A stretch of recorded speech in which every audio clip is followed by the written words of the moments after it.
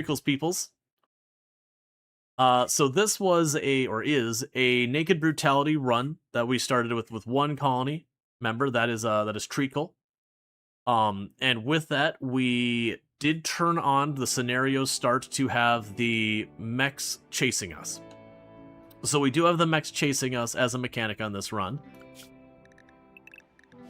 We already killed these people, right? Yes. Yes. Okay. Let's quickly check. That didn't look. Do we have insects on the map? We do not. Strange signal, sure, why not? Because I'm actually on board with doing some of the Odyssey, or not Odyssey, I mean, we are doing the Odyssey stuff. Some of the anomaly stuff as well. That's not the focus of this run. I'm more intending on pursuing the Odyssey ending. Hence, you know, the mechs chasing us and all that. But, unlocking the anomaly stuff does give me the chance of getting, like, the flares and the de-aging rituals and all that. Which I am entirely on board with doing. But we need to get to that point. We haven't awoken the anomaly yet because we had a close call on the last RimWorld stream that we got down to about 12 in-game hours from when the mechs were going to arrive before we left. And that's because I didn't realize you could have this short of a delay. We had the, oh no, the mechs are coming, you got 3 days. And so 3 days is like, no, forget anything else. If it ain't bolted down, throw it on the ship. We're out. And by that I mean I actually popped open an Ancient Danger that late in the tile. Got pretty badly punished for it. I don't think we had anyone die in that encounter. But people got messed up. People got properly messed up where there was a good chance someone was gonna bleed out before it got dealt with. Now, one of the problems I have is I do have a bunch of sentry guns inside this location, which is why I've restricted them from going inside at all.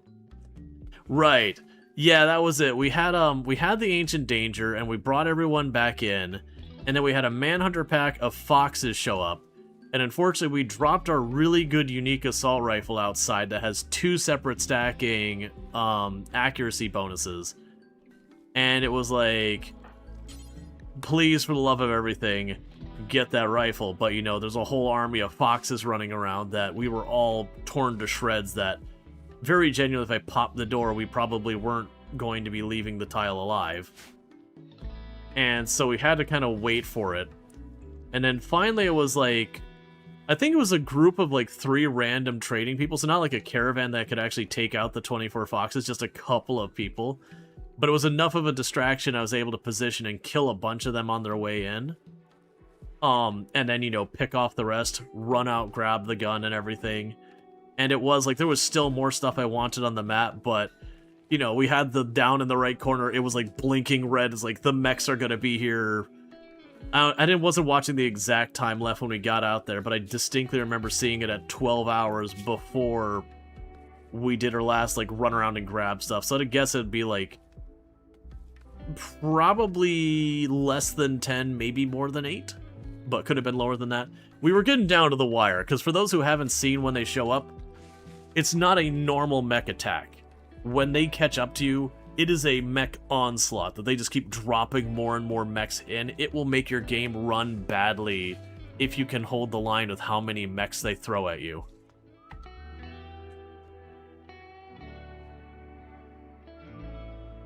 Like, you're not meant to hold up against it.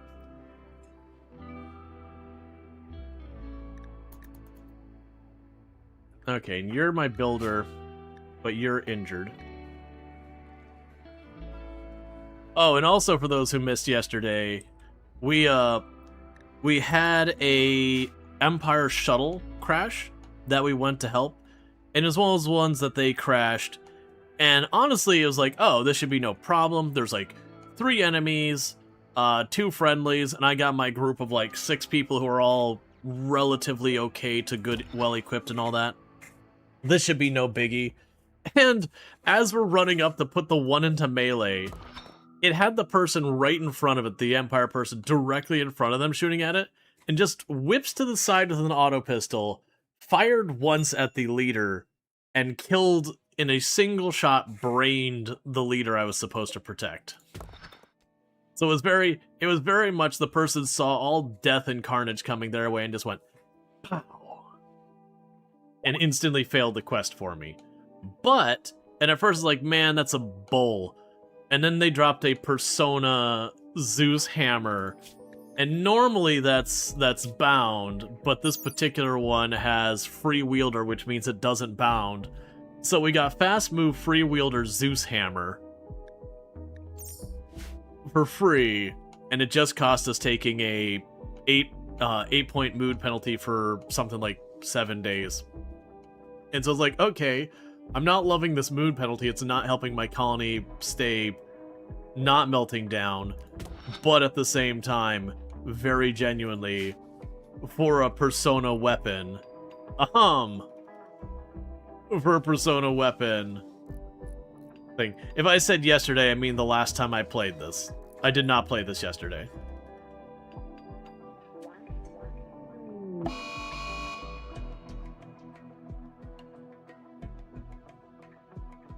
Well, that sucks. How long till I can leave? 3 days. Screw you, game. Toxic fallout. So, don't bother sewing anything. That's not happening.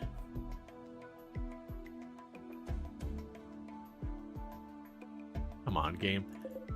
It's been my last couple playthroughs that it almost feels like Cassandra stopped trying to kill me with raids at all, and is just like, what if we just tried to logistics them down and just kill their food supply?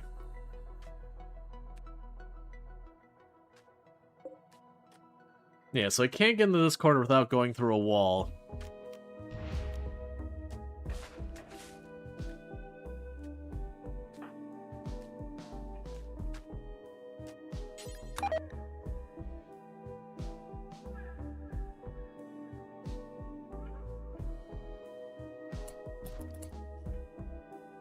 Alright, well, let's grab everyone.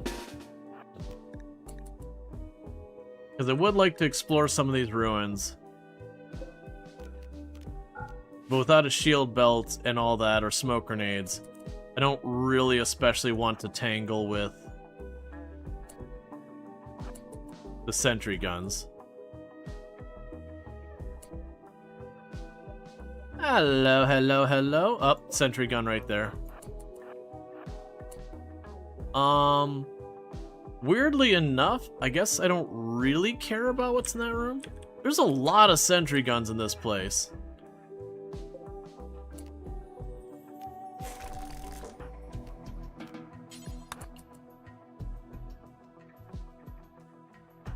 You should not be standing there in case there's a sentry gun right there. Also, you should check them, because sometimes you get lucky and they'll have something really worthwhile on them. So I'll help with the food a little bit. Okay, we're going to disallow this door and that door.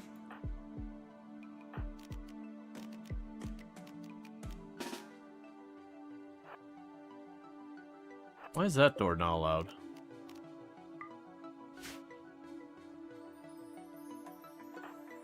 Oh, right, they were trying to cut through to reach these areas.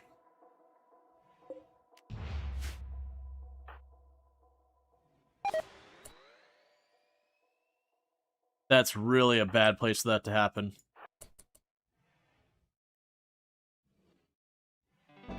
Okay, so it's gonna have to go through all three of those.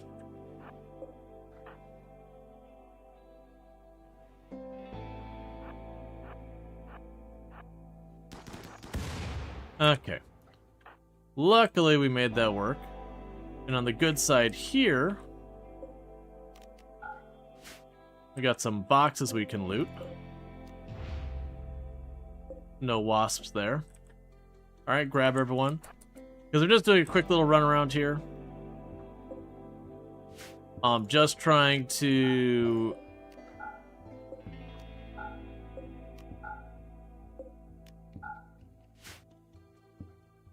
explore this place, see if there's any goodies we can get.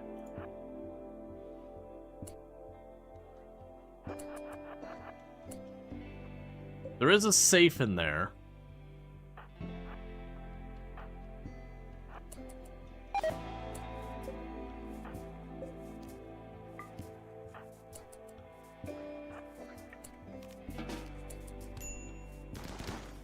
Oh, don't push him in the door. Come on, there's rules.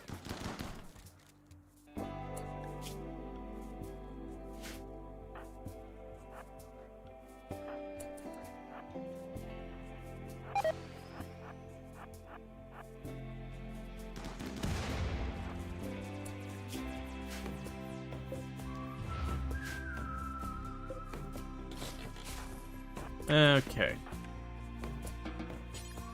We can deconstruct that.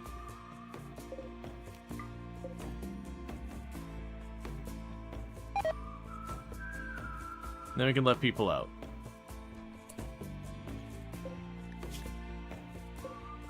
Okay. So that's what I was kind of hoping, is we did get multiple instances of food.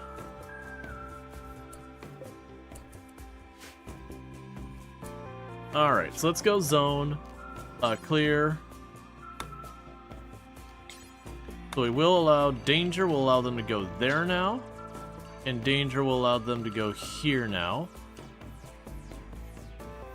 And danger will allow them to go here now.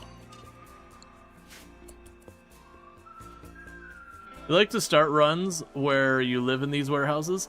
Yeah, it could be a cool way of setting up.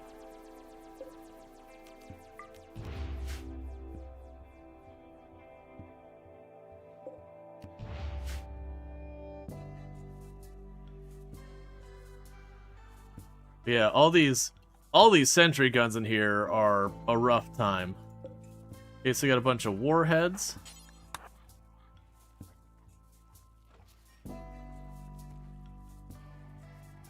They got a bunch of mortars and all that. I really would like you to get tended if you don't mind. If you do mind, I'd still like you to go get tended. Alright. So for people who missed what's going on, we did get toxic fallout. So I'm trying to quickly scoop up some berries and all that.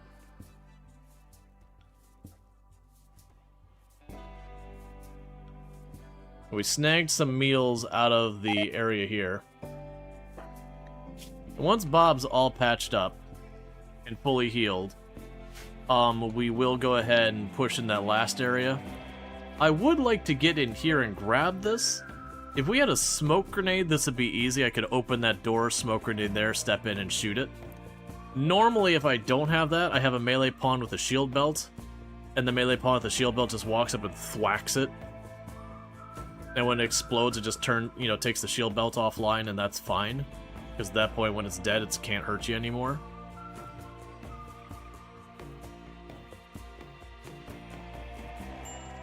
But we can't leave for 2.2 days.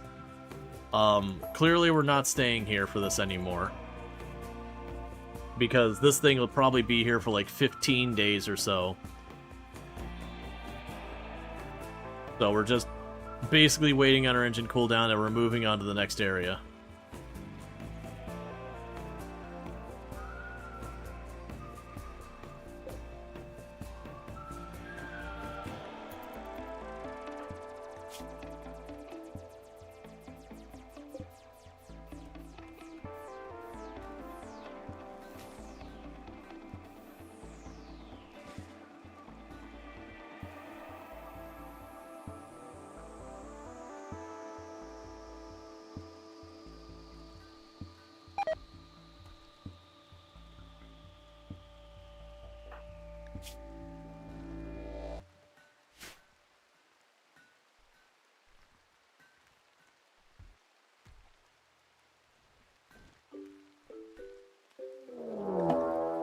Infestation.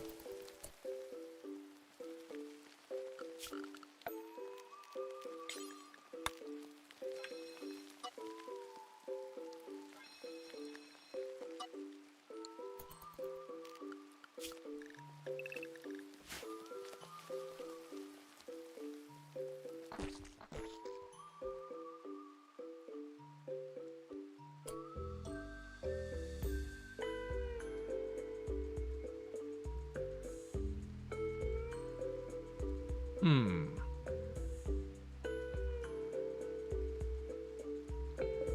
that'll continue to escalate until we're done with that. I do wonder...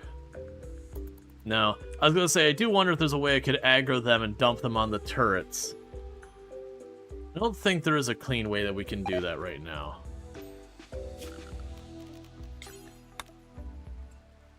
So in this case, don't go up this way.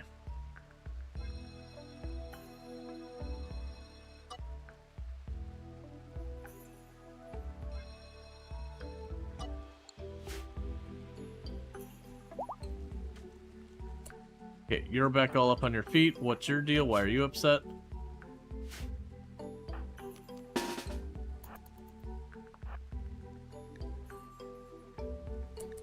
Now, normally, if we weren't already kind of determined as like, oh, we are just going to end up leaving. Okay, you're sick. Just go home.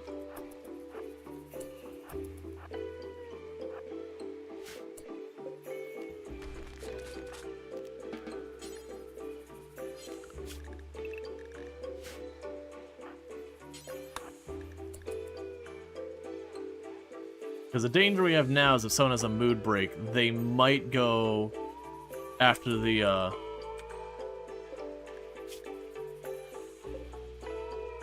jelly.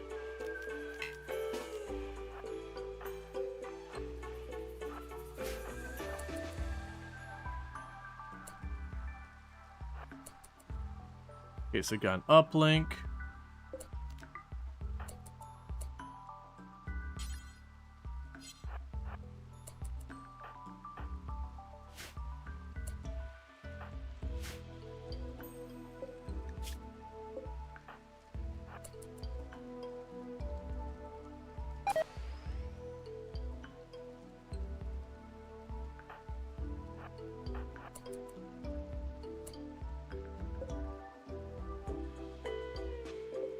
Nothing I actually want in there, so let's just leave that locked.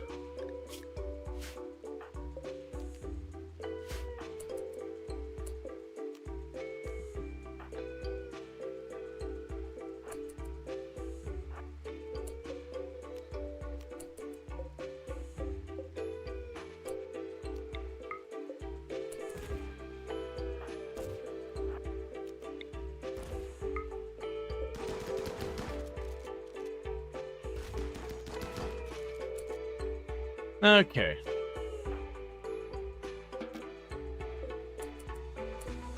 We can go here, zone, allow, danger. Shove that in there for a minute.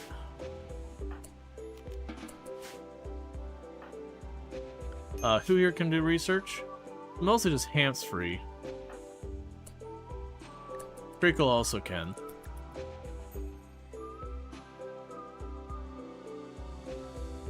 Never seen an ancient uplink? What does that do? Mostly will reveal asteroids and stuff like that. It's something that comes with Odyssey. But you basically have a researcher research it, and upon completion, it'll reveal a place on the map.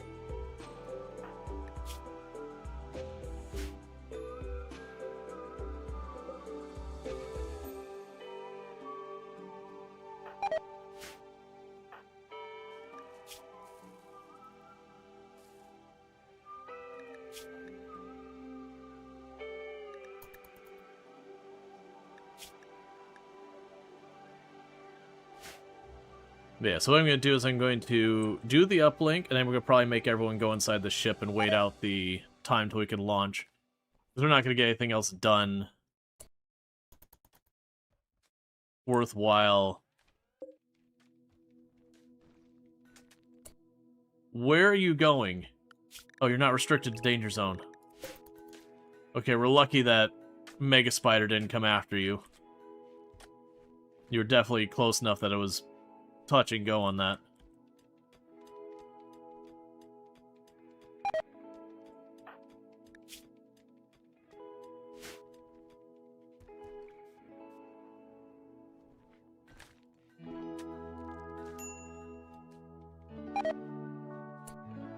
Okay, even locked out.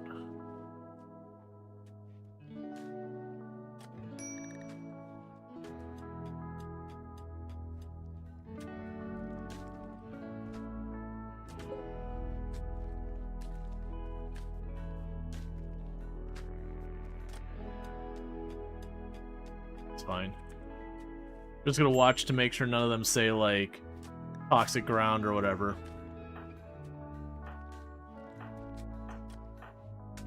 Okay, so you are going to be restricted to Area 1. Get back home. Because we don't want that toxic buildup to get more than just the tiniest bit.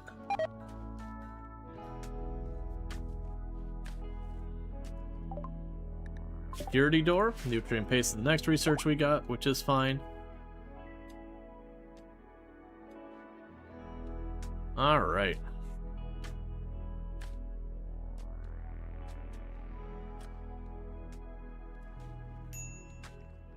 We should be almost ready to leave. Alright. The hive has expanded.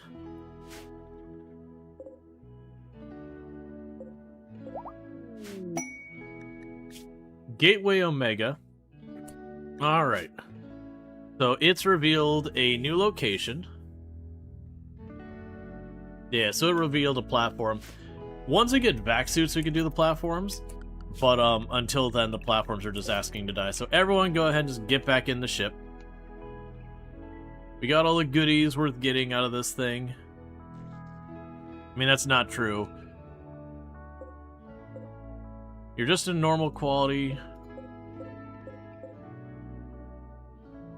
Like, there's some good weapons in here that I really am tempted, but I'm...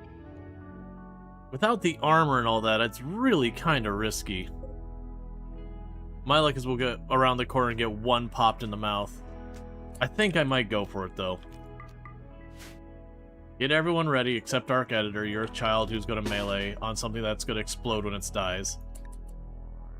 So I do have an EMP shell.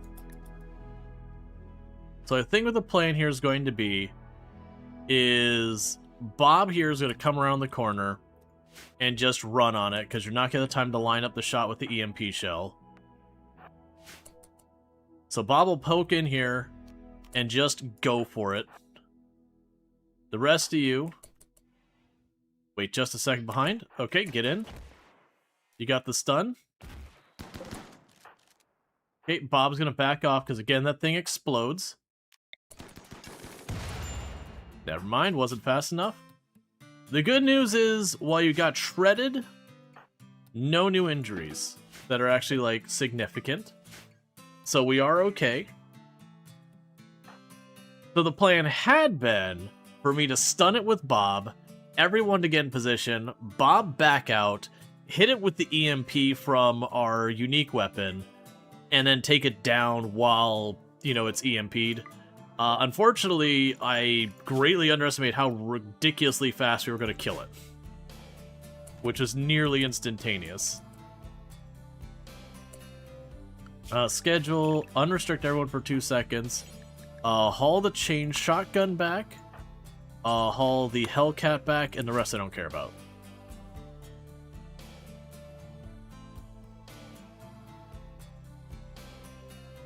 But yeah, that was the reason I didn't really want to take it on. Is you saw that Bob almost lost an arm and a leg. Like, both the arm and the leg got right up to the fence of being gone.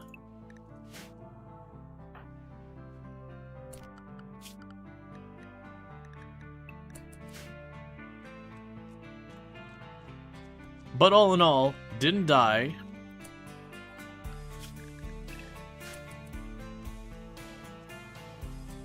And where'd Bob go? Because I need you to go to bed. You've got holes in you, friend. You got holes where holes ought not be.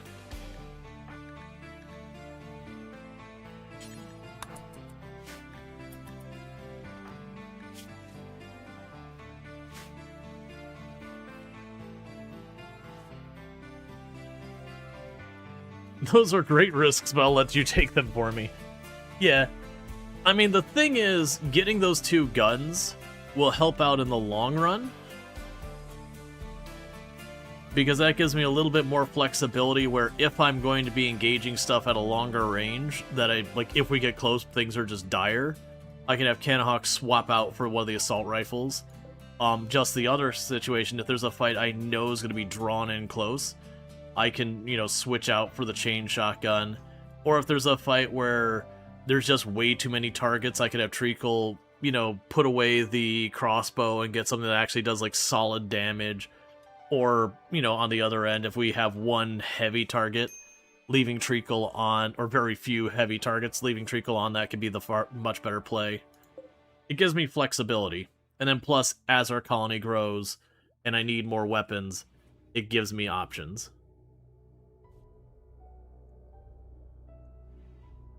Okay, I'm glad we let ourselves collect a bunch of food before we got to this tile.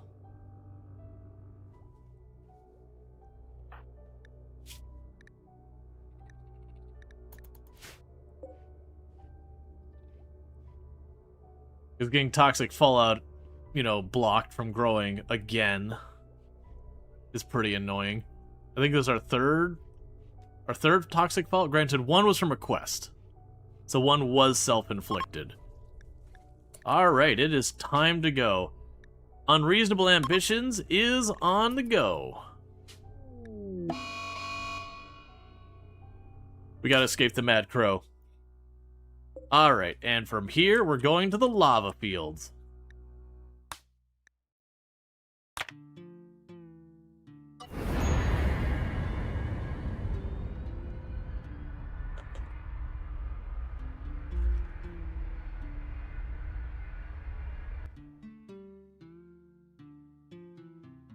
Yeah, no, very, very much. A lot of times when you're playing RimWorld, because a lot of times you can kind of choose where your fight is going to happen in a lot of encounters, not all of them, you'll be like, okay, I can force this fight up close. In this situation, I'll go ahead and, you know, go really heavy on the shotgun. So we got geothermal. Where are the geothermals at? We got one over there. That's probably going to be my most accessible one right there. And then we could grow in this area. So I'm going to use my ship as a way of blocking the lava flow here.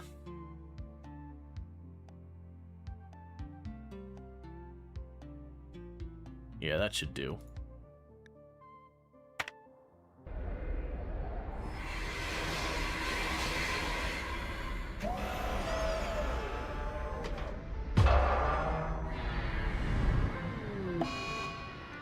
So overheated. So we won't be able to do anything for a while here. We will leave you... We'll say you're unrestricted for right now. Plug that in.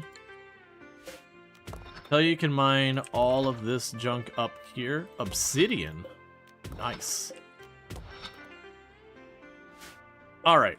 So we can systematically go through, kill all the mechs. And then I believe once we start hacking all those things is when we're dealing with threats.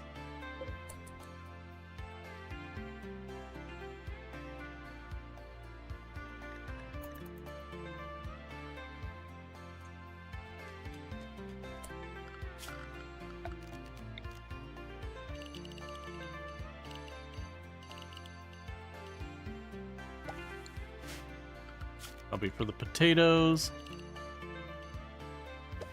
This crap soil over here will be for the dye.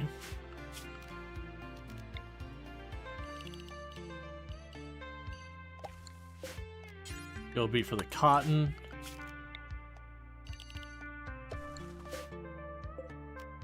And you'll be for the heel root, and we'll worry about the rest after that.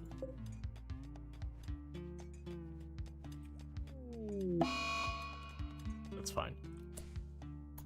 Okay, you're grabbing stone to cut. That's fine. Zone. Dumping stockpile. Right now, I'm going to put that down. Put that over here.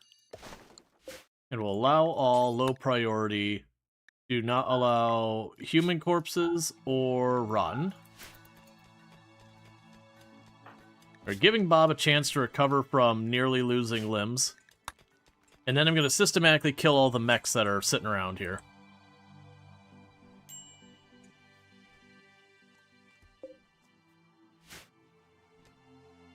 Because murdering the absolute garbage out of one Scyther should be no problem. One Pikeman should be no problem. And the Tesseron should be no problem. Because I'll just run Bob right up to it and just Zeus hammer it right on the get-go, and then everyone else can just finish the job. Except the Scyther. The Scyther, we're going to stand back as far as possible and just spray it with bullets. Heat stroke. Why are you having heat stroke? It's 70 degrees here.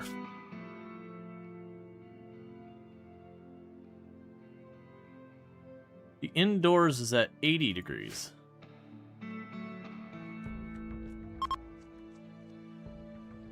Okay.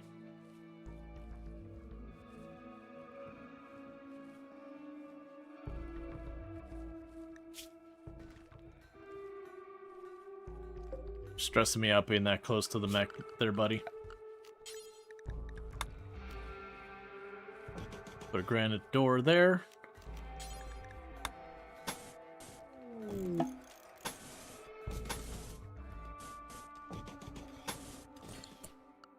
And do not build a roof on top of that.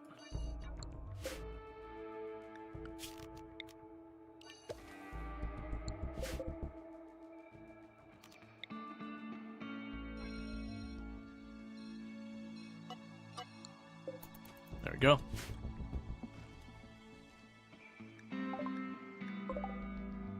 So I actually don't believe those will wake up until I attack them. Or I start messing with these. Can you make components yet?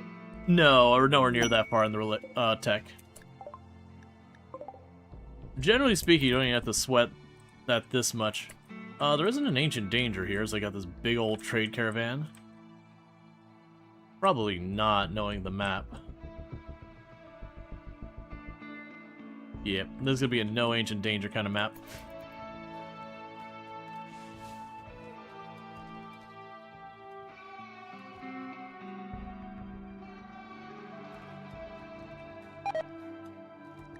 Okay, so I don't actually need to wait for you to be better with all these people around. So let's go ahead and, for the moment, you talk with this group, make sure they don't have anything we want. For right now, we're definitely not going to be using those talk shells. Is there anything you have I want? I'll go ahead and take your meals for the time being. You take my Psi-T. I'll take your medicine. You take my worn out hat.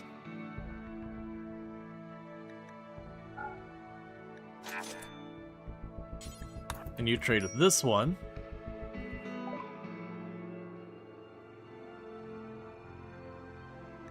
You can have the tracer mount to Musphilofer. Take that. Take the other mortars I'm not going to be able to use. As far as stuff you have animals and you have raw food. Go ahead and take your tiny bit of medicine, because why the heck not? Okay. Now, as I was mentioning, I don't really need to wait now for my melee pawn to be ready, because I have plenty of people here who can sub in for my melee pawn for just a minute.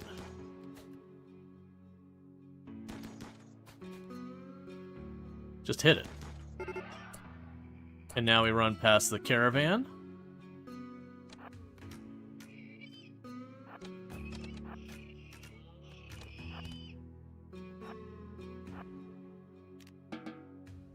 And just like that, it's sorted. And now it's literally the most dangerous one there. Monitor Lizard is hunting Arc Editor.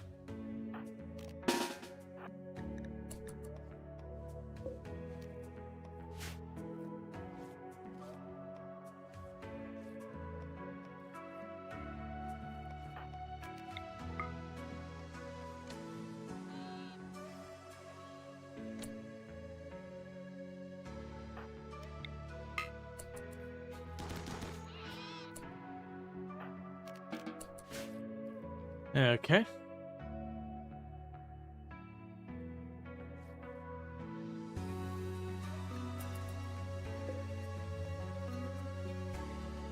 Yeah, so I'm just waiting for Bob to not be horrifically injured.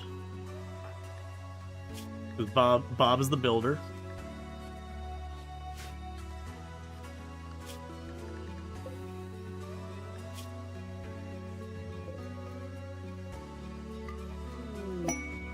Very good chance that Monitor Lizard dies. I mean, as much as I want an anti-grain warhead and all that, we'll wait on that one. It's just not the priority. And I'm trying to keep in mind that we are still mostly pretty injured. And being raided immediately. Group of Neanderthals? Impids. We're gonna get in position back here. Oh, Canahawk, run. Oh, Canahawk, run.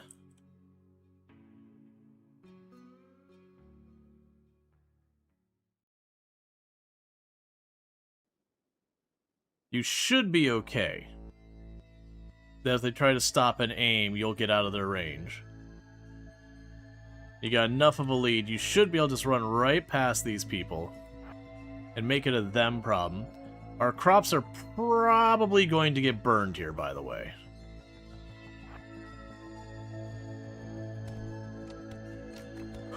I like the one who is just ambitiously running past everything.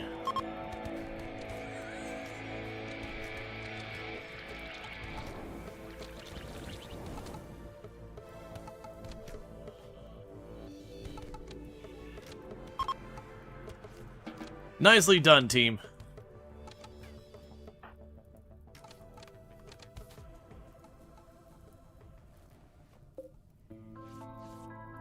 Alright, orders.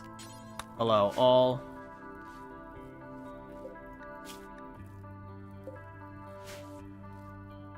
No one I'm gonna bother saving. Hey, Delvin, how's it going? Oh, yeah, food poisoning as well. It's like, man, your leg and arm injury should be holding you up that much. Yeah, that plus food poisoning, I can see that.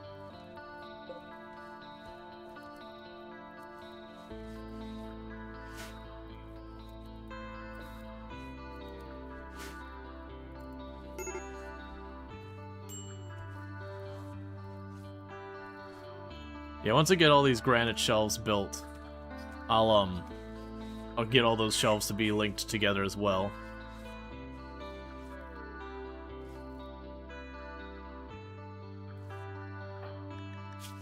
But the good news is you should be getting pretty...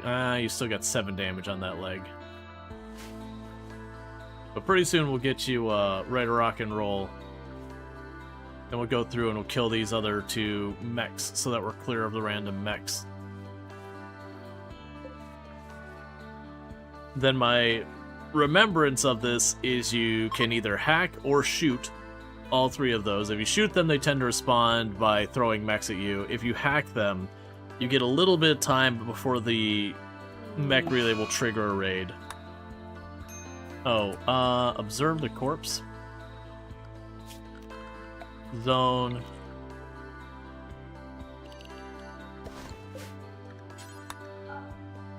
And human-like.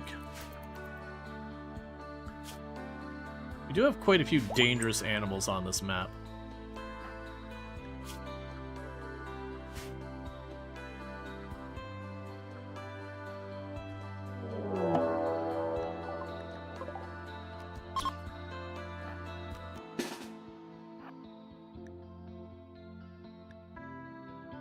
Oh, that's not what you want. Well,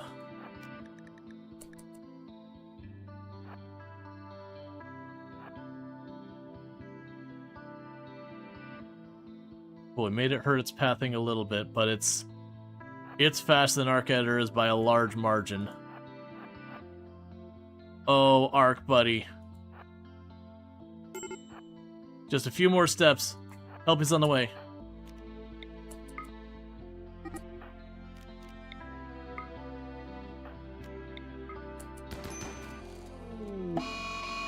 You just keep running, kid.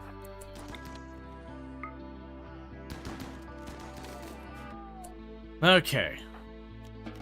I did just mention there's a lot of dangerous animals on this map, but it is of course the logic of RimWorld that the children's first move whenever there's a dangerous animal is to immediately run directly next to the animal and sky, either nature run or sky gaze directly next to the animal.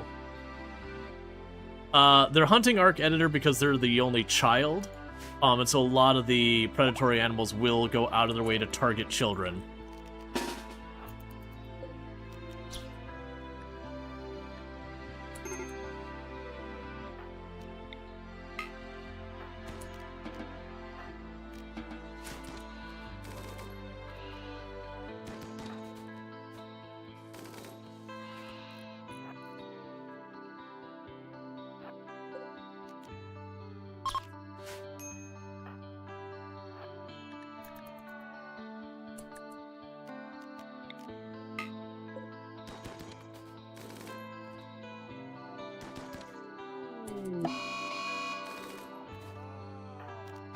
There. So I've killed all but one of the dangerous animals on the map.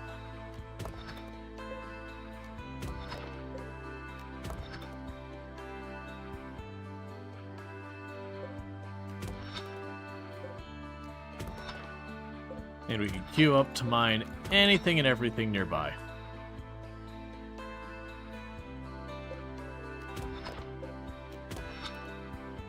There is a lot of steel on this map.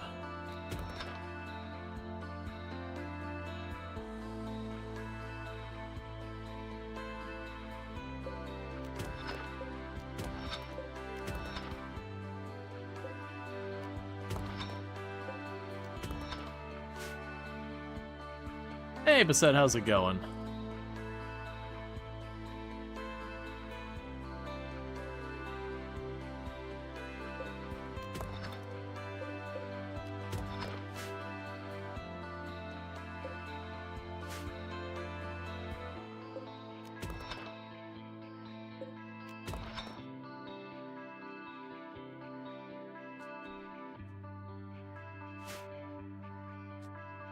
How are you not dead yet?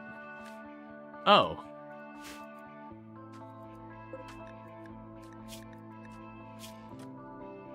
Okay, well, I mean...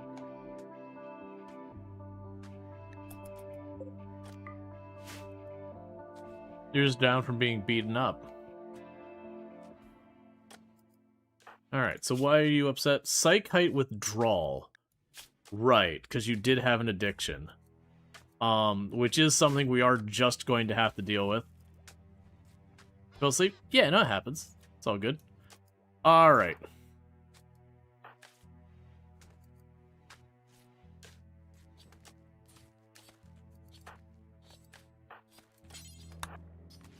Please focus on building the power first. We're not going to worry about that. Bob is going to be going in and out of mood breaks for a little while because they got psychite addiction due to a mood break where they just binged the stuff earlier. And I have been deliberately not resupplying so we can quickly get rid of it. And thank you for the follow. Welcome to the stream. So they are just going to be upset for a while, and that's just the existence they're going to live.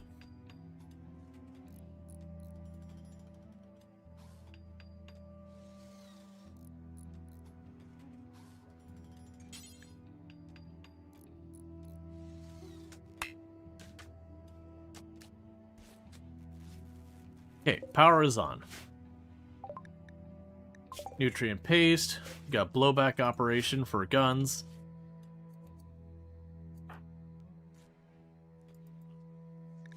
Alright, so once Talon is over their stuff,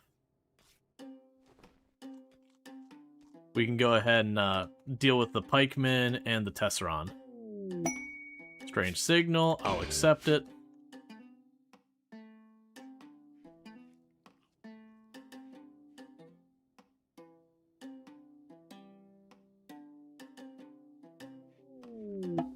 Monolith arrival. It's not the worst location, honestly. Okay, and what's your deal? 8 raw food. Well, we're gonna stop you from needing to eat raw food soon enough.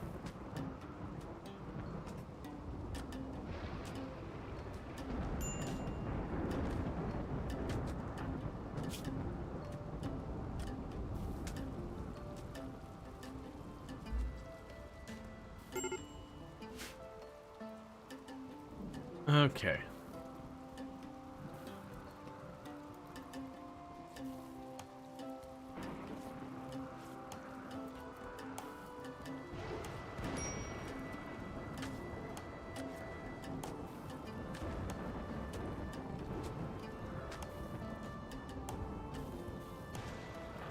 Alright, I think we're in as good a shape as we're gonna get. So I was gonna run over here.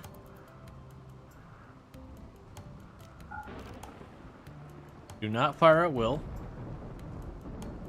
For Will is not present. You are gonna run up to that. We position you right behind it and allow fire at Will.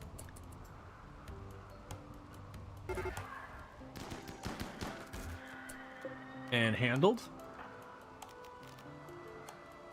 Same deal. Run down here. Disable fire at will.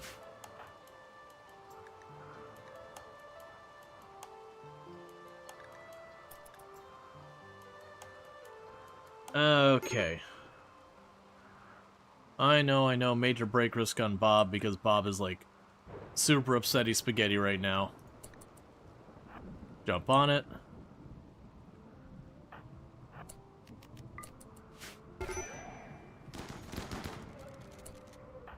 And sorted. So all the random mechs in the map are handled.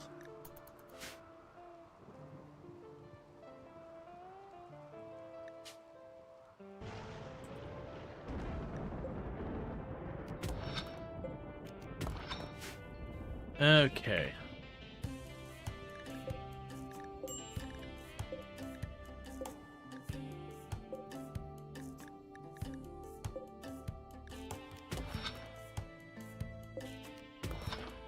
There's a lot of obsidian here.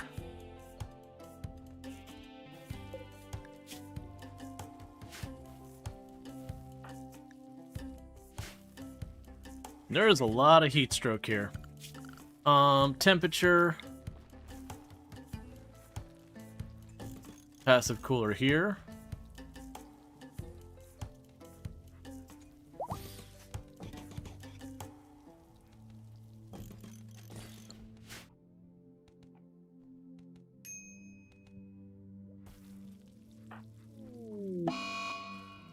Food binge, that's fine. They'll give you a catharsis, and it's on something that's relatively benign. So that's fine. Do you have a good miner? At this point, we have 2 okay miners to good-ish miners. Calling them good miners would be perhaps misleading. But they're passable.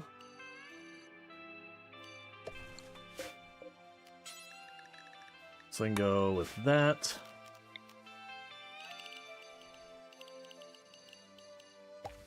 I very much doubt we're staying long enough for Devil Strand, but I'll add that there.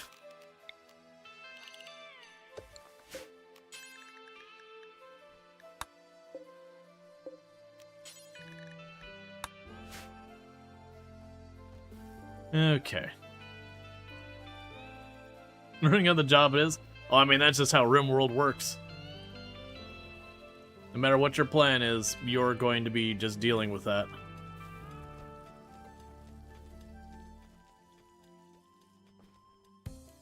And I guess if you do find time and you're not already booked up, cut down whatever trees. Okay, no more dangerous animals left in the map. Love to see it.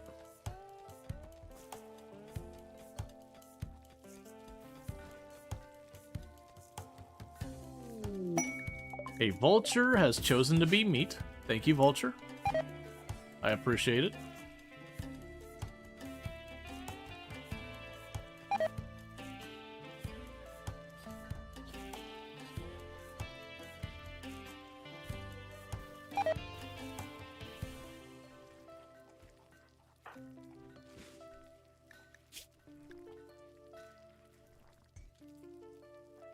Yeah, the psychite addiction is always a problem. Do we have second person as any construction? Not really. I don't think anyone's in, like, danger or anything. Yeah, they're at minor, which is more than I want them to be. So what should happen is when Bob wakes up, we can have Bob go out of their way to go ahead and make the passive coolers. Contract colonists. You gave me silver. Now, certainly I would love a legendary assault rifle. A legendary assault rifle is definitely a thing to be excited about. At the same time, giving up 3 colonists for 2 seasons, so basically that much of my colony disappearing. I don't need a legendary assault rifle that badly. I do have a lot of other ones, because we compare our notes. The legendary assault rifle. It's gonna be... where is it?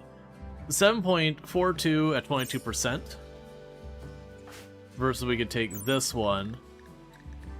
That's not the right thing. Take this one. I mean, it is a lot more damage. To be fair... well, that's melee. I'm looking at the completely wrong stats. Damage 14. So I always end up looking at the melee stats. Yeah, so it's 2 extra damage, same stopping power, 25% armor pen, and 360 for the fire rate.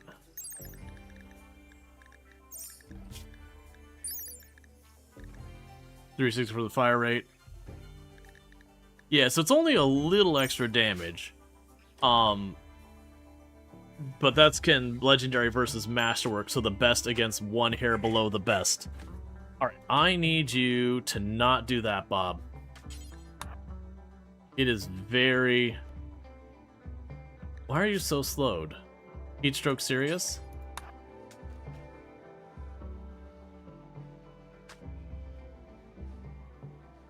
Heat stroke initial.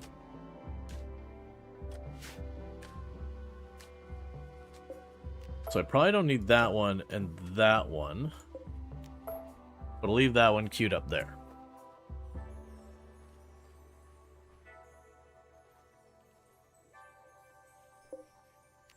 Actually, for that matter.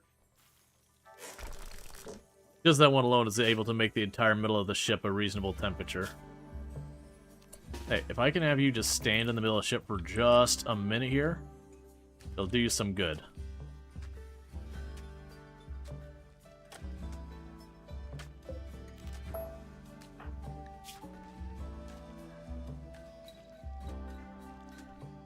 There you go.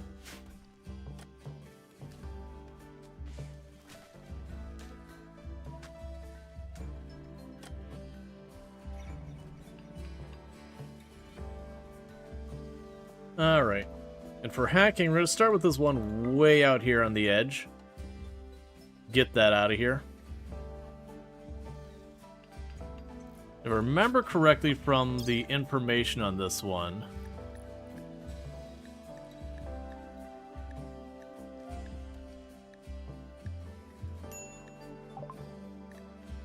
let's see. The relays can, protected by nearby stabilizers. Extract the relay's grav cord first by hacking or destroying all relays. Be careful. Destroying a stabilizer will prevent a, oh, yeah. Yeah, I believe once we crash that thing, is either once we crash it, or once we destroy it to, like, get the goodies out of it. I don't remember which of those two, but one of those two things will cause the mechs to usually come after you. Blowback operation, IEDs. So, copy the settings here. Link those, paste the settings. That way they take the stone blocks and they just dump them on the ground someplace. I have my people make the stone blocks, but I usually won't bother bringing them with me.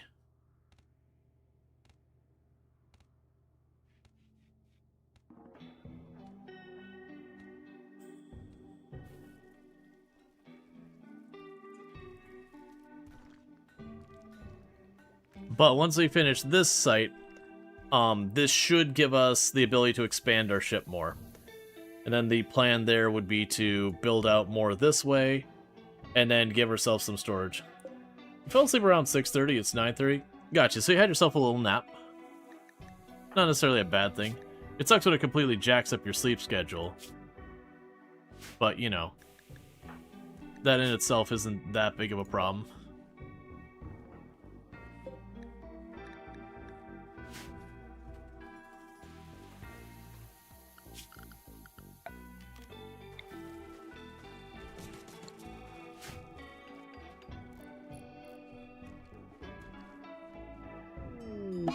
Volcanic ash. Alright, that will slow down everything growing temporarily.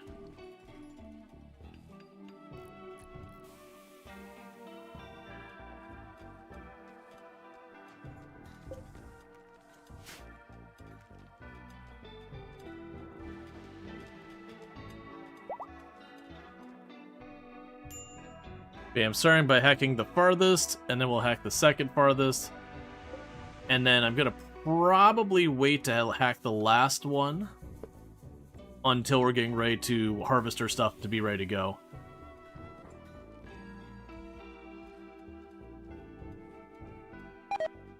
Because like I said, I do believe once we crash this and grab it.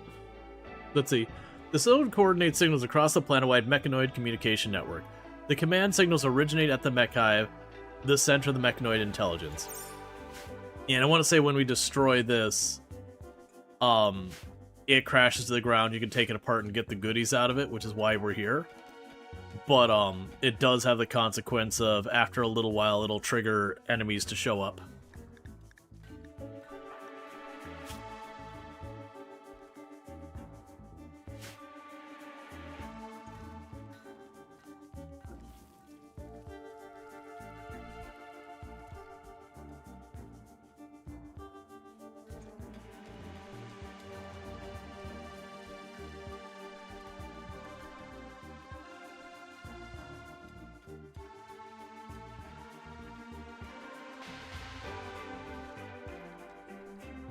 Okay.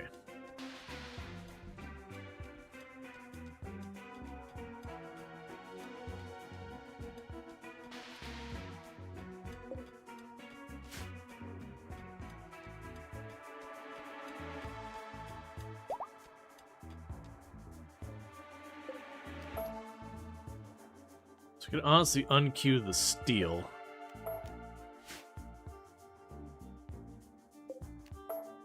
We've got more steel I know what to do with.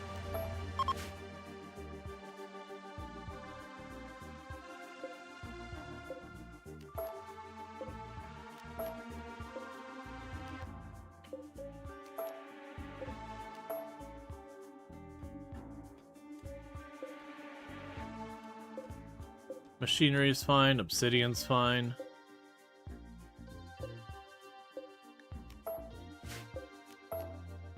Okay, that should be good. Because we're sitting at like 2,000 steel, and we've already floored our entire ship. And while we go to expand our ship, we're going to burn through... You're still sleepy? Yeah, I know that happens. Yup. Alright, I can pick you up to drag your body to chuck you up here. And the reason I'm throwing the bodies up here in that random spot is that does look like an area that lava will cross. And if we're lucky, it'll just dump it there. I'm suddenly remembering I can literally just put the bodies... 1 second. Copy. Go here. Zones. We can go down here to dumping.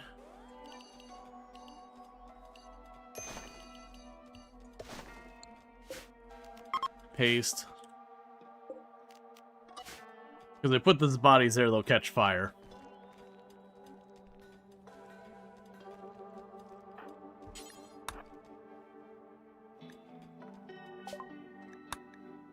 Right.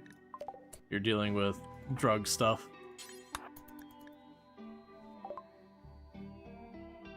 Here's some for a connect. Wanted to come and so your streak doesn't go poof? Yeah. Never worry about the streak too much. Obviously, if you want to maintain it, like, don't let me keep you from doing or whatever.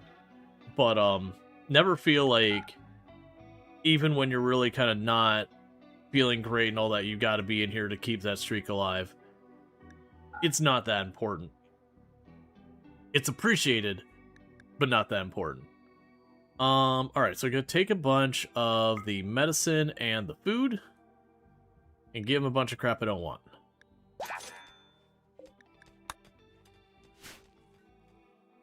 Okay, so we got the first stabilizer. There's the second one.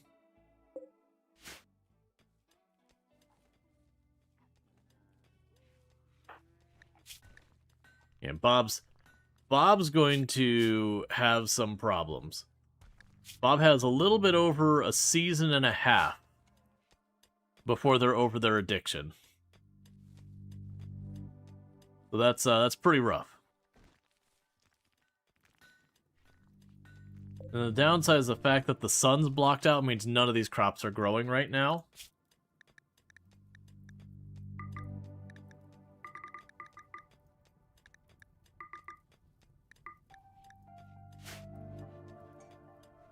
If anyone has availability, we'll just hunt the other stuff on the map.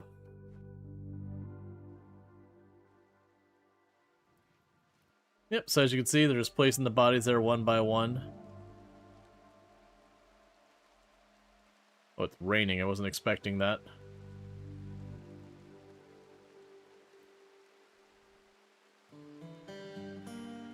So it's your autistic competitive brain that doesn't shut up? Yeah. Well, that's, for me, I end up needing to have, like, an audio book or music or something making noise. It just needs to be something that there's, like, enough of a distraction that my brain doesn't just kind of do its own thing. But that it's a tough balance between something that's too distracting that I can't sleep because I'm focused on it, but just enough distracting that my mind doesn't just kind of go into its circles, where it can kind of just keep you up. You can recover your streak from VODs as well, as long as it's not too much time has passed. Yeah, even if you do everything right, it is a thing to just... The streaks are not super reliable. If the streak breaks, the streak breaks. It's not that big a deal. But yeah, I know a lot of times you can recover it, but sometimes those things don't quite work right. It does look like they're putting genuine effort into trying to improve the stream streaks, you know, stuff and make it more reliable and all that. But I still, you know, it's like Cookie's got the ridiculously long stream streak, and me and Cookie have gone back and forth a couple times being like, yeah, you know, it's kind of just a matter of time before something happens and that stream streak gets broken. Not that I wish it for it to happen, but it's just kind of mentally preparing yourself, being like, hey, realistically, this is going to be an outcome that's going to occur at some point. So kind of mentally preparing yourself for that. Yeah, so as you can see, these bodies being this close to lava will burn. 262? Yep. Yeah, no, I used to have a stream streak in the 300s with FG. I haven't gotten a stream streak back up that long. It's just, you know, between occasionally doing stuff like going to TwitchCon and, you know, doing stuff with Tomb and all that, there's just sometimes I can't be on. So I just try not to sweat it.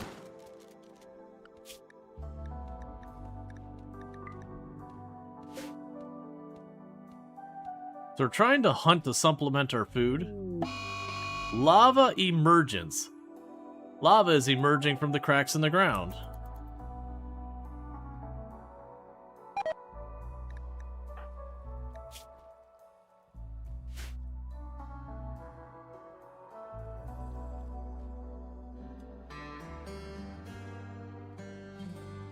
Yeah, it looks like that's the only one doing it, because I was looking at this one being like, that's really close and potentially a problem.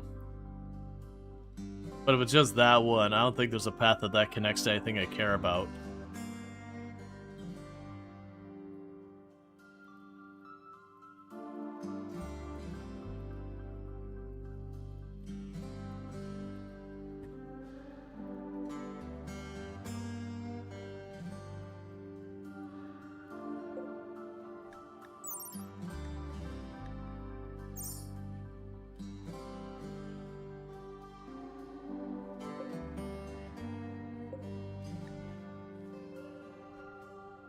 Saying no steel on those shelves.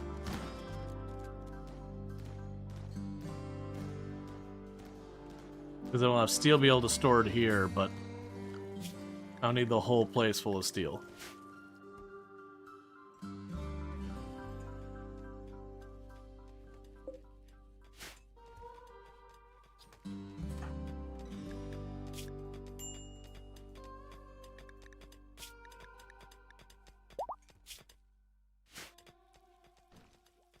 Okay.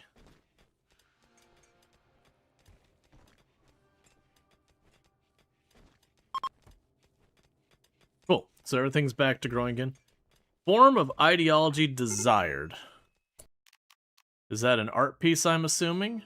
It's gotta be an art piece. Production. I don't have room inside the ship for an art bench. We're just gonna chuck that outside. And then whoever can do art will do the art.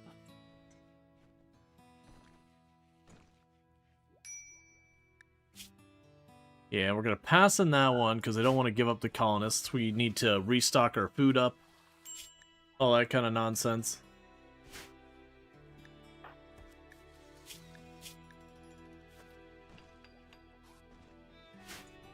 Alright, bills add form of ideology, details.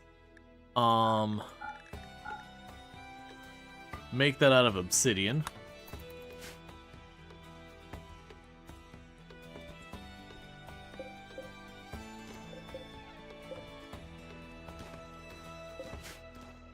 Why not have a fridge for storage? Where would you like me to put that? It's pretty much the deal. It's like, where would you have me fit that? Considering I don't have, like, I'm literally putting shelves in bedrooms desperately to try and have any room to store anything. That's just the thing with the grav ship, is you have extremely limited space. And that's actually why we're here on this tile. When I break that thing, I can build more. Which, granted, I'm probably still not going to build a fridge. I'm going to make a dedicated room for just storage, so it's not laying on the floor and all that. So I can expand a production room.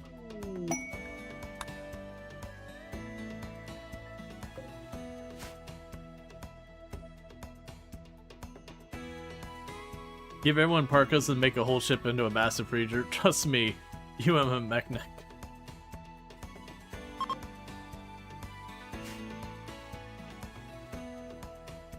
But yeah, honestly, I don't find much need for fridges, because when you consider the crops, like just the raw plant, I want to say, what is it, 60 days? Is there 30? I think it was 30 days. Or actually, maybe it's variable.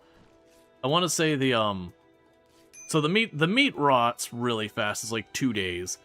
But when you're looking at the random, like, vegetables and all that, I want to say they're like 30 days. So that's half a year.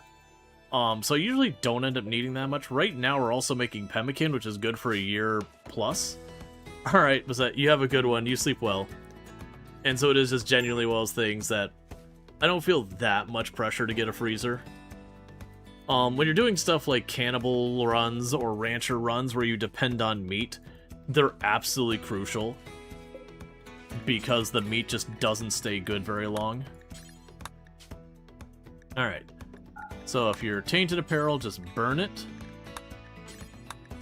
And if the apparel is not armor or utility is below 90, burn it. I have actually never used nutrient paste in the graph ship. It's strategically not a bad move. Because that is a thing for cooking scaling really, really well. And if you're doing the shipborne ideology, they don't care, so you can just get away with it. Like, there's a lot of good reasons to use nutrient paste.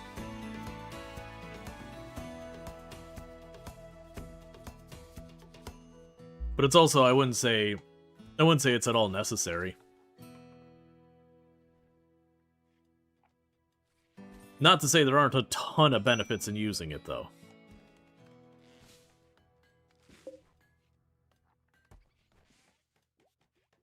Alright, Treacle's making our artwork for our ship.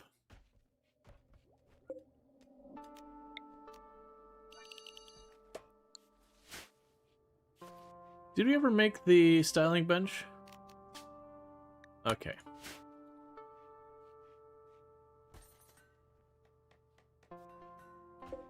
Oh, that's right. I actually do have a fire on my ship that I can turn on to burn apparel and have it here for rituals and all that. That's right.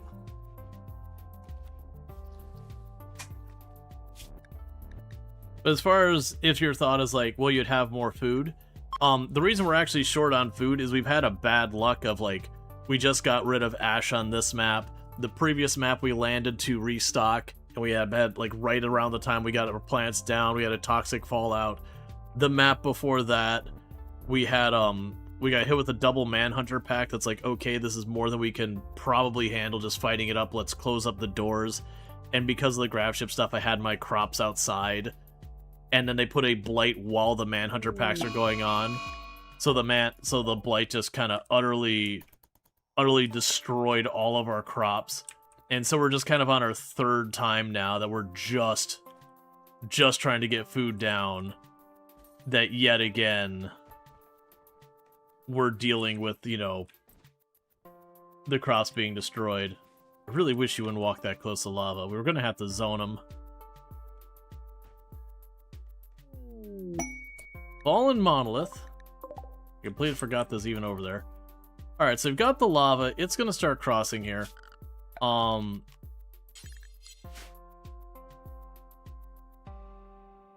so sandstone we can build the fastest. So what I'm going to go ahead and do is just do a really quick...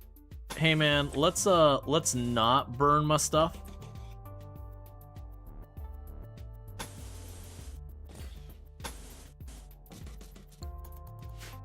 Let's get ahead of that lava flow. Because Bob shouldn't have a whole lot of other things they're working on. We've got basically everything built we want. So Bob should be able to knock out a lot of wall pretty fast. So I'm just going to try and block off the lava flow from destroying my crops.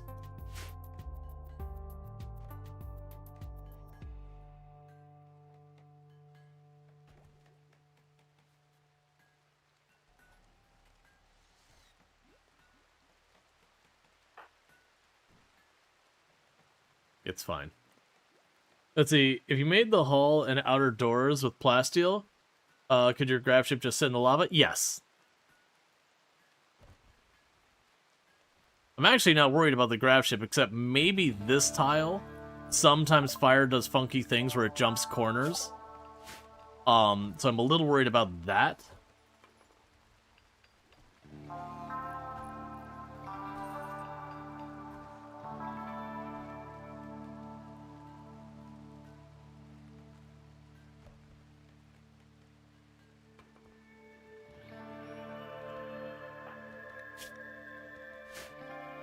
Yeah, and the only reason I'm not pushing Bob real hard right now and having them finish it is Bob got a mood break and got addicted to Psychite. Alright, you gotta get out of here. Moving faster than I want it.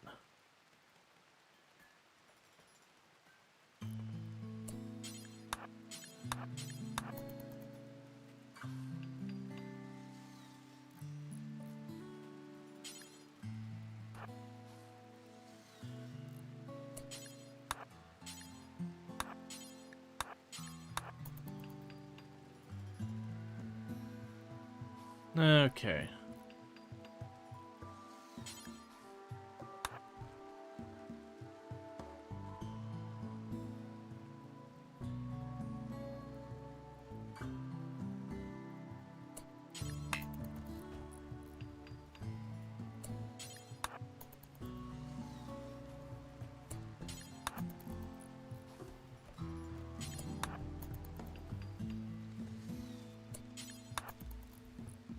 Because usually it'll stick to mostly the areas where you see the cracked ground. It's not a hard, fast rule. It's just kind of mostly true.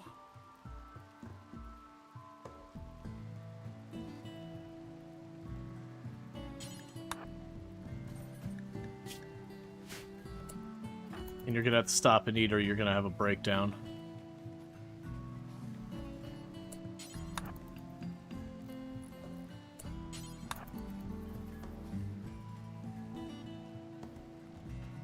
Okay. Does lobby come and go, or just slowly creep and stay? It comes and goes. It's like, it's an event like, Cookie, buddy, don't walk in the lava. Why are you trying to go down there, Cookie? Don't, oh, I hate the AI sometimes. Imagine catching fire and then being like, you know what I'm gonna do? I'm gonna run into lava. Alright, let's go zone. We're at this point, apparently. You can go over here. You can go over there. And I don't want you leaving that area for right now. Except for Bob, who Bob's going to need to be unrestricted for reasons just be able to do it all.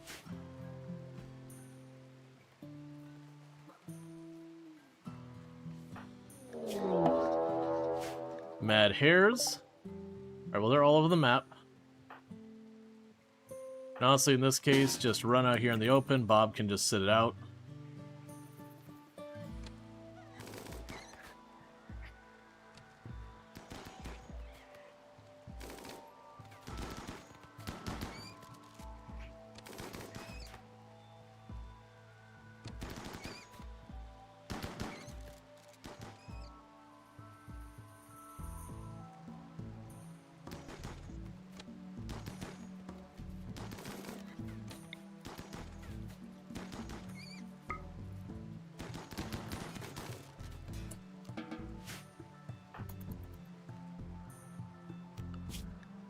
Alright.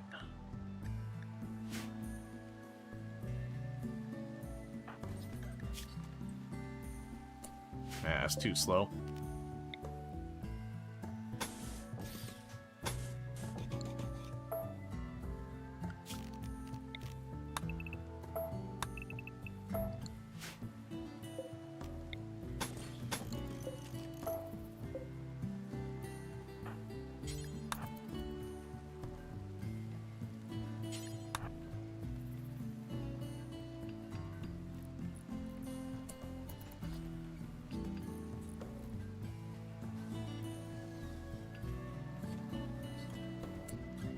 Don't recolor your apparel.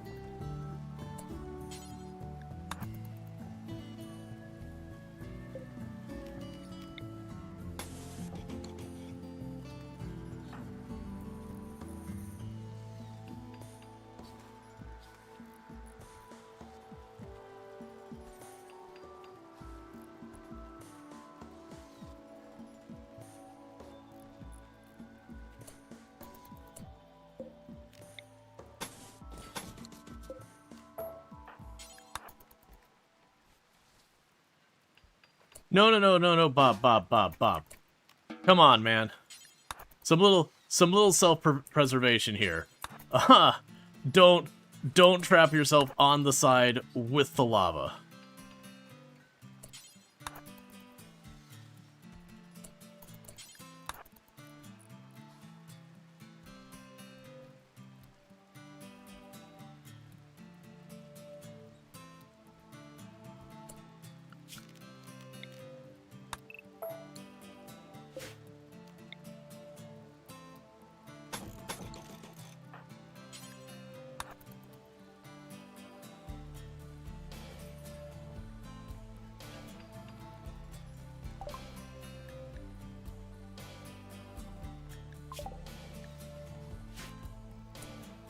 Bob is stressing me out with all these.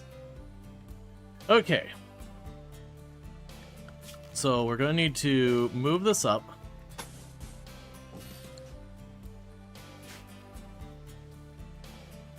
These guys' AI is definitely not evaporating wire. They're just freezing, in fact. I don't know. I feel like AI that freezes water is probably more intelligent than the AI that cooks it, because the AI that cooks it's definitely not showing any intelligence whatsoever. Can't get a whole lot worse.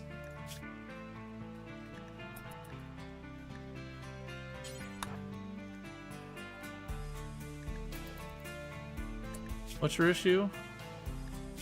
So you're getting severely slowed due to your sight kite withdrawal.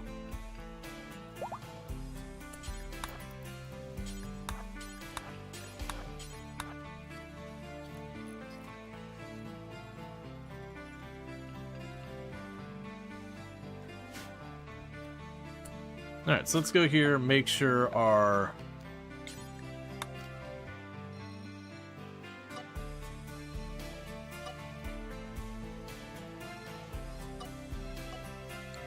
danger zone does not include there. Alright, so we've got that blocked.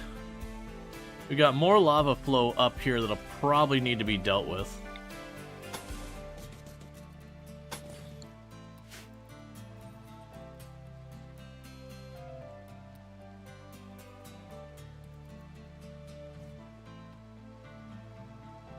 OT? I don't know what you mean by the abbreviation OT in this context, sorry.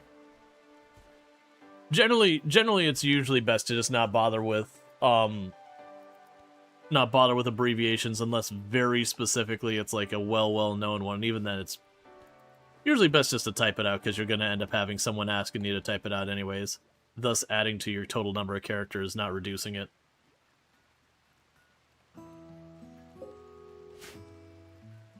Because the only thing my head goes to is overtime, which doesn't really make sense in that context to me.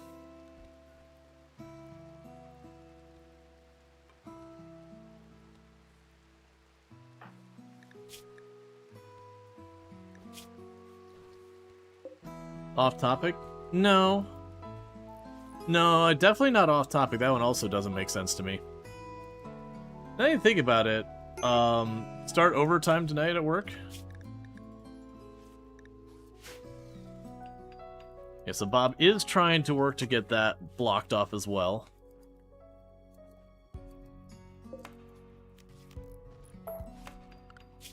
Go furniture.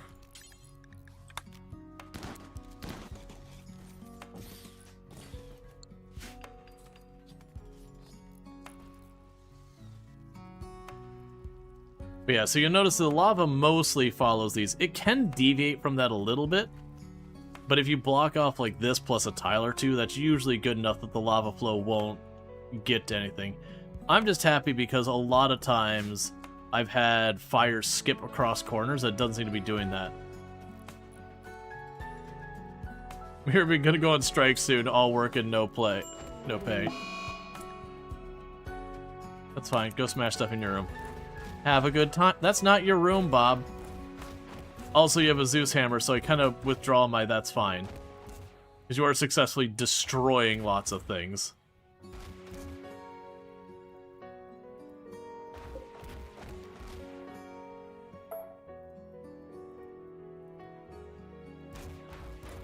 OT means orbital trader? Yeah, that makes sense. It's just not a thing I would naturally, even as someone who plays a ton of RimWorld, would think about.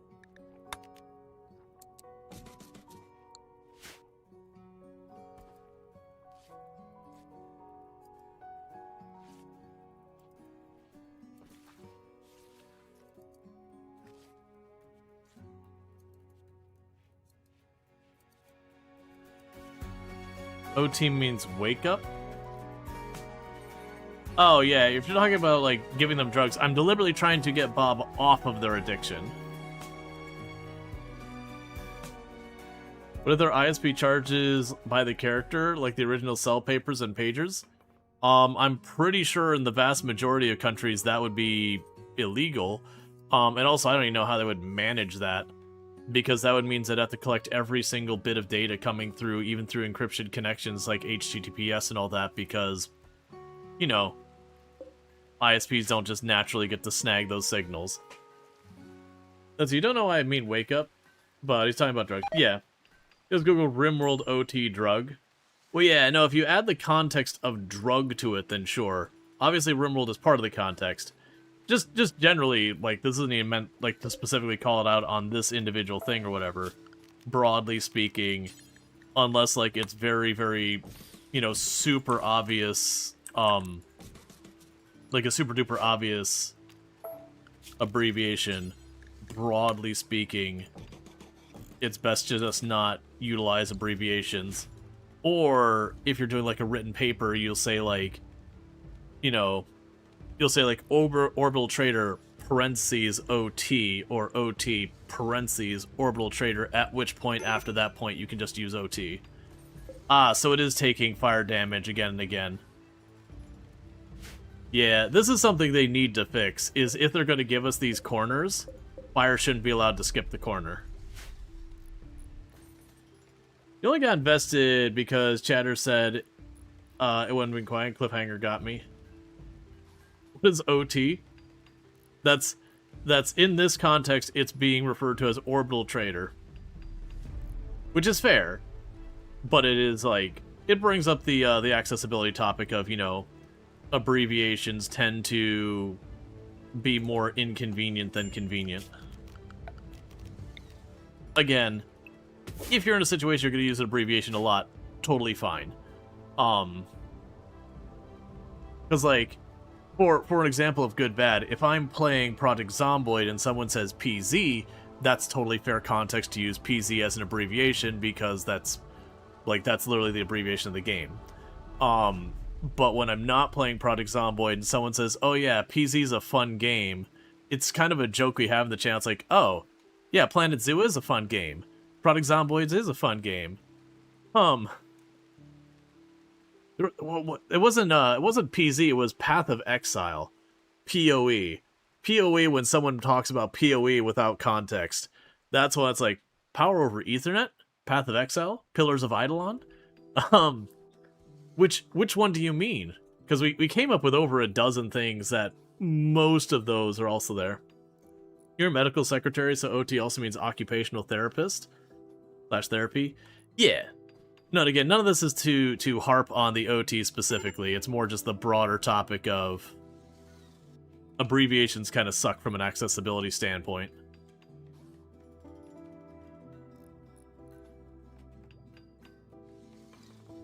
You only think about Pillars of Eternity? Yeah, that's not the one I usually think of. A lot of times I'll be thinking of Path of Exile, because that's what I see PoE the most, as someone who used to play that game, like, a lot.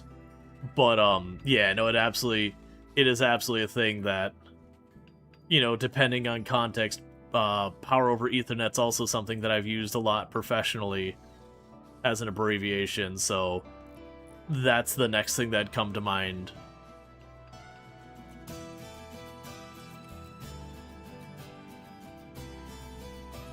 Okay, and the lava's backing off. So pretty soon. Path of Exile do be a long name, though. Yeah, no, it is. And so it's kind of one of those ones, you understand why people abbreviate. And again, if I'm playing Path of Exile, or even if I'm playing another action RPG, someone saying PoE, you can kind of string it together. But, like, if I'm playing Farming Simulator and someone says PoE, there's a long list of things they could be referring to. Again, unless we happen to be talking about Path of Exile, or, hey, you know, what's a good action RPG? And someone's like, well, PoE is a good action RPG. You know, then by context, it's very clear what's going on. But yeah, no, it's a whole thing. Let's see, your career is filled with abbreviation. Honestly, they need to stop already. Some of them get to like 8 letters for new systems, and we go past 4. Yeah, no, if you've got an abbreviation that's more than like even 4 characters, you're at the point you're like, man, there's no point abbreviating it. The abbreviation's already too long to be worth it, you know, worth doing. But no, I hear you on that one. I used to work out at Kennedy Space Center, and it is notorious for abbreviations, where you'd be like, oh yeah, so I'm gonna QC over at the, QC over at HQ, after we drop by the VAB for an NC,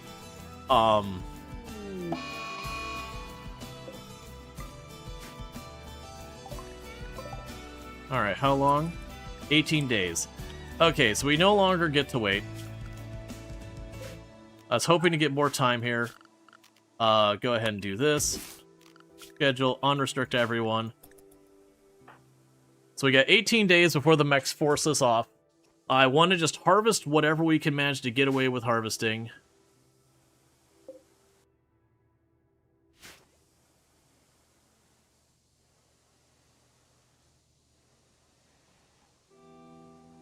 It's funny that Action RPG still has less characters than Path of Exile. Yeah. But honestly, typing out the full word Path of Exile, if it's like once in a conversation, is a pretty big nothing burger. You know, compared to, like, if you were repeating it a lot. Again, if someone says Path of Exile and then the next time they type they say PoE, fair enough.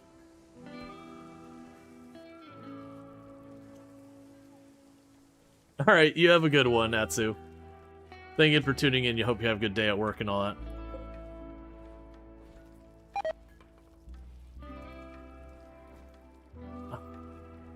It's fine.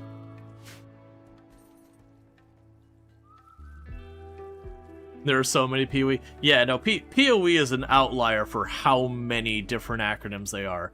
And that even if you keep the context down to gaming, just even keeping it down to that, there are still a ton of acronyms that are applicable.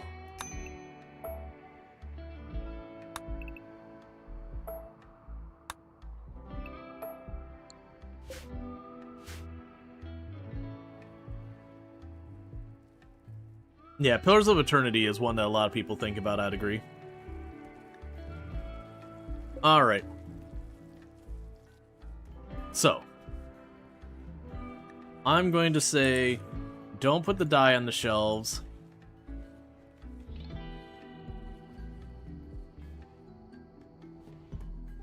It's okay for the guns to be on the shelves. For these shelves here, I want to make sure we're keeping it clear of junk they don't need. Honestly, for this one, don't put textiles on those shelves.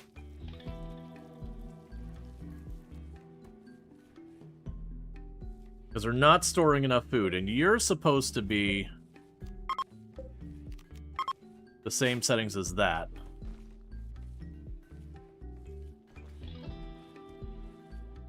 I want to get some of the steel out of here.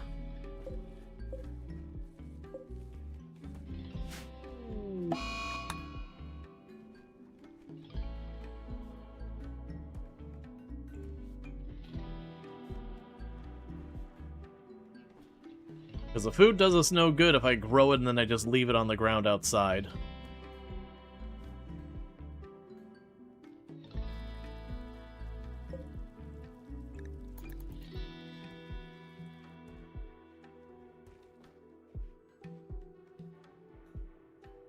The Telltale Heart is your favorite PoE? There's somewhere I could shove another shelf to, like, make it dedicated to grav cores. Not. You know what? Furniture.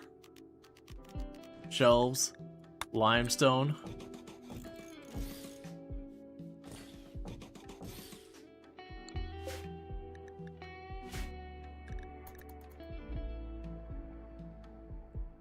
Because we can load those up and prioritize, like, the grav core and the grav plates.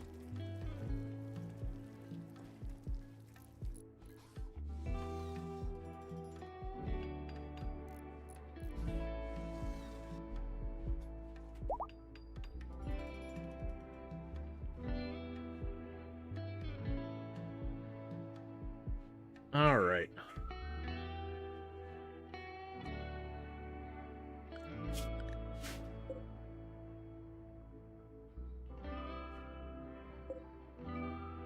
I don't think we're gonna get the... You're not supposed to be an Obsidian Grandstand. Oh, the format here. Oh, man. Oh, it is a really big one, isn't it? I was unprepared for that. Alright, that'll be fun to figure out where we're shoving that. That's fine.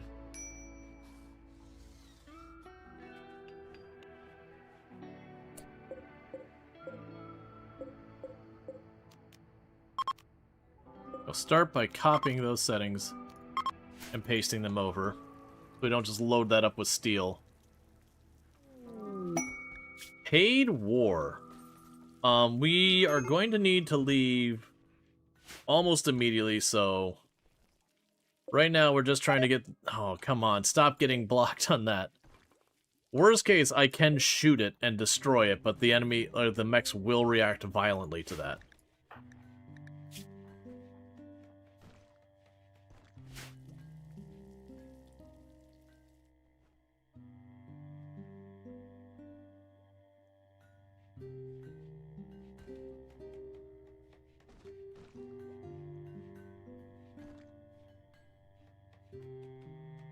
Okay, honestly, for these ones, As much obsidian as I have? No obsidian. Days, I can live with days. You'll be well past your days before that. We don't need you constructing anything that badly. Xenogenetics, that's fine. The big thing I need is our researcher to be able to hack this. And then once that's hacked, this will crash to the ground. At that point, I want Bob ready to disassemble it. And then we want to prioritize loading everything from it back onto the ship, and then we leave.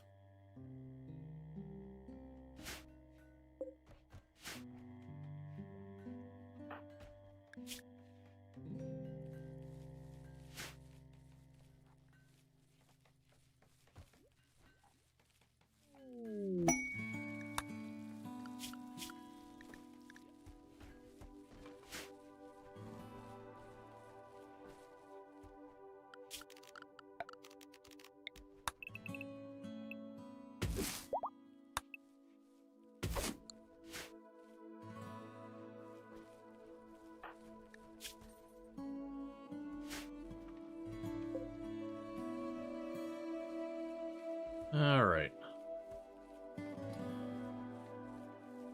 Like the time crunch we're on, why do we have to leave? In 16 days, the mech hive is going to send everything at me. This is the big part of the scenario that we've got set up. This is normally when you do an Odyssey start you get this, but we added that to a Naked Brutality. That basically, after a unspecified amount of time on any given tile, the mechs will realize you're there. And then you have, I don't know what the limit is on range. The shortest we've seen is 3 days. But you'll get a number of days to, you know, continue doing what you're doing before you have to leave. Because when that timer runs out, it's not a normal mech raid that hits you. Like, it is about as big as a mech raid can be, and it will just keep sending again and again and again. Until then. You detected the signature of Gravcore at the ship crash site.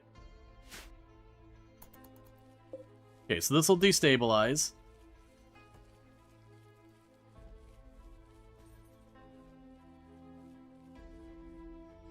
And then it'll crash down. And then we need to grab it, get the goodies, load it up on the ship. Alright, attack to destroy it.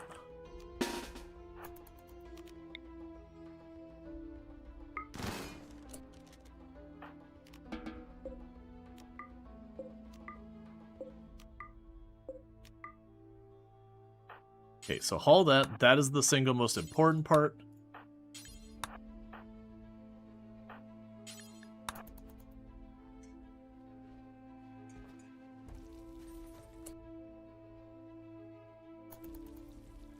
Okay, 1 stack of panels did not get into the ship.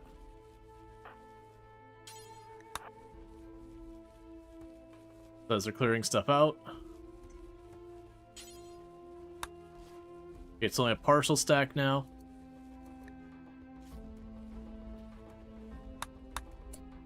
Okay, so what I want to do is quickly get something off of one of these shelves. I just need enough off of the shelf that we can make room for this. That's not technically in storage. I don't want to tell it no to steal.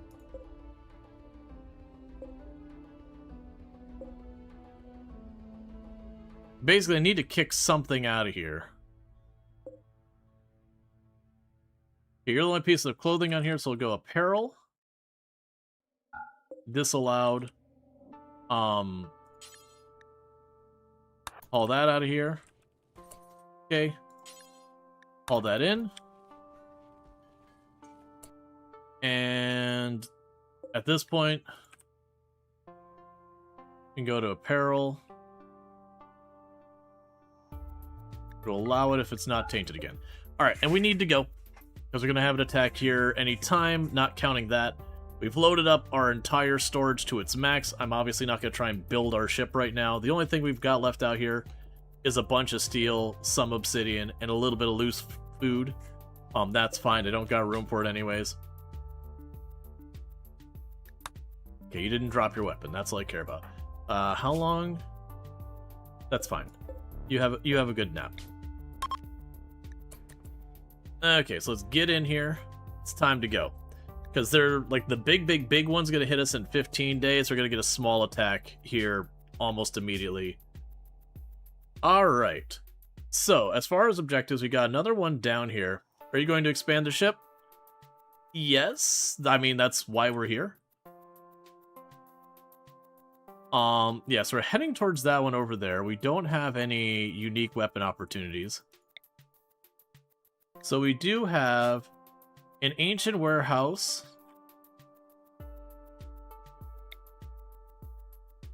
Sandy, coastal atoll, lake island, bay, ruins. Decreased animal life, foggy, ancient warehouse. Well, foggy will affect grow times.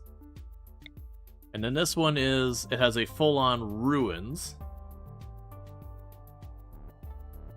I'm leaning towards this one and then slowly working our way over to those. I think that's what we'll do, because we'll hit the warehouse here. Maybe not get something worthwhile. But yeah, no, that's why we came here, is that gives me the grav core, and the grav core is a requirement to add any more to our ship. So that was the whole point, is we were getting the grav core for improving our ship. And then we were also resupplying.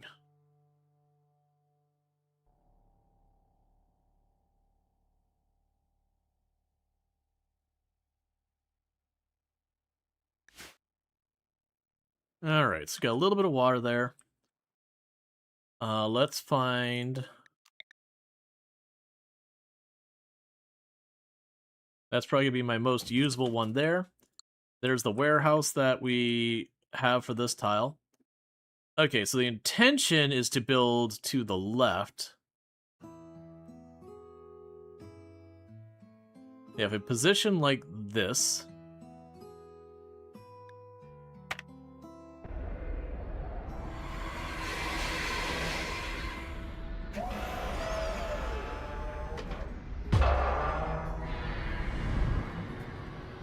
Alright, schedule, everyone's unrestricted. We'll tell them to go ahead, they're fine to mine components. We did leave a bunch of steel behind, so we will allow them to mine the steel that's there. There's components, there's a whole lot of gold, which is pretty nice. Got an ancient danger over there. Put that steel on consideration, components. That's more steel to grab. Pull out a bumpkus down there. We got the warehouse. Probably not going to worry about that steel. We're probably going to have already more than I care to carry. Okay, so with that, we can go ahead and get ourselves some grow area. There's a bunch of potato growing area. And I'd really like to stay long enough to get around to cotton grown.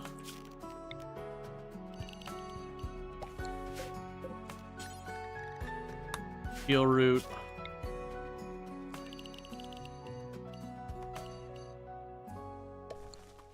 And I doubt it's going to happen, but Devil Strand.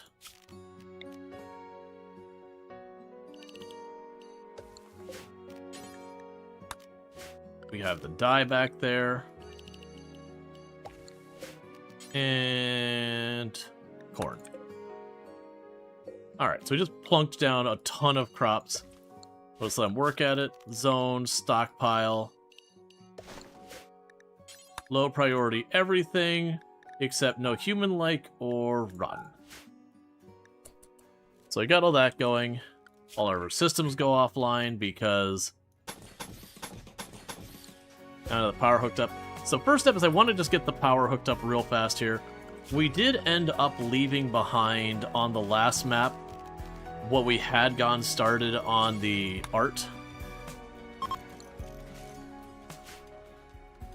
But that's not that big a deal.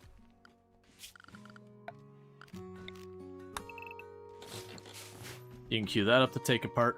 Okay, so you have 165 panels. This is the limit of the front of the ship. So what's going to realistically need to happen here is we are going to need a grav field extender. I'm going to put it right there. And then once they build that, I'm going to expand the ship forward, giving ourselves a dedicated storage room. We'll add some more bedrooms on here. And this is part of the reason we don't have the fridge and all that, is I have opted to go to just giving everyone their own dedicated bedroom. You know, which isn't great. But, you know, it's coming along.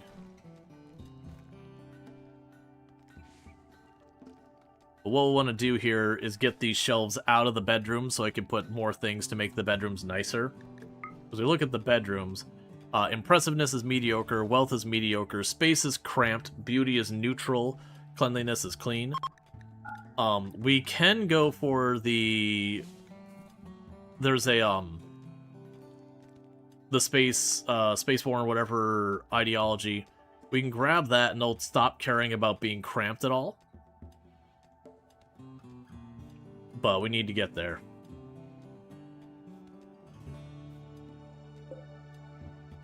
And until that's built, we're not going to have anything happen there.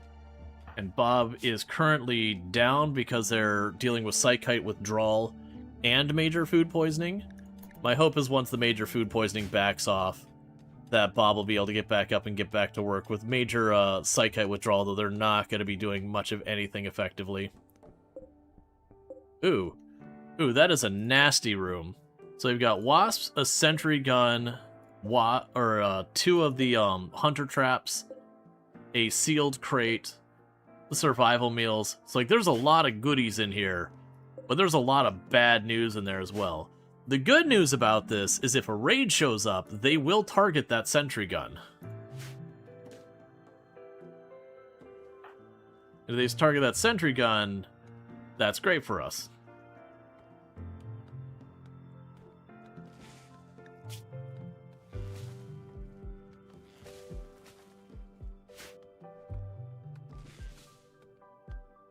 Okay.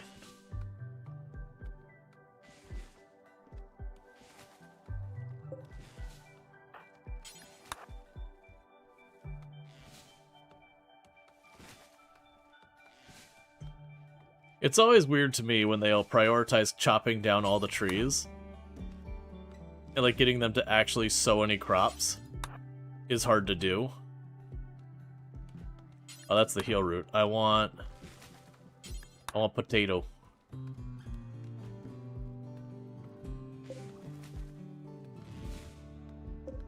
Alright, for just a minute, don't bother cutting the trees. Get some crops in the ground. And then once you get that started for at least a minute, then you can get back to cutting down trees.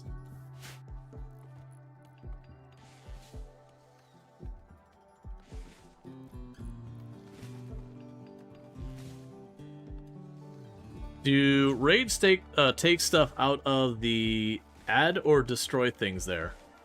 I don't... Ancient Danger? I mean, this is the Ancient Danger. So, if a raid goes in here, there's nothing they can target to take, because these are considered containers. I haven't opened them yet, so the items don't exist as far as the raid's concerned. But if, for example, I had a bunch of shelves in here full of guns, like you do in the Armory one, they could choose to steal stuff from it. Sometimes a raid, after a certain point, will be like, you know, they've just decided to take what they can and leave. And if that happens, they will just grab the nearest valuables and run off with them. Okay. Form of Ideology. Do once. And Obsidian. Just because I got a ton of Obsidian.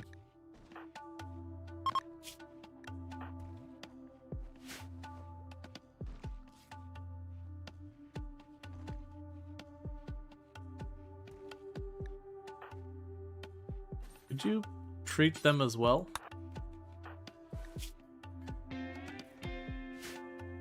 Ooh, Sentient Cookie's doing that? I guess you're gonna have the availability for a while. And I don't actually remember if that can have a quality to it. I know normal art can.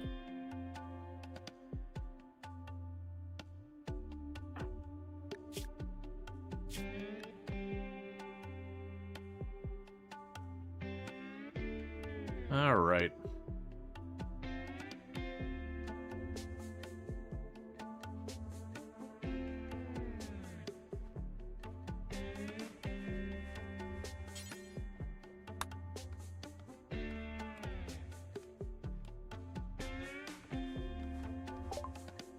Psychite refining. Go juice is the next random research we got assigned.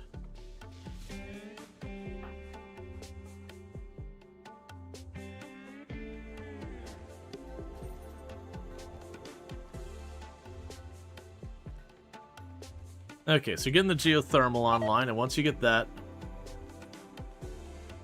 incompetent cook, not great.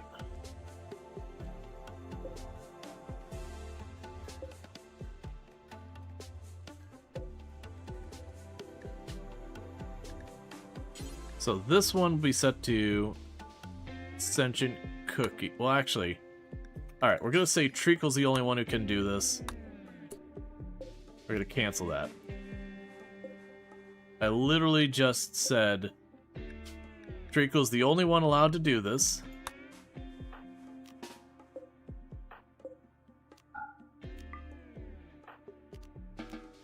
So go do something else. And the reason I'm only allowing Treacle to do that, Treacle's got more than double the art skill. And as soon as this is built, Cookie's probably gonna spend their entire time just cooking. So there's no point in having Cookie work on it, because they're not gonna have the time to do it. And unless I put up a queue for, you know, both Cookie and Treacle to have the, you know, independently make them, there's no thing. But as big as that sculpture is gonna be, it's already gonna be kind of a bit of a mess to shove it in this room. And once that's online, I just want to wall it off real fast so it doesn't get, like, randomly hit in a raid. So you're getting granite blocks. We'll go structure, granite door,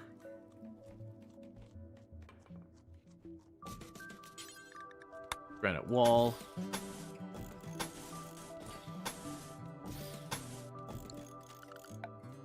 and do not build a roof here.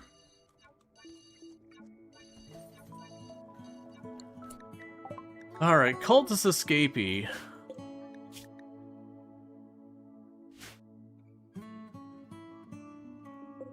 Do I want you along? You're a night owl. You can melee, and I could use a second melee pawn. I will bring this person on board. We'll go ahead and get the queue open. So if you want to be a creepy joiner who's going to explode stuff into flesh chunks, you might betray us, you might not. You might die of mind numb, you might not. We don't know what your fate is, other than we are going to welcome you to the colony for now. And while you're capable of cooking and doctoring, you will be doing neither, because there very well could be a chance that as a creepy joiner, you could be bringing us, you could be bringing us the, what is it? Metal Horror. That's the one I'm looking for. Oh, right, I was gonna make you melee. It's probably the correct answer. So I'm gonna leave you unarmed for just a minute. Because you can betray us, and I really don't want to give you a good gun. Till we know what your deal is. Meanwhile, recreation, work. Okay, you're not set to, so do not cook. You're dedicated cleaning hauler right now, and you're not gonna be an organ. Being a creepy joiners, Gary joined you today, as a perfect meme. Industrious jogger, full organ decay? Yeah. Alright. Yeah, so for the time being, that's what you're going to do here. Now, while you settle in, we're going to immediately go here and say, what if we did a conversion ritual on you immediately? Welcome to the colony. The very first thing we're going to do is discuss your heresy. Alright, so let's go ahead and draw the name, and that's going to be Chesty LaRue.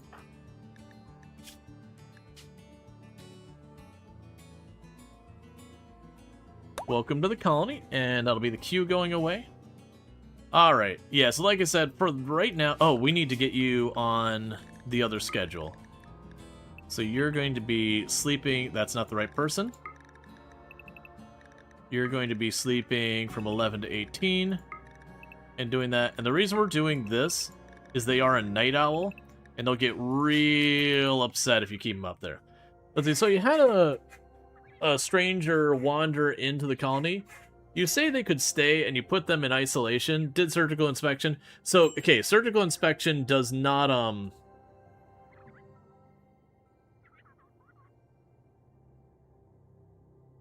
let's see. Did surgical inspection. They said they don't know what it is, but the stranger is going to be very ill soon. And that's... Is it because of all the many runs I've had nothing but bad results on my conversion rituals that we've done 3 rituals on this? All 3 have been masterful, which is only an 18% chance with our current setup of happening per instance. So we've rolled the 1 in 5 3 times in a row. Yeah, I mean, so the things it could be is it could be the organ decay, which gives you a lot of time to work through it. It's also possible it could be non-lethal targeting, or that you could, you know, source an organ or a mech healing serum, or there's a bunch of different possible solutions for that one. That one's pretty reasonable to handle. They could get Mind Crumble. Mind Crumble, it's unnatural healing or mech healing serum are your only choices to fix that. So that one's pretty rough. And it'll probably... I believe it'll be one of those 2. I don't think there was a third health one that takes effect. So you're probably going to want it to be organ decay more, because it also takes a long time to actually kill them, which gives you options to hopefully deal with it.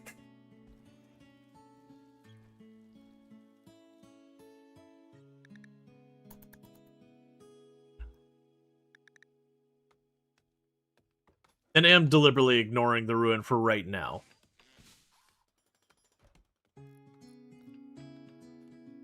I'm kind of hoping a random trade caravan or something will go in here and deal with that crap for me, and I can just ignore it. Because also, none of those things should get targeted by my pawns unless I tell them to open it.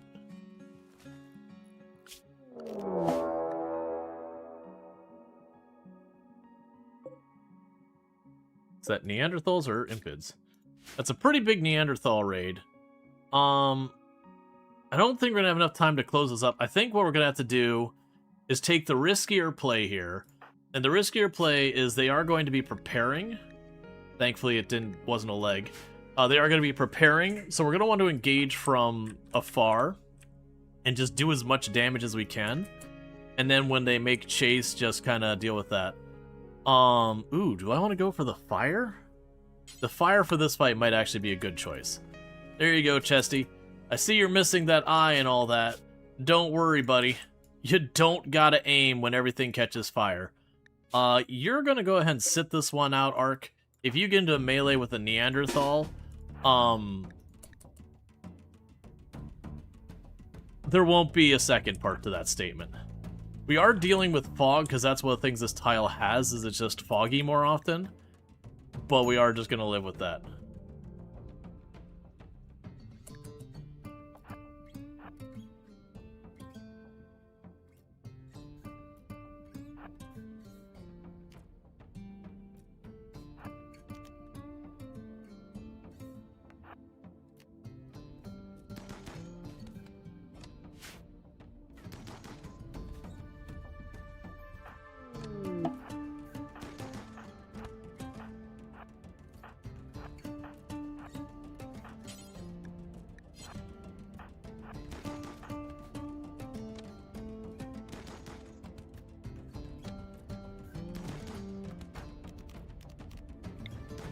Honestly, for this fight, boost it.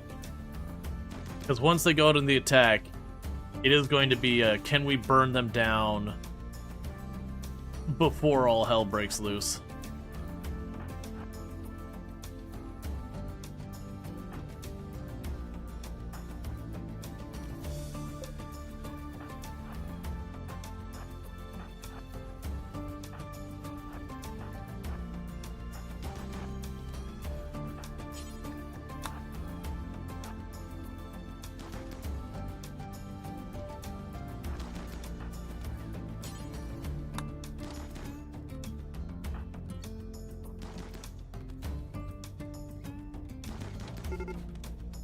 All right.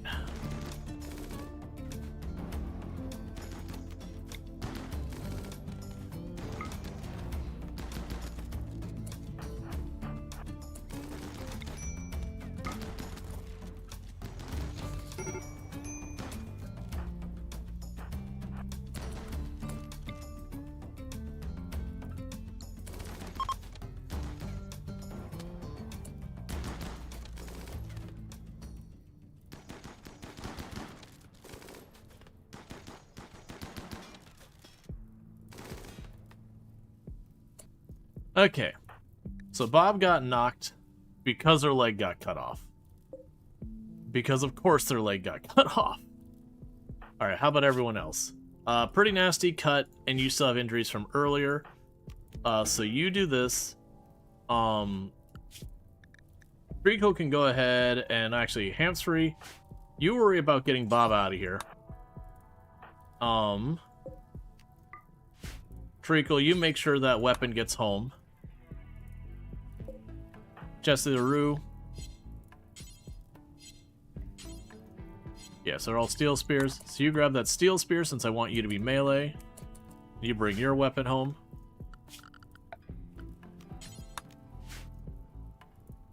And thank you, Super Soft Corgi, for the Prime Gaming sub. That's your first month being sub channel. I do appreciate that, you know, that new sub.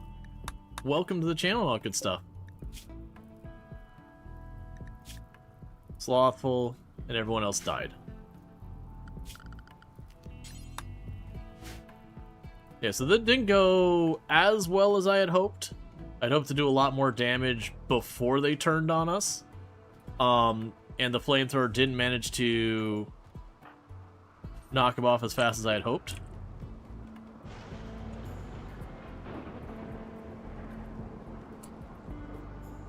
What? Oh, there we go. And thank you, Alvin-san, for the tier 1 sub. I do appreciate that. It triggered, it's a treasure train, which is like a hype train, but I think they give you emotes afterwards. So I was a little confused there for him. I was like, wait, huh? Like, why did the train trigger on just one action? It's just things. But thank you, Alvin-san, for the tier 1 sub. I do appreciate that. It means a heck of a lot. That you would, you know, support the channel and all that, so thank you. No, I mean, our melee's missing a leg. And thank you, Darth Strider, for the tier 1 sub. That's 29 months you've been subbed to the channel. And I do appreciate that support as well. So thank you so much for that. And you got bandaged up. Okay, everyone's patched up, so that's good news. And despite the rain, that's still burning. Oh, we didn't make a room for the fire.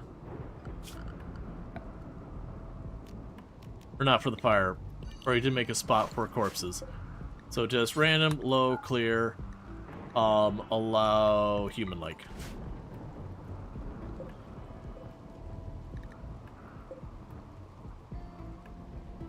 Alright, but good old Bob here, Baghdad Bob, losing their leg is not going to help us much. They just got cleanly cut off. Disease infection, right on the opener. Oh, it's on you. I was expecting to be on Bob.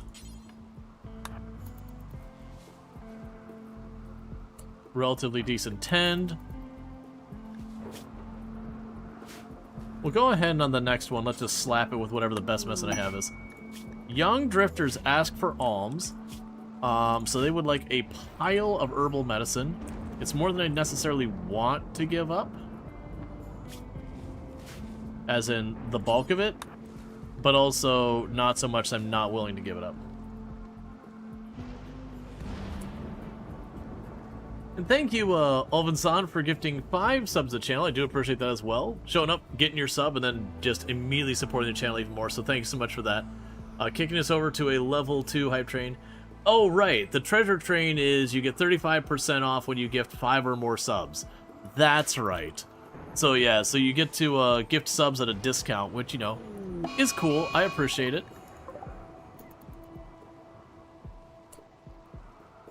Hey, could you two, you know, run inside? 3, run inside.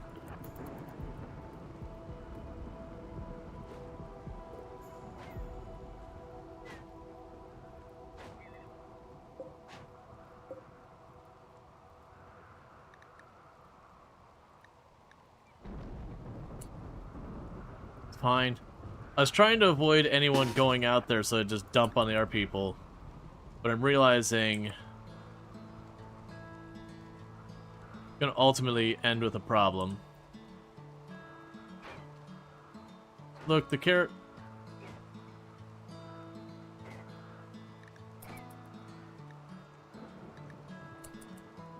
Good enough.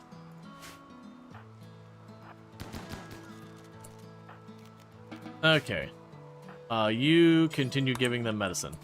Alright, but thank you so much for all that. But yeah, so basically you're getting a discount on the subs is what they're offering. You know, and it all supports the channel and all that. So it is very appreciated.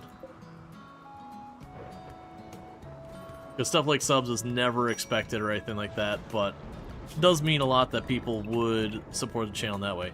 Alright, so let's go here, zones. We're going to go to expand the danger zone. We're going to include the entire map. And I'm going to remove that whole area. That whole area from being allowed to be entered. And I'm just doing that way no one randomly walks in that room and utterly gets murdered.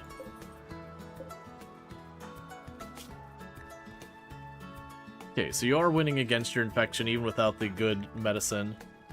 And you're probably just going to stay downed until we hit the point that you get over your psychite withdrawal, having lost that leg. But what we will do is once you're healed up, we're going to try and give you a peg leg. Been watching a lot. You like your style? Keeping you? Well, thank you. I appreciate it. I do the best I can with what I have.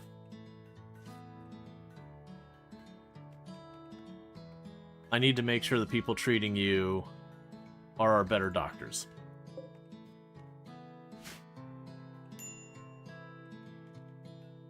Did no one give them their medicine? I'm pretty sure I was fairly clear on what we wanted.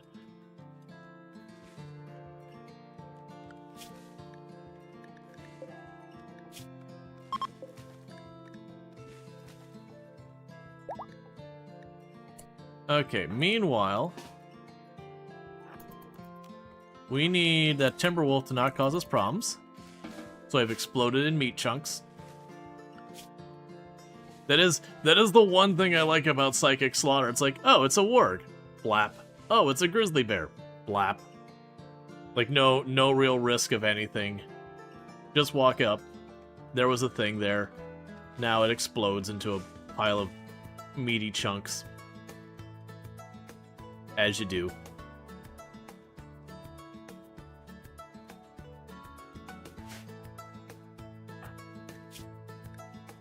Okay, so with that, operations, left leg, install peg leg, left leg.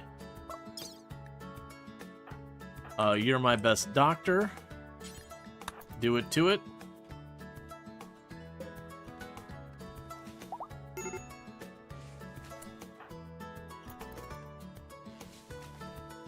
The classic troll. Immediately goes to start doctoring or surgery. The person that they're trying to work on gets out of bed.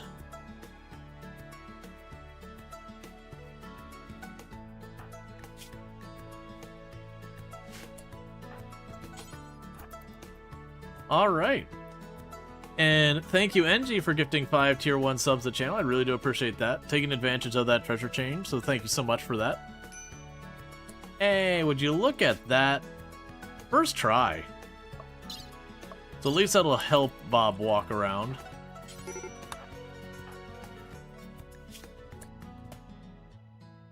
Ooh, you're only winning by 2%, but you should be okay as long as you don't starve. Let's just get ahead of that.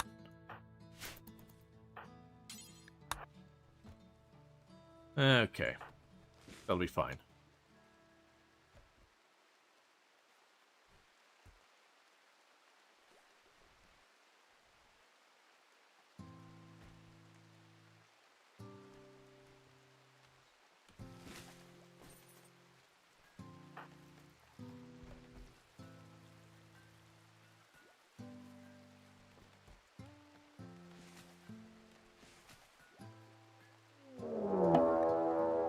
Mechanoid cluster.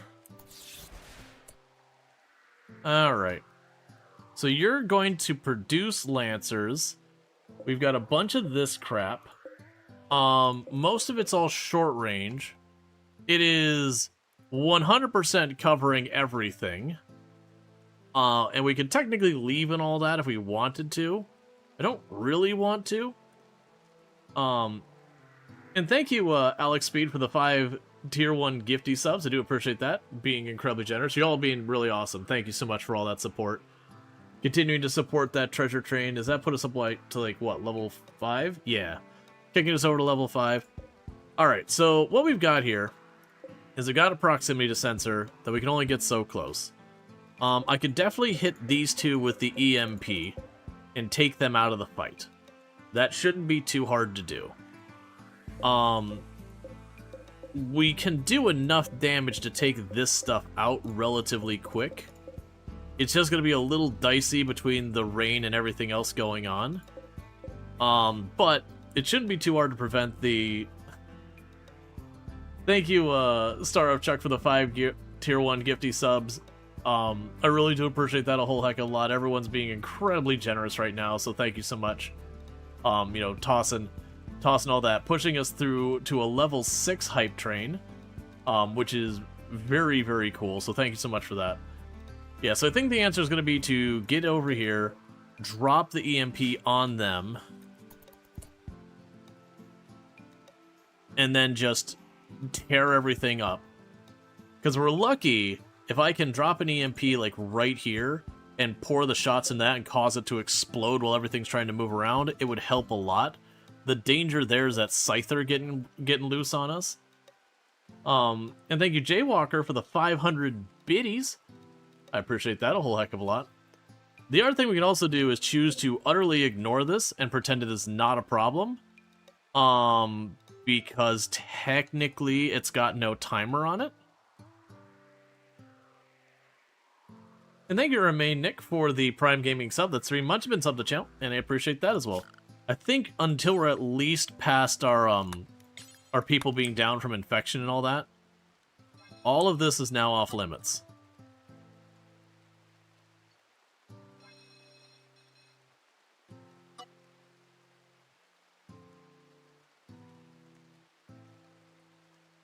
And honestly, take that a step farther so no one tries to like go to the other side of this and then like path around it or whatever.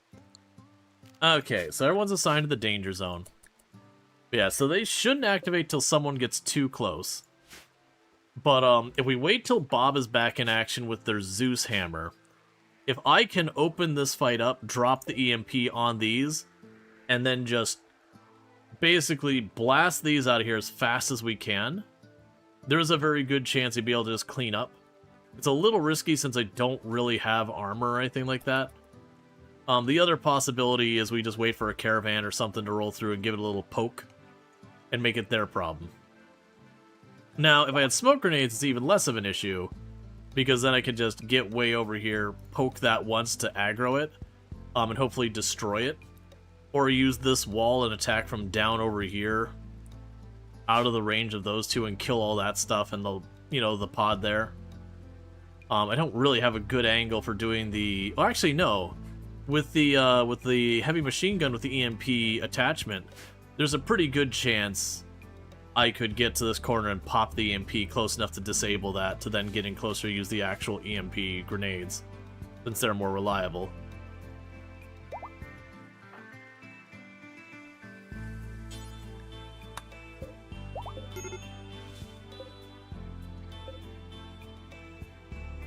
Why do you not want to plant the potatoes? Tantrum, you're going to destroy the geothermal generator.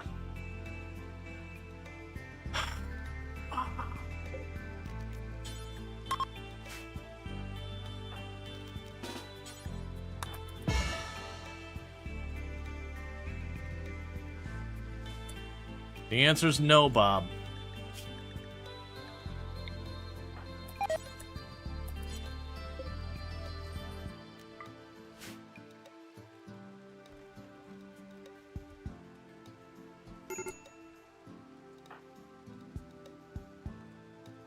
Where's your Zeus hammer?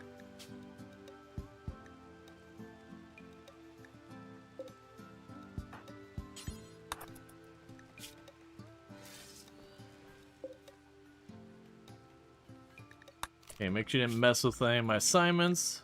Alright.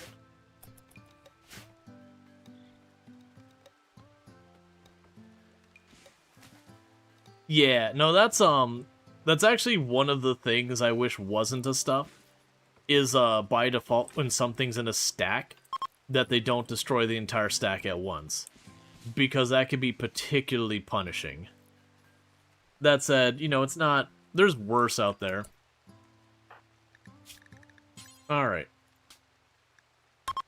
Like, for example, if they go in there and they kick a anti-grain warhead, usually whoever kicks it is going to die anyways. So that's losing a pawn. And an anti-grain warhead, and anything within a, you know, a block.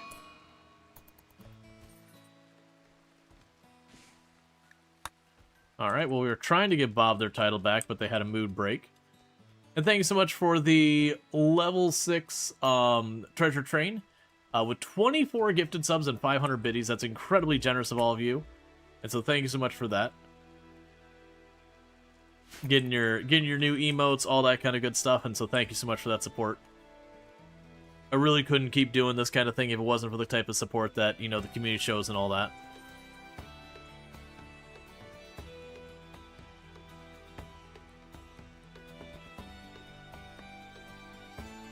So gotta keep an eye on Bob. Because being that Bob has had a mood break, Bob is not going to respect where I told them to go or not go. So as long as Bob's up here doing their thing up there, I'm down to let Bob keep doing that, because the reason they're having all these mood breaks is they got an addiction and we're having them get over it. And the way you do that is you basically just tolerate them being upset about it. This isn't like in real life where you could potentially have someone that, you know, they're on a really hard drug and you get a similar not as hard drug to like wean them off of onto, or like you can take whatever the drug is, and if it's something that like is that dire of an addiction, you know, gradually bring down the dosage and like really heavily control it, and all that kind of stuff. But this isn't that kind of a thing, so, you know.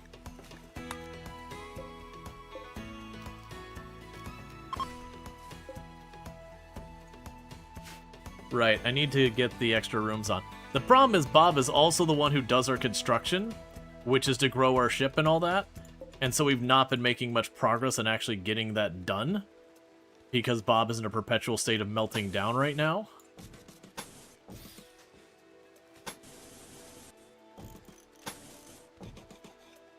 So let them get the next set of bedrooms built.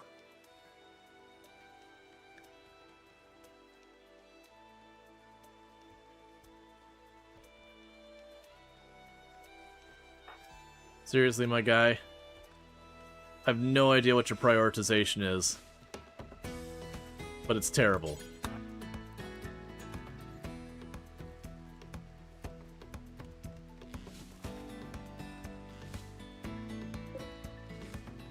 Alright.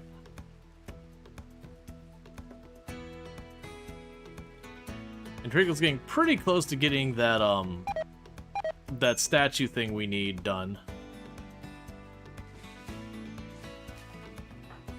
Alright.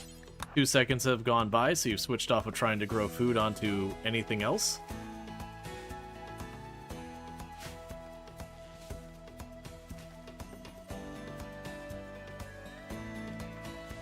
The good news, they're actually getting the fields planted. The more they do that, the better, because then it won't be as much space for trees to grow. And to be fair, this is a fairly over-the-top size thing.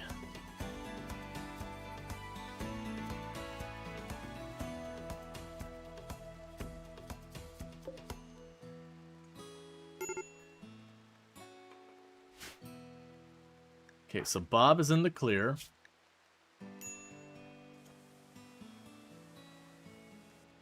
They're fixing the engine. Okay, before you get to that, get you your rollback. Because having a moral guide can help with a lot of stuff, like help mitigate mood breaks, help with converting people, which is... we're good now for it, but, you know, might end up coming up again. The healing being a big one if someone gets malaria or something. Improve the chance of getting them through. I also wonder if they lost their title and you give it back. Yeah, that gives them, it takes that penalty off, so that's good news.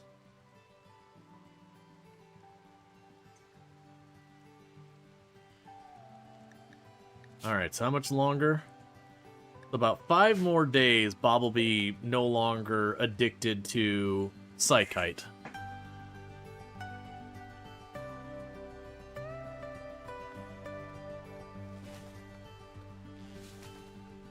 Alright, bear with me, chat. We're about to hit an ad break, and I really need to use the restroom, so I'm going to do that real fast, and I'll be back in just a minute. Thank you again so much for tuning in, and I'll be right back.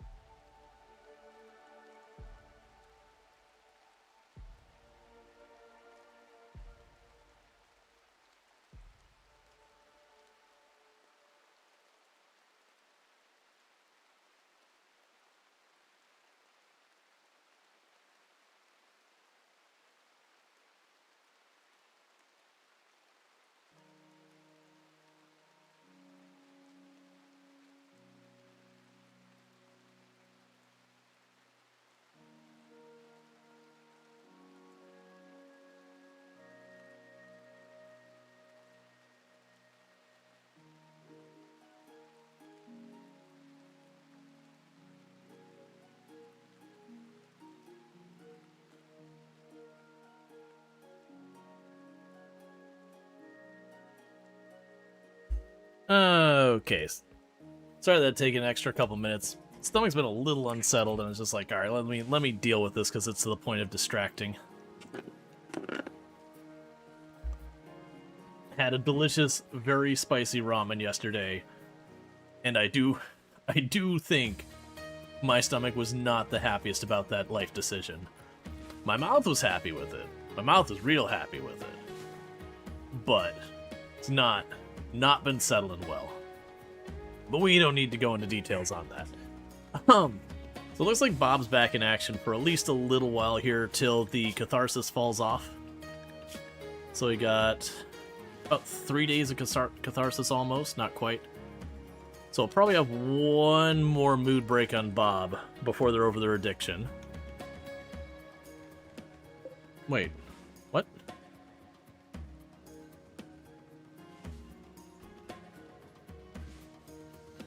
Oh, it's getting destroyed because it's outdoors. I understand. So never mind that for right now. Bob, just go ahead and yoink that real fast. Because I don't need Treacle continuing to start making art just for it to decay because it's outdoors. That's not going to help anybody. We'll get a proper place for that art bench later. Because we need to do that so we don't take the mood penalty of 4, but that we can just tank for a minute. But yeah, for those who missed what we've got going on here, I do have a mech cluster that is the kind that won't aggro until someone gets too close. We've already got the zoning. It's honestly not the worst one to deal with, but we don't really have armor, so I'm kind of leaving it alone, hoping it can be someone else's problem. We also have a lot of goodies in here, but there's a sentry gun, 2 explosives, and wasps. So I'm kind of hoping we end up with a raid of some kind on this side, because they will most likely target that room. And then it makes it a not me problem, it makes it a them problem. We did get some more grab panels and all that kind of stuff. So we're kind of just chilling and letting this be what it is. And continuing to get our field planted, all that stuff. But the plan for the ship is I'm going to add a couple more bedrooms. And then once that's done, we're going to move forward a bit farther. With the intent of like expanding the ship out to make a storage room. Like an actual storage room. So that we can have this room be the production room. Put just a boatload of shelves in here. And then once we do that, we can start moving some of these shelves to the other rooms there. The unknown illness is in organ decay. Yeah, that's probably your best bet. I would say organ decay was the best choice and mind crumble would be the worst choice. Because mind crumble, you literally only have 2 levers you can pull. And neither of those can you guarantee yourself unless you happen to already have an unnatural healer. And sure, you'll be able to with like, you know, the mind crumble. If you get lucky and get a mech resurrection serum, you can do that. But then you're using mech resurrection serums. You have an unnatural healer in cryo? Then it honestly didn't matter what health problem it is. Any health problem you could have handled just fine with that.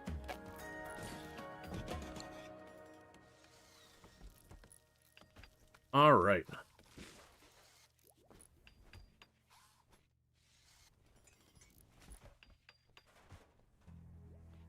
Oh, right, you're going through drug withdrawal. I'm sitting there, like, going, Bob, how at 18 construction are you botching walls? It's like, right, because you were on your absolute last limb on drug withdrawal. It's also an interesting thing in the way RimWorld works with the drug withdrawal, where a lot of drugs, as the withdrawal gets farther, the impact it has on you gets more severe, when in reality that's usually the opposite.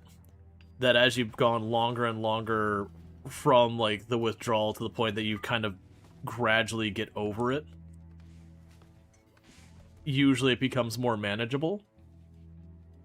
It's almost like you've been withdrawal just a little bit, that, you know, it does get harder to cope, deal with, whatever you want to use for your verbiage. But like once you're past that initial point, you think it's longer. Oh yeah, for the gameplay side, I agree. It's just RimWorld doing RimWorld things where it's like, this is not how it works in real life, but it's also fine from a gameplay perspective.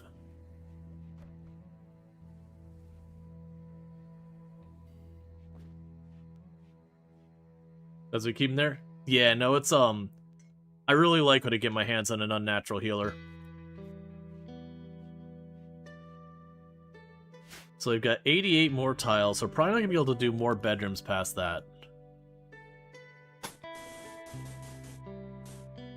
Maybe. That'd be 72, 79,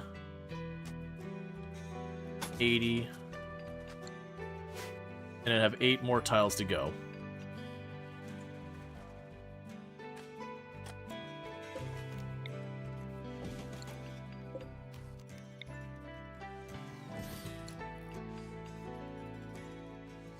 Okay, and we can go to here. Marble.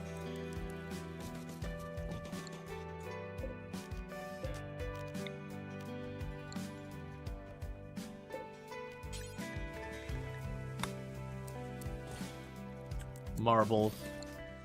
We can worry about the other junk in the room later.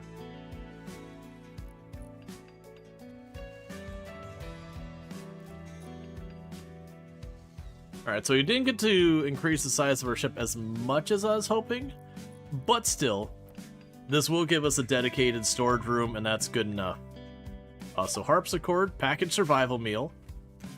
That'll be good.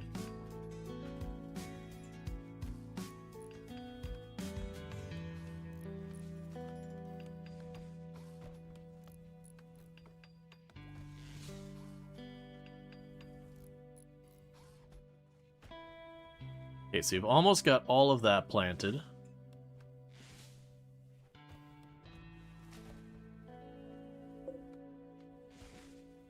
We're nowhere near as far as long as I wanted to be on those potatoes, but that's because of how long they got distracted doing other things. They still haven't technically finished planting the potato field, but that's...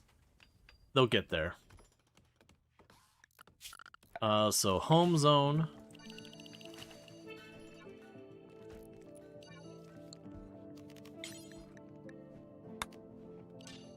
Area 1. He's got clobbered in this game.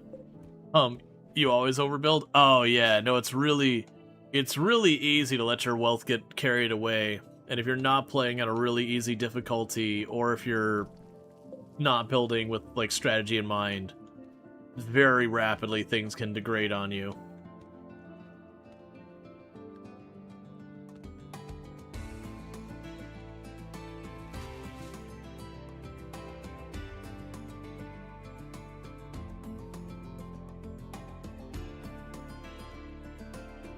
Okay. Yeah, and we're waiting to see what's going on with Chesty LaRue. I've deliberately made sure they can't do anything that could spread the metal horror if they do have that. They could betray us at some point. That's the reason I made sure to make them melee as opposed to a ranged pawn, because I don't want them having a chain shotgun. Alright. Bob has created a marble dresser of masterwork quality. This furniture bears the illustration of Treacle, who is sitting next to a hoopstone ring wearing a sad look. A group of tarsiers play nearby. Okay. The illustration refers to Treacle playing games at a hoopstone ring on the 15th of August, 5503. Oh.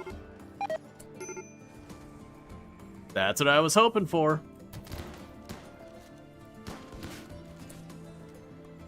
That is not the outcome I was hoping for, though. So they got utterly destroyed. That's bad. Alright, draft everyone, run up this way. Run, run, run. Run, Talon. Run, Talon. Keep running.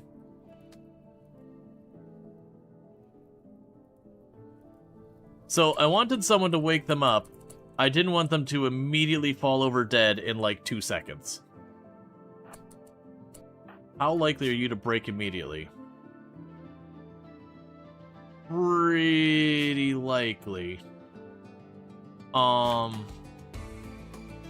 schedule. Restrict to Area 1. We can do that for a minute. We can let Bob sleep and all that and eat. And we're just kind of hoping Bob will manage for a day.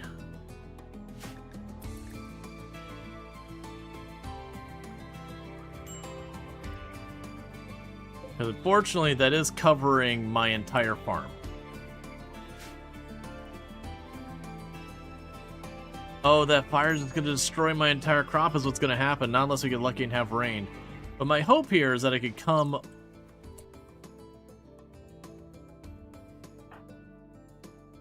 Treacle.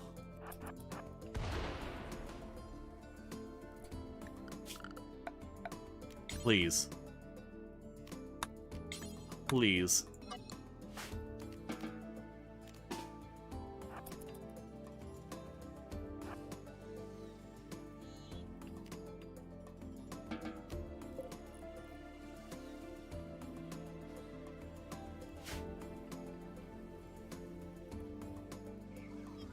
Oh, you're gonna make Lancers. We got 1 day till we have... Oh, they've already made a Lancer. Boo, that makes that way more dangerous. Alright, Chessie LaRue, you're probably not going to be doing... Well, actually, do I want you to do the melee stuff? No, there was no door there. That's the reason Treacle went there, is they wanted to go outside and skywatch. And they wanted to skywatch because that tile is supposed to get a wall. I had just queued that up. Actually, it's not even a wall yet. It's the substructure. So they were working on getting that built. Or sorry, they were working on, like, laying down there. Okay, so Rain's taking care of that. Yeah, because what I was going to say is I could shoot from over here, aggro them, and then just easily dispatch them from range. Like, just outrange them. But with the Lancers, that kind of is off the table. We can probably still make it work. I just need Bob to not be on the edge of breaking down at a moment's notice. This is the point where you genuinely give them a drug or whatever to help them through. But, like, I'm down to... we're gonna have to go before you're ready. Okay. So, do I go with the EMP, which can shut them down a lot better, which is probably the correct decision. So in this case, I think Treacle is going to switch over to the EMPs. And we're just going to have to go. Arc Editor is going to stay out of it. They're a child. I don't need them to die. So what is your range? Is all the way up here? Okay. So what we need to do... Don't go out that way, Cookie. Why is Cookie going slow? You're fine. So we're going to run over here. Put this wall in between us and the mechs. Drop down here. And try to aggress them from through the ruins. Because if we wait, what's your problem? You're gonna do nothing this fight. Just go home, Bob. I really wanted your Zeus Hammer in here, but you're gonna have a mood break any second now. You're walking slow. I cannot make you work right now. So we're using the ruins as cover to protect us from the guns.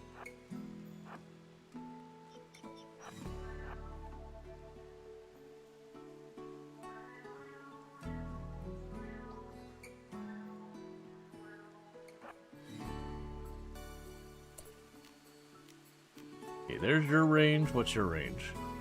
So you got about the same range.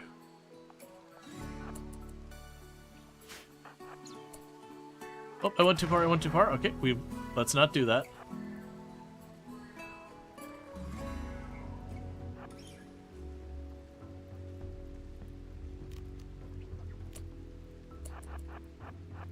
I saw you aiming. What I'm trying to do is just... Hey, Bentley, how's it going? I just need to be able to get close enough to get them involved. If I get that first shot off, I can aggro them. And then we can take... Okay. Alright. Kicking off. Cool, cool.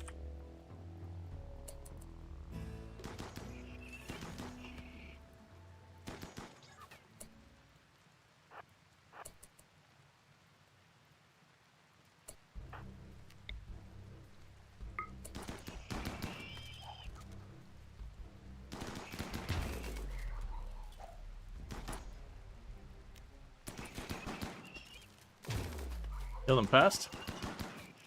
Kill them faster.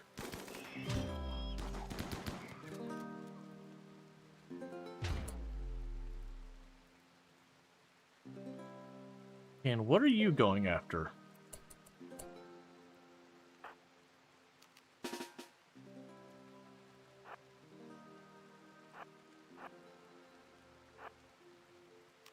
That's fine. Okay, so what we can do here is that's the reason I wanted to target this really badly. So I should be able to get my longer range people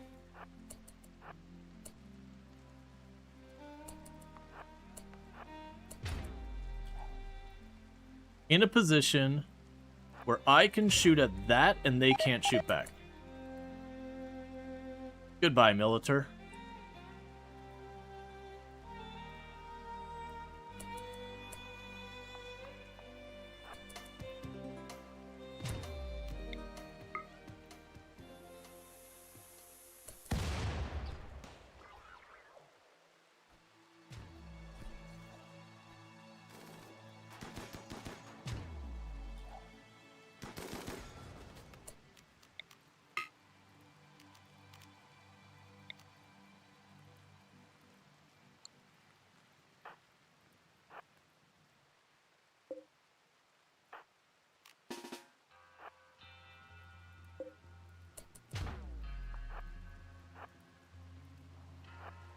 Alright, and we got a plan here.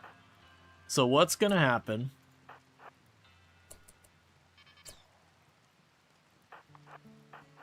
I'm going to step out too far to make mistakes.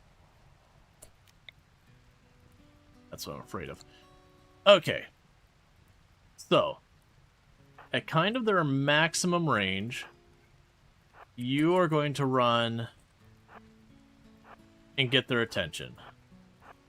So just cut across here. And the moment they open fire, treacle goes.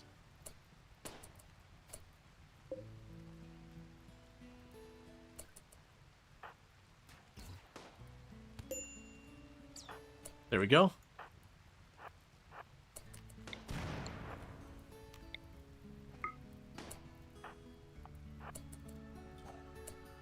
And you've done your job. Good job.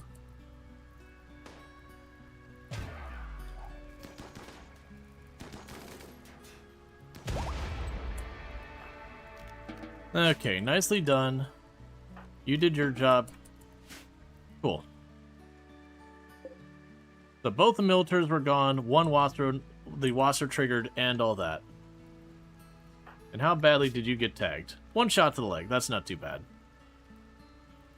Alright, so now I can go schedule, manage areas, expand danger. All that's back in play. And all this is back in play.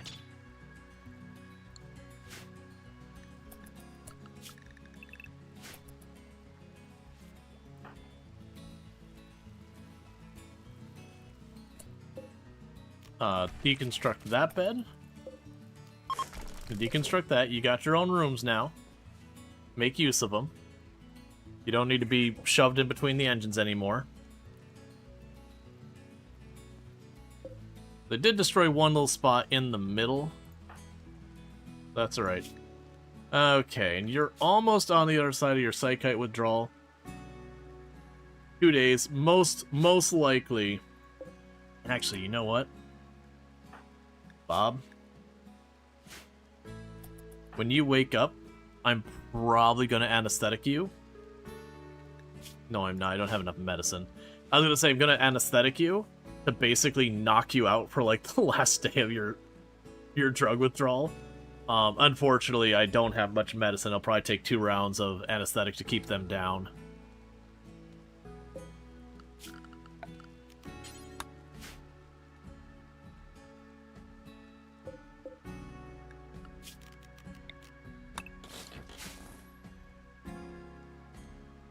Oh, Treacle, let's get you your nerve spiker back.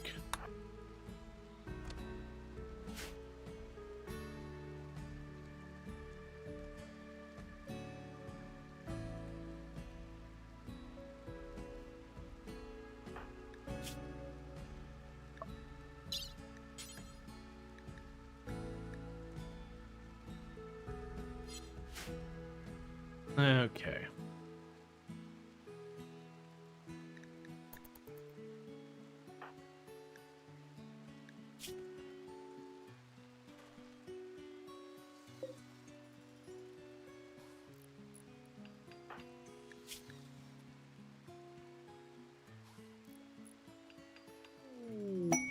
Combat supplier. Yeah, that's what we've been waiting on.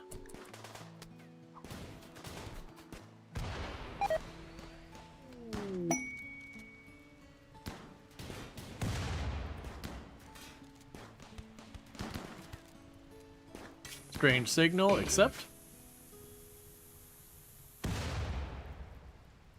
Okay. And just like that, no restrictions.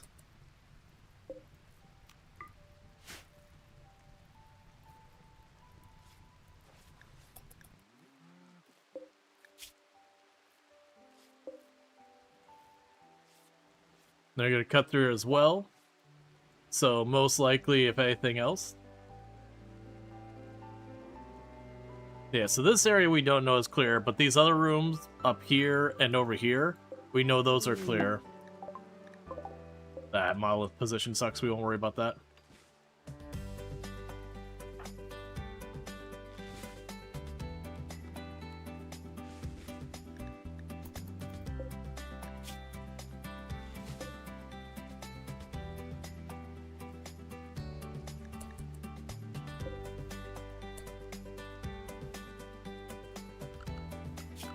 Okay. Definitely bring that mono sword that just got dropped back. We'll go ahead and haul, not appeal it, get that, haul that back.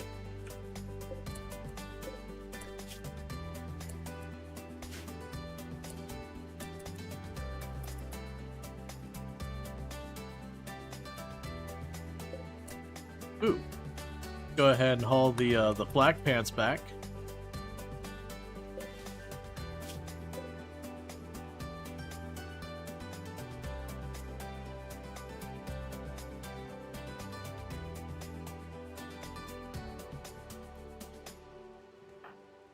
Okay, and where's Kim? There you are. We'll go ahead and trade with you. Alright.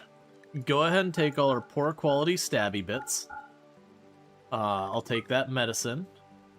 We can't do anything with Jean stuff yet, so we'll leave that there. We'll get rid of the bolt action. I've got better than bolt actions by now. Shield belt, give it. That's fine. So where's the shield belt? That's the important one.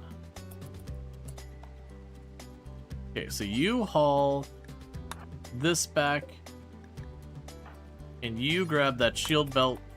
It's only a normal quality, but right now that's plenty good.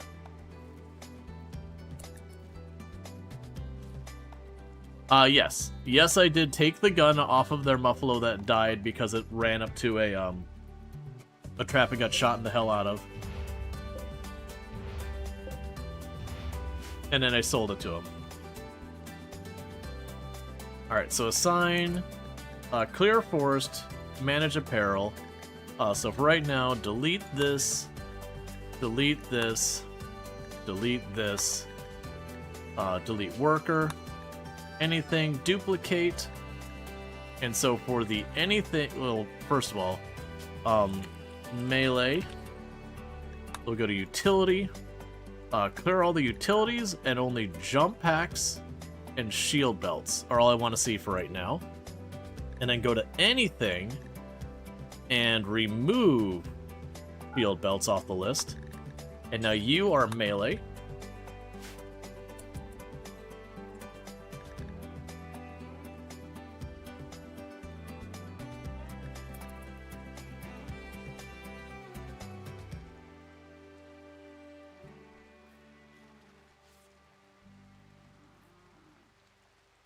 Just trying to give Bob a chance to get the new room made.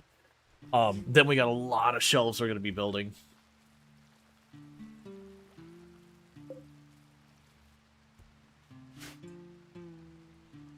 Oh, hey. Hold up. Hold up here real fast. Did you want to trade again by chance? Maybe you want to trade again by chance. Meanwhile, Treacle, go ahead and bring that assault rifle. Talon, bring back the plasma sword. Go ahead and haul the smoke pop. Haul the flak.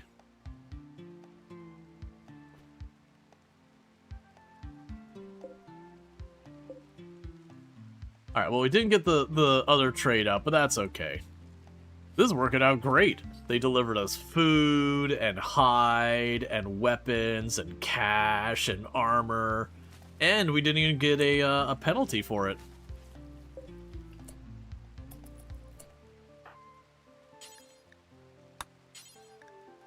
All the bolt action.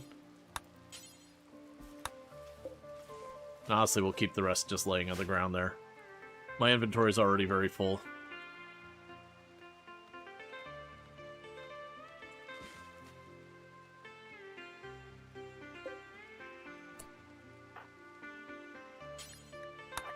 We got 3 sentient catalysts. So that could be good if we wanted to try and bring another critter onto our side and whatnot. Well, not another, bring a critter onto our side.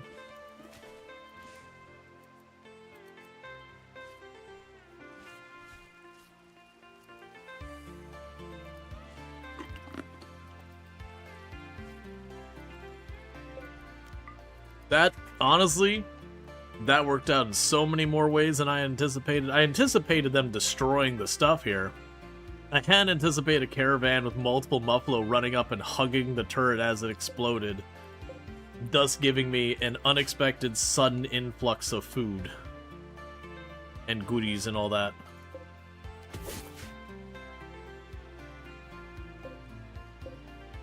Okay, and what are you working on? You're smashing the mechanoid still.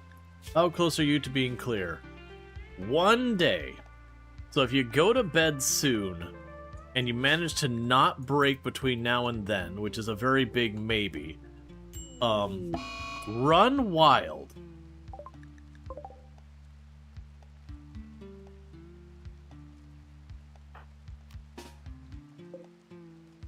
It's honestly one of the worst responses we could have gotten.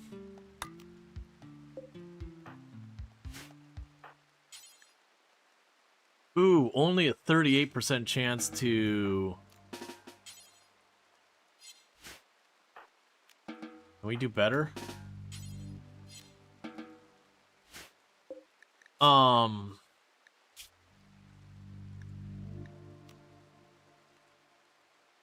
Wait, did someone have inspired taming? Yes! Tame. Beeline there, right now.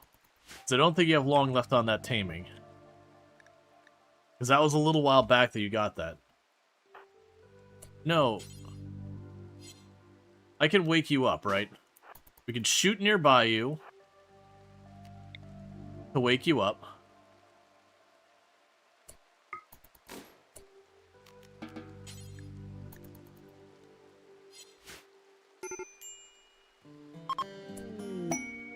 Alright.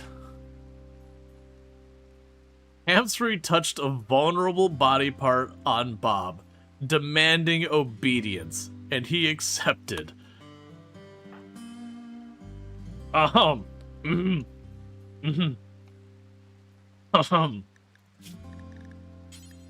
It's not really how that's done.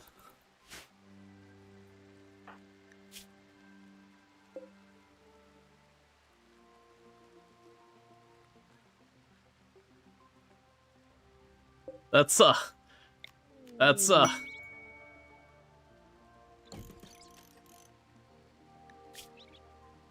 not the greatest.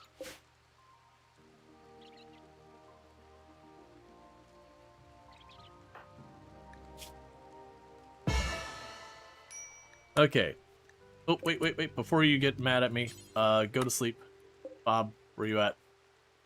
Oh, you got a bedroom. That's fine. As long as you actually did go to bed. In a bedroom. Because I don't need more mood penalties.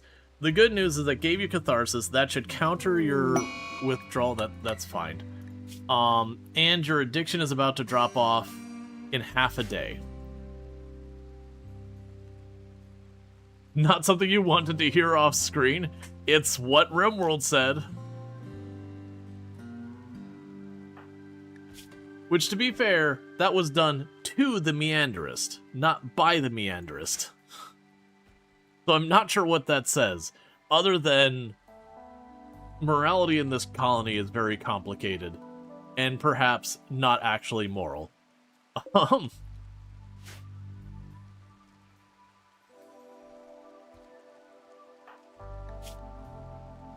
didn't drop any of your gear, did you?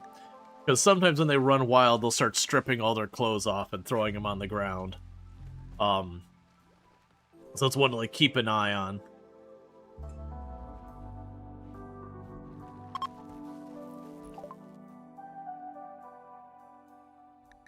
Alright, packaged survival meals. Okay, so with that, we're going to go to our stove.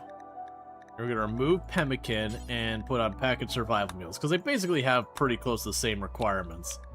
But one is objectively better than the other. Monosword? We did get a monosword. It's in here somewhere.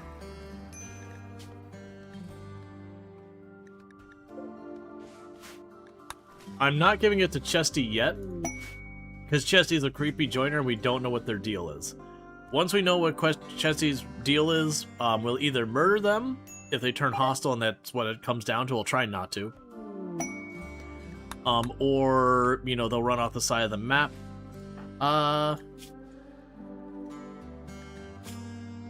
We'd probably try and keep them if they try and run off the side of the map.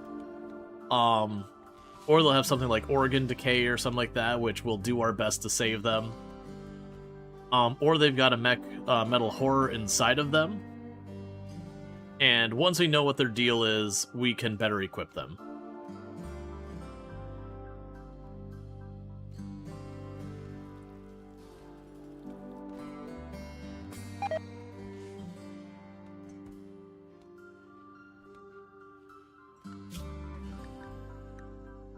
Alright. They're dropping a lot of useful stuff on the ground now. What is our ideology's color? Kind of a purple.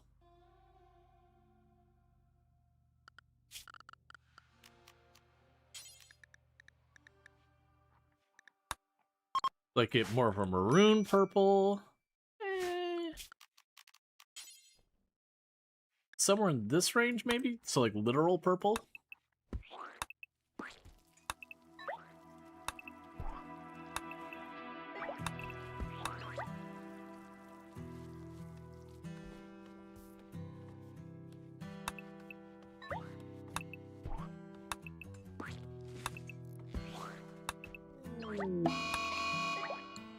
Mad squirrel.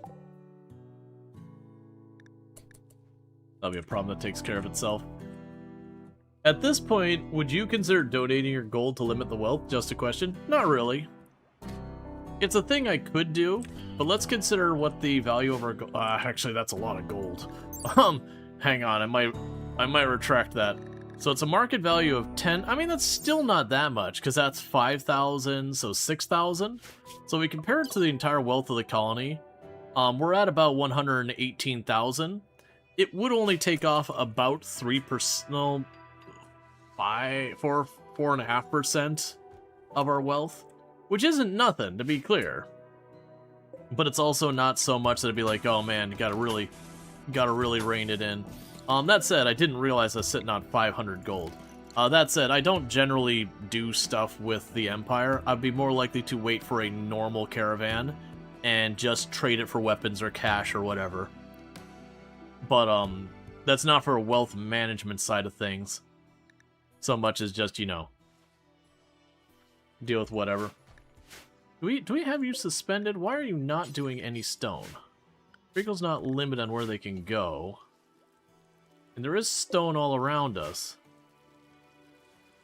I'm wondering why you're doing art when the crafting bench is available. You can do it. It's queued up. Yeah, I'm not building a monument. It's fine.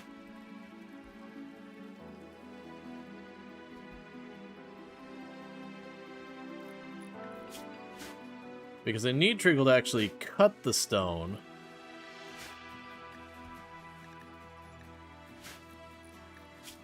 Just so we start seeing what we actually get so I can make the furniture. On this tile, what do we even have here? We have marble, granite, and slate. So you can go here and go furniture.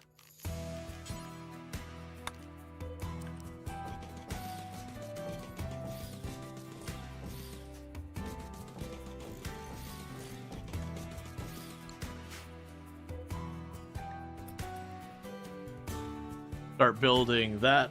And I've got 8 more tiles available.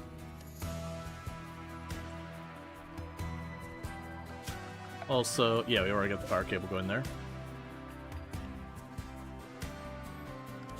Okay, zone. You're in the home zone. And you're now in area 1.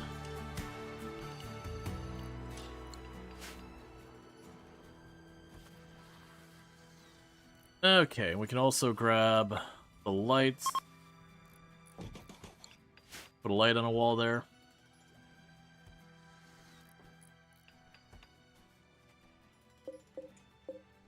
We're deleting the zone that's the storage zone on the floor here.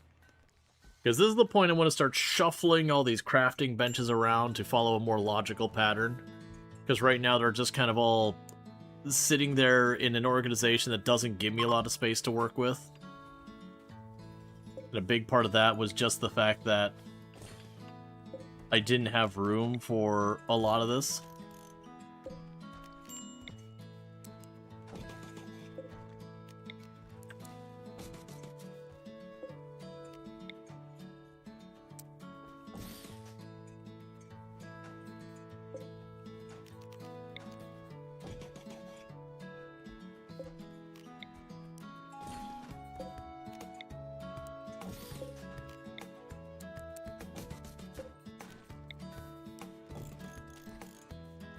Okay.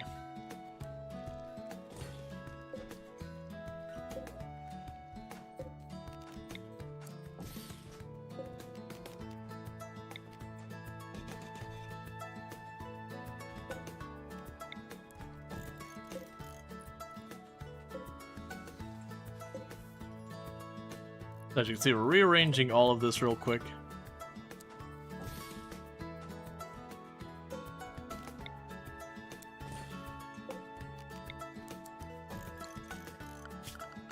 Okay, we can have the machining table.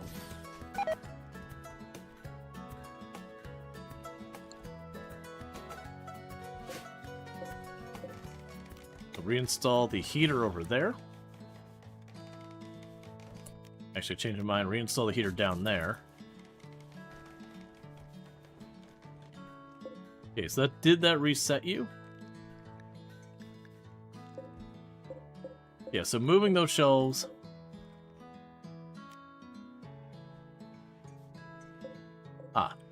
We're going to go ahead and reinstall that shelf there for the raw food.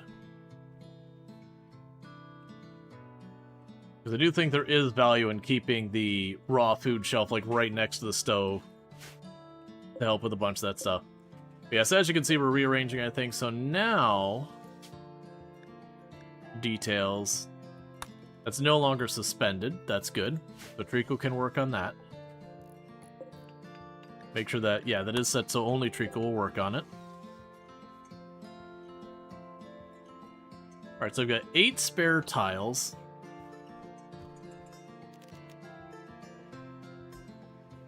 Which I think might just stay as tiles for right now.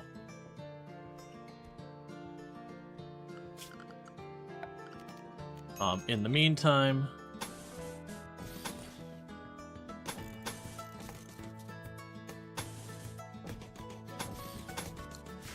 there's putting down the new floors and all that. Okay.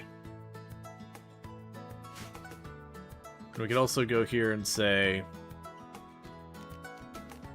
paint floor purple, I'll probably have to wait till they finish those floors being built and then we can do it.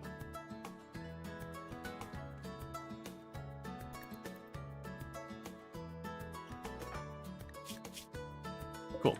Let's go ahead and grab our people real fast.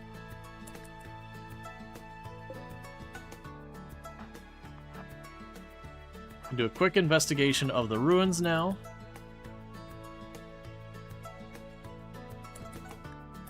Because we got the biggest threats out of there.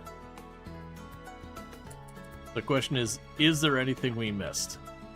Because with multiple caravans walking through this thing now, it should be mostly, if not entirely, clear.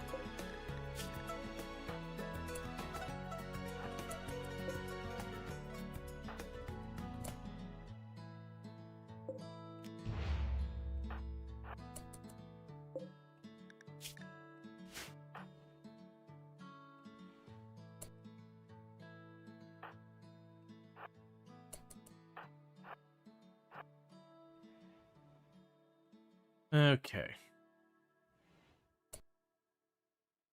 There are wasps in there in a component box. I think in this case, I don't care. I'm gonna leave that be.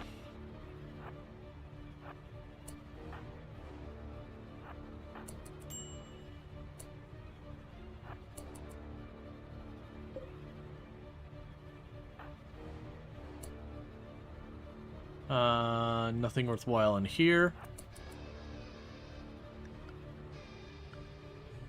Yep, so just leave the one room with that alone, and the rest we can just ignore.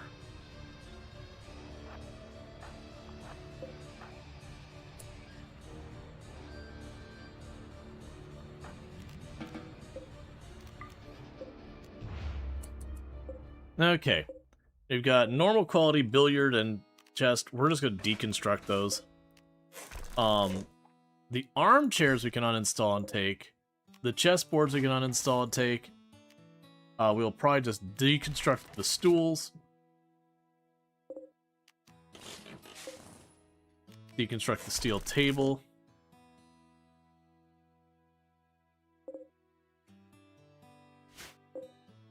We'll deconstruct those shelves.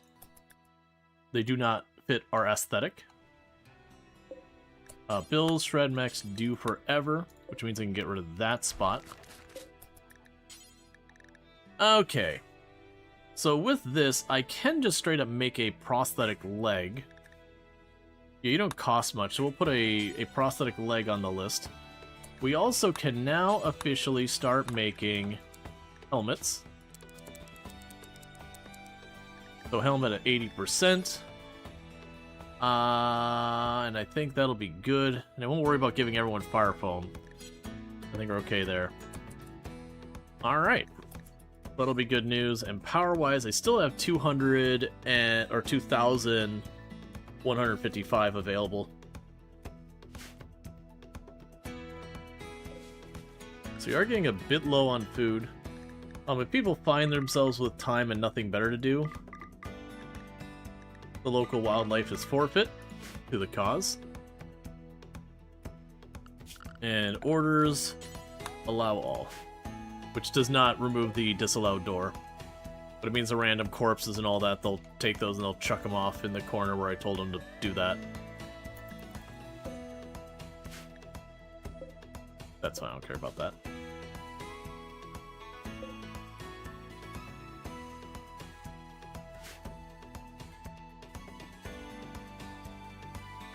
Alright. So all in all, we're getting stuff done. Shamblers approach. 24 Shamblers approach. Okay. That's a pretty big number of Shamblers.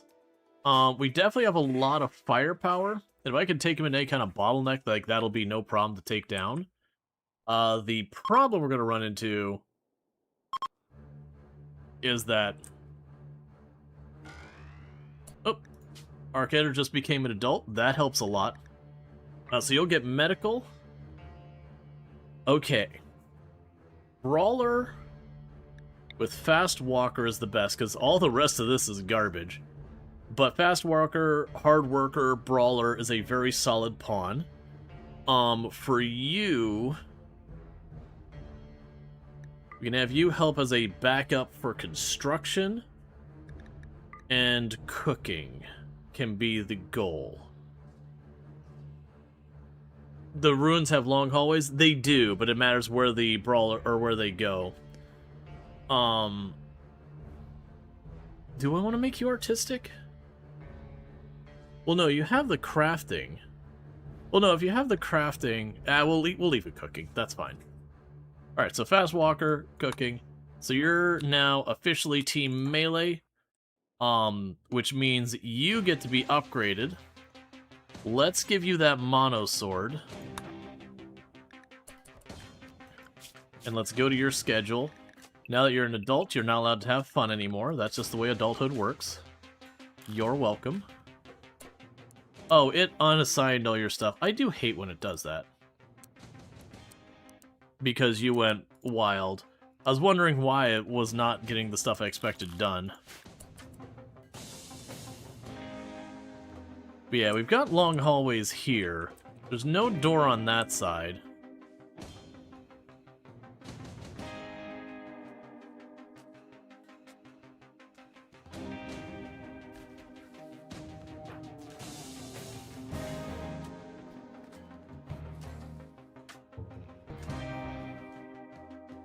Because we also got to watch where they're going, because sometimes they'll kind of cut across this way, sometimes they'll cut the whole way through the middle.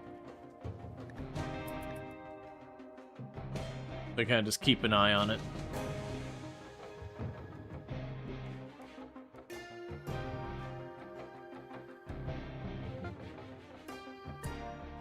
Alright, so we have a prosthetic leg. For right now, we're going to leave that alone. But my intention is to give that to Bob and replace their peg leg to give the bonus, because that gives a 60% efficiency. Isn't a peg leg like 80%, or the prosthetic, isn't it like 80%? I saw you put it like right up here.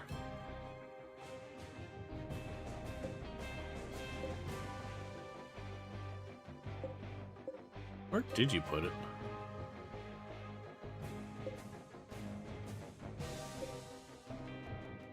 Whatever.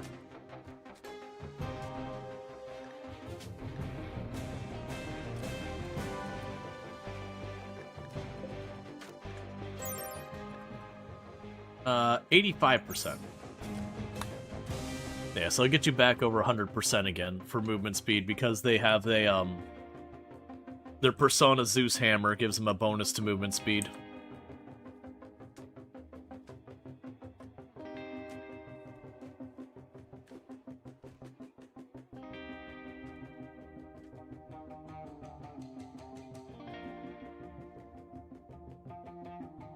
Now, but very genuinely, I could give Chesty the flamethrower.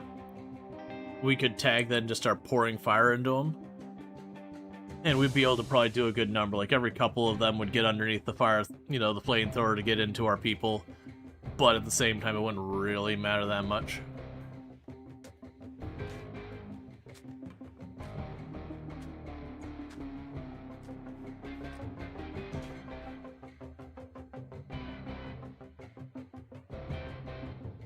Yeah, so it seems like they're mostly going towards the diagonal. So very, very well what we could do is, manage zones, new area, rename, nearby, okay, expand.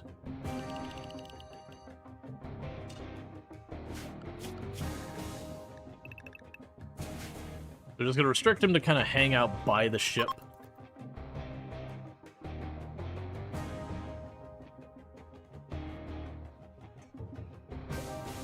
Cool, and Treacle is working and getting the art done.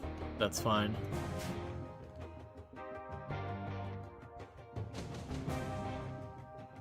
Yeah, as long as we're not running over here, we can probably fully ignore them. I do want to pop that Ancient Danger. We'll want to do that before we go. I don't care whether or not we'll have a caravan or whatever on hand to deal with it.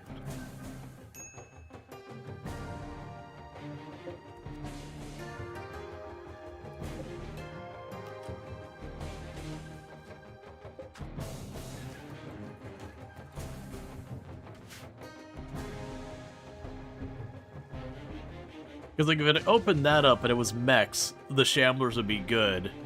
But there's always a risk, like almost a 1 in 3 risk I'd pop that open and it would be full of flesh beasts. And then if it's full of flesh beasts, that's gonna be real messy.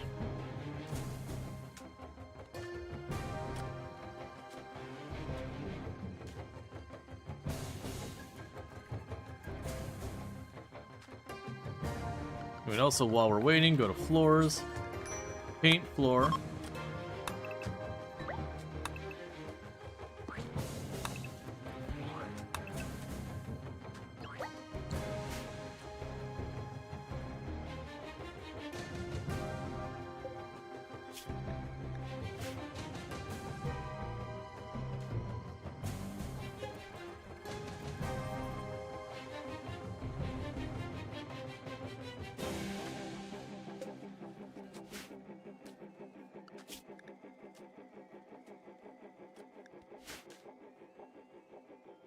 Okay, that's fine. And just like that, we got a purple stripe painted through the ship.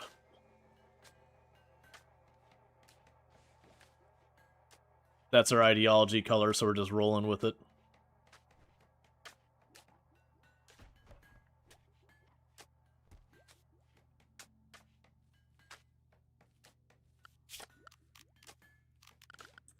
Yeah, it's the kind of stuff you do for fun little touches like that. The orders, paint our walls.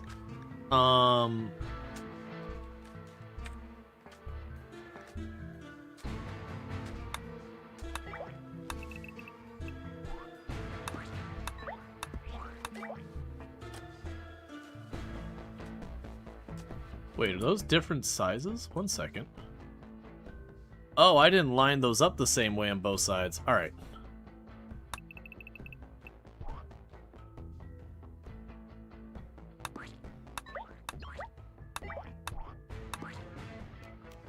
Okay, and then we go back for the purple. There we go. That'll clean that up.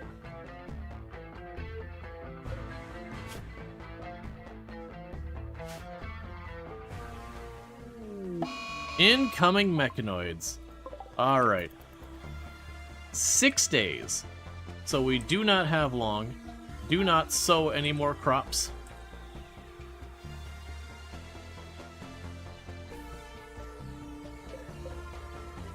Like, that's kind of the big problem, is we don't have time to get a lot of, like, get ourselves genuinely stocked up and everything. That's part of the reason I didn't really want to go out of my way to fight here. I'd like to pop that open. As much as I want it, it's not a priority. Harvest what you can when you can.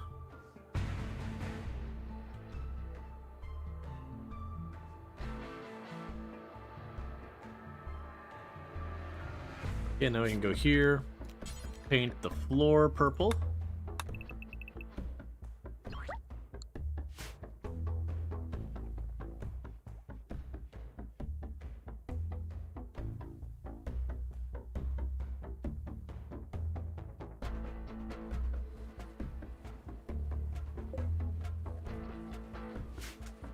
So get the food, start yoinking it all back in here.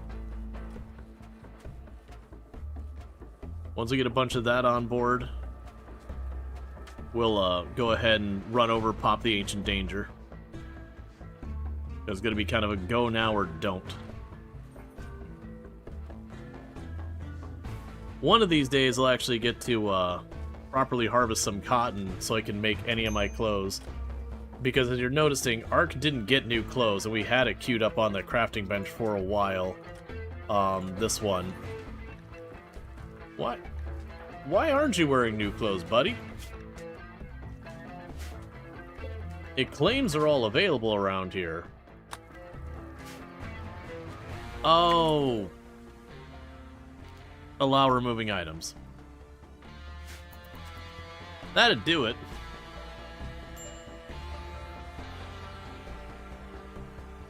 So go get some clothes real fast.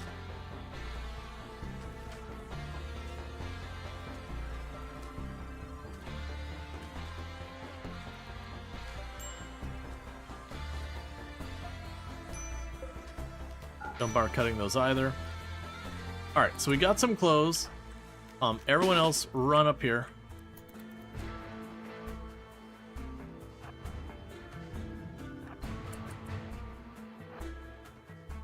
Now, ideally, I would want this to be infestation. Worst case scenario is probably some strong mechs.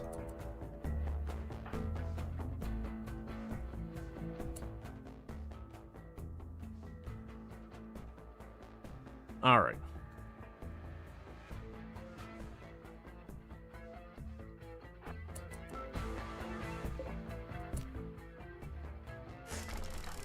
I am going to abuse this.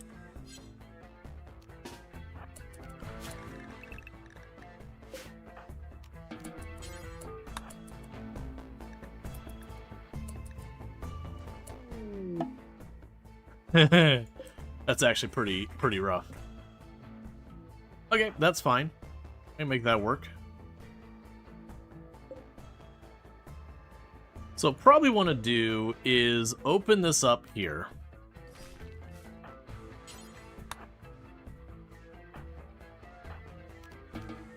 And get you in position there, and you in position here, and the other 5 of you straight on back.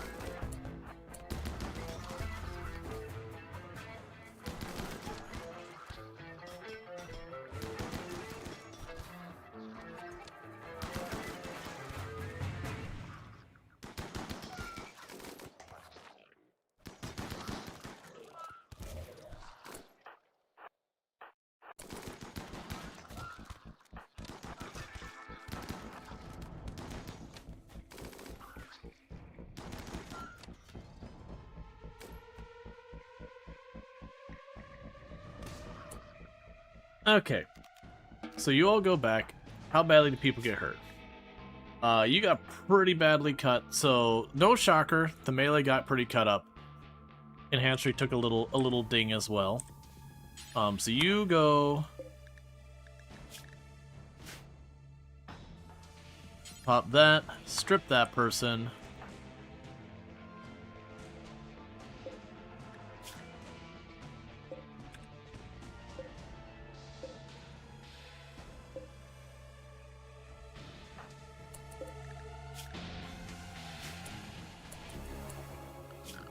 Orders allow.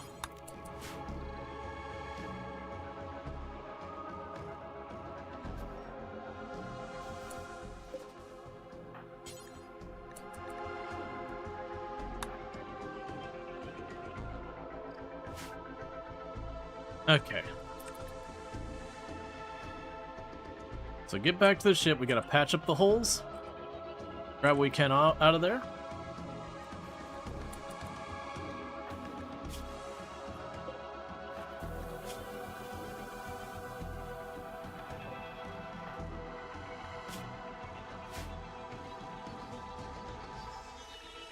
Gets out the space tape, basically.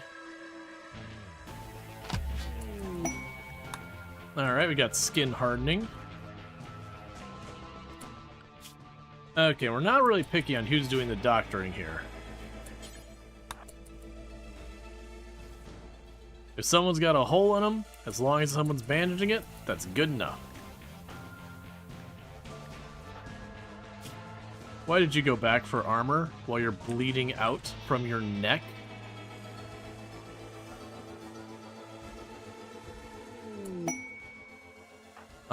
You're butchering, that's fine. Okay, you're already tending. That's all I care about.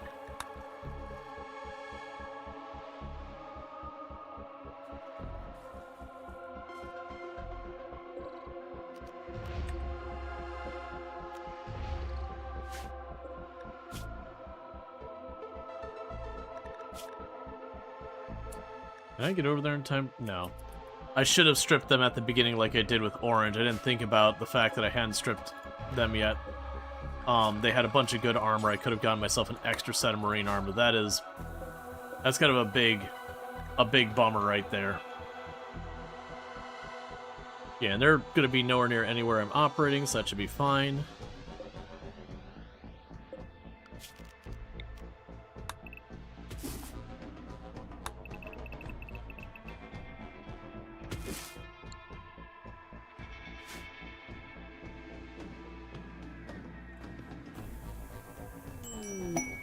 Transport pod crash. Oh, it's the shuttle crash, not transport pod. Transporter crash. In this particular case, I will...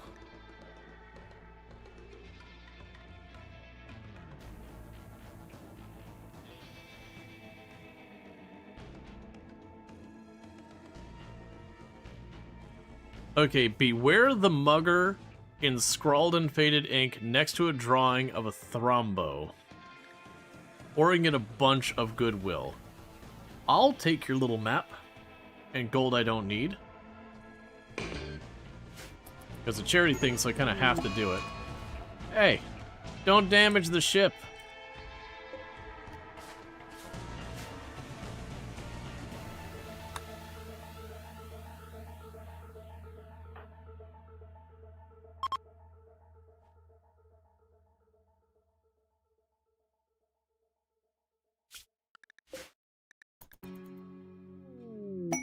Exact trade's good. Well, this is going to work out real well.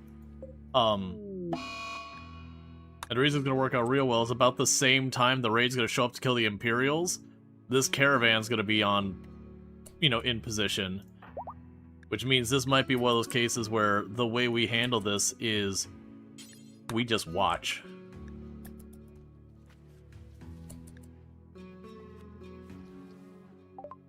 Okay, so... what do you got for me versus what do I got for you?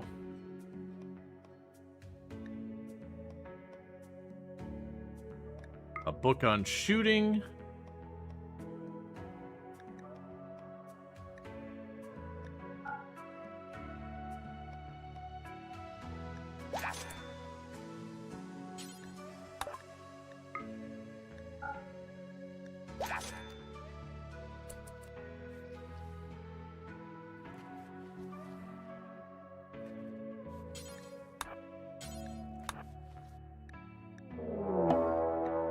Okay, so I got a raid coming from down there. Bring quite a bit of firepower. But like I said, I probably don't need to worry about it. I'm willing to bet this caravan takes care of them before I even could. They're going to roll up here, and it's just going to be a fight. So I'm just going to watch that we don't get involved if we don't have to. Now, the Imperials might die. I'm also not super concerned if that happens.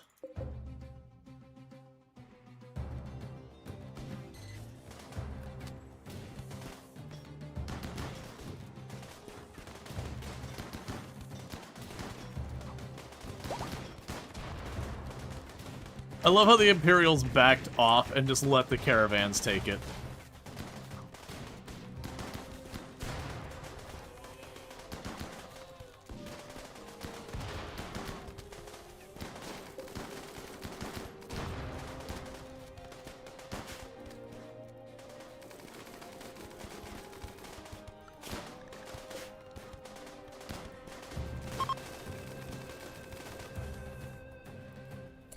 Alright. Would you look at that? We got free stuff.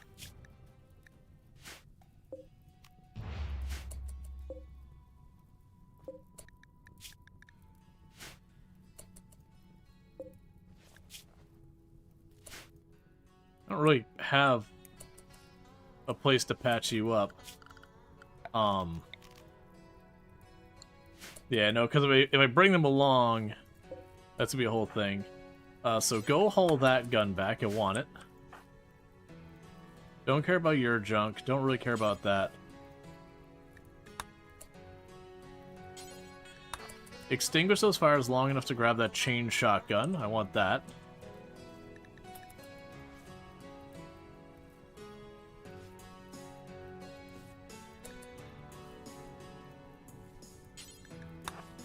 Okay.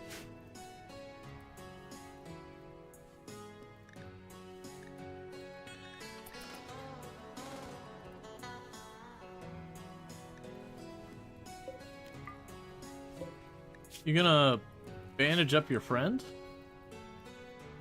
No? Alright, I mean, that's your choice.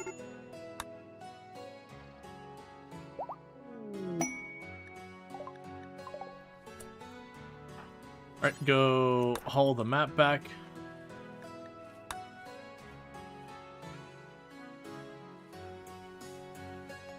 Alright, so we're basically harvesting everything we can. I've told them not to cut plants or not anything else like that, just grab it if they can. That's a biocode assault rifle, we don't want that. Go ahead and instead of hauling, grab you out of there. You keep doing your thing. Haul the Luciferum back home. Haul the chain shotgun back home. Trying to grab the most important stuff out of these places. Because realistically, I probably don't have time to get everything I want, nor the space to grab everything I want. So we're just grabbing what we can.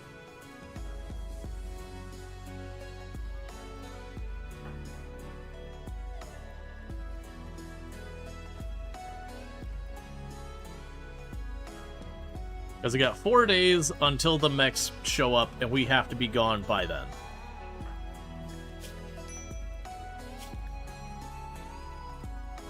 That should be dropping off soon. Yes, it is. And if we're lucky, we can get that prosthetic leg on there.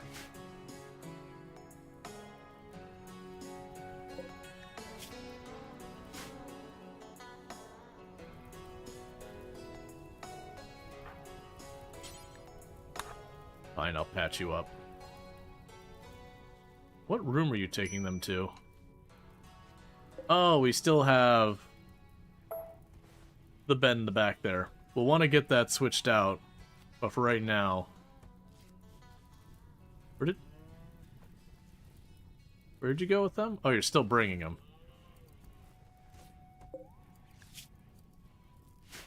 They did take one for me. I might as well at least cover them.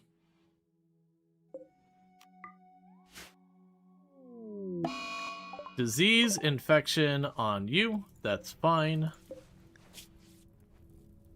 Just let me practice my medicine. Alright, so things are going pretty good there. It would have been nice if we could have gotten more of the storage room built and been able to stash more stuff. Or if we got a chance to actually grow a full harvest. We've had pretty bad luck where either the mechs get here pretty quickly, or toxic fallout, or, you know, insert next thing that wipes out all the crops. It's very much been one of those runs that I'm not really fighting big fights. I'm fighting Cassandra constantly destroying myself. What? Canahawk. Out of all the places you could do that, why would you choose the literal edge of the map? You physically cannot go farther out the edge of the map. If a raid shows up over there, you've just died is what's happened. You're being edgy. You know, first you got some perfectly good lakes down there. They're still pretty close to the edge of the map, but at least they're not at the exact edge.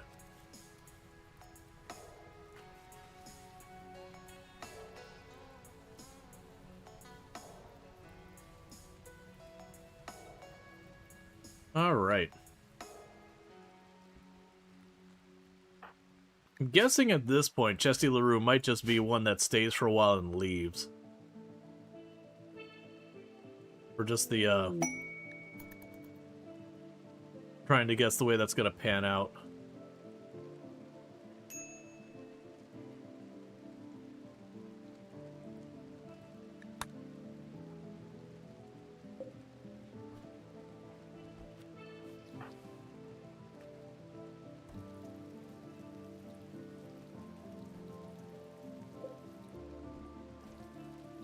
Alright.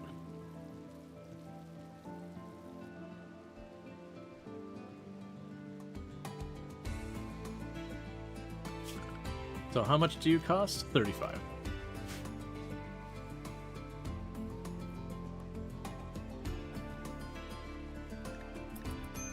Let's go in here and go to orders, walls,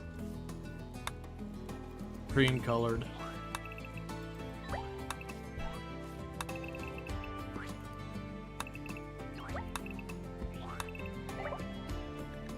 Tube television, royal apparel, that's fine.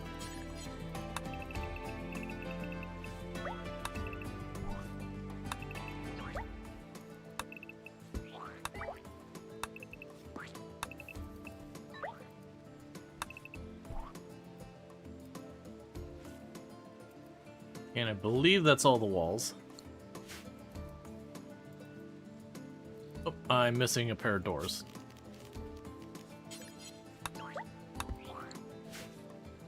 Okay, no, that's a priority. Jesse LaRue departure. They appreciate the hospitality, but they're gonna leave. I'm actually gonna let them go ahead and get out of here. I appreciate your contributions. You exploded some, you know, things in gory mass. I could have arrested them and taken the time to try and convert them and all that stuff. But honestly, I'm not in dire need of more pawns. And while the meat explosion thing is helpful in some cases, we're probably going to be dealing with a lot more of the mechs than anything, and it doesn't work on them.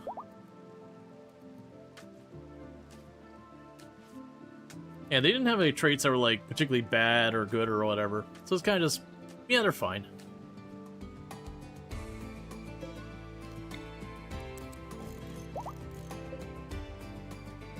And Vladimir's gonna get out of here. Yeah, so right now I'm just giving people a chance to start hauling things. I don't want to deal with the peg leg until we get to our next jump and things are in the clear. Just in case we botch the surgery and hurt them real bad.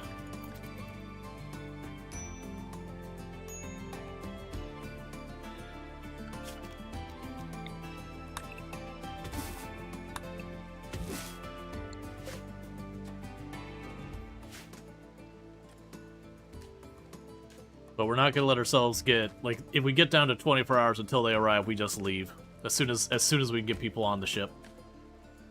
Just as an abundance of caution, because sometimes you'll have someone who'll have, like, a mood break right at the end.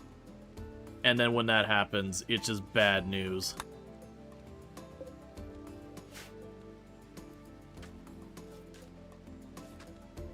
Yeah, so Treacle's catching up, making clothes for everyone. And clearly our storage is full.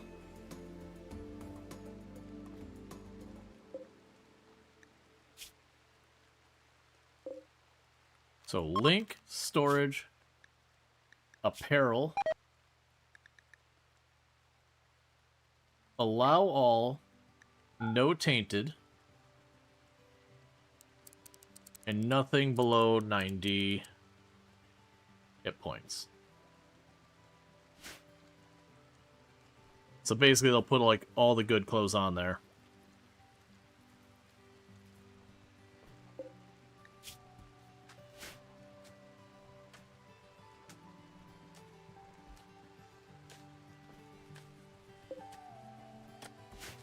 Yeah, so that's what happens. They were putting the tainted clothes on there.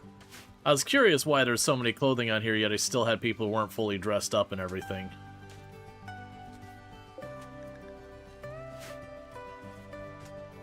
And that why Treacle chucked, you know, freshly made clothes on the floor outside versus bringing them in.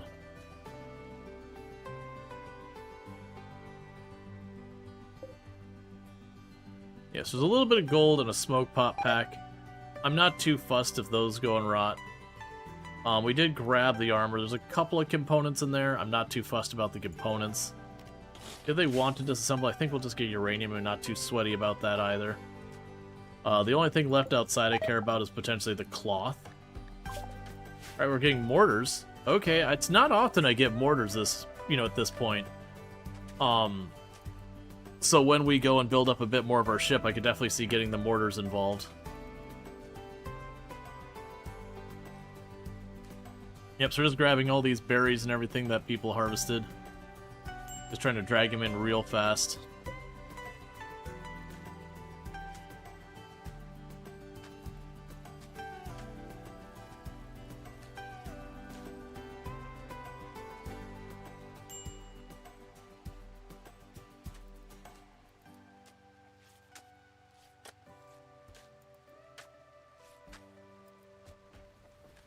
All right.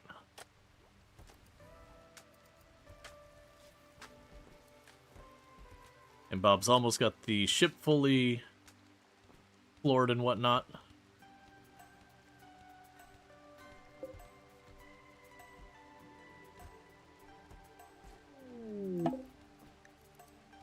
Alright, we'll trade the visitors real fast and then we're out. Because I figure at this point we're at that window. If we don't have it on the ship, it ain't coming with us.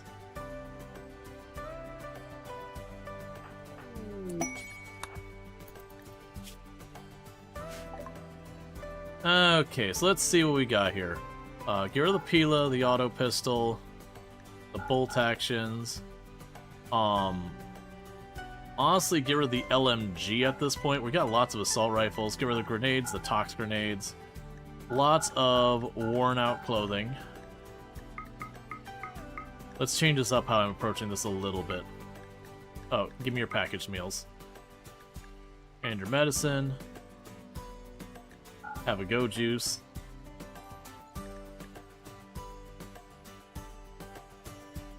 I probably don't want to keep the high explosive shells yet. Later on we can do stuff with that. And gift. Take that. And then just start chucking all the worn out clothes over.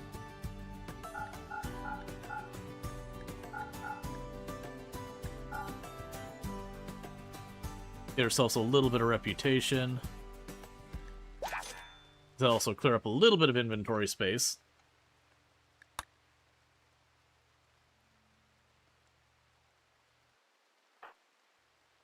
Grab the medicine, grab the cash, grab the packaged meal.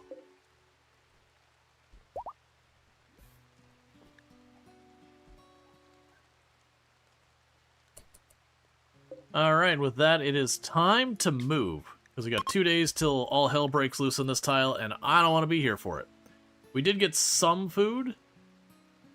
What are you waiting? Oh, the guest was getting off. That's fine. Alright, we're heading over here. So we can check on you. So what do we got? We got a ruins up here. A bay over there. An ancient launch site, which will give me chem fuel. An infested settlement. So the infested settlement can potentially give me goodies. The ancient launch site would give me a chance to fire stuff off a rep. The ruins would most likely give me a mix of goodies, some risks, and maybe get a colonist or two. So a lot of options there. None of them get me particularly that much closer to these yet. Infested settlement would let us go underground and deal with all the gross stuff down there. I'm leaning towards the ruins, is I think where we're gonna go. So we're gonna go land in some ruins.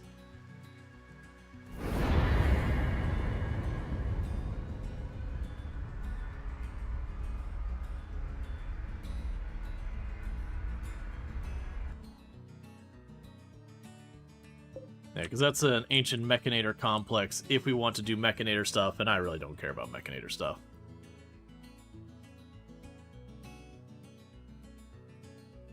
Okay.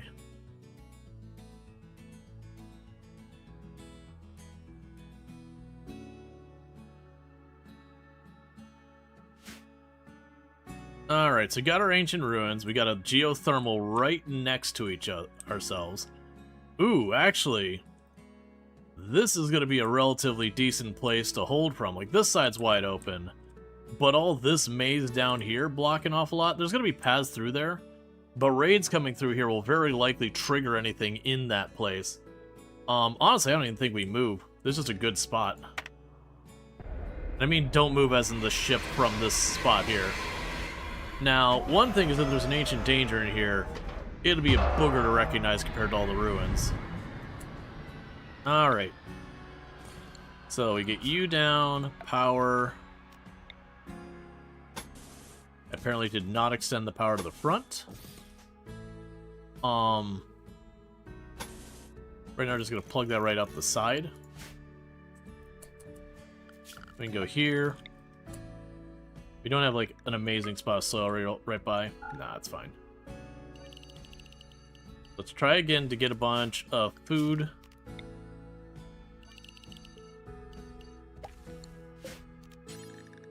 Going here.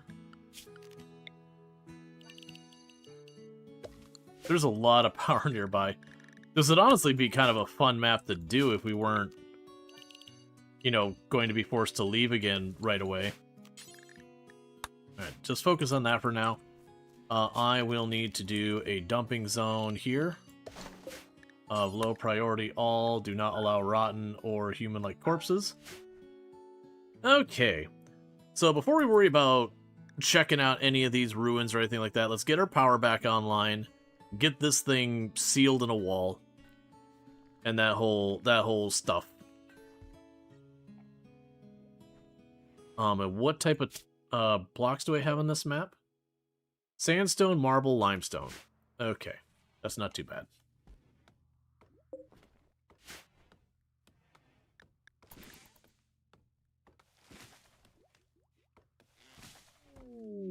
Strange signal. We'll accept that. There's honestly not a whole lot of place it can be. It could probably appear over here.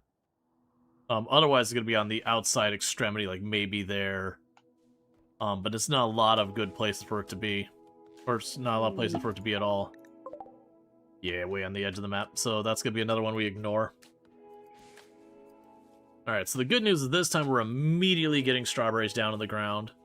Which definitely means we're 100% going to be in for a cold snap or a toxic fallout or something.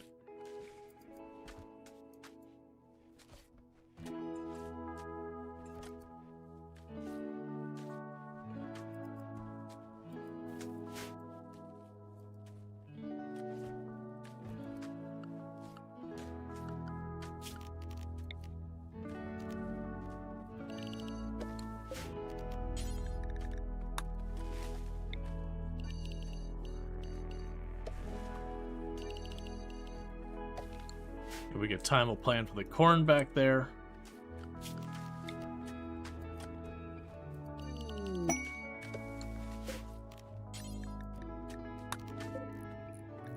Okay, so you want a pile of cash. Don't we all?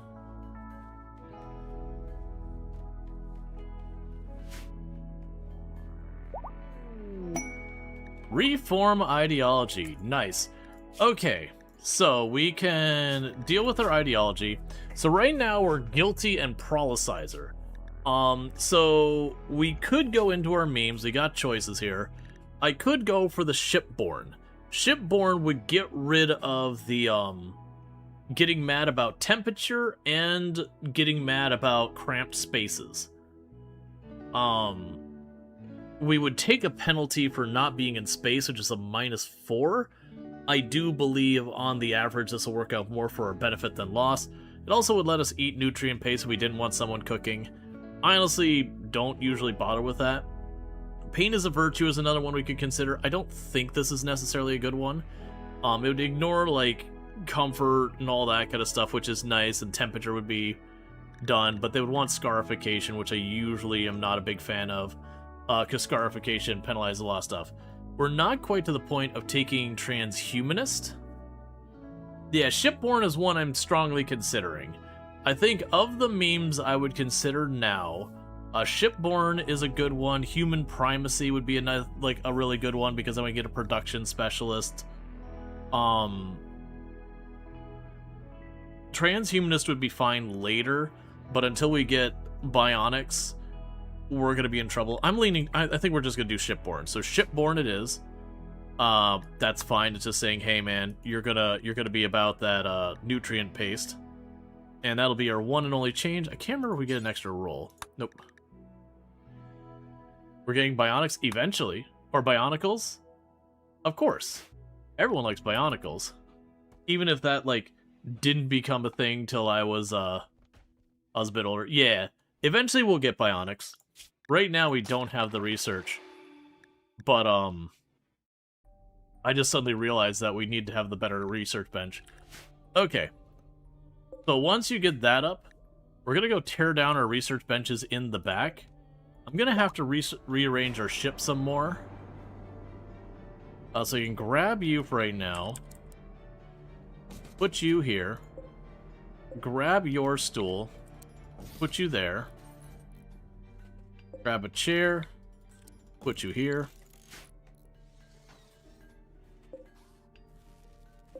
Take this light. Reinstall you there. Just deconstruct that bench entirely. Deconstruct that bench entirely.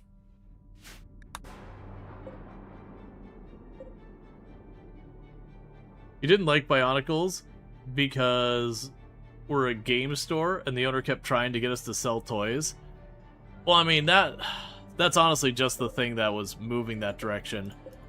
As games started getting more and more like online and all that, it was trying to sell all the fandom stuff. And yeah, Legos was one that got a thing. Because I definitely remember that shift over as well, where it was like you went to GameStop and all that, and just the entire front was just all sorts of just random, you know, toys or whatever. But I mean, now you go to those game stores and that's the stuff that makes them 90% of their money, is all those random collectible junk. So we'll go ahead and mine the compact machinery. Let's do this whole thing. Or, oh, we do have uranium. Oh, that's a dangerous place for some ore. Honestly, I mean, we could use it. I shouldn't put that on the list. Compact machine. Ooh, there's really not much here on this map. Alright, we're just not gonna mine on this map. These positions of this is just asking to die. Why not have a permanent power source for the ship? Where am I gonna put it? That's basically 90% of the issue on the ship, is where am I gonna put it? You've got exceedingly limited space. You remember the buyer went to the into Star Wars Episode 3 and just sat there for years? You remember the buyer went big into Star Wars Episode 3 and it just sat there? Oh yeah. They just like misread the market. Okay, so Treacle's working on getting that sorted. That is one of the downsides of getting a bunch of the like physical stuff like toys and all that, is if you're going to participate meaningfully in whatever that IP is, you can't wait to see how it's doing, so you gotta snag it in advance. And then if it doesn't do well, you're sitting on a pile of junk that's not gonna sell. But yeah, no, eventually I want to get the power internal on the ship. This is just kind of an easy stopgap. Is you get geothermal, you land next to geothermal, and you slap it down, because this thing produces 3,600. So to give you a comparison, if I were to go with the chem fuel power, the chem fuel power is 1,000. So to generate as much power as that, I need about 3.5 chem fuel power generators. So that's basically this whole back area solid with them, and then I'm gonna be making the chem fuel. Alright, so we're gonna go ahead and we're gonna yoink up all of these, because we're gonna switch to the high-tech bench. But yeah, no, that's like one of the problems I will run is if I have to land on certain desert maps, like the sandy desert, they don't have geothermal a lot of times. If I have to land on grasslands, they don't have geothermal. A power cell would be great, Cassandra. Yeah, no, definitely I will. You'll see me change some of the materials we use over time. Like, if I can get unstable power cores, I will absolutely keep them in here. Alright, so we want to go to production, because it is time for our high-tech bench to come into play. And we'll go ahead and get a chair. And left some room for a microanalyzer later.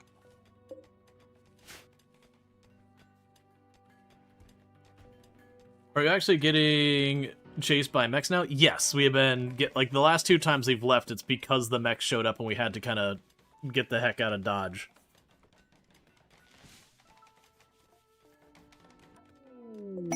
Masterwork dining room chair. An engraving on this furniture shows a city.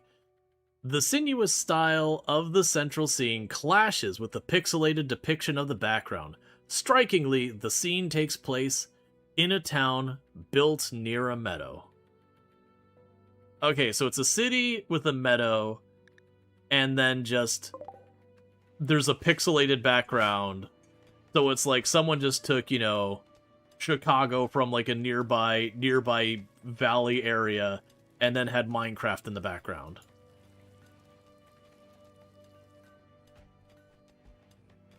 Bedrooms over barracks? Yeah, no, I'm definitely not min-maxing or anything all that. That's a stupid question, but can you build ships in RimWorld, or is this a mod? You first played before a DLCs? Yeah, some catching up to do. You can, this is a DLC. This is the most recent DLC, Odyssey. So it is not a mod. And thank you for the follow. Welcome to stream. There used to be a mod, well, I mean, it still does exist. There was a mod that introduced this, but it was very differently implemented than the actual game. And this is, like, really well implemented versus... the mod was neat, but it was kind of neat in the case study kind of way of, like, oh, this is interesting kind of thing. But, like, the mod never got the balance in a good place. It was always good-ish. But yep, that's, yeah, Save Our Ship. Well, Save Our Ship 2. Alpha Thrombo.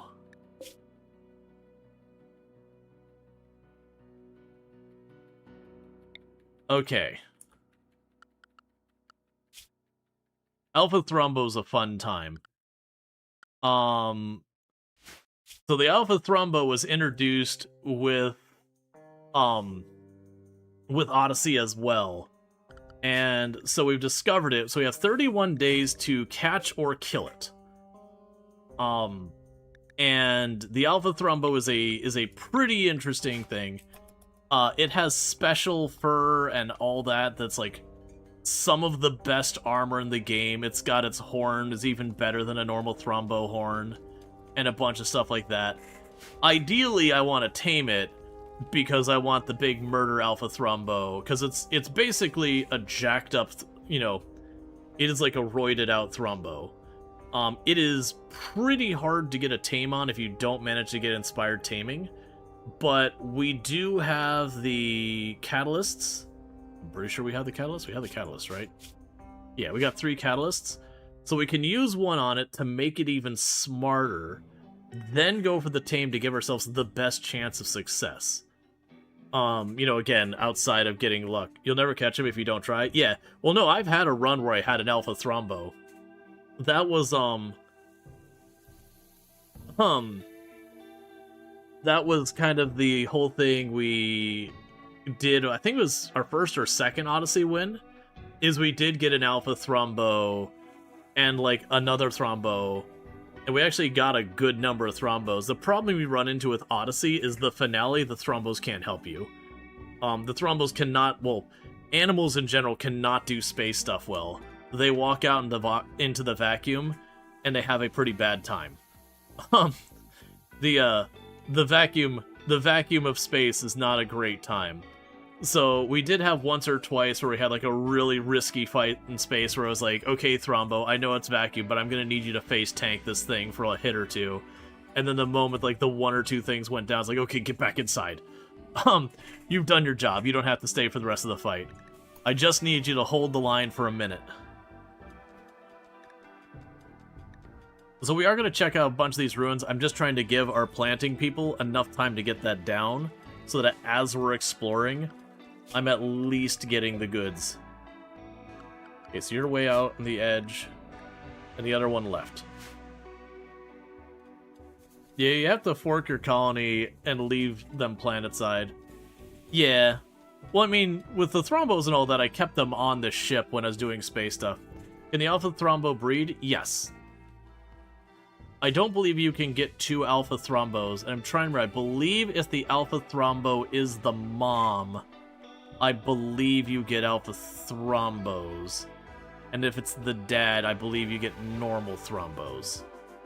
I don't know that with confidence because I haven't been able to breed Alpha Thrombos themselves, but I am under the impression that depending on how it is, you can get them. The issue is where Thrombos are hella chunks so far as eating, Alpha Thrombos are extra hella chunks so far as eating. Yeah, it was one of the 2 ways, and I would assume it's mom based on the mechanics, because RimWorld probably just checks what is mom. Like, what this animal is pregnant, make a copy, like, make a new of that animal, is what my assumption is. So we've got a couple people who are idle.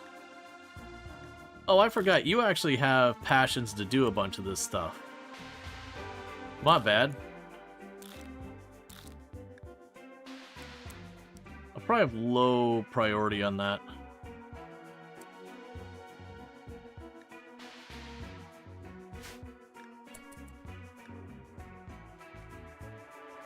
Okay, well, we got a bunch planted, so let's go ahead and start taking out a couple of these ruins.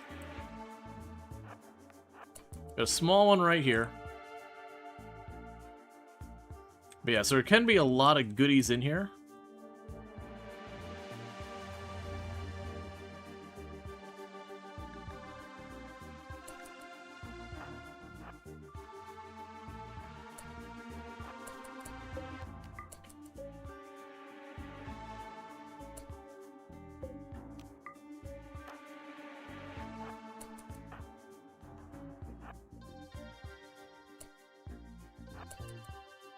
Yeah, so some buildings will be basically empty. Other ones will have good stuff. So we got through that one really fast.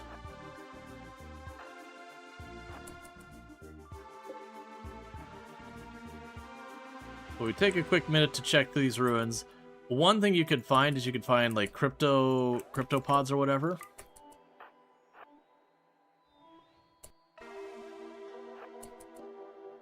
And when you find those cryptopods, or the cryopods, not crypto, cryopods, because I don't even know what the hell a cryptopod would be. Cryopod, you can have an enemy in it, you can have random creatures in it, you can have friendly pawns in it. And sometimes you get a good one worth saving. A lot of times you have a person who pops out, and they're dealing with cryo sickness. Alright, so first set of ruins checked. We're not going to fuss about this too much. Cryptopod. It puts you into cryostasis, but you gotta constantly upkeep it to keep it working. By the way, they do not thaw you, so you can continue to pay for it.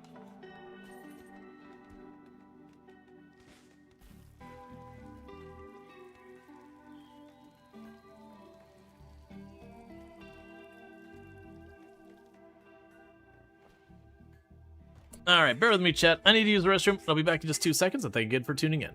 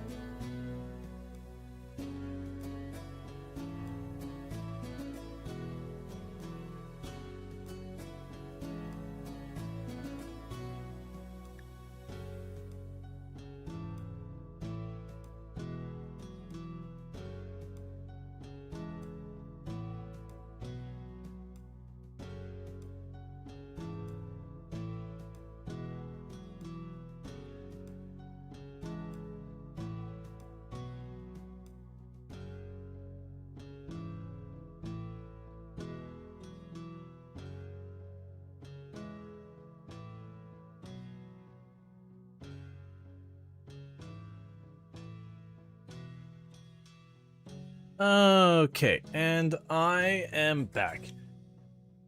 Let's see, so does he have a home base somewhere? No.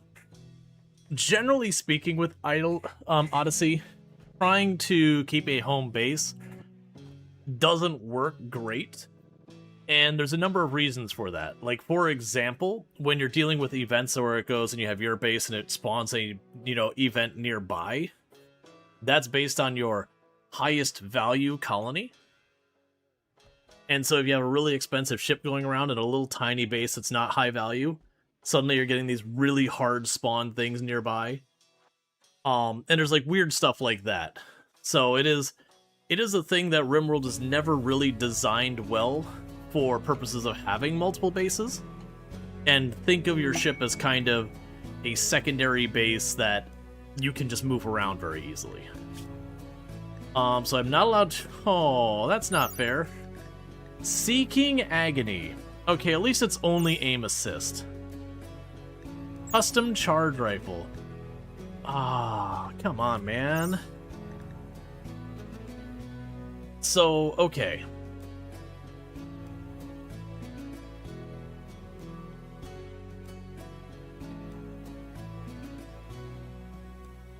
I don't think there's a way I can make this work.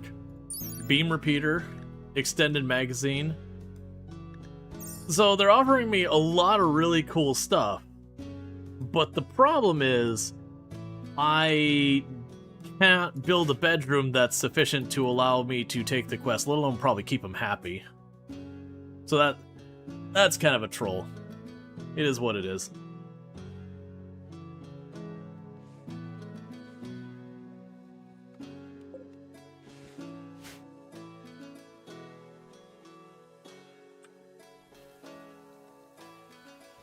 Let's see, you've had a grav anchor base, a small grav ship, as sort of a big shuttle, but it got really annoying to micromanage ship supplies and bed assignments. Yeah. No, it's just very genuinely, when you play RimWorld, even before we had the grav ship and Odyssey existed, you've always had the option over here, where are you at? Gameplay, I believe. Maximum number of colonies, and you could sit there and crank that sucker up to 5, but like... RimWorld would start doing some weird stuff, and some of how it calculated what encounters you'd run into would get kind of funky, and all that. And it's not a big problem if you're doing the thing where you've got like your main colony and one person went over here and dropped down to like mine a couple resources, then go back, or you hopped over, destroyed an ancient danger, then went back. There were shenanigans you could do with that, and that usually did okay. But the moment you try to have like one base and then a second base, then yeah, like... the types of events you'd get hit would be weird and kind of all over the place. The notifications could get confusing where it was hard to tell what was happening there without stopping and identifying every individual thing. The UI, I don't think, used to distinguish people in different locations as well as it does now. And so it's definitely one of those things that,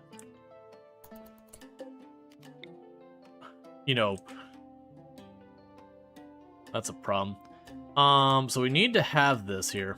What are your requirements, by the way? Are you gonna make us mad? Okay, so it doesn't mention requiring anything special. So I think what we're going to do to make this work is if I move the bookshelf up here, that would work. The other thing I could also do is we can reinstall this shelf over here.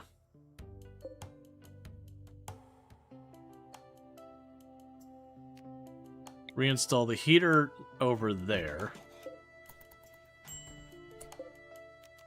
Reinstall the shelf here.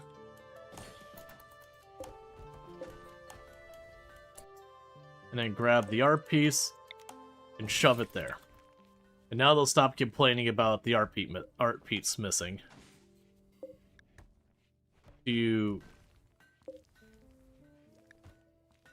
Oh, and 4 columns.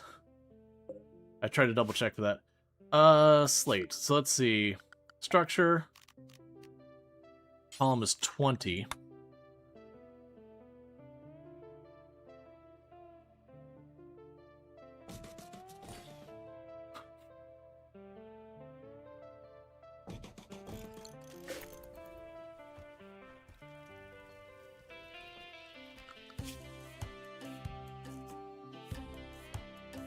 Where am I located at?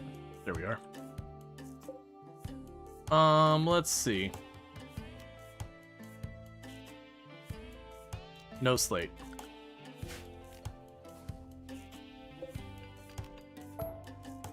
So those two I won't have enough supplies to do. We'll paint them and it'll look not terrible. Needless to say, later on, we're going to need to make ourselves an actual ideology room.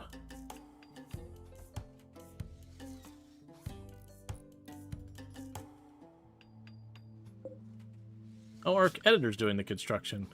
Right, because you can do construction. It's just not your main responsibility.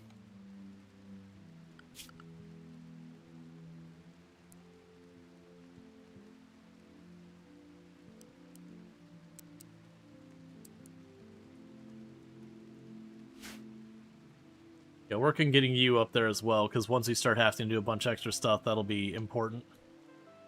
Okay, so you don't have everything planted yet, but you're making good progress.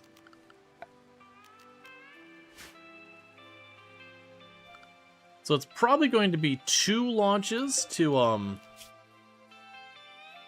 ooh, maybe even 3 launches.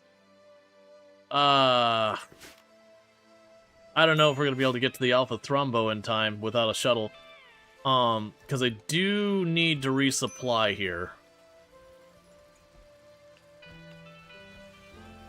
We'll try. I've got 30 days, so we have plenty of time to pull up some food and all that. Okay. So we got most of our stuff ready here. Let's grab our people. And let's continue on revealing these. I'm going to kind of start with whichever ones are closest and work my way out.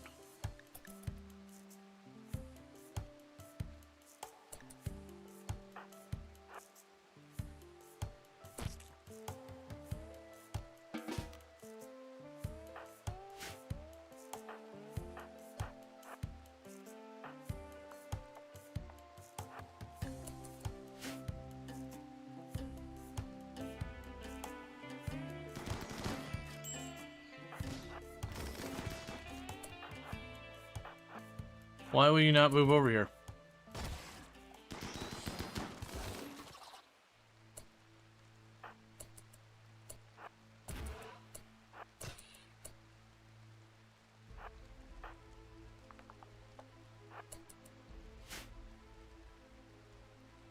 Okay, and how badly did you get cut up?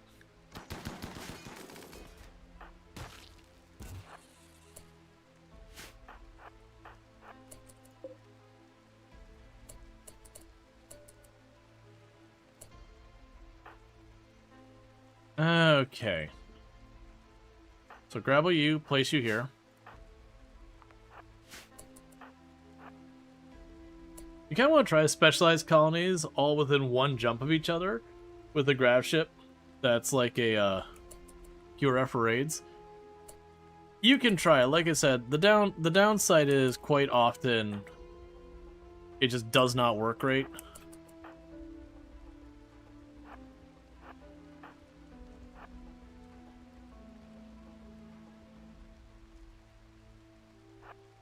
Excuse me? That was weird.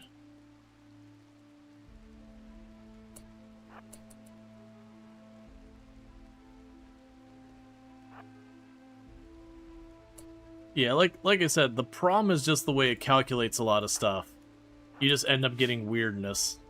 Yeah, no, a lot of the multi-colony ideas, they end up being like really good on thought. It's just unfortunately the way that RimWorld handles like deciding the severity of stuff.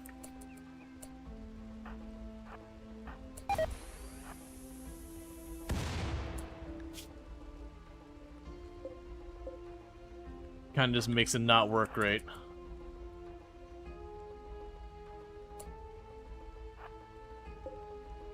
Okay, bunch you all up in the corner.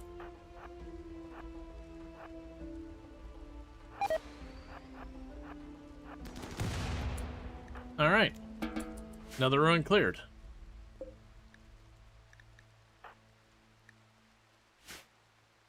And that one had absolutely nothing of value in it.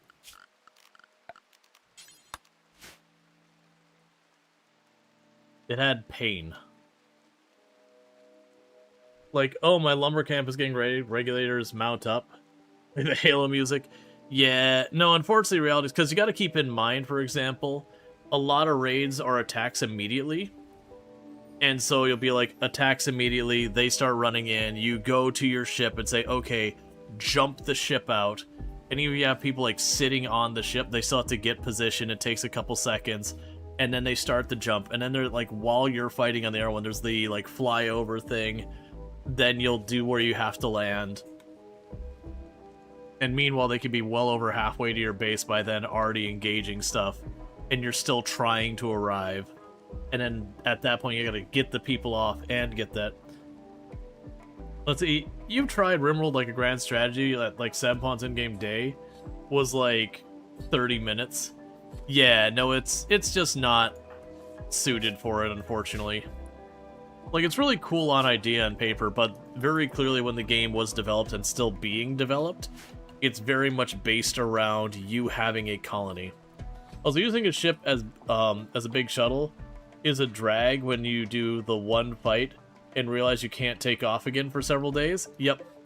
Yeah, and then the reality is you just do a shuttle.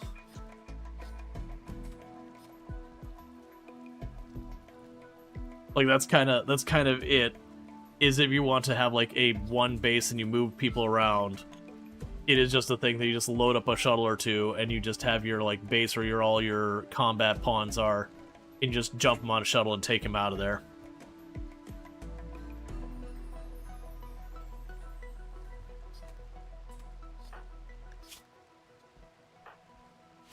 Okay.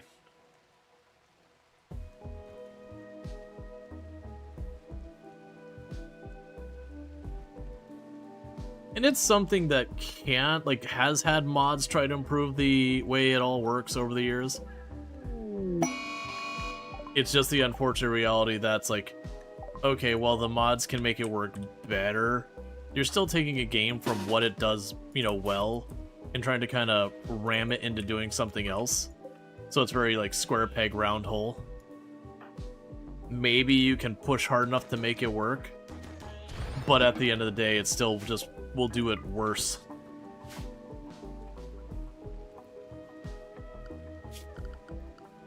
So structure.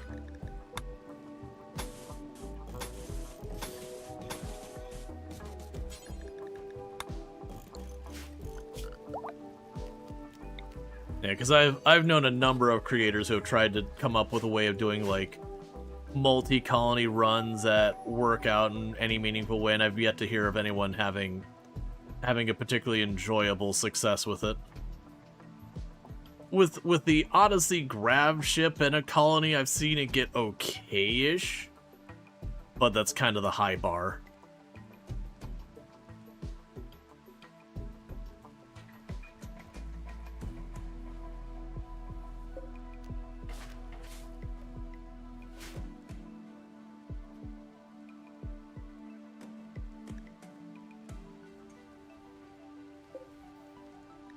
Why is that not giving me that? So, all floored, no beds, no working facilities allowed. I'm assuming you don't count the styling bench as a working facility since it's not tagged as such. And you have the form here. Form of ideology with a ridiculous beauty. There is 4 columns in the room with it.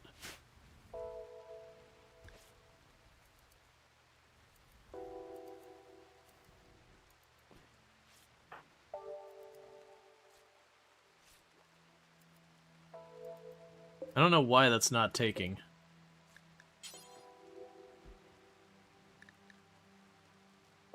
And that is it. We did make it. See, because I would expect this to say, let's try uninstalling and reinstalling it. Because I would expect it to say is disgraced or whatever if there was something wrong with the room.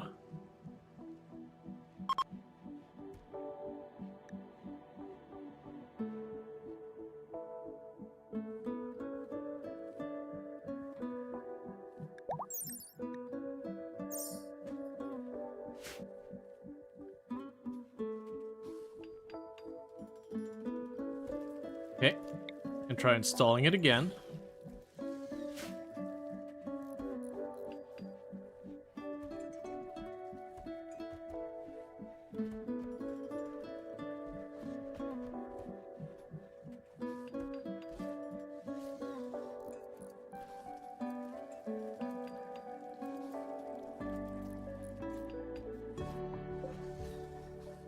That's fine. I don't really care who works on it, even if they end up making poor quality clothes. Just having them practice is good too.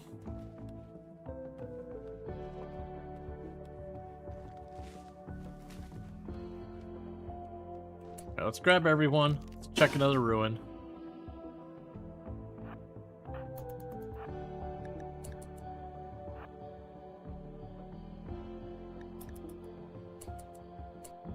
Cool. So I'll put them kind of in a central spot. Here, just grab everyone, put them in a central spot.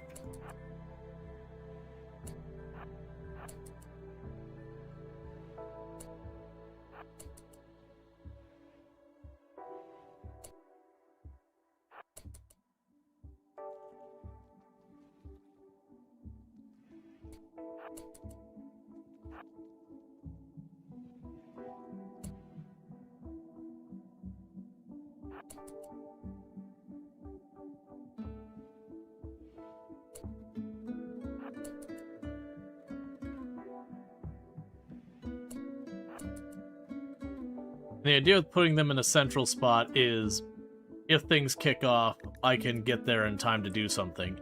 The worst thing we can usually find in here is the hives, just because when they aggro, they can get some decent damage in before help can come. Whereas, like, the mines, once we've got this, if I can't outrun them, they do, like, one hit of damage, and then they explode and the shield breaks. None of which do I really care about.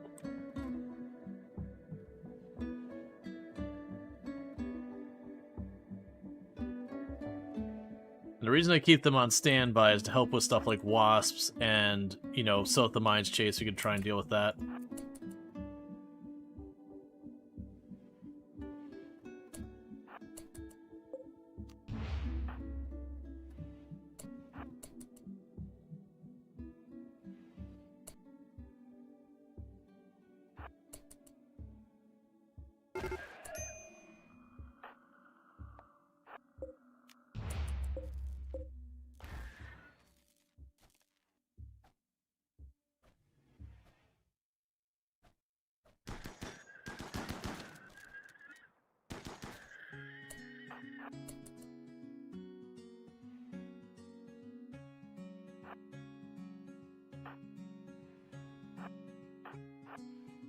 Okay. There's a pretty big ruin here.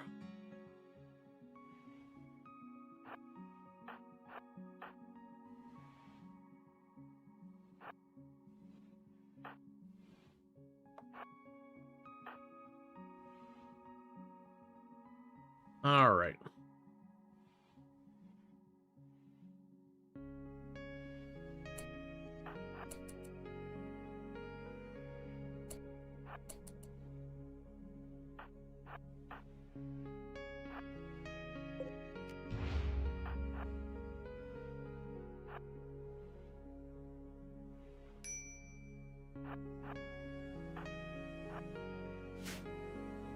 Got steel all the way buried in there. So trying to get through all this real fast before I have to back off because of mood break concerns.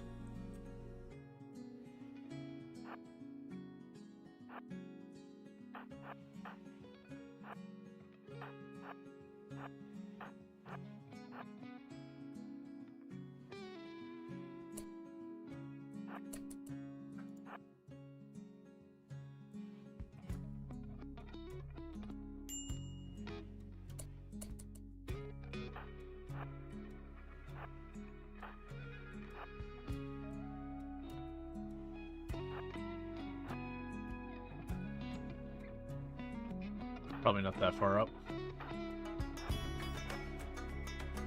Okay.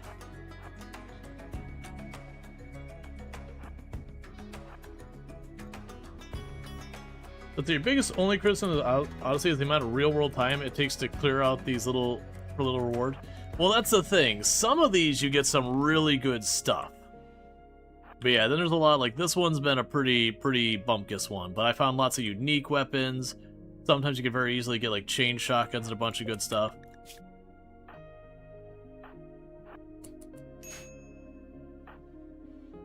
But yeah, I know it takes several in-game days of like concentrated effort, and then as the player it takes a not inconsiderable amount of human time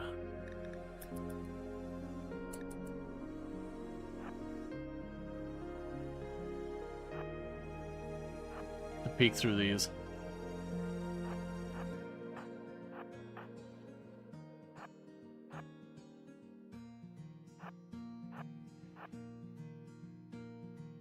Let's see, they made regular ancient dangers better, but these can be real bad. These ones I definitely agree can be like kind of all over the place because they're too dangerous to go without support.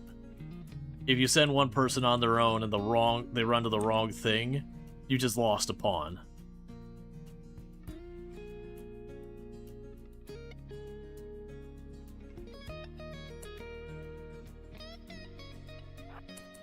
So in this case, I actually don't care about this room.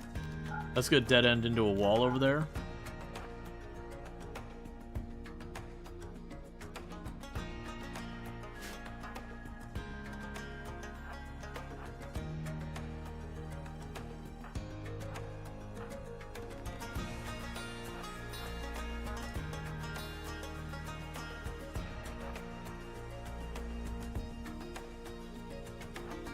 Here we go.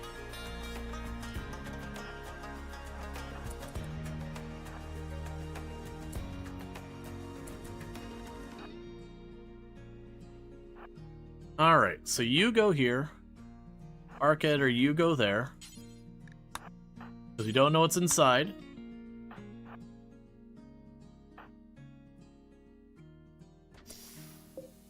Okay. Undergrounder, who's really good at plants and animals,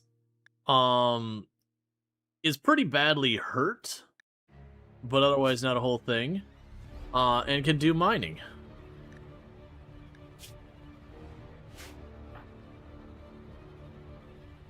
I do have just one more room to check, so before we rescue them, actually, I'll let you do the rescue real fast.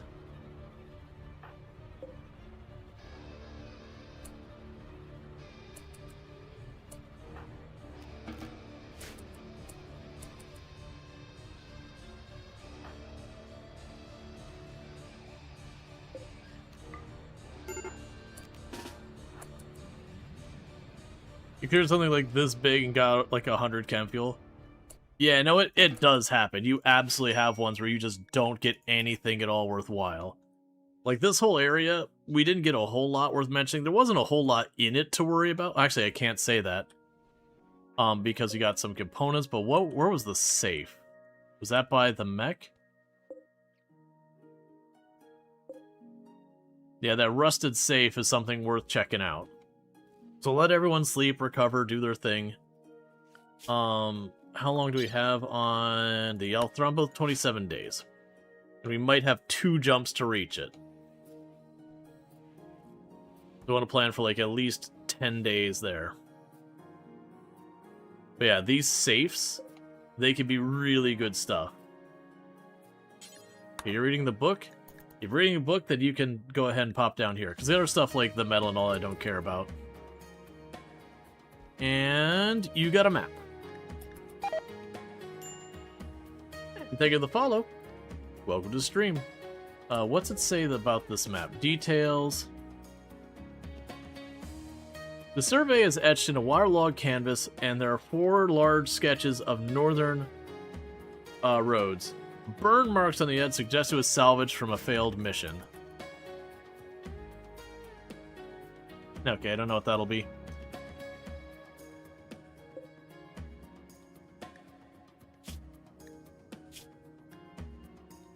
Weapons. Melee weapons. only ones we want to actually have saved.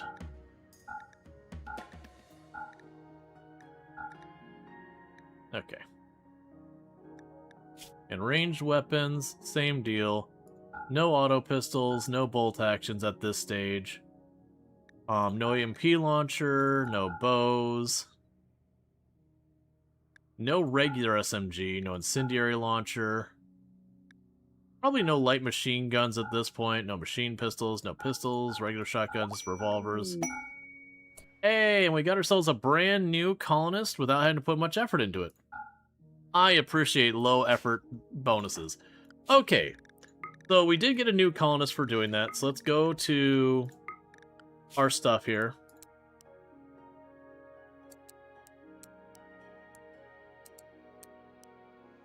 So you can handle and you're really good at it. Let's see. And you can kind of do just about anything I need.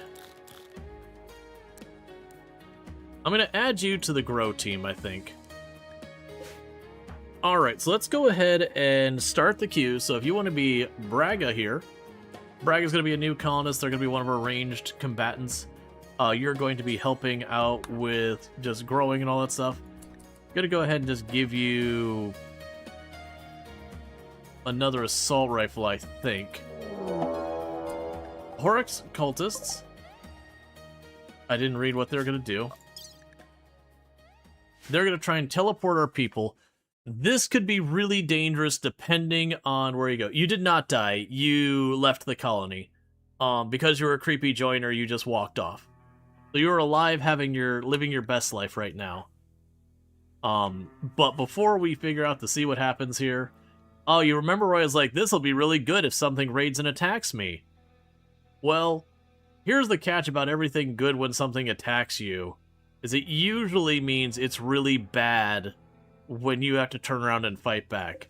So, we do actually have choices here. One of those choices is we go, never mind, exit stage left and go for the Thrombo. We are pretty low on food, and we haven't finished exploring. There's a whole ruin here, a small one there, and one over here, and one up there, and one there to check. So we got a lot more ruins we can check out. But we also have an Alpha Thrombo that we're going to be pushing our luck about if we can even arrive on time. And all that. But first, we got to get you in the colony. That way, if you die traumatically, that we can get a feel for it. And then, welcome, Teddy FL, to the colony. May your stay not be incredibly brief. Alright, so how many are we looking at? So all melee, and 11 of them. I'm imagining at this point they probably don't have Defy Death or whatever. Okay, and we do have one that basically is barely able to move, so effectively a non-combatant. So we're really looking at about 10. I definitely feel like we could take 10 down. The big problem we're going to run into is I'd like Teddy to help, but let's be real. Teddy's only moving at 20% speed. Teddy's probably not going to be helping much.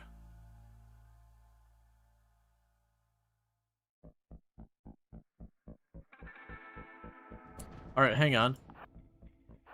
I was not expecting you to keep going up here. Where are you going? Oh, no.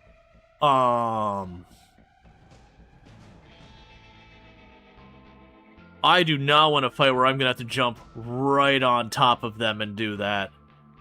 For those who don't know, cultists are actually really dangerous in Melee. This inhumanization, where it reduces the pain they take and everything, it can be gnarly. So very genuinely, that's actually a real dangerous thing for me.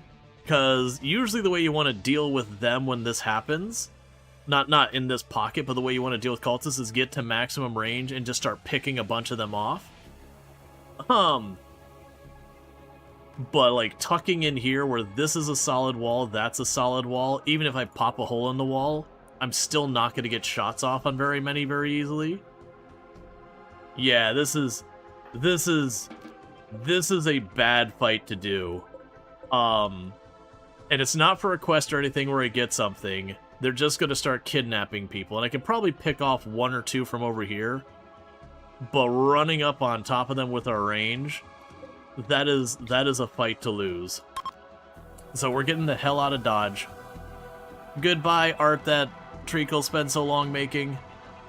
I'm not going to deal with the logistics around that. Alright, do you want to launch? It's fine. Because we also want the Alpha Thrombo. And as we kind of identified, it might actually be 2 jumps away. So we're going to jump as far as we can towards it.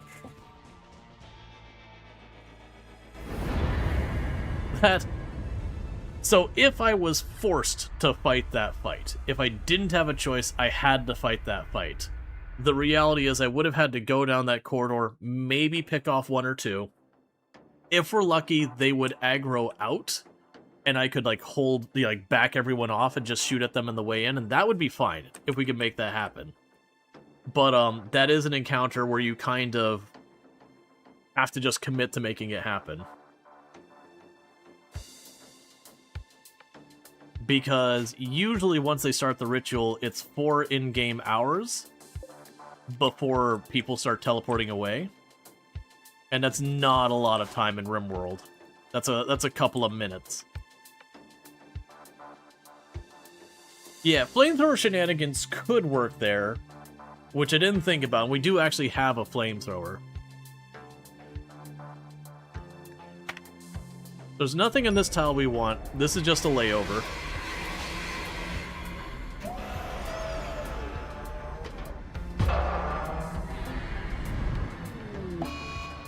That's fine. Cluster breakdown. We've got the components. That's fine.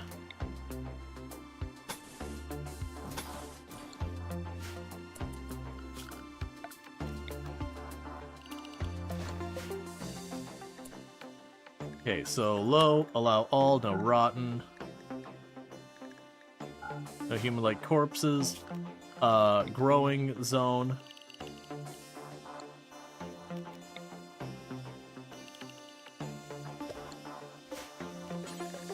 Rice.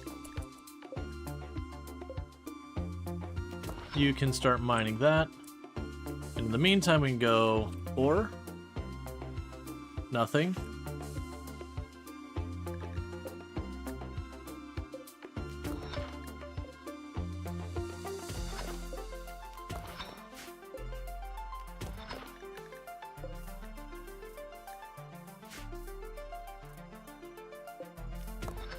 And then plasteel. Okay, there's the 5 tiles there. Alright, now let's just take an eyeball. So we're tossing down rice because it takes about 3 days to grow. So you get some really fast growing stuff there. Actually, probably not the second one. One will be more than enough. Just checking, making sure there isn't some ancient danger tucked in the map. And it doesn't look like it. Major break risk on you. Why? Baby want neural supercharge and pain.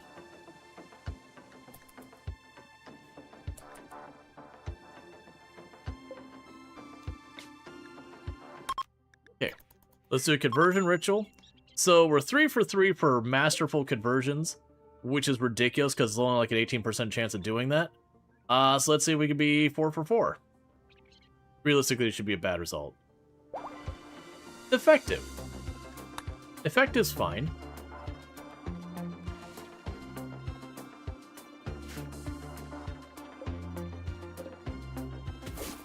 I guess actually orders, harvest.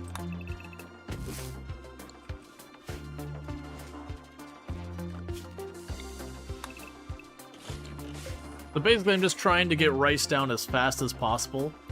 It takes about 3 days to grow, so we're just trying to restock.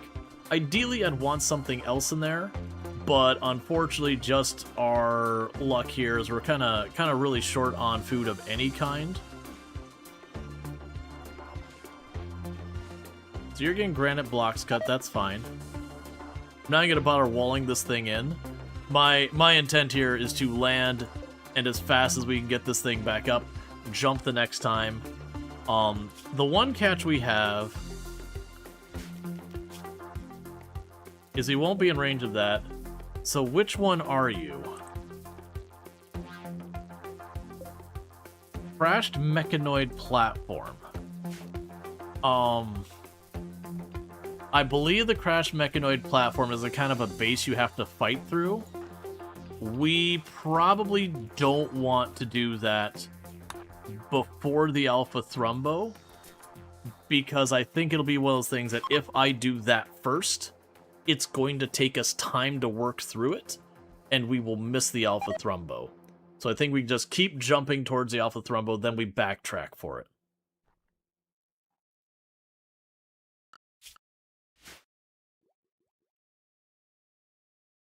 Okay, so plan is get the rice down. As soon as that's done, just yoink up every berry and herbal medicine on the map and get that sorted.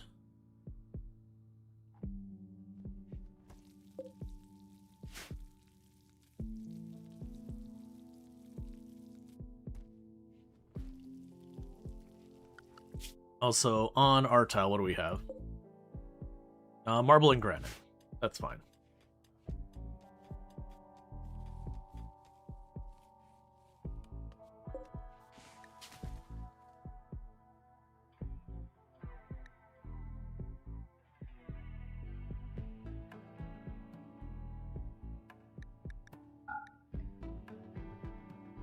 Okay, so stone blocks. If you get enough granite, go ahead and make it again. It'll try again. I wonder if maybe the reason it didn't work is because I have 4 different columns of different materials. I don't think that should matter, but I've also never done it before, so... My assumption is I'm going to need to get a room that is dedicated for, dedicated for the purpose. So furniture.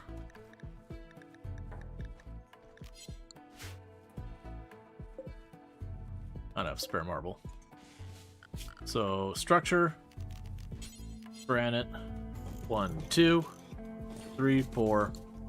And if we do make the art piece, I'll put it right there in the same spot. Lynx hunting someone. Oh, well that I hate.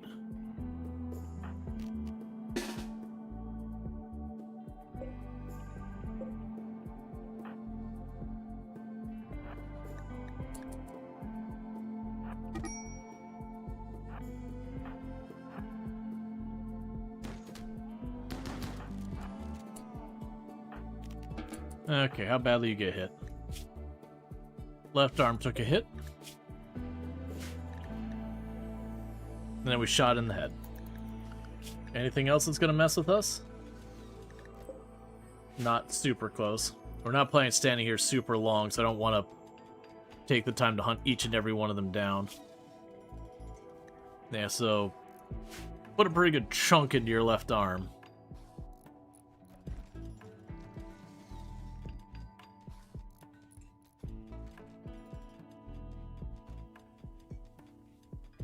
Alright. Furniture. Marble.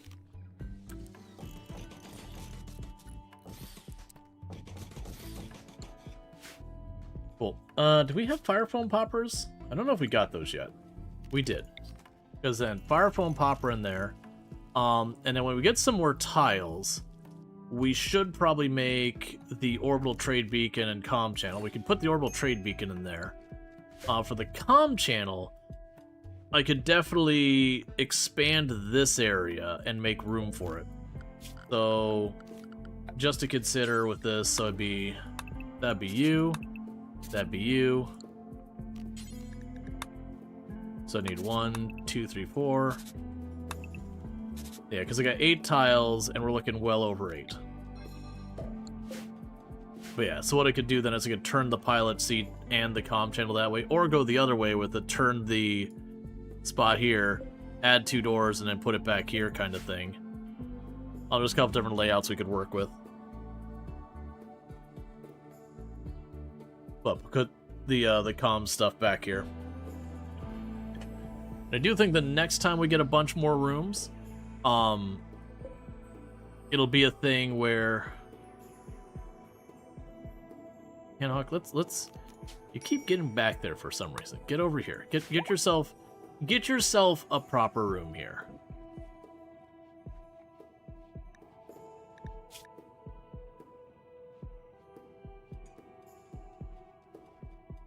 Wait, now it's not a play complaining I can't accommodate them.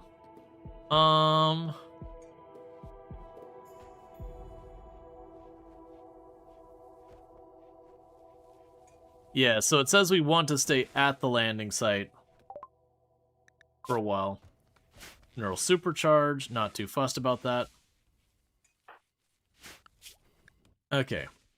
Because we get 2 raids, and that's an entirely manageable raid. It's just we don't know what we're getting for the next one. We are going to get help. Honestly, these weapons would be a nice addition. They have accuracy bonuses. I'd rather they have, like, damage or fire rate or something like that. The learning assistance, the metal blood, and the plasteel, I don't care about any of that stuff. But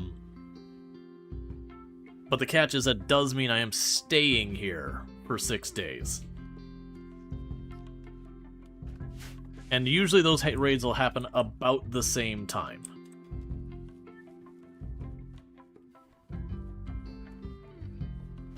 I mean, it's good rewards.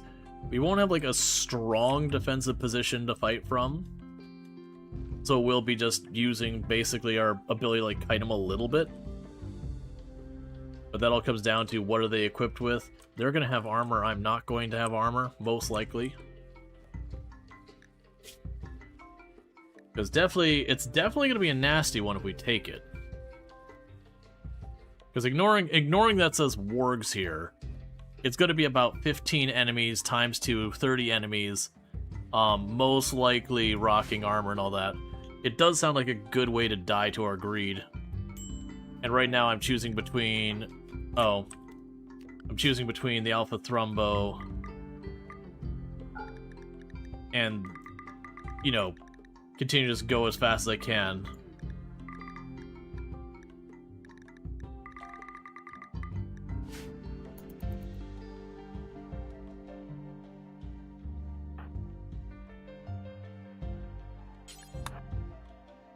Should be almost fully planted.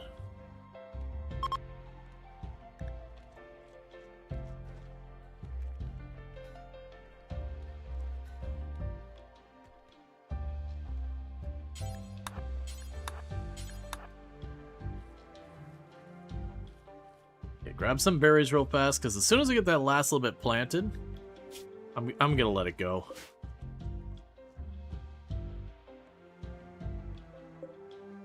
Because we still might have another jump after this one before we reach the Alpha Thrumbo. And it's like 5 or 6 day cooldown per jump.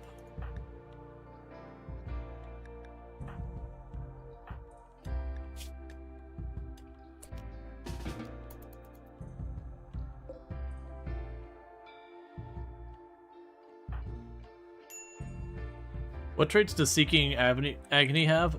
It's got one modifier that adds accuracy. So, like, it's not bad. It is an accuracy modifier. It's worth considering. But neither of them have any type of damage thing. It's strictly an accuracy bonus. It's not a huge one.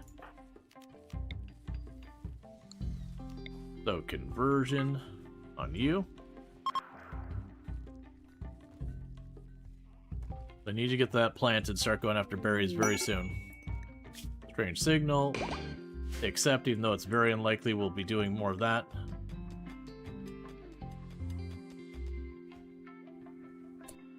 Okay, where are you at? Alright, cool. So they should be finding berries now. It's not a bad position for it. Only reason I'm not accepting it right this second is one of the most likely things we'll get if I activate that now is the waves of Sight Stealers, which are not a problem. We could more than handle those. But they do kind of keep you restricting yourself indoors until, like, you know, until they're done. And right now we're kind of juggling starvation while we wait for this rice to come in.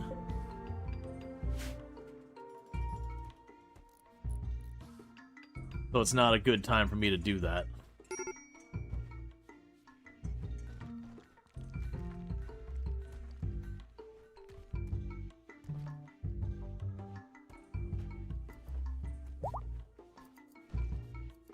Okay, so Teddy's ready to rock and roll.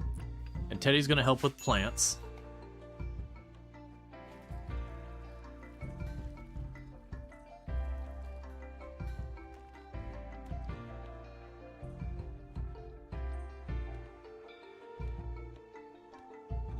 Alright. So like I said, we're gonna try and get ourselves one quick round of rice up really fast. That's fine. That was a space platform I can't do anything about because we don't have the ability to go into vacuum without just dying right now.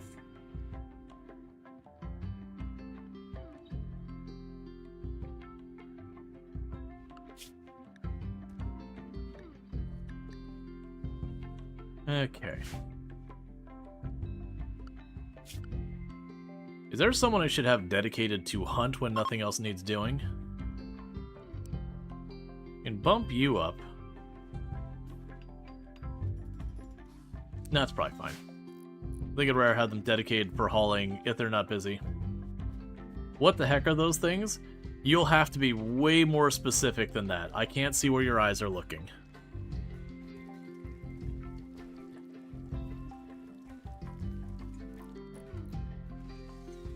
Oh, we can lock that door open.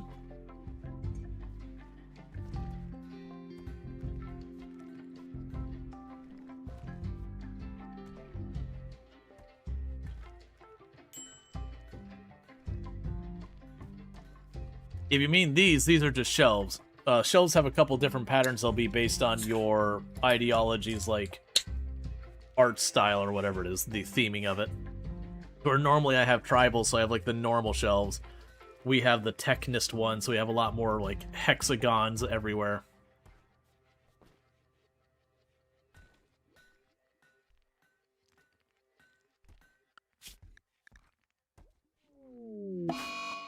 Sad wander on Treacle because you were rebuffed by Sentient Cookie. Sentient Cookie? How dare you? Literally this entire colony only exists because Treacle put it together. And you would reject the advances?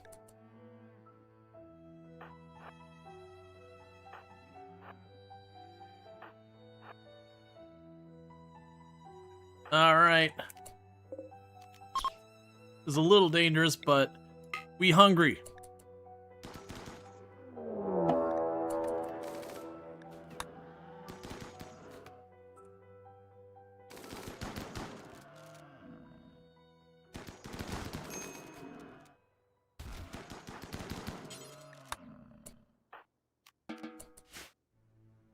Okay.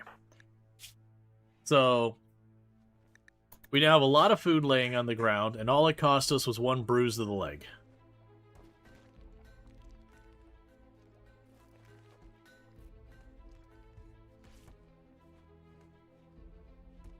So Teddy's hauling instead of planting. That's fine. That tells me we're basically out of that. Do you have Gamba? Gamba for what?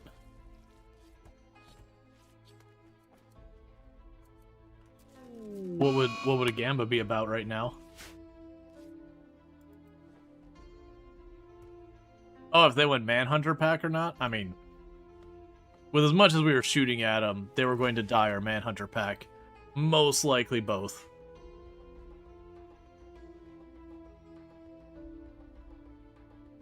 Did you solar flare the moment I got those so that I couldn't cook any of that meat? Oh, Cassie's such a troll. Because for those who don't know, the bodies are only good for about 3 days. And then once you butcher them, the meat's only good for about 2 days. Which is one of the reasons why usually with my oven there, I'll typically have the crafting recipes set up to do, like, just do meals up to 10. After that, you know, do you know, forever meals that don't have meat until I get pemmican or the packaged meals, because basically they'll slightly extend the lifespan of the food if it's just meat.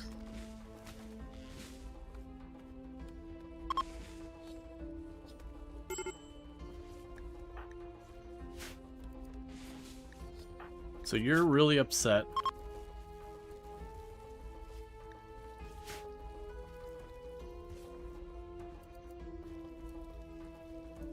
And the thing we can try is if I put the statue thing here again, it doesn't count. I'll try pulling up the styling bench, and if it still doesn't count, we'll try to save reload. There's a lot of stuff with ideology that, whatever reason, you gotta reload. I've never had a problem with the symbol kind of thing, but, you know, stuff happens.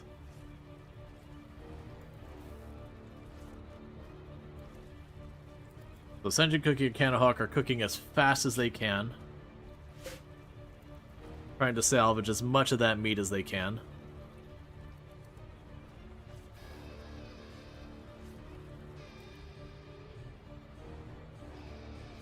Okay, and we're getting our first of our rice up.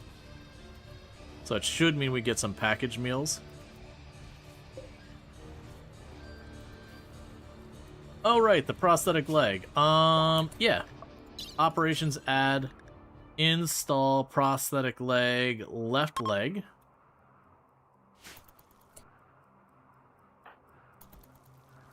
Okay, you've gone to bed. You're my best doctor.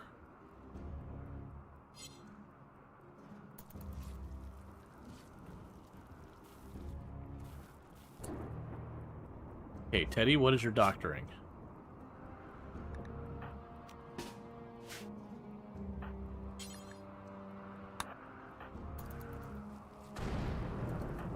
Thanks, bud. Okay. Don't fail, I only got one of these. Well, at least you left the other leg on. Try again.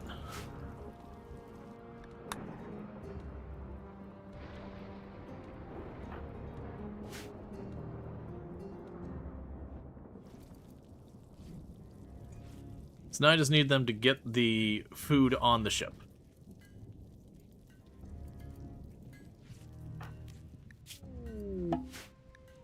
Cache of valuables, that's fine.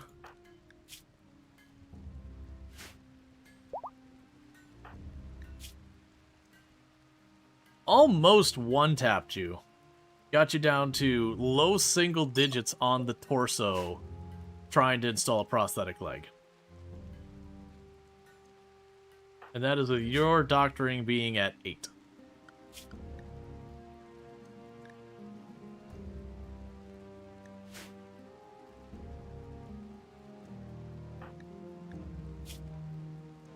Joywire?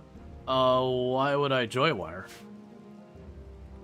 I also don't have a joywire.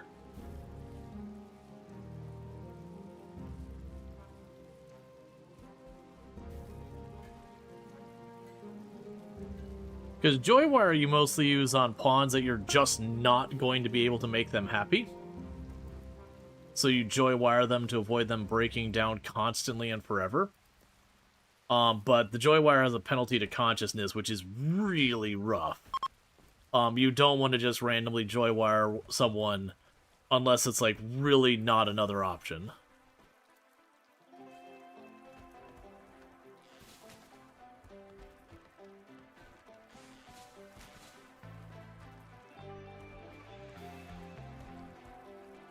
Like, don't get me wrong, there are pawns you joywire. There is the pawn who has multiple, like, mood penalties that you're keeping for who knows what reason. Psychic Droner, Cecil joins, and it will cause that to go.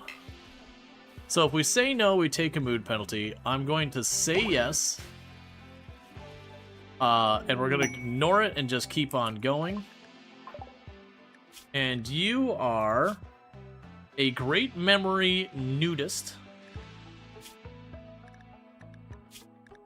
who has a research passion. You know what? Sure. Why not?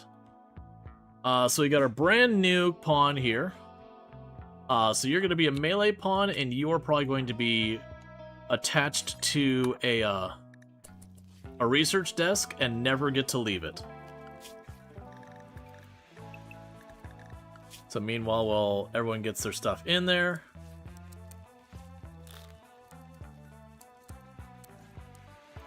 we can do that.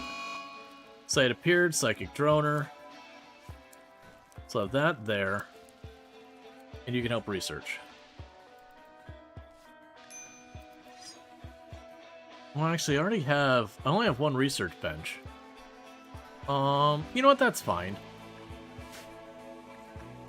Because they get on the research bench, then Hamster would be free to hunt. And if they don't get on the research bench, then they'll help plants. Alright, so we got a psychic droner nearby, which is right there. But I'm planning on jumping down there, so likelihood I ever come back to this spot, pretty minimal. So we're kind of in the let's just get the rice on the ship as fast as we can and go get ourselves a thrumbo.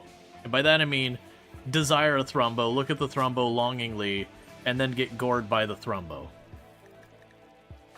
As you do.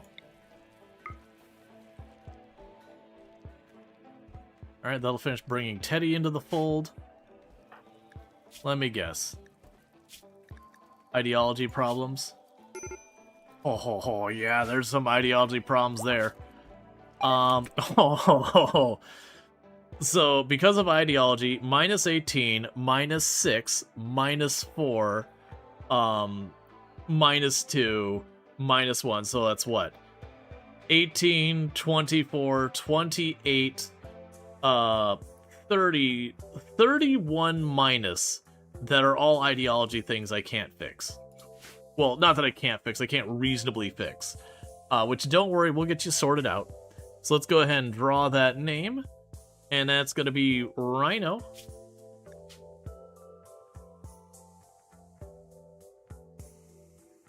$3,600. Welcome to the colony. So I'm going to go ahead and close that queue.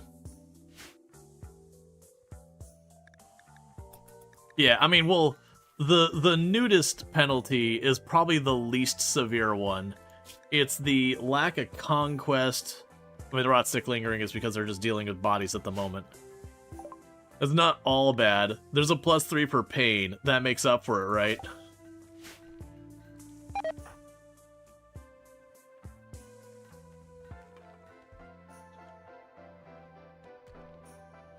Rhino is going to be a hard-to-manage pawn here for a minute.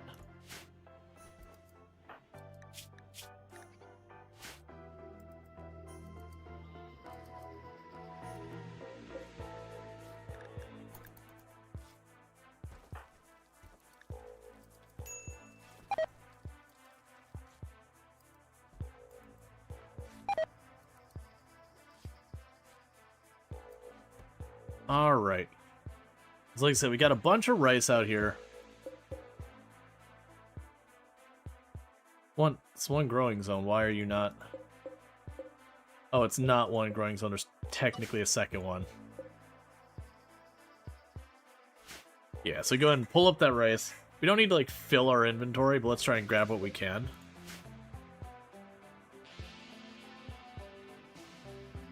Cool. So Rhino's already getting their ideology knocked down pretty quick.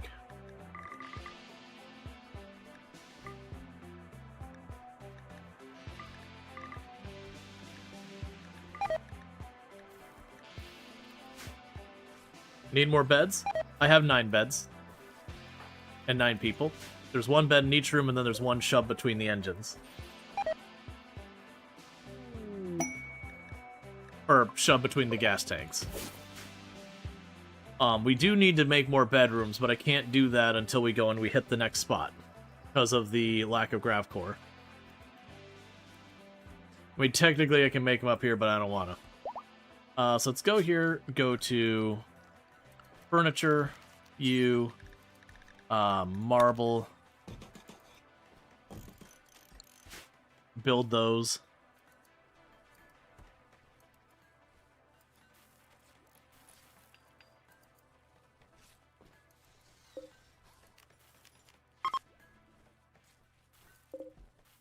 And link, paste. Jump between the fuel tanks for safety. Yeah, you don't want people getting banged around back there. Okay, so we're pulling up the rice. Insulting spree because no recent conquest. Please be a short insulting spree.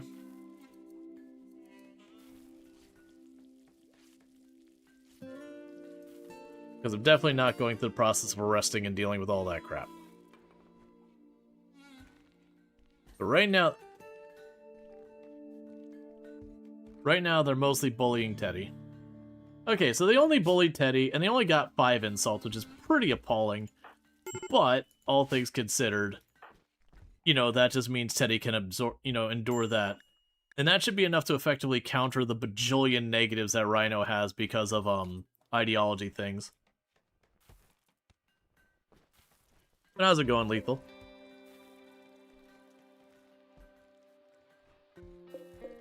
Okay, do not sew. Orders. Yoink the rest up. And then we're going to split because we want to get ourselves that Alpha Thrombo. And we have 19 days.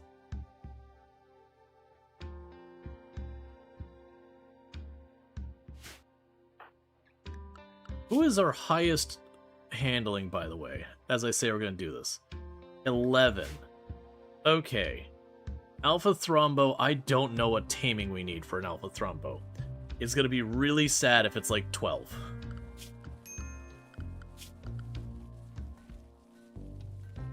Yeah, 11, 10, and 9.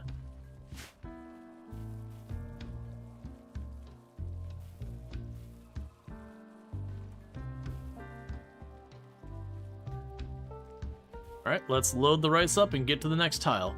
Because it is a thing to attempt the taming, I also need food, which we do have plenty for right now. Would you stop fighting my people?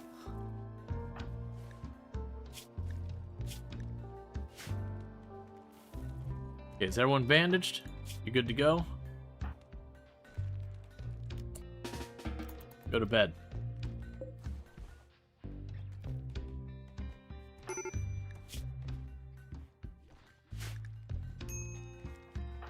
Alright, so with that, it is Alpha Thrombo time. Trying to figure out how to have one of your colonists stop having a mental breakdown for the 10th time just because he is forced to handle the anomalies. You have Insanity on. I don't know what Insanity on is. If that's a mod, then the answer is, I don't know, because it's a mod. But, like, mental break is normal. If you're reading the Vanilla Expand Insanity, yeah, I have no idea about that. So, Ancient Stockpile. So, we've got both those grav cores there, and I'd love to get them. But I think the answer for what we're dealing with right now is if I want to get this stuff, or the Alpha Thrombo, I just need to beeline there as fast as I can. So we're going to go do that. Next jump, I can reach the Alpha Thrombo. Then we do that, and we can go back to these grav cores. 14 for the Alpha Thrombo. Alright, well, we can still at least tame the other Thrombos and all that. There's actually also kind of a cool trick you can do, is if we down without killing the Alpha Thrombo, we can technically attempt to tame it by bandaging it, which gets real dodgy. But we can find out. Even if we kill it, its materials are worth a bunch. So far as, like, armor and all that goes.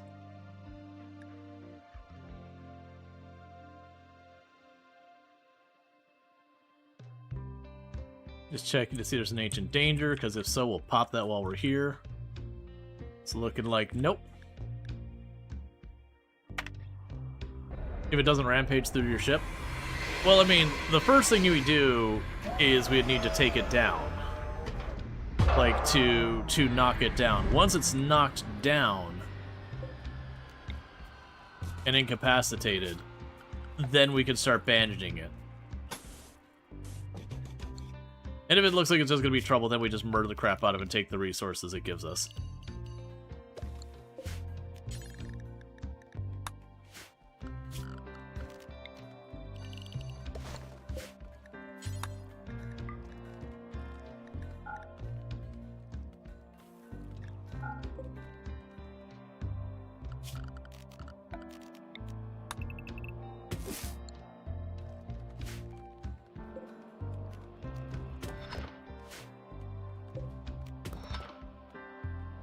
Okay, well they do that. We're doing good on steel. Let's not mind more of that right now.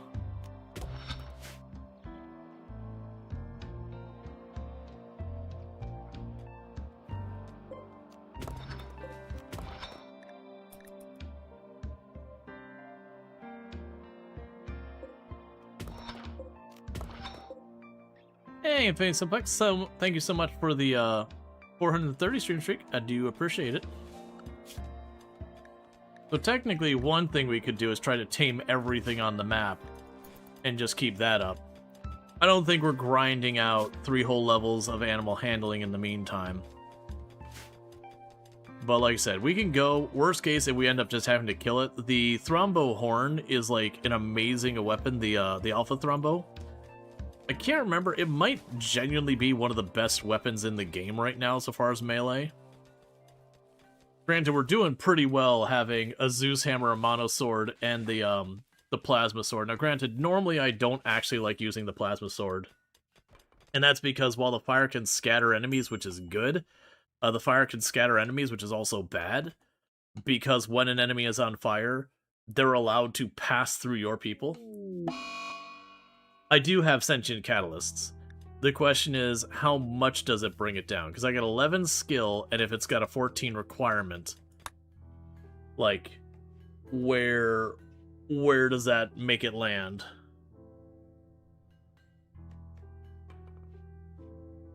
Because I genuinely don't know the answer to that. If it brings it down to 10, I got 3 different people who can all try and tame it.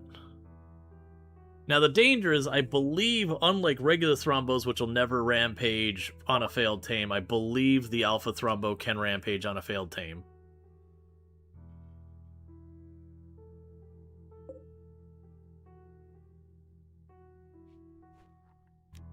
Yeah, we're solidly in range. Like I said, we'll hop down here, and then we'll circle back and get, you know, get more of the ship stuff.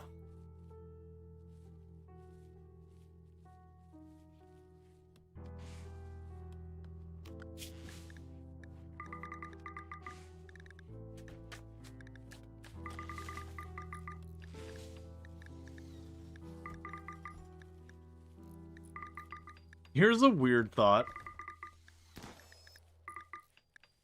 Let's see. What color would an albino Thrombo be? Probably still white.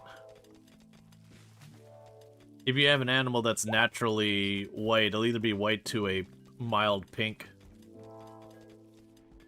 Because albino usually has to do with stuff like pigmentation if you just remove it from something that doesn't really have it to begin with.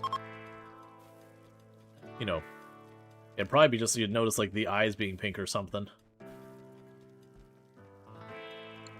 Could always call traders. Yeah, the problem is I gotta find a place to put my trade bench.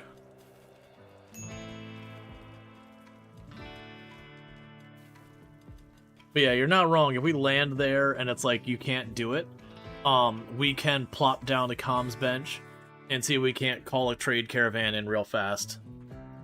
In the meantime, I'd try and tame all of the other Thrombos around the Alpha. You know, both as a way of skilling up, and then we can get a bunch of Thrombos, whether or not I decide to keep them.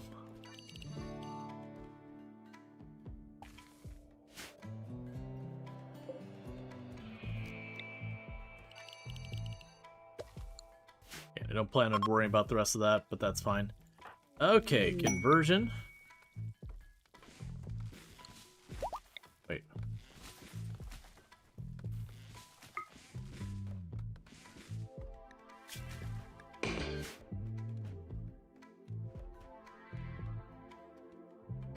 Did you...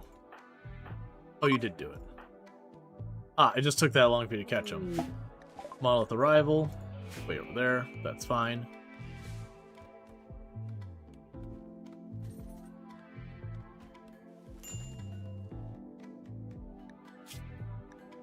Yep, and the good news is we're making an absolutely ridiculous number of packaged survival meals. Because of all the meat that we've been grabbing from wherever.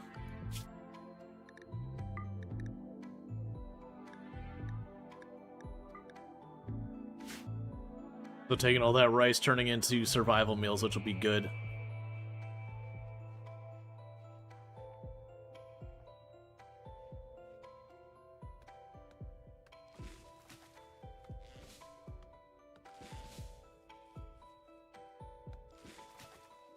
All right.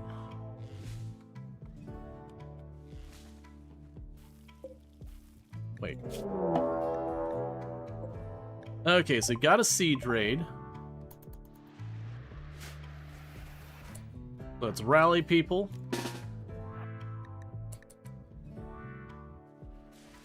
And what are they bringing to the table? Mostly short to medium. So we do have a range advantage on them. And storage. Let's go back on here and fix this. No tainted. You do already have it set for no tainted. That's fine. Oh, I see. So I chose allow removing. I see. Okay, that's fine. Alright. So with this, we don't want to dilly-dally on this.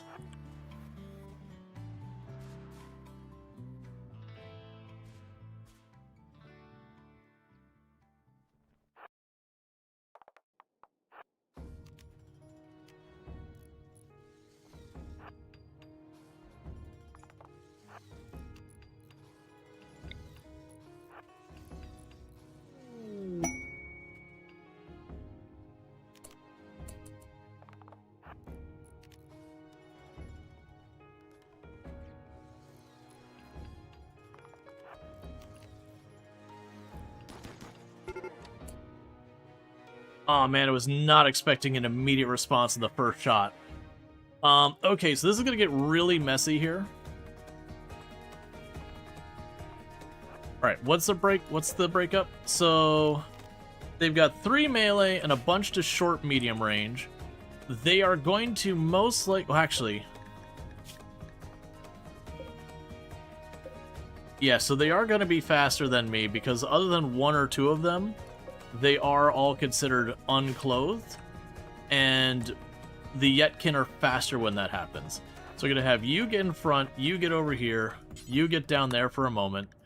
The rest of you just open fire.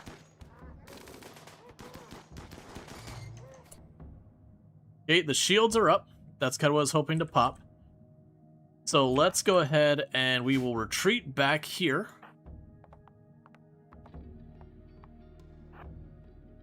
Cannonhawk needs to get back there.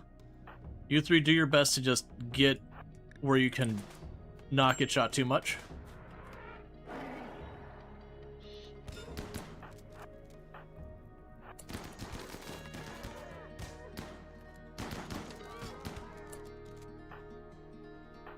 Get you behind cover and you behind cover for the moment.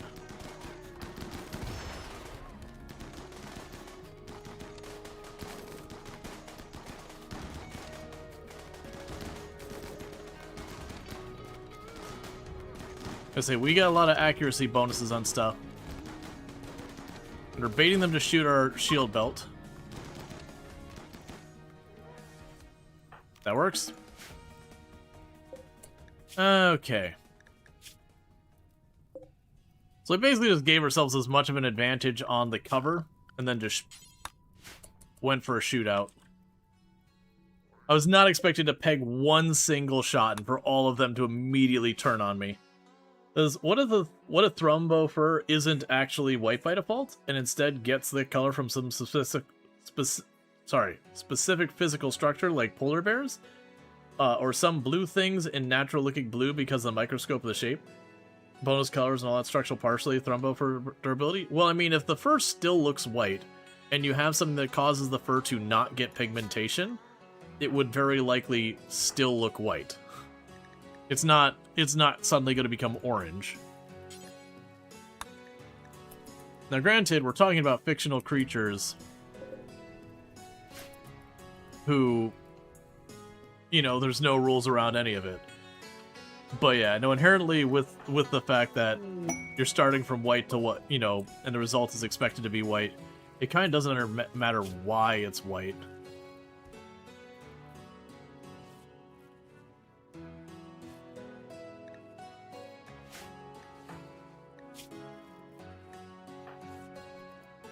Okay, and everyone's getting bandaged up. Yeah, so we didn't really take much of the way of injuries. One person got shot, but not particularly bad.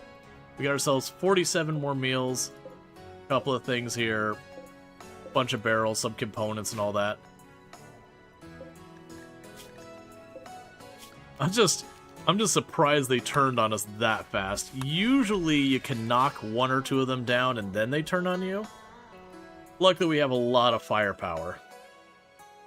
And for the original open melee group, we do have some decent melee pawns who could just, you know, basically meet them face to face.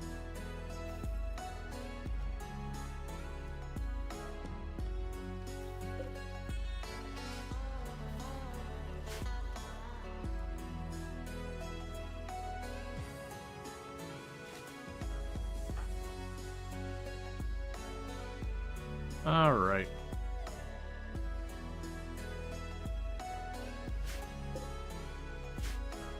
But yeah, we'll see if the Sentience Catalyst helps us get the Alpha Thrombo.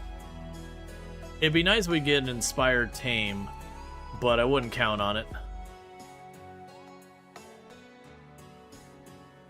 And this is where having a pawn that has that psychic ability to cause inspiration is good, because you can just have them like generate as fast as possible, hit someone with it. If it doesn't give you what you want, you just generate as much as you can again and do it again. Because I don't believe it has a cooldown beyond just the whole... No, I think it has a short cooldown. Either way.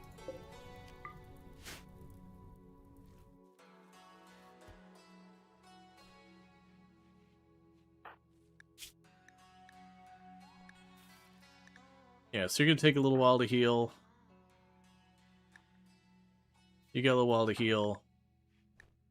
Yeah, so all people who did get hurt enough that it's going to take a little bit to get the healing done. You can't inspire someone who's already inspired, otherwise it's as fast as you can regen. Yeah, and with 3 people who could potentially tame it, that would definitely be the move, is to like hit all 3. And to give you a decent chance of getting what you want. No guarantees, but there's never guarantees in RimWorld a lot of times. Crisis of Belief. Reduced to 1.7. Thanks, Rhino! I'm glad you're sorting yourself out, putting you on the cusp of being converted, so I don't have to put that much effort into it.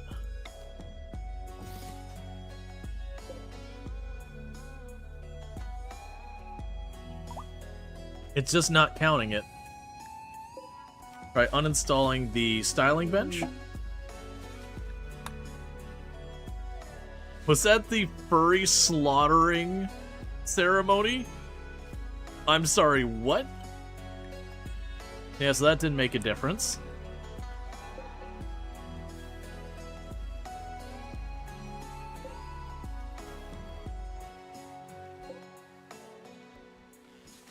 And you shouldn't count...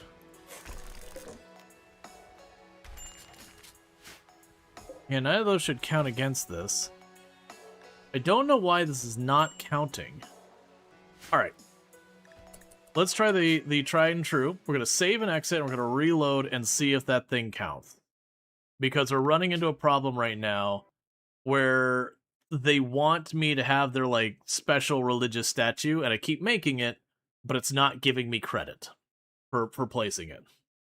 And it can't have like a workbench and all that, and it has to have 4 columns, but usually instead of saying... Yeah, so now it's not showing it as missing. So if at first you don't succeed, just reboot the game.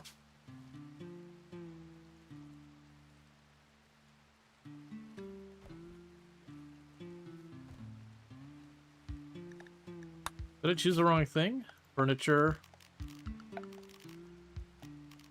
Styling.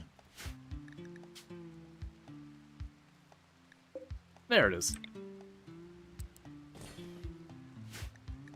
There we go. Yeah, I almost deliberately don't want to use my actual conversion thing on Rhino again and save it for, you know, healing an emergency or whatever. Because with that low on their ideology, any random person passing them will convert them.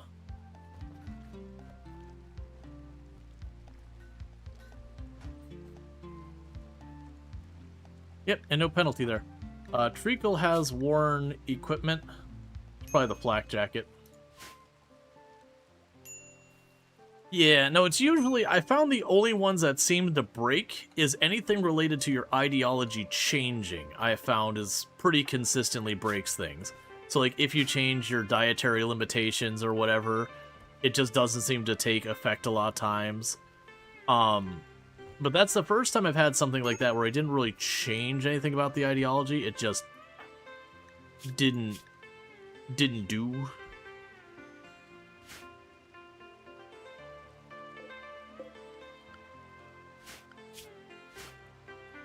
Okay, we can go here, active, Alpha Thrombo. We got 15 days. The ship's ready to go in less than a day. So I have just enough time to probably grab some of this rice.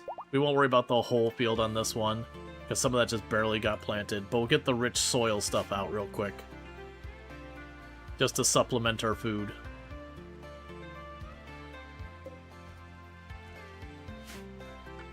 In fact, we'll even yoink it early if people are available to do it.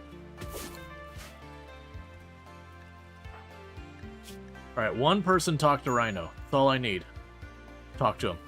Talk about his heresy. Teddy, it's your moment. There you go, Teddy. Thanks, man. And everyone is back at the same page. Royal Tribute Collector.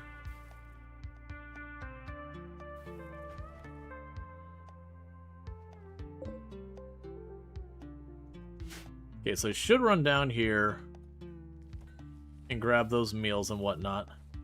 Oh, hey, don't bother with that. Just yoink it. Did I get your stuff all set up? Right, yeah, that's fine.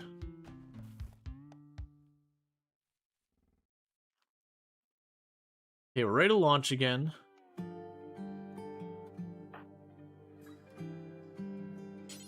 Please haul back the free food. Please haul back the free food. Please haul back the free food.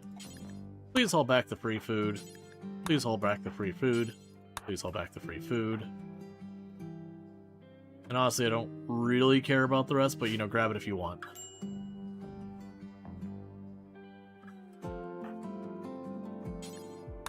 Please haul back the barrels.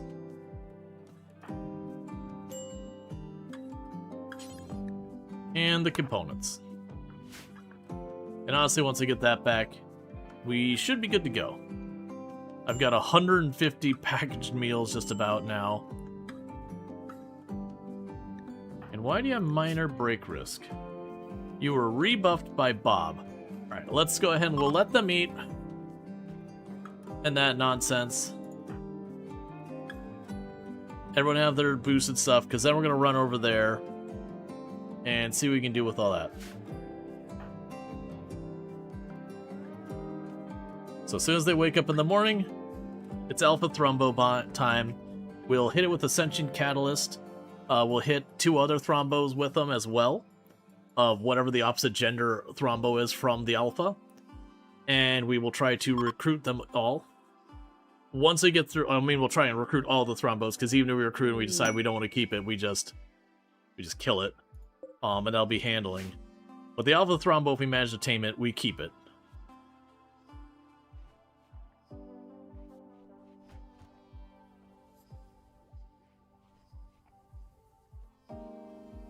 Alright, just waiting for the last 2 to wake up. And that's go time, and then we get to... Alright. Launch. Okay.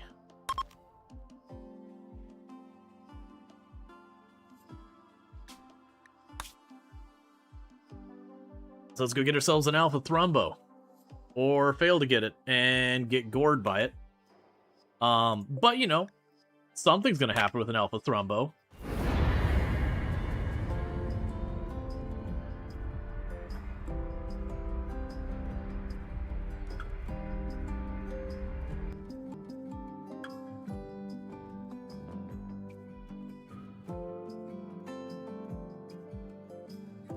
And the good news, I'm pretty sure that one's still in range, so I won't even have to do, like, extra jumps to go around. Alright. It has been a very long time since I've gotten to do the Alpha Thrombo thing, because usually this quest shows up super early in my runs before I could do anything with it. Okay, so this map... Oh, it's a mixed biome. We might actually get a geothermal on this one. Nope. Yeah, so this map, there's gonna be no anything fancy with geothermal nonsense or anything like that, because that is one thing about grasslands, is grasslands will not get a geothermal at all. So there's going to be no cooking on this map. Alright, so you require a minimum taming of 14 as what was said. And you have a female with a pack of or mostly males. So what we're going to go ahead and do is, who is our best animal person? Canahawk. So you're first of all gonna grab the sentient things. Where the crap those have gone away to? And there it is. So you're gonna use that on the Alpha Thrombo.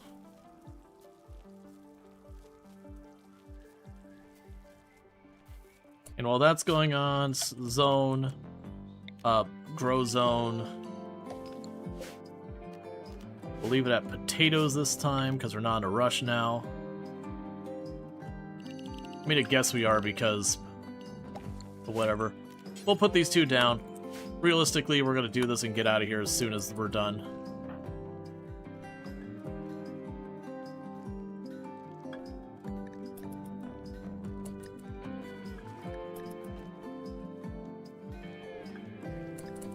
Okay. And that makes it have a minimum taming of 7. Oh, yeah. We're going to go ahead and use that on you.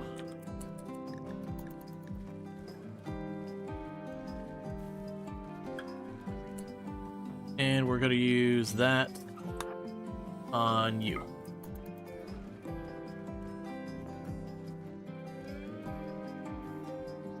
Alright, so assignments. So let's see. Animals. The Alpha Thrombo has a 10% chance of getting its murder on them. Just tuned in? Mostly make ship bigger, that kind of thing. So we're grabbing everyone, and we're going to put them over here, ready to jump in if all hell breaks loose. And Canahawk, I really want you to not die, okay? If you could just do me a solid and not get utterly murdered by this Thrombo.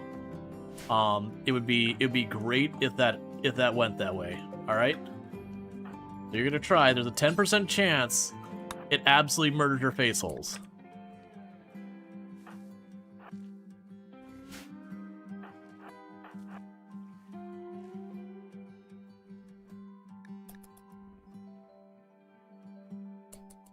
Okay.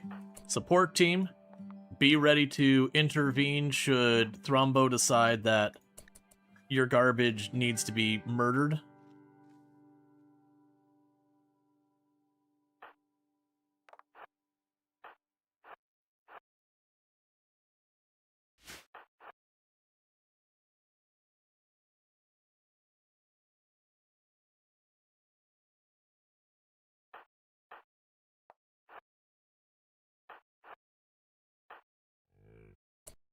Okay, first attempt is failed.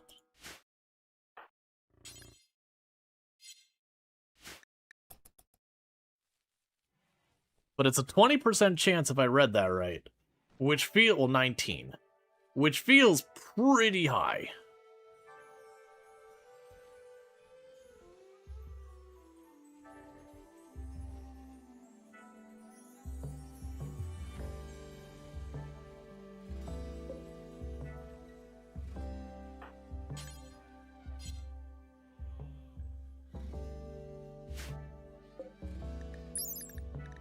Yeah, what's the percent chance of tame? It's fine. There are some complementary mastodons, which are the coolest non-alpha Thrombo thing in the DLC. Yeah. Really? All three of you? It doesn't seem to be saying fail, so I wonder if it is one of those things that, like...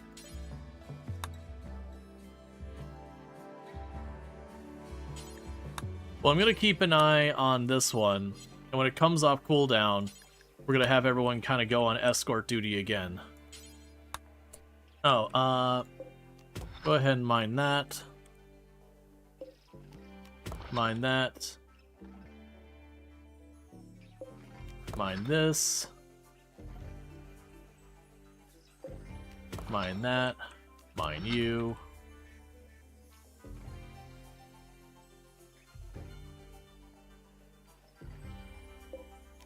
Mine that. Mine that.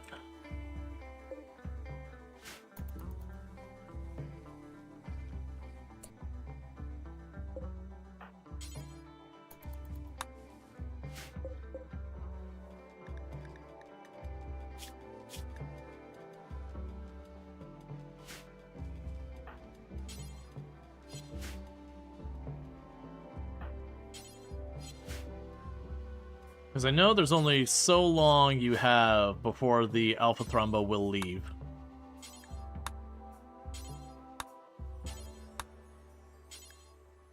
Okay, it's asleep, so we can't tame it now.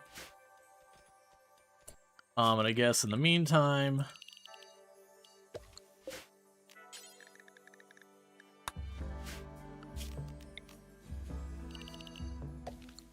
I don't anticipate staying here.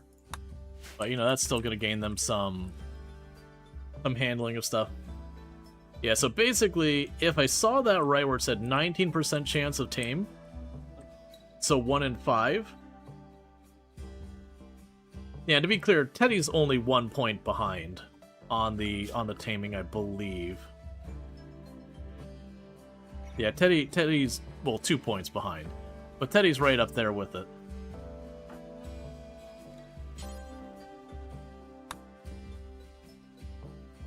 As soon as it wakes up, we go for the tame. We want to get as many attempts in as possible. And the big danger is here is if it turns on Canahawk, it does hit like a truck. So grab everyone else. Get down here. Get ready to support.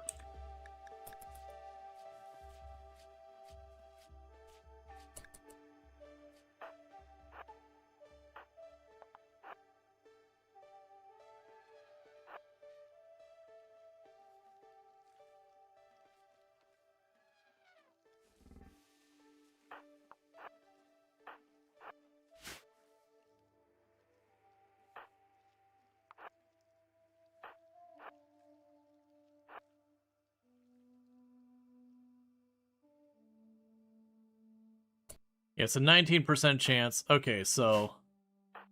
Second attempt was unsuccessful. Good hustle. Good effort. We've given ourselves the best odds we can.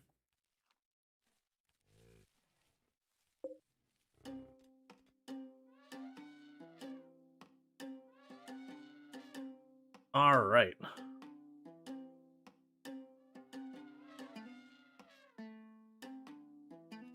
Yeah, so it's actually, we have slightly better chance of taming the alpha versus the other ones from the looks of it.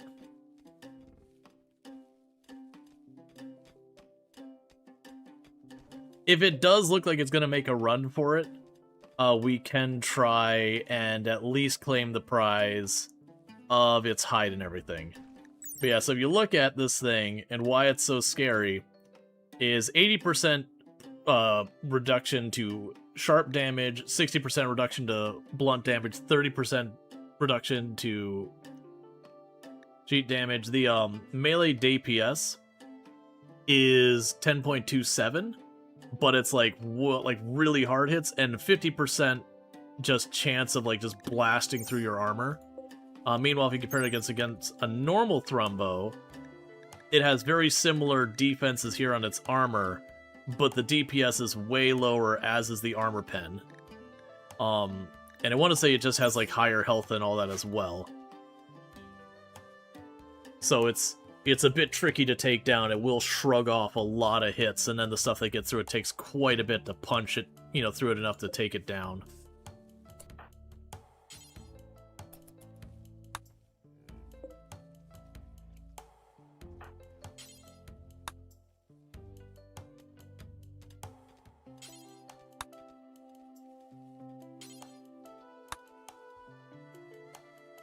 I wish there was an easy way to see how long I had before I could, tame again.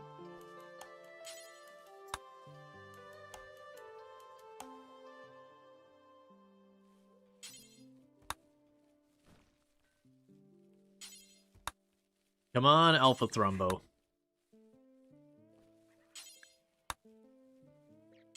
If we get the Alpha Thrumbo, it is going to change our food situation a lot, because you're what? How much food did you eat again?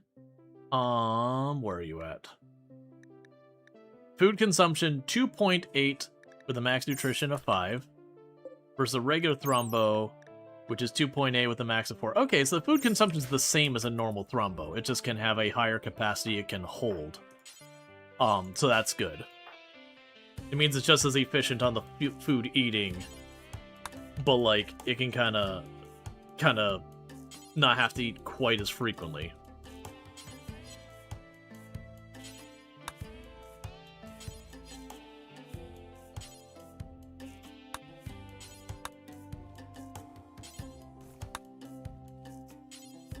I'm trying to watch for when anyone else becomes available.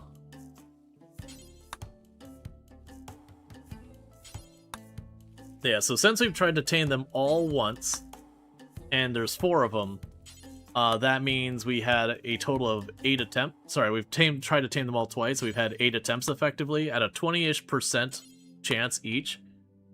That just means we're due. It's definitely not a thing that each individual roll is an independent thing, so it's still 18%. It definitely means we're guaranteed to get it this time.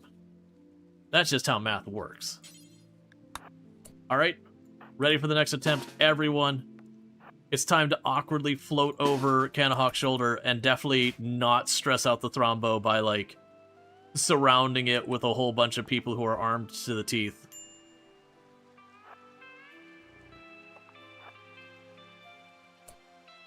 Definitely don't be that close as the ranged people.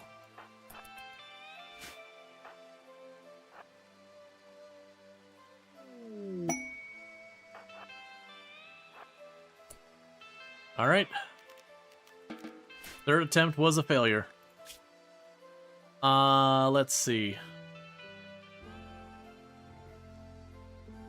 Don't worry about that right now.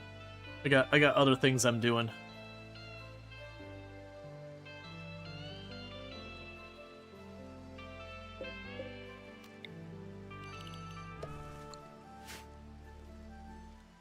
Alright, so it'll go to sleep.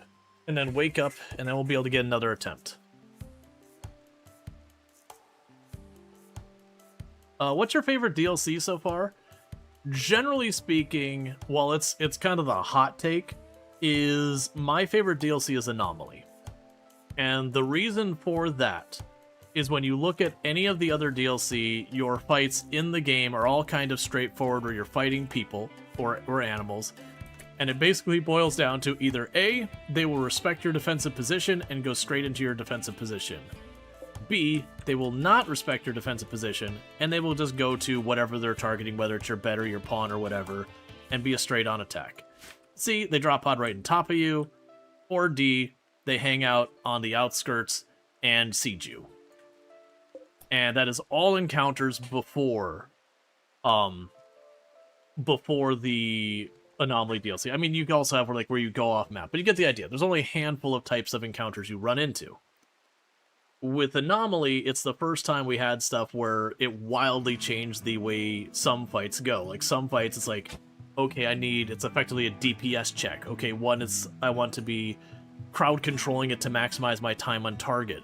This one, it's a cat and mouse game to deal with it. Okay, well, this one's a threat that you gotta play like the whodunit, figure out which person's compromised.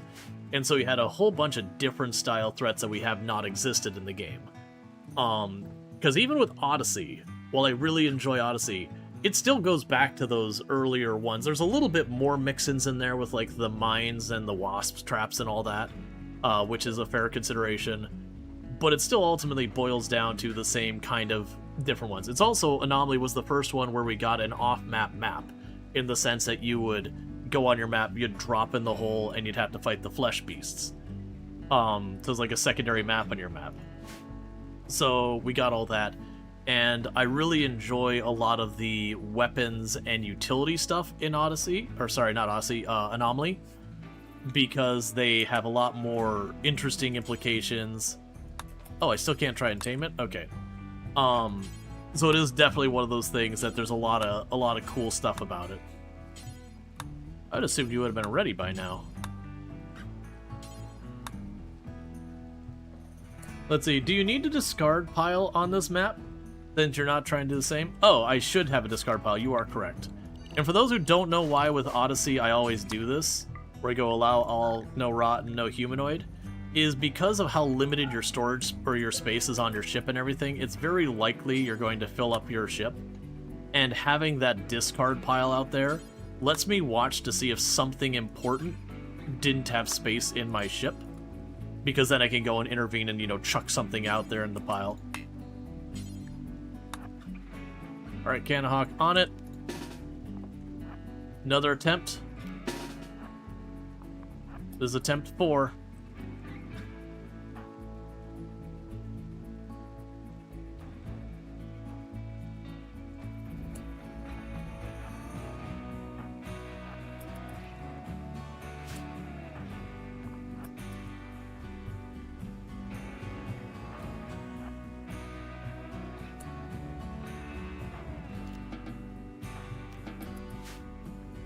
Alright, another failure. So if we do our next attempt and we still don't tame it, that's the point where we have exceeded the statistical expectation. That doesn't change anything. Nom, nom, nom, nom, nom, nom, nom, nom. Love. I love you more. You're the best husband. Yeah. And you're the best wifey. No. Might be biased. Yeah, so what I mean by that is if we get up to our 6th attempt, that is the point that we've hit the statistic where it was more probable that we did tame it than that we didn't.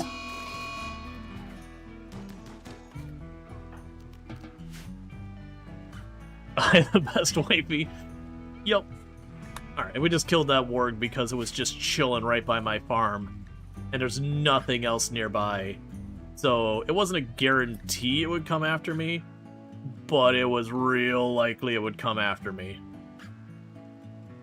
I'm also shocked with a 19% chance on just about all these, and we've hit 4 of them.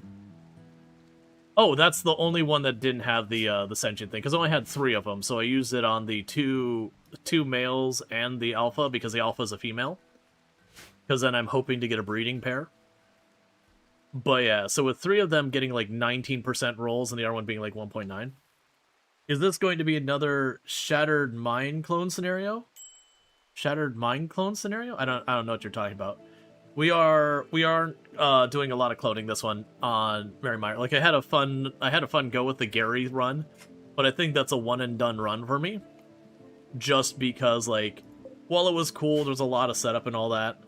It is definitely one of those things that once you kind of, when you're doing those things where you're doing the shenanigans, where abusing stuff like that, you very quickly kind of outpace the rate the game can get hard.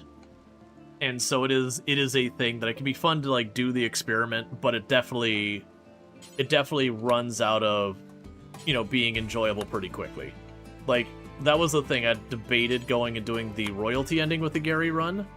But even just doing the anomaly ending, I'm like, okay, every 30 days, I'm getting another pawn that is tough, nearly maxed out shooting, and all that.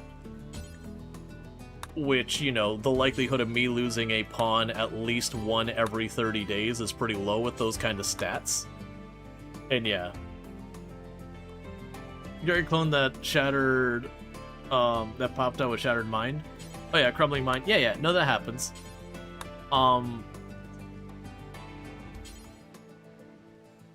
So when you're saying the scenario, are you talking about like Kanahawk getting gored and vegetabled by, you know, extensive brain damage by a Alpha Thrombo? Probably not. Very, very genuinely, if it hits Kanahawk,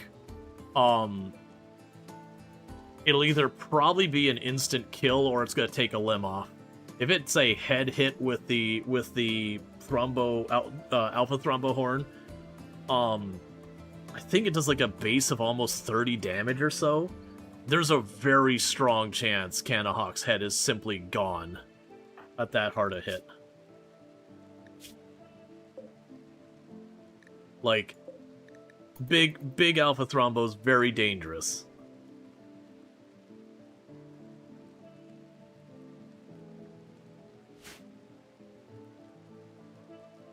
But it's also really fun to get Alpha Thrombo.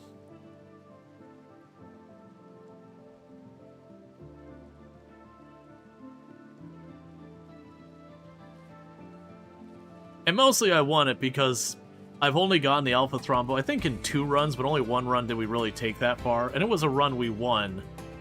And I think we kept the Alpha Thrombo, like, on the ship and everything for, like, the space stuff.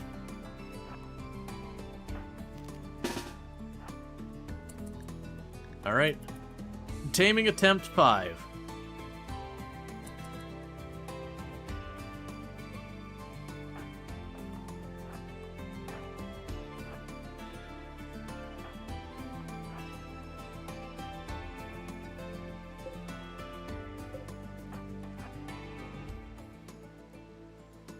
Do it.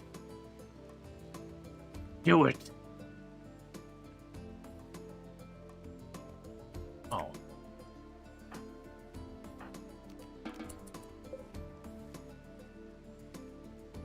All the failures you tame when statistically it should have worked by now, just comparing the statistical anomaly of the Gary clones. Oh, yeah. Well, no, the Gary clones are definitely worse. We're a more extreme outlier than this. Yeah, where we got Mind Shatter like 6 or 7 times in a row. But yeah, no, we are approaching Gary clone. The thing that's surprising is all of these are like 20%, and that we've gotten none of them. So I guess the odds we got none of them tamed at this point, and that's the one that's not got the 20%. The odds that we've managed to tame none of them at this stage is probably statistically worse. But I have a feeling the 20% it presents us might not be as clean/true of a 20% as you'd think, as in the i.e. 1 out of 5. That might be the chance of failing whatever thing about it. It's hard to tell with a lot of that kind of stuff. Like, that's where the memes come about, you know, you play XCOM and it's like, you know, 1% chance of missing, and then you miss like 8 or 9 shots after another, and it's because there's like the consideration of like missing and a bunch of other stuff in there, and you're just seeing the one statistic but without consideration of the others. No, so the 1.9 is I've got 4 Thrombos on the map, 1 who's an alpha.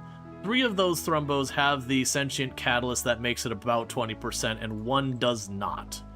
So the one female one down here does not have the sentient catalyst. So that one I'm getting a 1.9% chance to tame, while the others are roughly 20. They're like 18, 19, 20-ish.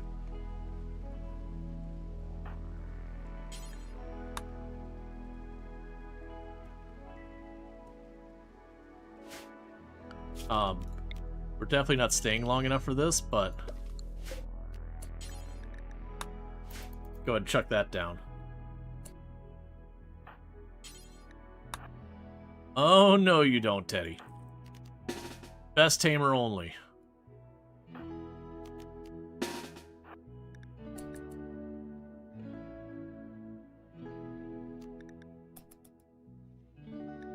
Ten times as strong for an item, though. It's an item that's not super easy to come by, and it's kind of a niche case because there's not that many things you'd want to use it on. So it's kind of one of those things that, like, you don't necessarily always even get to see the Alpha Thrombo, let alone be in a position to try and tame it.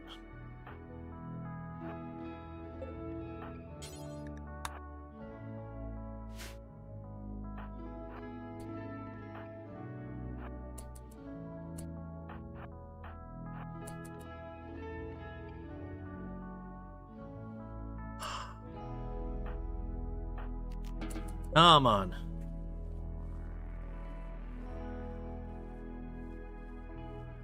And there's also a 10% chance each time we fail that Alpha Thrombo gores the hell out of us. That's the reason why I have everyone on standby each time.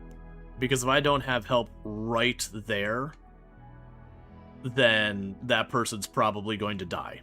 Or they're at least going to be downed with a strong possibility of the downing being very serious injuries.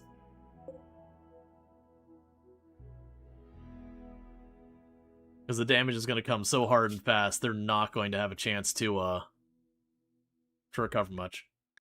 Well, I guess what we ought to do in the meantime is reduce the local wildlife population.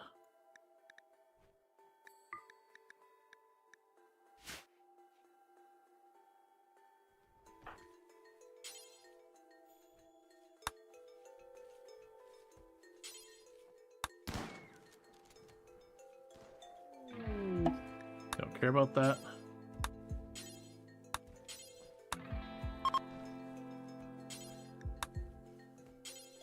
And we're already ready to leave again. Okay, Teddy did get us our first Thrombo. We don't have the Alpha Thrombo, but we did get a Thrombo so far.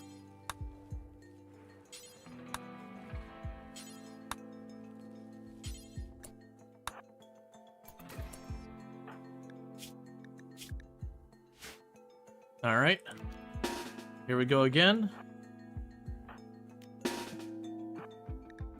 Everyone in position.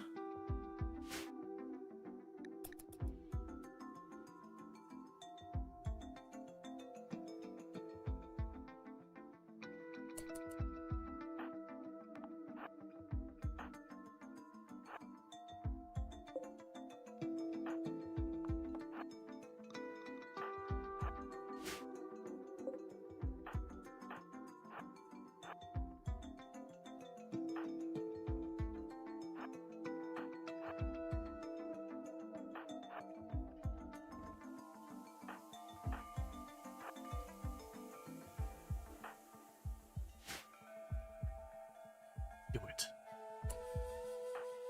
Well, the odds of it succeeding have gone up. Wait, what? It says you're still taming it. Huh? You just said you failed. Oh, never mind. Delayed reaction. Did you go up to 12 already? Yeah, so you've gained another level in taming.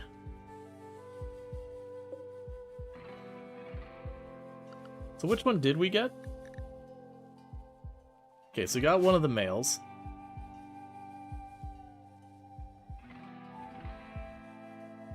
You normally complain that attacking is a two-step action, but this makes me really glad for it. Yeah.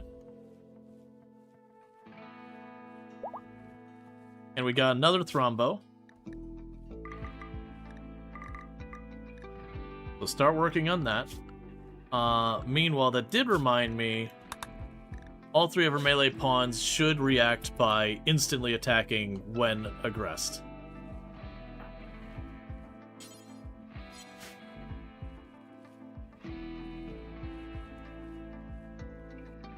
Imagine hitting an accident? Oh yeah, no, I'm sure that happens to people.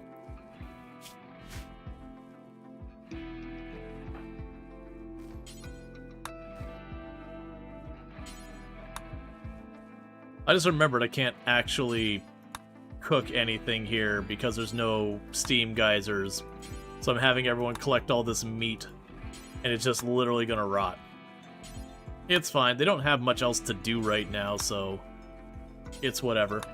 Bear with me, chat. I really need to use the restroom, so I'm gonna go do that. And I'll be back in just a minute, and thank you again for tuning in. And I'll be right back.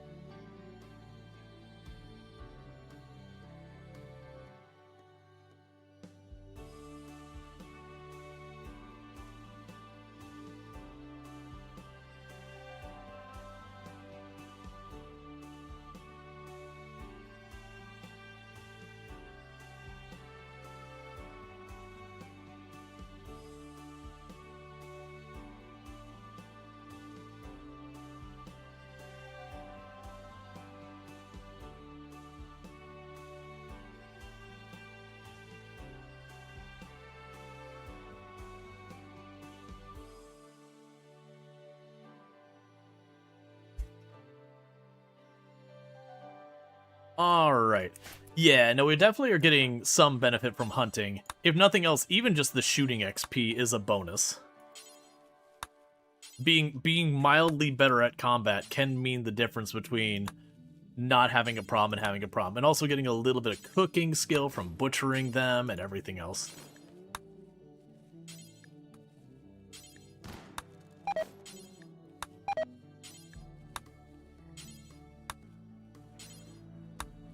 Come on. Because I want to make sure Canahawk does it.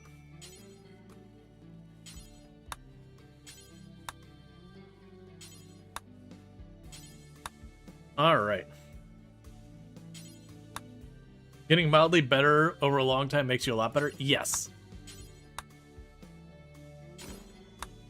Come on. You should be about ready anytime now.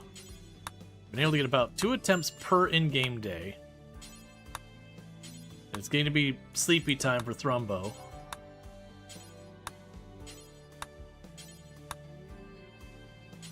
Come on.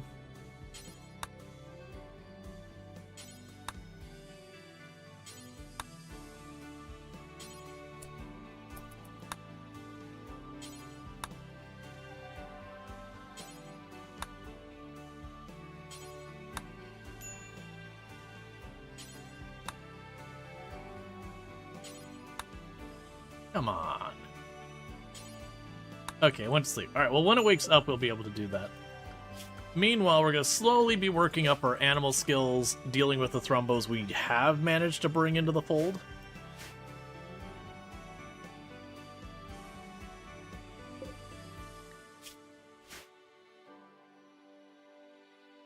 You tried a shooting range mod, but it was just OP having 15 plus shooting on every pawn after like a year. Yeah, no, that was the reason why I was mentioning the Gary cloning one, why I kind of didn't want to continue that one after a bit. Is because I think Gary was at like 18 or so shooting. And so getting an extra person at 18 shooting every 30 days is real strong. Because that's kind of one of the thing where adding new colonists in doesn't help you that much in mid to late game right away. And it's usually around the fact that quite often you get people and, you know, everyone else is totally juiced up in their combat skills and you're bringing someone in with like 3 or 4 shooting or melee or whatever, that it takes them a while before they start meaningfully contributing into a fight. They do get there. I keep clicking it because I'm ready. I desire the Thrumbo. Because if we get the alpha tamed, I've got the 2 males and the alpha, who's female. We can start breeding alpha Thrumbo. Which was not at all the plan this run. But, you know. Then it becomes desperate to try and keep them fed.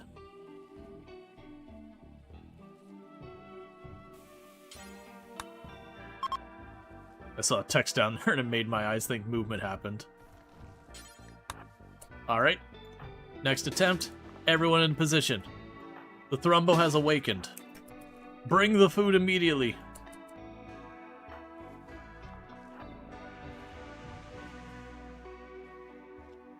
And part of the reason I want the melee directly on top is in the event that the Thrumbo does turn hostile, we have 2 of the weapons here have a chance of instantly stunning it in a manner.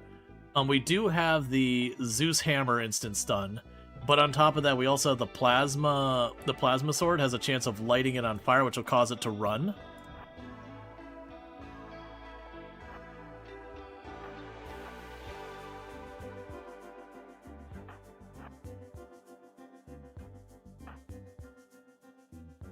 Knew it. Come on. Stop being so stubborn.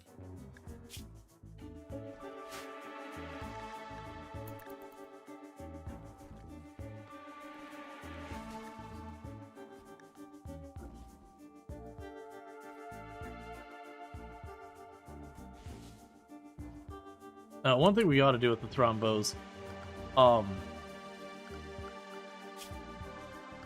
so let's not train them to haul. I really don't need them to do that. I'm going to keep them as primarily stuff there. We can go to the sign. Sorry, zone.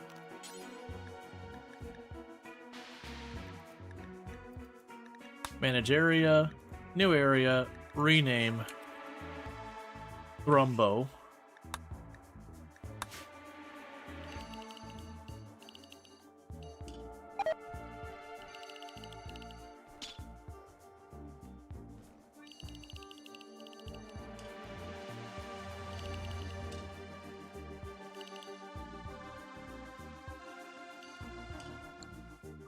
Okay. And the idea here is the Thrumbos can walk around outside and eat grass. Warg is hunting sentient cookie.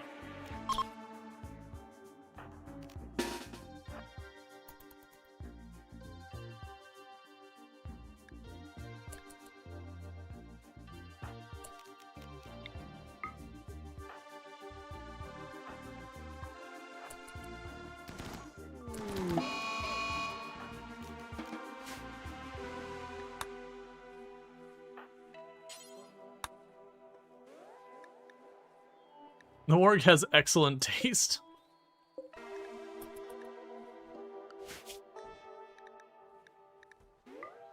Well, I mean, it might have had excellent taste, but yeah, not anymore. Hey, Treacle, how's it going? Can we get a shout out for Treacle, by the way? Another fantastic content creator on the platform who plays a lot of similar game styles, including RimWorld. So you know, and usually we'll play kind of almost opposite to my own schedule. So, like, if I wake up super early, sometimes I can catch Treacle. But, so it's excellent for when I'm not online, you have a chance of catching Treacle online to see some RimWorld action and all that kind of stuff. Yeah, we're trying to get ourselves the Alpha Thrumbo. It's being stubborn. I keep waiting for it to turn violent and make a mess out of everything. And Treacle playing some Corsair Cove, I hope you had fun with that. And apparently, Treacle having a food binge due to darkness. That's awkward. But, you know, as you do sometimes. What other negatives do you have right now? Oh, you rebuffed Sentient Cookie. And then got insulted. That's, any excuse for a food binge sounds like you, to be honest. Hey, man, sometimes it's the right time for a good old food binge.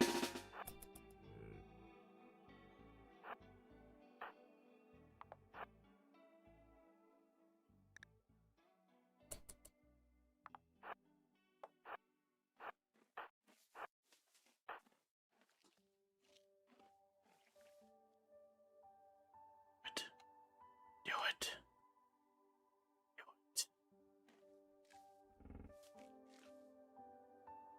Do it. Oh.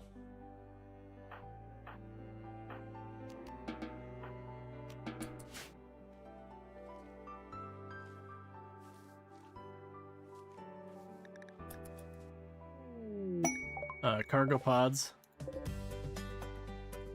Ah, yeah. 200 baby food. That's certainly what we need right now.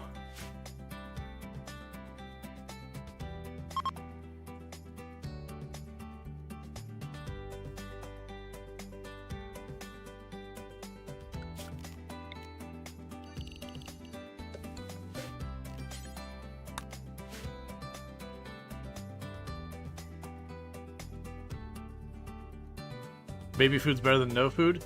Yeah, the thing you gotta watch in RimWorld is if you look at the nutrition value on baby food, it's 0.05. Meanwhile, if we compare that to like anything else, like rice, which is the worst of the crops, it's like eating a singular unit of rice. 1 unit of rice. So not a stack, just one. By comparison, if you want to get an idea of what that's worth, if we find one of our meals real fast, we can grab a packaged meal. A packaged meal is 0.9. which it varies a little bit because of what you put in it, which we're putting rice in it. But you get the idea that you would need to eat 20 baby food to consider one meal. So we're eating like a whole stack. It's, they're pretty terrible. There's a reason why one of the first things I do whenever I'm playing is I go in here and I take baby food off the things that they're allowed to eat. Because it's pretty unlikely I ever want them to eat the baby food, or do that. Alright, so Canoc's the only one who can't doctor. So we'll have everyone else carrying medicine. So we're waiting for the Alpha Thrumbo to wake up.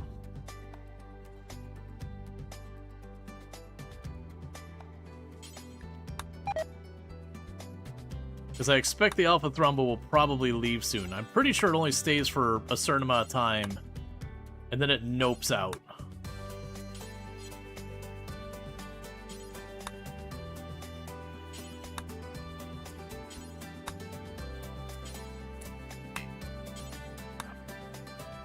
Okay.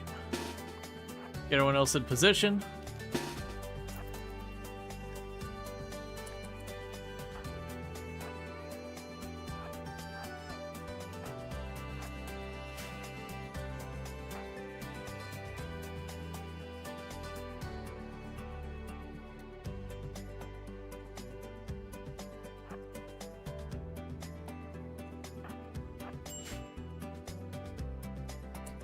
And no luck yet again.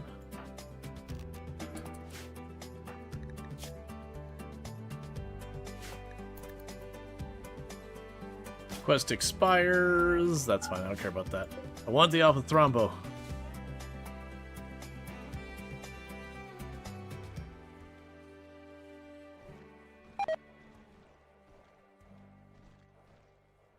Yep. Well, that's like our 8th attempt or 9th attempt, somewhere in that ballpark. Because we've been able to get about 2 attempts per day. Give or take.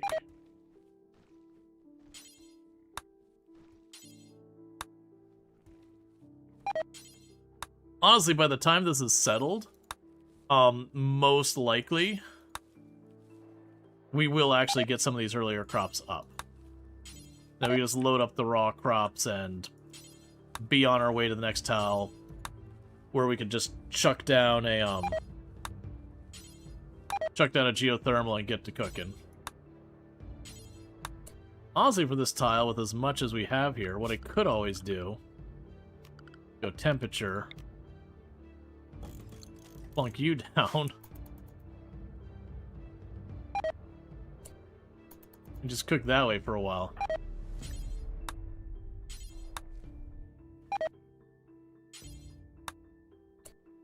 And go over here. I don't need to cut all this down. Grab a chunk of trees.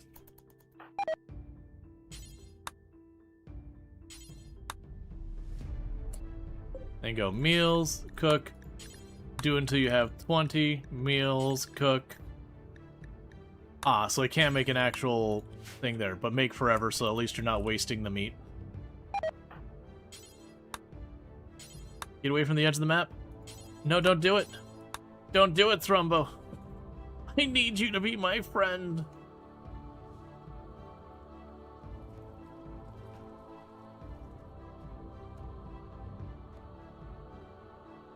But that way we're at least cooking a little bit of food while we wait.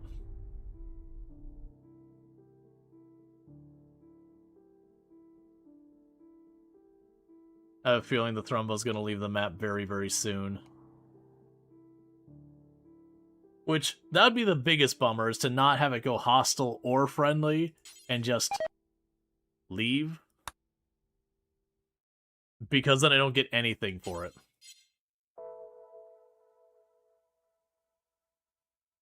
Did we ever get the other Thrumbo? The other Thrumbo's still around here doing its thing.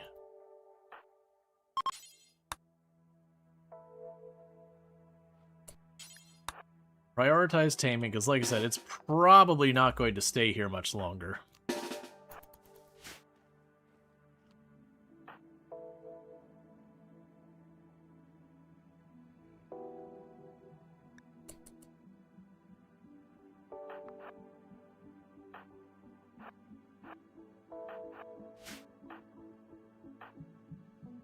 Come on. We've got it. It's ours. Training.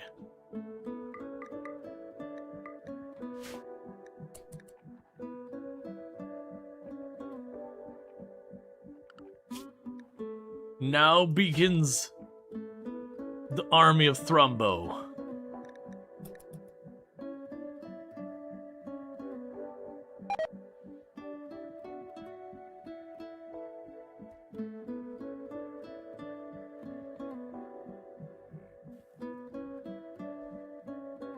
Alright, so how much longer do you have to grow? Around 60%? It's around 60%, and you take... growing time 6 days, age 7 days.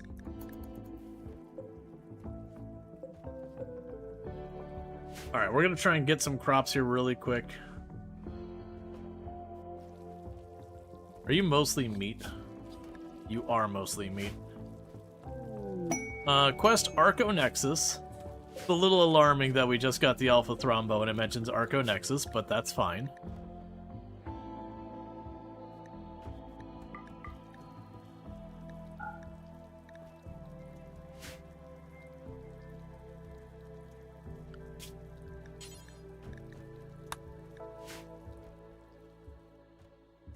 And Kanahawk will be the bringer of the Thrumbo.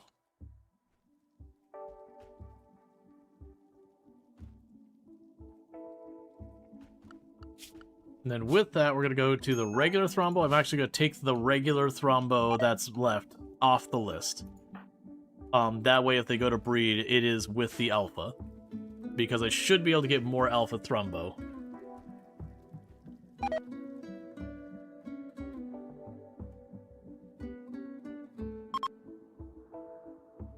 And go orders.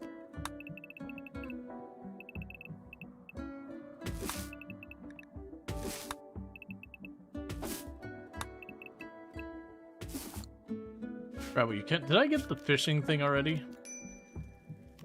Sure. Have a good time. In order to get it when we're gone? Yeah, it happens.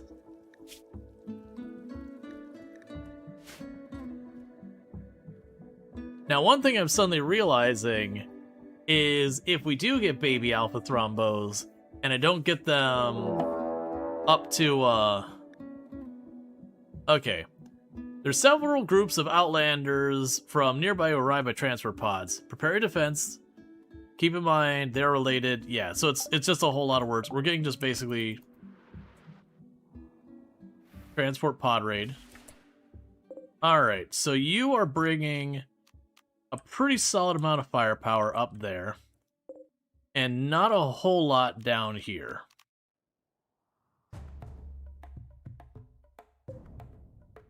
I don't need any of this stuff. And we don't care about this map. It would be a bummer to leave because I don't have that much food set aside. But I also can't cook food well, so I really don't care. I got my Thrumbo. So unrestrict you. Let's go get our next core.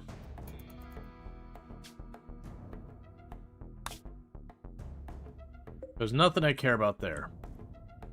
Alright, so we've got that one. I can't reach the other one. What type of terrain are you? More grassland. Okay. Let's do a quick delay before we go for the core again. And go someplace that's not grassland so I can get food in a good place. Hey, FG, can we get a shout out for FG Squared, by the way? Another fantastic content creator on the platform. And fellow member of the Halcyon Frequency stream team. The other reason I'm hesitant on that one. Yeah, what we could do is we can go up this way. But a fellow member of the Halcyon Frequency stream team and has also played lots of RimWorld and all that kind of good stuff. So someone I highly recommend checking out and all the good things. Alright, so let's just pop up here.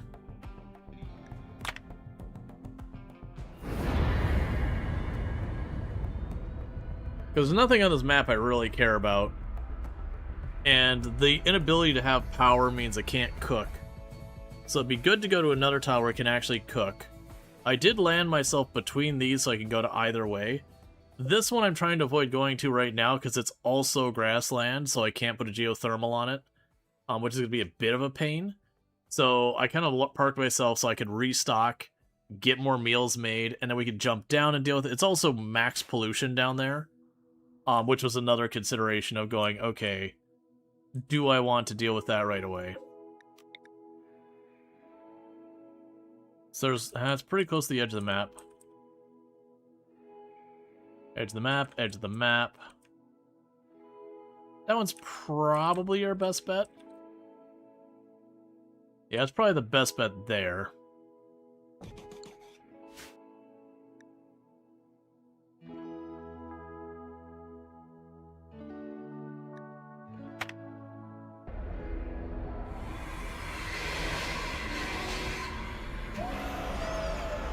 Because now that we've got 3 Thrombos on board, one who's an alpha, we do genuinely need to make sure our food is in great shape. Because Thrombos are really excellent for a lot of things. They also will eat you out of house and home. They're certainly not the worst, but they do like to heckin' nom.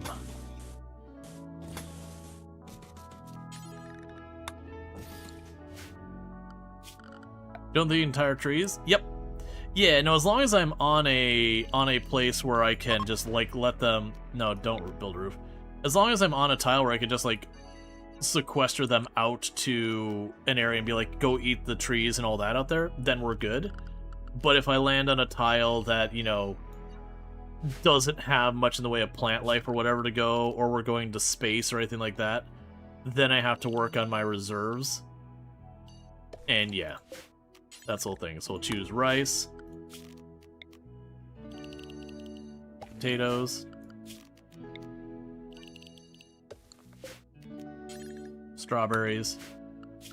I doubt we're going to be here long enough for corn, but you never know what comes up. Corn.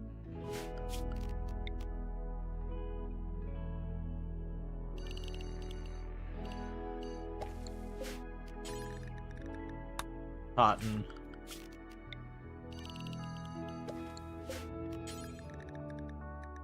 Heel root.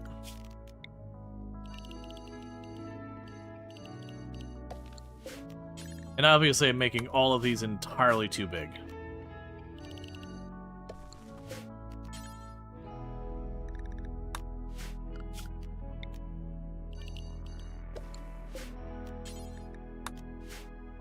And then finally the dumping stockpile will be back here. Low, allow all, no rotten, and no human-like corpses. So what do we actually have in this map? We got a little bit of iron, or steel, or whatever down there we're just going to yoink. We've got plenty, so I don't really need it. You definitely can get to the point where you've got too much. I'm not going to take that, components right there on the edge of the map. I've got way more components than I really need. I'm not going to be fussed about that. And I was looking for anything exciting, like plasteel, ancient dangers, stuff like that.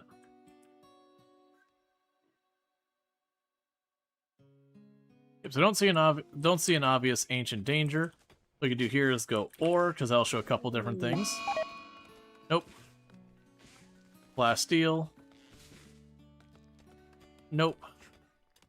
Gold would be gold ore. Yep. So we won't be doing much mining on this map.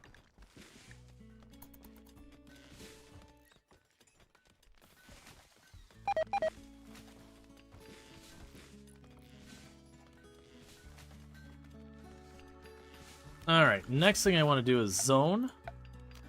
Expand allowed. New area, rename. Thrombo. Okay. Expand. Here.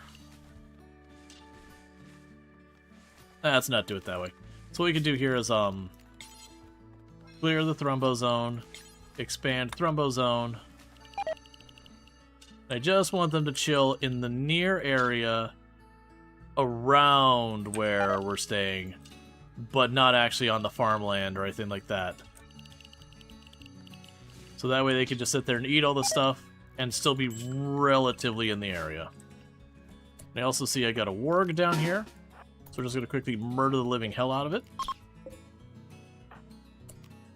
Goodbye, warg.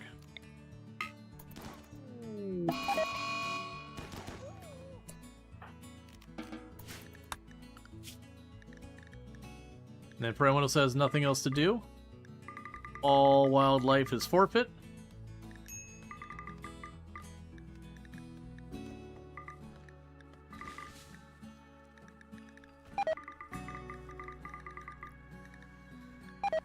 Okay. Because, yeah, we got ourselves an Alpha Thrumbo and all that. Okay, so we've got the Alpha Thrumbo trained enough that we can have it come and attack stuff for us. You're dealing with initial heat stroke, which is not my favorite. Insulting spree because you were rebuffed by Sentient Cookie. Cookie, I'm going to need you to stop rebuffing people, okay? It's really bringing down the mood in the colony.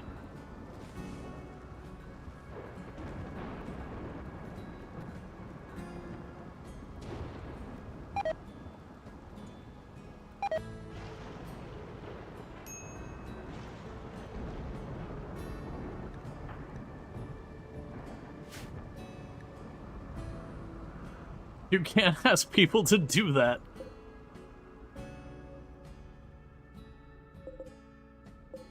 Not with any sense of integrity, you can't.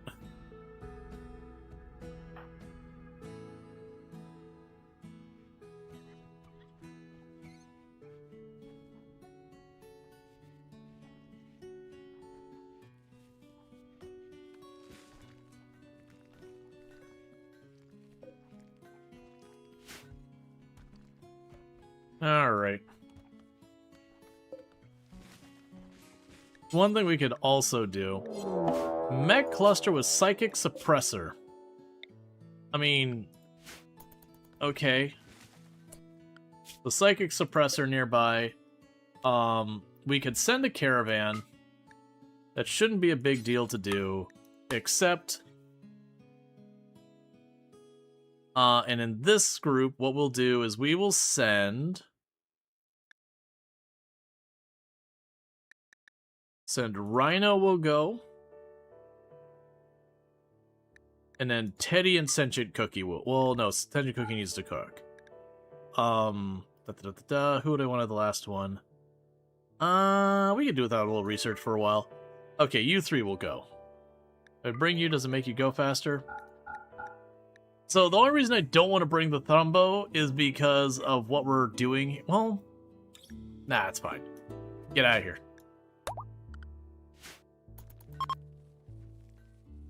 Get out of here. Deal with it. Because I'm planning to stay here at least long enough to get some food ready. So we don't want to, we don't want to leave. And plus, we have the whole thing there. We're going to go ahead and knock this out real fast. But I wanted to keep our construction people behind and all that stuff, so at least stuff keeps moving.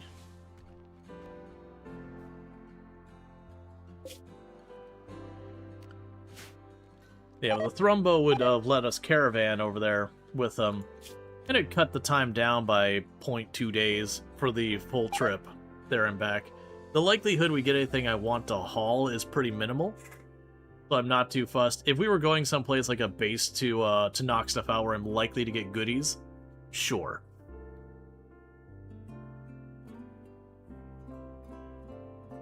But most likely with this, we'll be able to run in, knock it out, and then simply leave.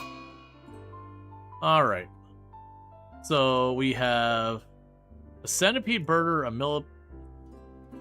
militar, and all that. Then go over here. This will be a little dangerous because of how much it's going to slow us when we're leaving with those things awake.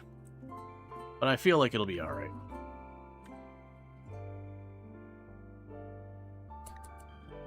Why are you so slow? Oh, you're the one who's psychically suppressed. Okay, so all we do now is we walk on up. Start banging on the wall. Back off slightly. Start shooting the wall.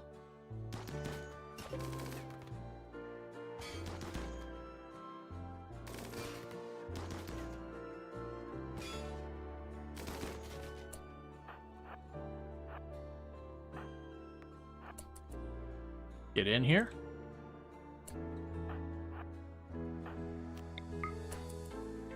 So we just... I was really hoping they wouldn't wake up until it's destroyed. So this can be potentially very dangerous depending on where stuff moves. We're gonna keep the pressure up. If stuff gets inside here, don't go... Stop going up. Stop going up. Stay down. Stay down. Go down there. The military's your friend. Go be with your friend.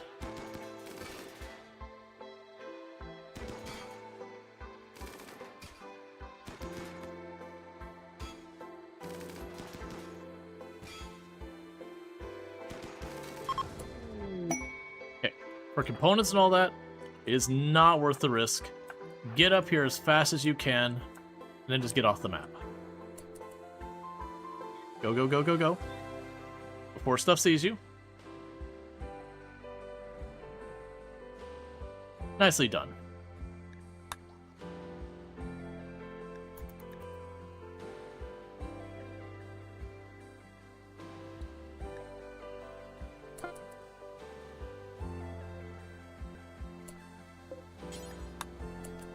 All right. And they're on their way back home.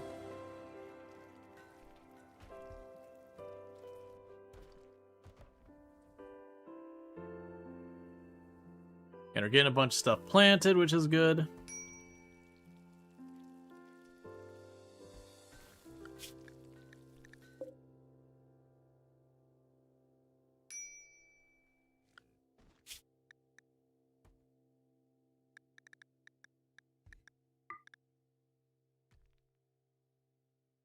The truest of foes, the swan. And how goes your training?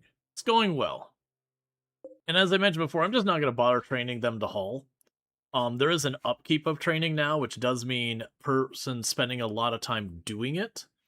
And then in addition to that, the food that you add in addition to their normal eating habits and all that can also be pretty prohibitive.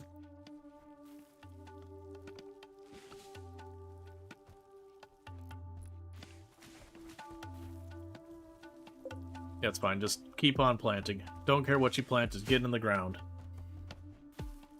Why do you run down there? I never will understand your prioritization. I meant in food. I don't care if you're doing the rice, the potatoes, the strawberries. The corn's a little rough, but you know, obviously we get that far, that'll be great.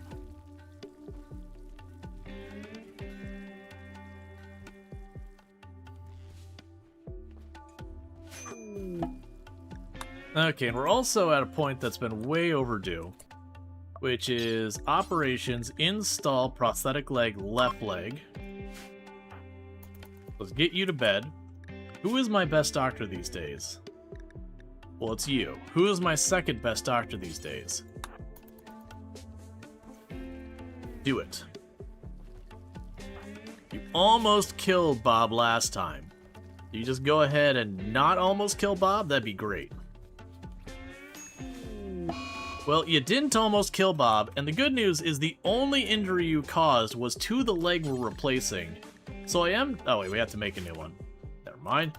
I was gonna say, so I am down to just do that again. But, we'll have to wait till we get you a new leg.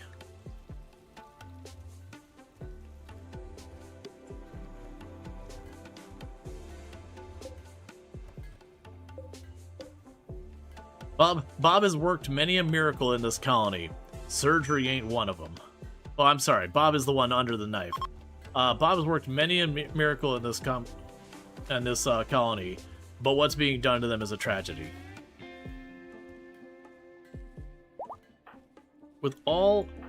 Go plant up here. With all the places you can plant, food first.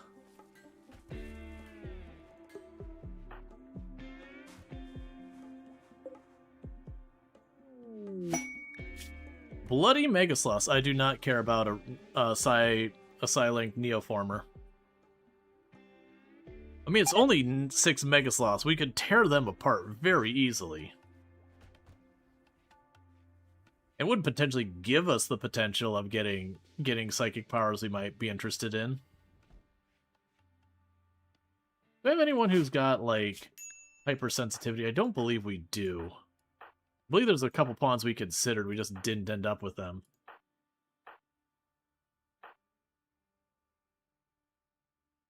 I'm not sure if there's any pawns I'd want to give up having work so I could stand and deal with that.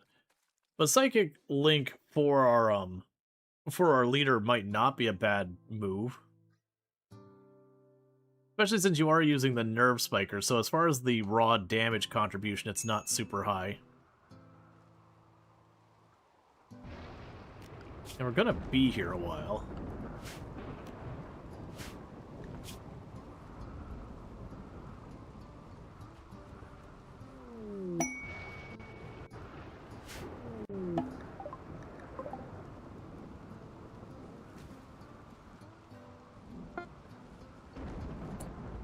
Oh, I guess Bob is still down at the moment, so... That's fine. It's probably something I should be doing, but also, you know. Alright, Bob. Let's try again. Because if I replace that leg, then it doesn't need to heal. I was waiting for me to have chosen, like, the wrong thing, like right leg. Hey, you got it. First try.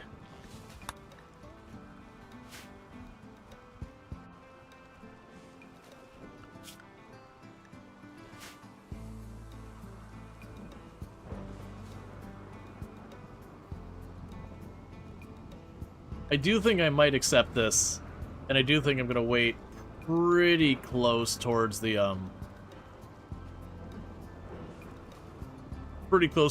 end, but we'll accept that so that Bob will hopefully be at least up.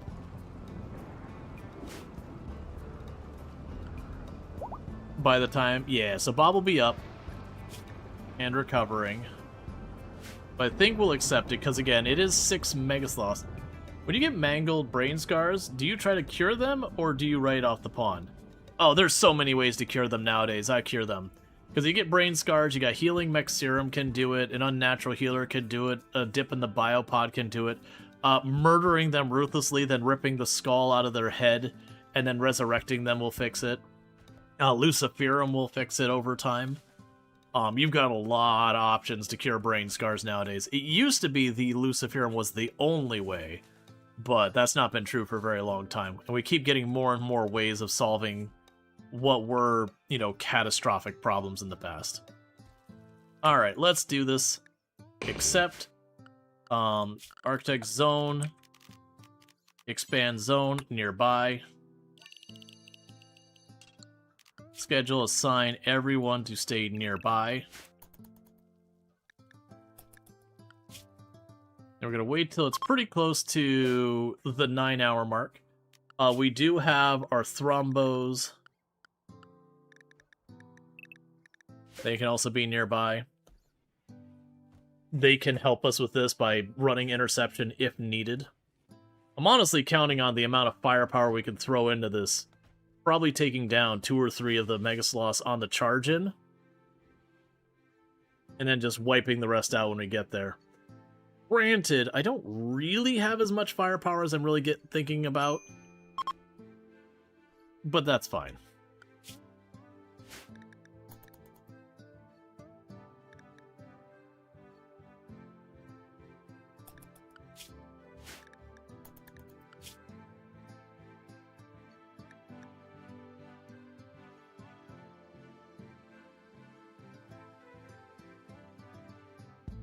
Okay.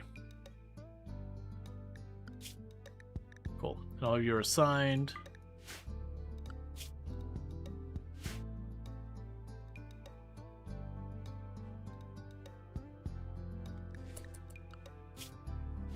Alright, grab everyone. They should be here pretty much any time.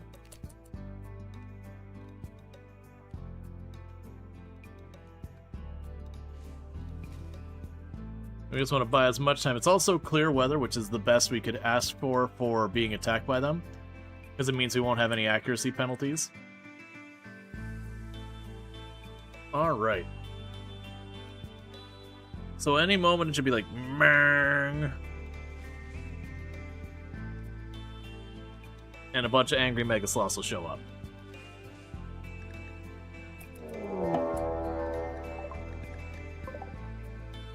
Alright, there's our 6 Megasloths. I like how it's like Manhunter packs, like, don't hunt them. They might get mad.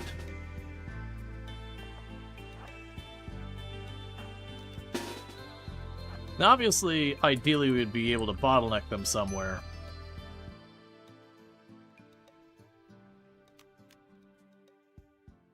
I really do need you all in position for this.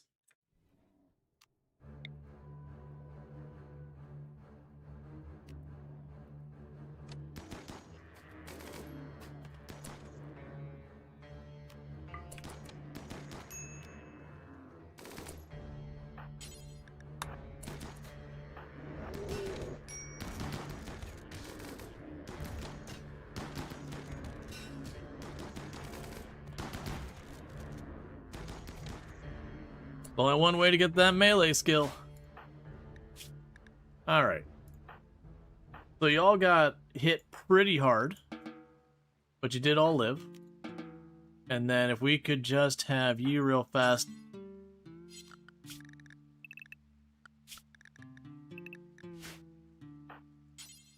Hunt that one. Hunt that one. Hunt that one. Make sure they stay dead. Nice and easy. There was definitely risk there considering how bad my body armor is. But that's fine. Alright, and now Treacle gets to have psychic powers.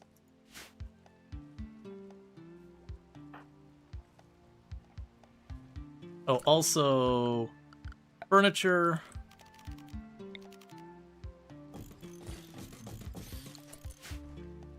Did you even get hurt? Okay, so Treacle got Solar Pinhole. I can get behind that. For right now, though, we're gonna go to Treacle, and we're not gonna tell him to like just not worry about psychic powers right now.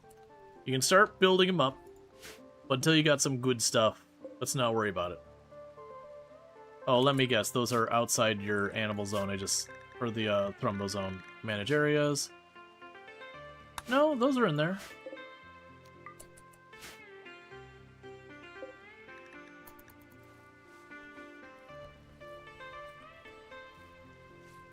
What are you doing right now? Do you not want medical attention? Did I choose the wrong thing? Did I choose the baby spot?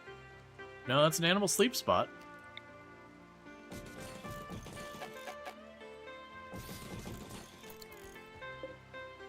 Where are you going right now? You are bleeding. There you go, you figured it out.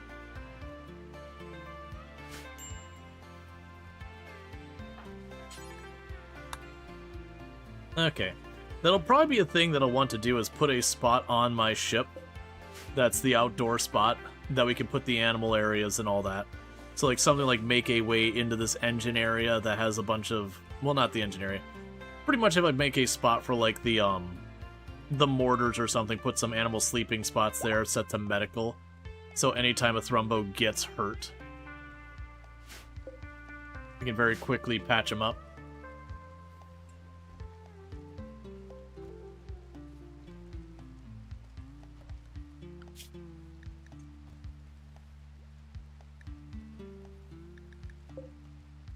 Okay, the Lynx is over there.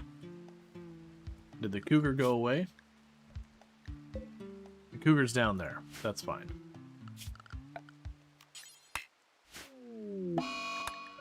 Okay, just kill my power. It's alright, I don't have anything to cook yet.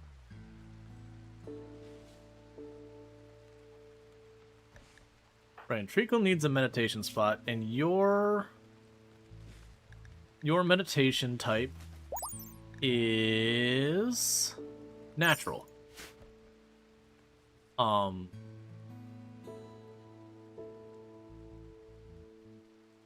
Actually, don't see the tree.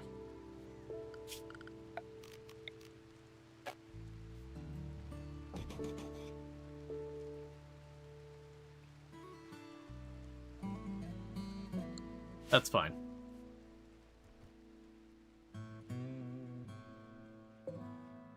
Yeah, so that'll be ready soon.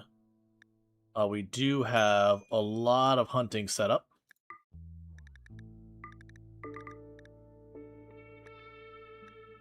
If they have nothing to cook and all that, they should run around, because Hamp's free if they can't get to the research bench. What about the tree at the bottom right? Oh, okay. I was looking for it and I didn't see it.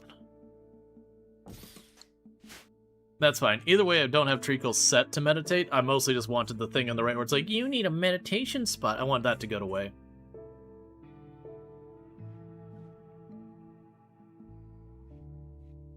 Alright. So I want to quickly get our food supply up. That's why we're chilling here.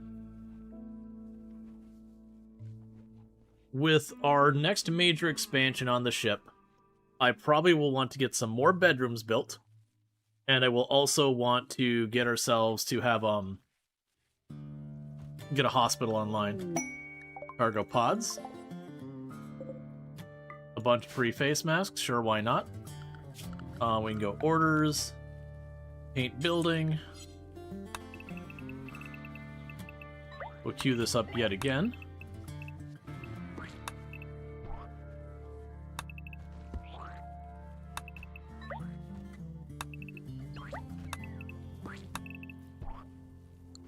And someday they'll actually finish painting the ship. Alright.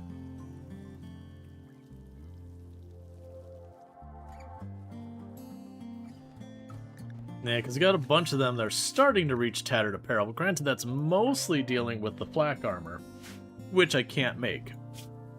We haven't unlocked that. Oh good! Water wheel. Thanks, random. That's definitely what I need. But we can get flak armor anytime now. We also have what we need to get the standard grav tech, which will be tricky until we get the orbital tech. Once we get the orbital tech, then I need to start putting the effort into making the vac suits. And that's where we're going to... What I can actually do is set up the assignments now.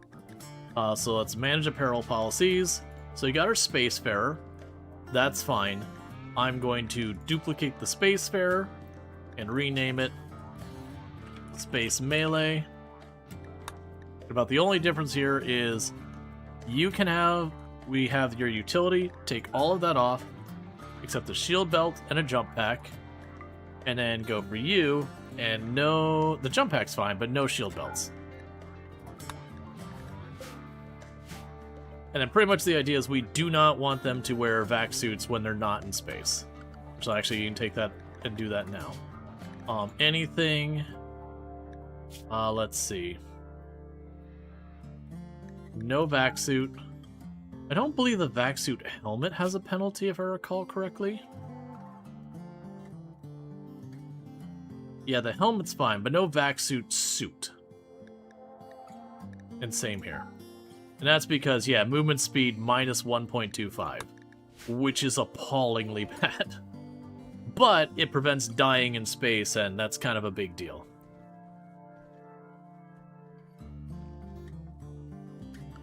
And I guess we can go up here.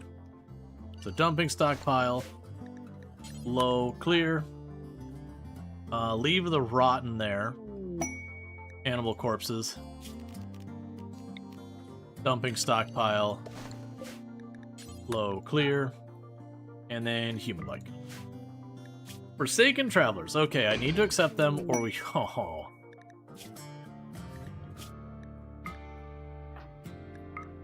We need to accept them, or we take a penalty for not helping refugees in need, because we are a guilty ideology.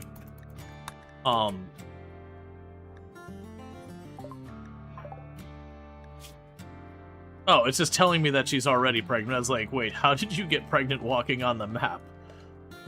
Just, it is the secret of the walk. was that The Simpsons, where they dance salsa or whatever it was, and it's like this big elaborate dance. And then at the end he's like, "You are now carrying my unborn child. It is in secret of the dance." Which should be very much followed by, "I didn't agree to this." Hold up.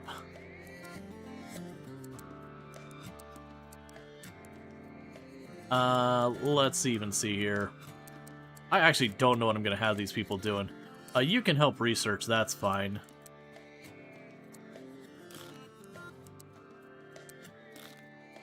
There.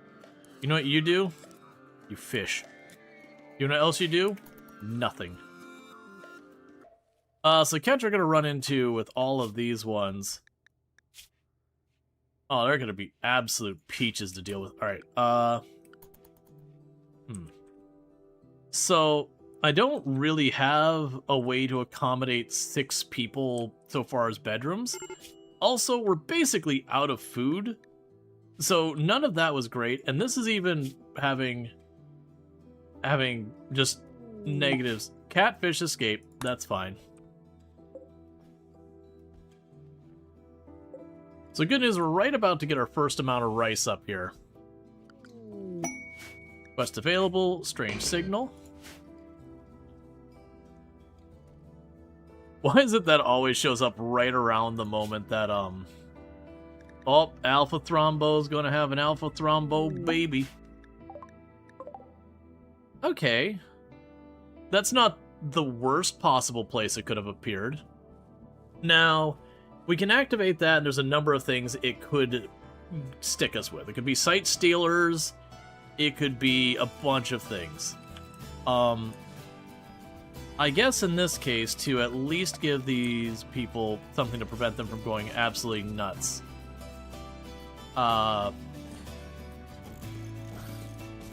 There, you have rooms. This is probably a terrible mistake. Let's go ahead and for my colonists, real fast, there's so many things going on. We should adjust your schedule. Take you all and keep you at nearby for a minute. I will put you on recreation, so at least you can have that. Right, so with that, you're one of the only ones who's not unhappy. So we're going to go with our lore thing here is Yoder here. That we welcome these people in and we're like, hey man, that monolith, it does weird creepy things. I don't like it, we should stay away from it. And Yoder's like, nonsense, watch, it'll be fine. The monolith's dark metallic surface is warm to the touch, and Yoder thinks he can hear the faint hum emanating from inside. The lines at its dusty surface seem to squirm into unsettling patterns. Yoder focuses on the shapes, trying to uncover their meaning. The hum strengthens. The shapes begin to flow into Yoder's vision. But the surface isn't changing. Power begins to uncoil in the empty space all around. A black shape is forming in his mind. The anomaly is stirring. Yep, we're gonna keep doing that. I don't plan on, like, really pushing the anomaly stuff this run. We are planning on going Odyssey. But you are not allowed to do any anomaly research until the anomaly is awoken, or the monolith is awoken. So we're basically unlocking that research. As the monolith has twisted change, Yoda has overcome with a horrifying vision. In an instant he understood. The monolith is a doorway, just barely cracked open now. Something beyond imagination stirs on the other side, seeping into our reality. Terrified but excited, Yoder is convinced he can learn more if given time to study the monolith. Okay, and with that, we can now research anomaly stuff. So we're going to go over there, leave that sucker unlocked.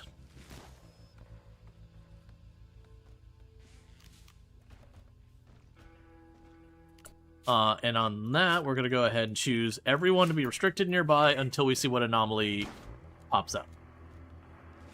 Most likely it'll be site stealers. But it can be site stealers, shamblers, the harbinger trees, think ghouls, but usually it's always one of the basic ones as your very first one, and usually it's just like a single ghoul walks up, 2 shamblers to go up. Like, it's usually a nothing burger. It's kind of like when you start a new raid or a new run, even if you max it out to 500%, your first raid is usually one dude with a knife.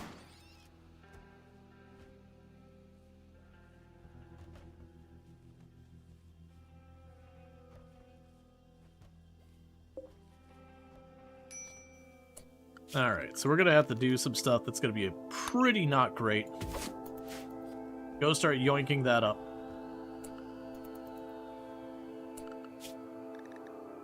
That's all nearby. If you could just go out here. Stop sowing for just a second, so you'll harvest that.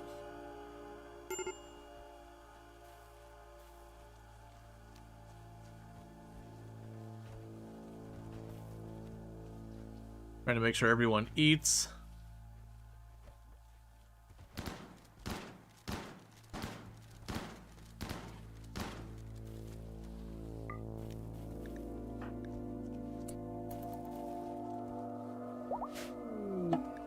Harbinger tree sprout. And thank you for the follow.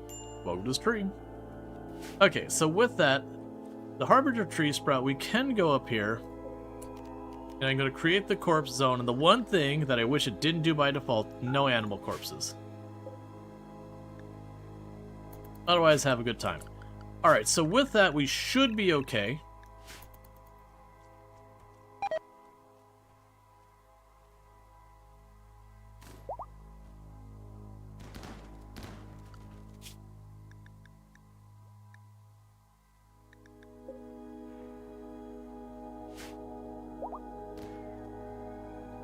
And actually, for that matter, get over here real fast. There is a nice, juicy Mega Sloth chilling right here, ready to feed the colony aplenty.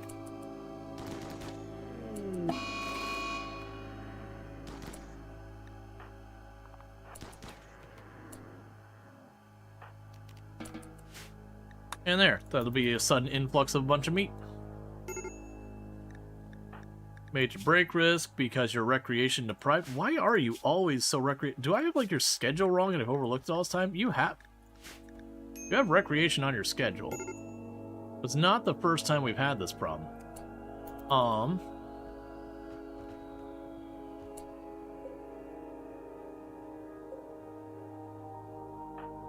So looking at all of you, neurotic, too smart, tough is a bit of a mixed bag.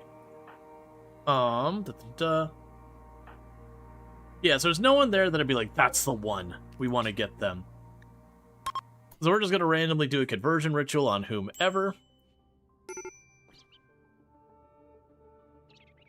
So we're converting Kiri. Which is just a randomly named pawn. We didn't do anything to add a name to the pool. That's just that. You thought someone was a night owl? We had a night owl that was visiting us, but they're no longer here. Unless one of them is a night owl. Which could be what you're saying here.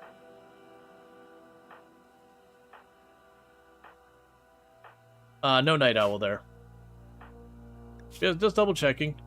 Because it is entirely possible that I have forgotten and overlooked or whatever. I actually don't think we have any couples in this entire colony. Which is funny, because, yeah, because that's a pawn that spawned outside everything. Because they're all sure hitting on each other constantly. Sight Stealer revealed. Alright.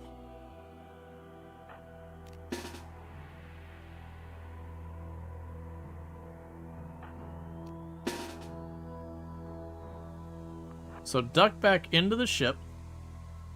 Because I'm going to have you hold... Just all you with ranged, mash back here. And all you who are melee, there you go.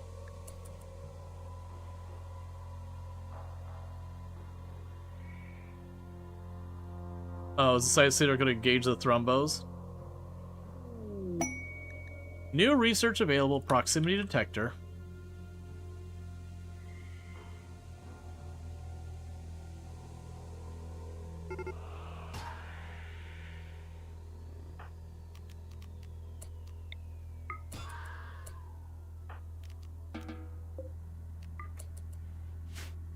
Okay, was it just the one?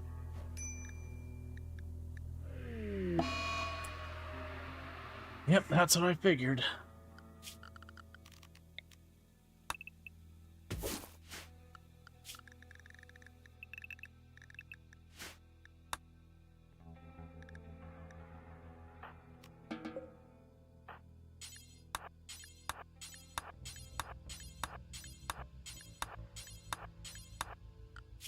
Okay, and for any of the other ones who can grow, that'd be Teddy and Rhino should do it.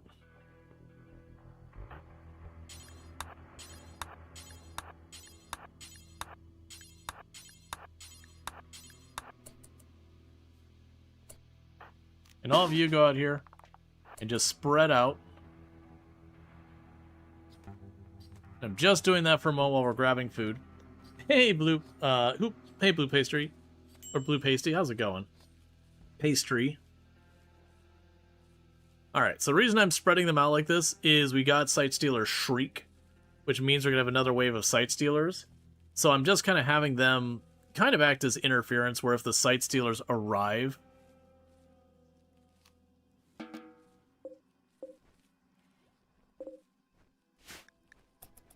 Be fast, grab the food.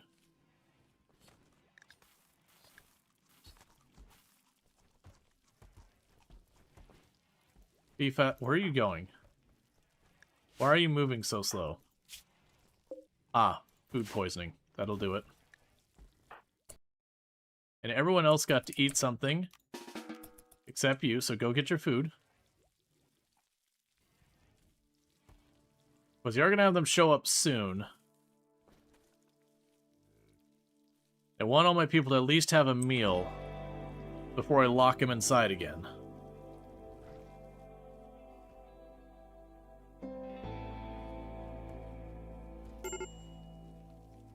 No.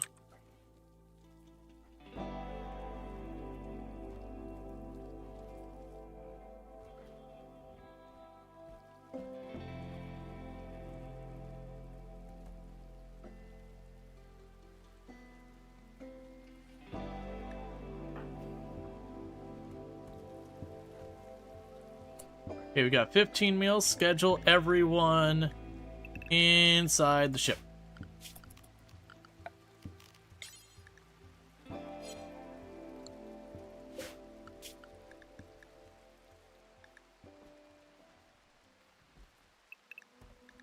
You're going to drop to nearby the ship. We're going to change the nearby zone here.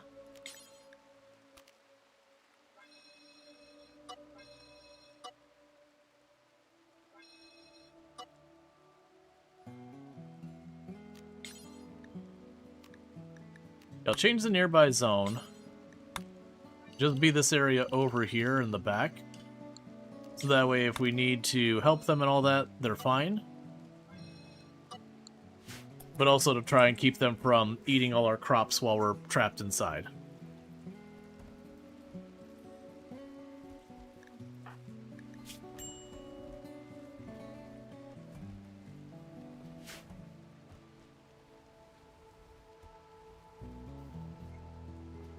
It'll also give something for the Sight Stealers to target us to potentially go after the Thrombos.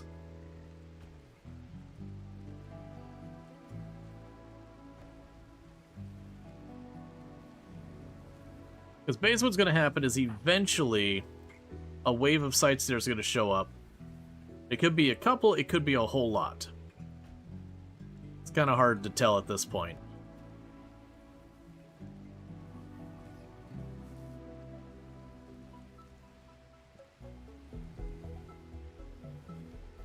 And as much as I'd like to keep them outside working on the growing things, if a colonist gets caught by like 8 or so Sight Stealers all at once, that colonist is either dead or at least really bad shape.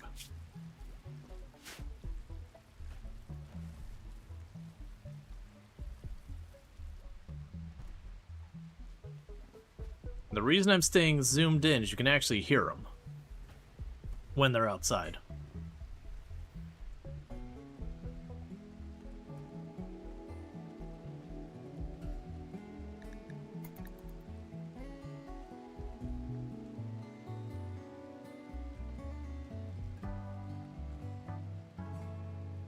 What's this?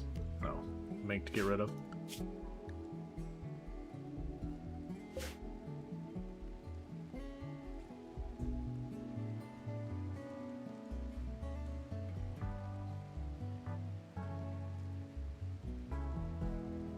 Thought I heard it.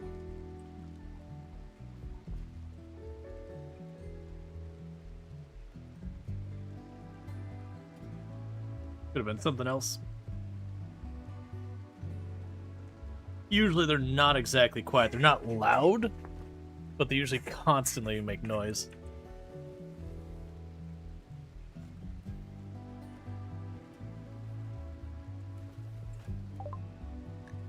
Water wheel generator, specialized limbs. That'll be a nice potential thing to grab.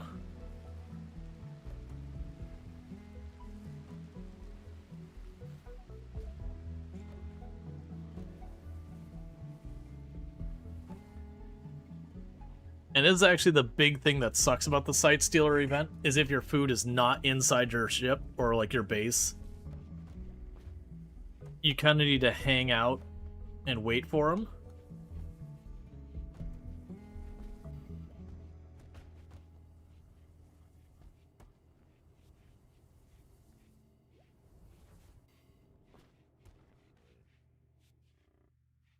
The good news is we'll be able to go out there and immediately start harvesting. You can have up to 3 waves. I'm really hoping it's not 3.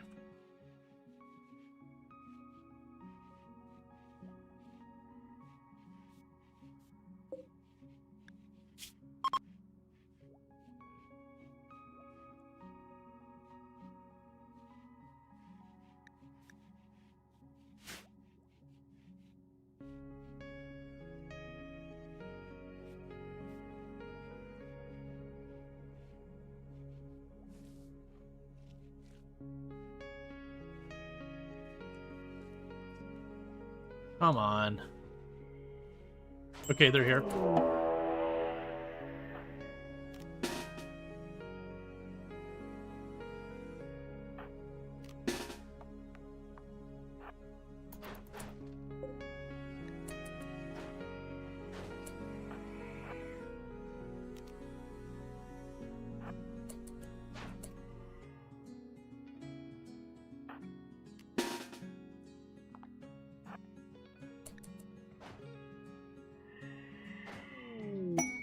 Oh, well, that'll work out great for me. Bulk goods traders here. There go the Site Stealers.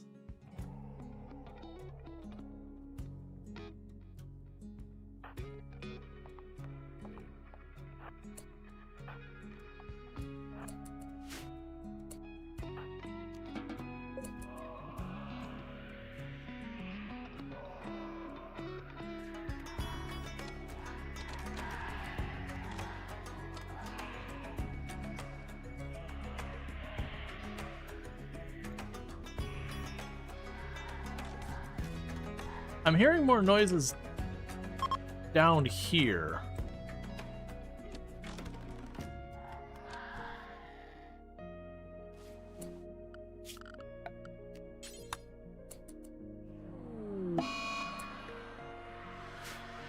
All right. So schedule nearby for a minute, because we need to grab the food while we can. The good news is there's a very high chance that they'll end up running attrition whether they mean to or not. Major break risk on treacle because you're recreationally starved and you're hungry. Oh, right, we changed nearby. That's on me.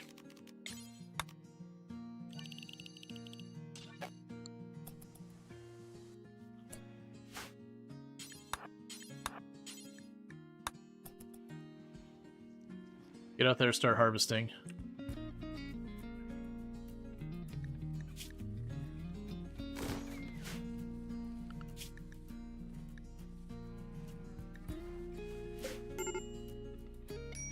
We need to do the same thing where we run out here, we grab a bunch of food really fast, bring it in before the next wave of Sight Stealer shows up. Meanwhile, let's grab you.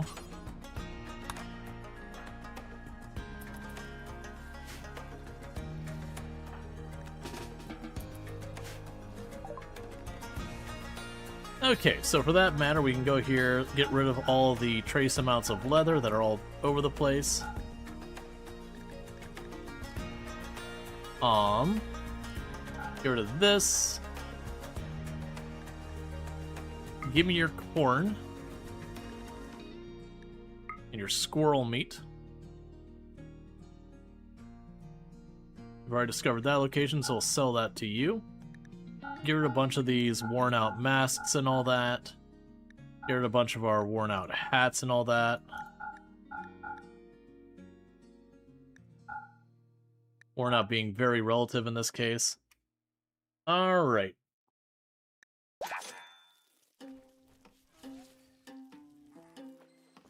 So I need you to haul all that meat in here. It's Huntsman. It is. There's a very good chance Huntsman's going to be dying very, very soon. Because when these Sight Stealers come, they're going to be doing a big violence.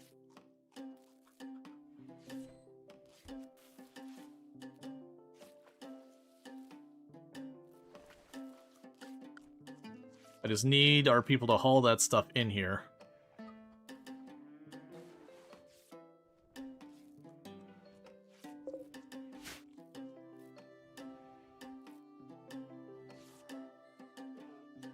Better send the dead huntsman pick to Smurf. I've sent him one or two on the Discord. I haven't done that very often. But we've had that once or twice where we've killed a huntsman and all that. How did that meme even originate? So with Smurf, there was like 3 different runs where basically he had taken on Huntsman, and that Huntsman had, like, betrayed him. Like, just, you know, had... Well, you just three headshot your own person.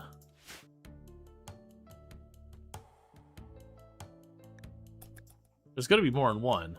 Oh, that's probably one of the Sight Stealers from up here wasn't finished off and got back up. I was gonna say, because it was the stuff coming on the map.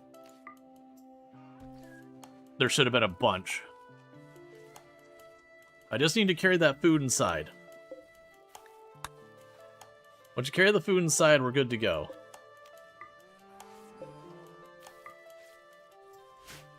Yeah, so these ones that only got beaten up and not killed, they'll eventually get back up. Because I don't think they need to eat or anything like that. You're signed right? Okay, so you are grabbing it, finally.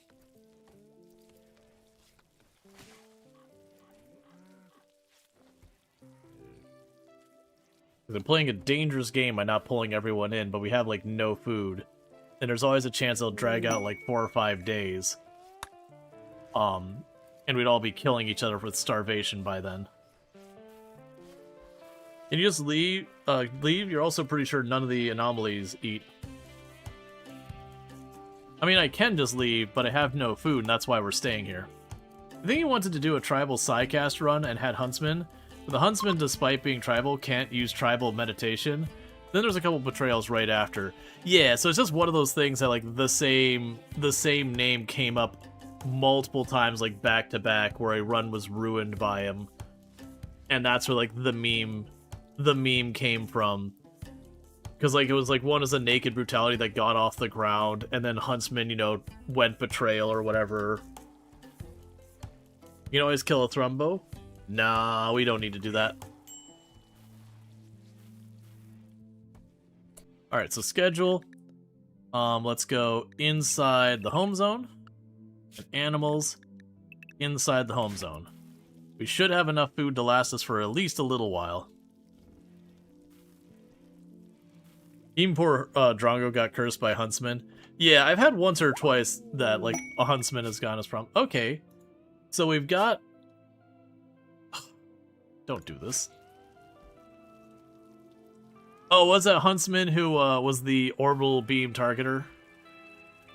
Where it was a prison break and grabbed ordnance and just launched it right in the middle of the base.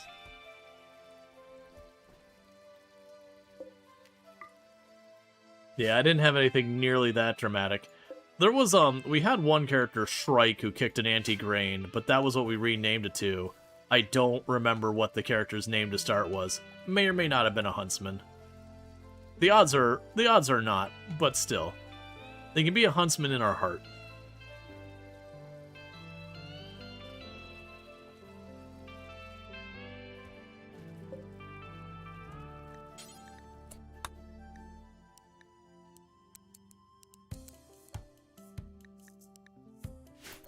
Stop making chem fuel out of the wood.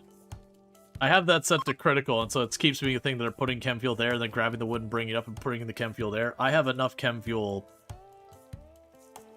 to cause some serious problems.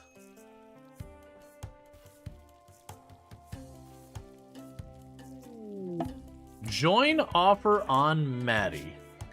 They are a Hussar who is a jogger with an annoying voice who is psychically deaf. The only thing they're good at is murder. I can make Go Juice. I really don't want to. I really don't. So, okay. Here's the debate. So the debate I'm having is it would be good to get a Hussar in the colony, because I do have xenogenetic technology kind of thing where I can start taking stuff. And the Hussar has lots of traits we want to consider. Super fast wound healing being the big one, more than anything else they offer. Psychically deaf in our run without using psychic powers would potentially be a win.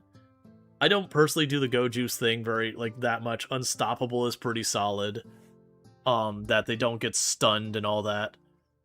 But, or staggered or whatever. And those are negatives that are great. So it's definitely worth considering. But hyper-aggressive sucks so much. Hyper-aggressive is such an awful one to deal with. I think for right now, because not only that, if we actually look at this pawn again and what they're bringing to the table, annoying voice is going to upset people. Jogger is good. Jogger is great. They're not the worst, but I do think annoying voice on a Hussar who already has a predisposition towards social fights is just begging for even more. Oh, and you're gonna all take a penalty, every single one of you.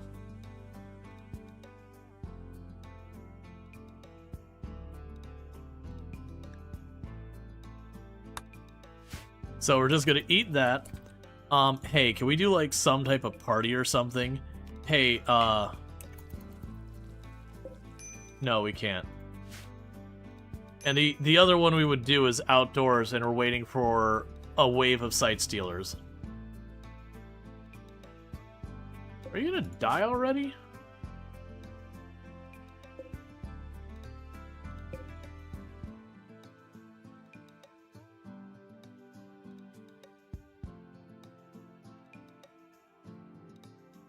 They're refugees.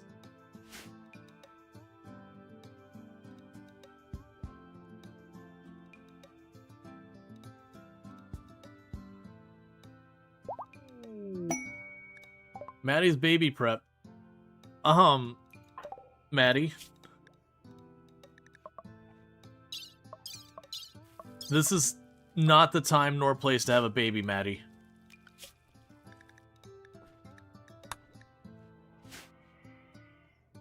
Okay, so the sight stealers should be here now. I, as a mistake, have not really designed my ship to give myself a good position to fight from for this kind of thing. So we're going to do our best. And by our best, what we're probably going to do is open that door, run the refugees out as, like, a meat shield long enough for me to get into position, get everyone in position, then pull them back in. And I hate to do that, but it is going to be a necessity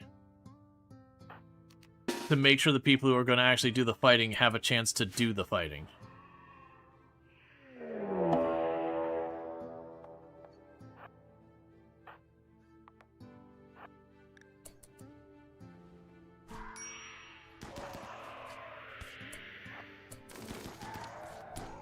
Hey, you've done your job. Get back inside.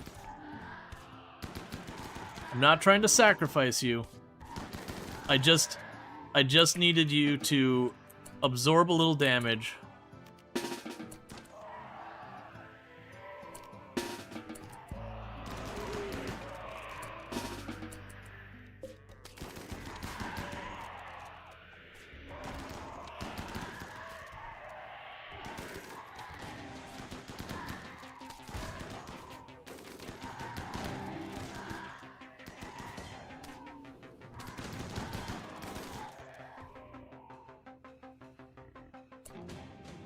Okay. So how badly damaged did everyone get? So, you all took some hits. And the Thrombos also took some hits. But it doesn't look like anyone's in dire straits. So order, allow all, and then with that we can go out here and say schedule, you are unrestricted, animals, get back to the Thrombo zone.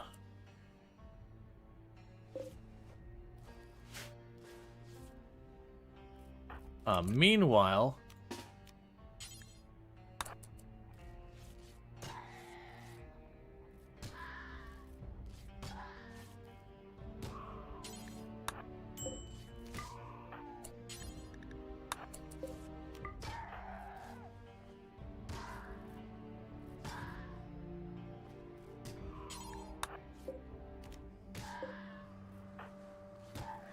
gotta make sure they stay down.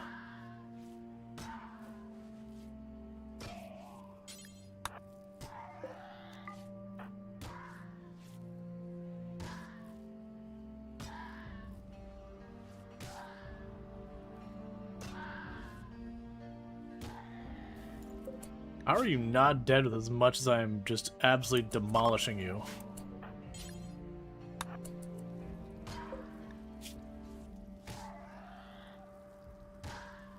Take the other leg. Take the other leg. Take the other leg. Never mind. That's fine. Orders. Allow all. Okay, medical treatment needed on you. Assume people are on it. You're bandaged. You're bandaged. You're bandaged. All the thrombos are bandaged.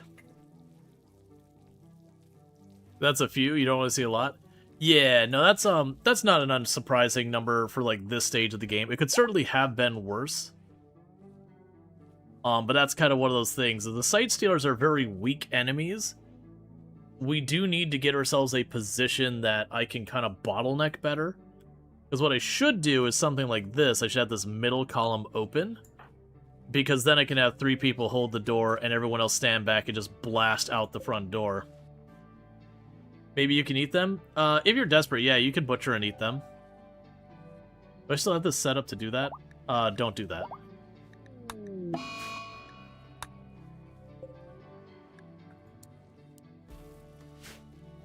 Because we did have that set up previously when things got desperate.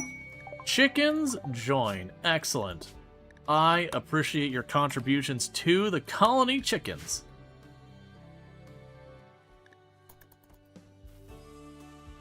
Your sacrifice... Look, man, it probably won't be remembered very long if we're being honest. I don't want to just mislead you and make you think things are going to be things. But you are appreciated for the brief period of time you're going to feed us.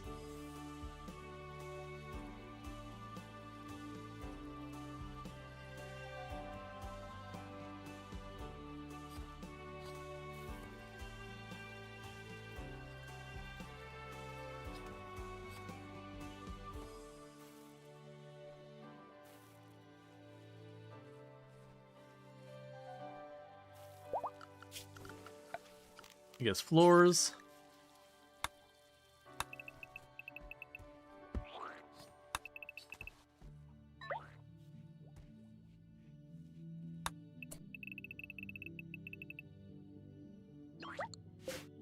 Meanwhile, real fast, I'm looking at this. This cougar is like, yep, it's my time.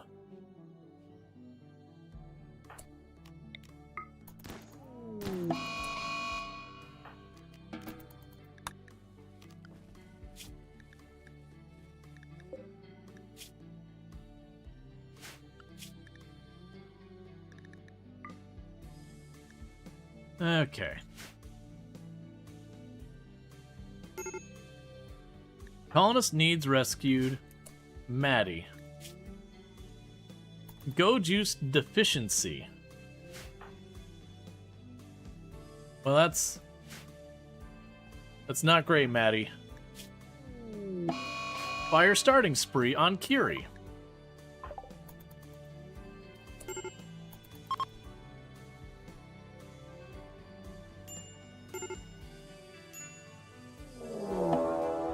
Mechanoid cluster.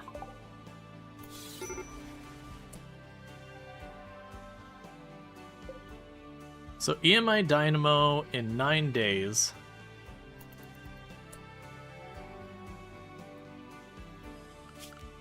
I'm gonna need to make this part of the home zone or people won't put out the fires.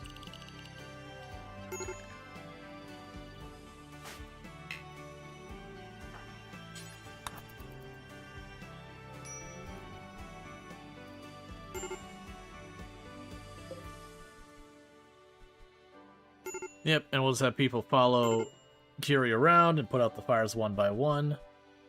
And we're good to go. Meanwhile, we're going to go zone. Danger zone.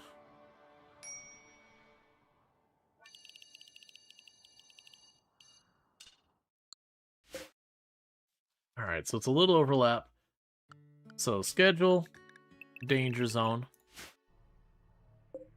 Because I'm not too fussed about this. We're gonna pull up a bunch of our crops before that goes down.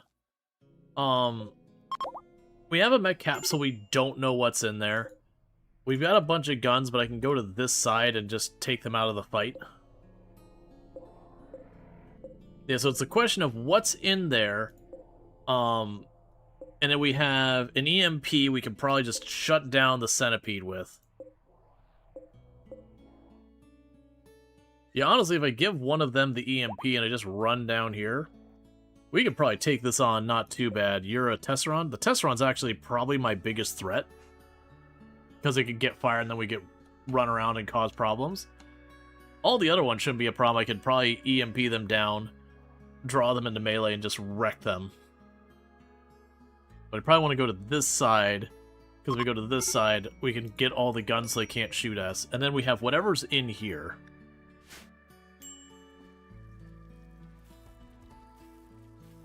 But I'm going to chill for a minute, because I don't need to rush that. It's got 8 days. And then honestly, if things get away from me, we just unleash the Thrumbo. Which I don't want to do, because then they're going to get cost in the explosions of those, but... That is part of the job of the Thrumbo. And that's why I don't want, Hussars.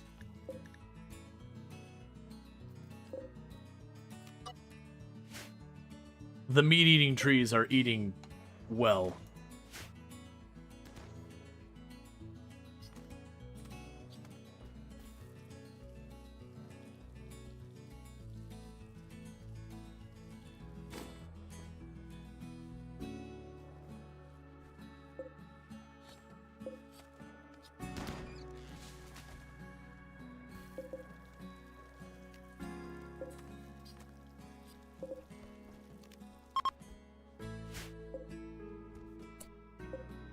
And honestly, we could go here. And those seem to be accepting anything. We want to go to block. Okay, no block.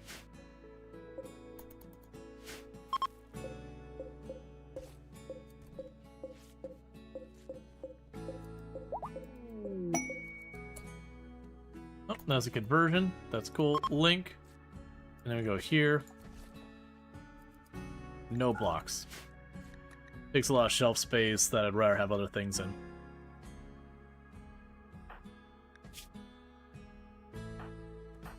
Yes, let's give them a moment to heal up.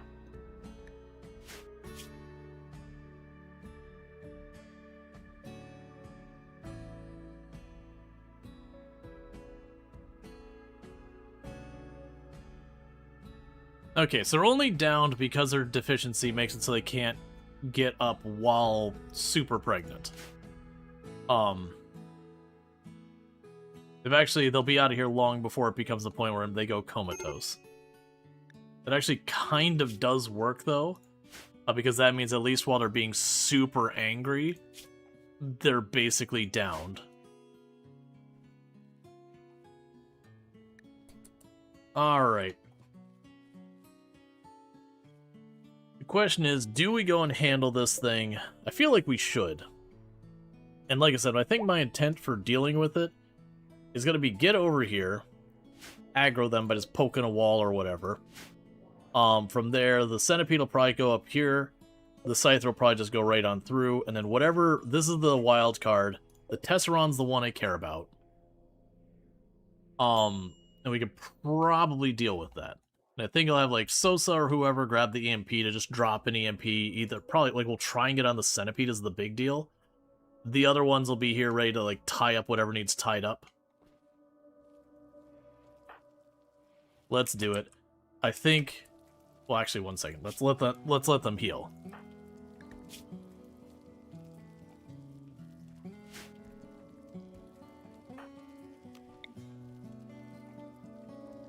$13, $26, $42.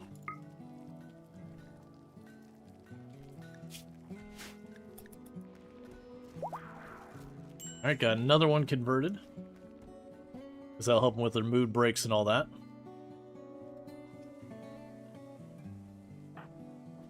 Because you should have super fast healing, so you should be back in business pretty quick. Yeah. We just wait for Kiri to be back in business. Like I said, we'll run down here, give one of the EMP grenades, and have them handle that.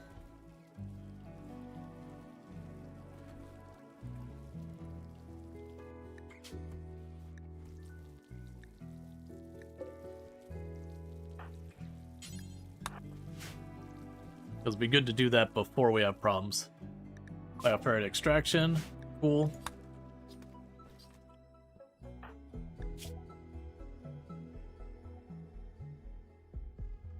Okay, you're 1 hit point from max.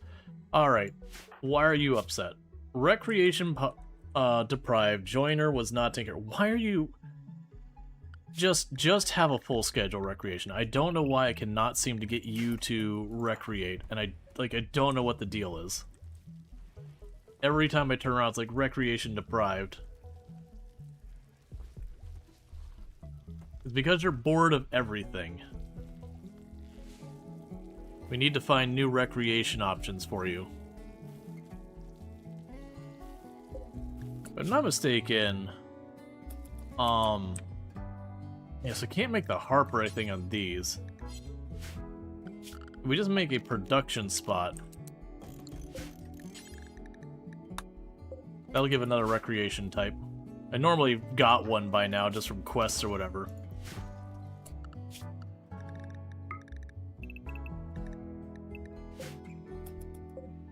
Okay, the point is you're not right about to melt down this absolute very second. So get over here.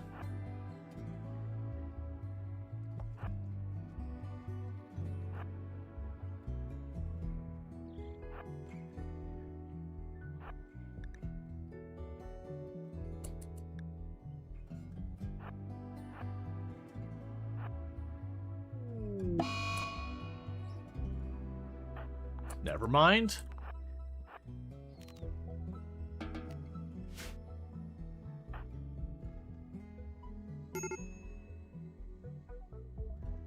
I can't have one of my best weapons not participating the entirety of the fight.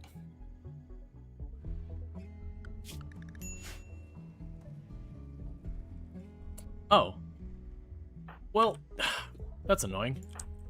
Did like one insult and then got off break again.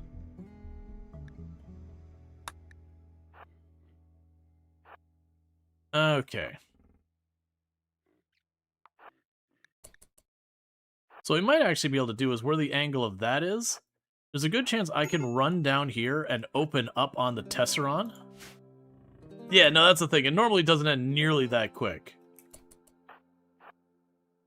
Yeah, so we should be well in the clear over here.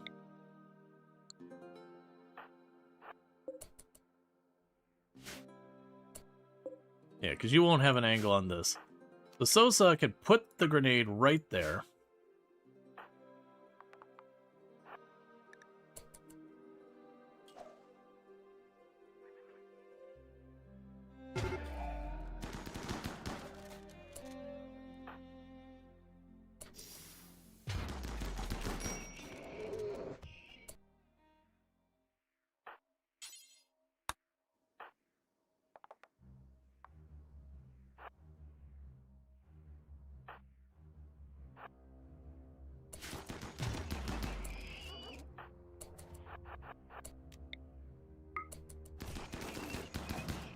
Get the grenade. Get it, please. Get it, please.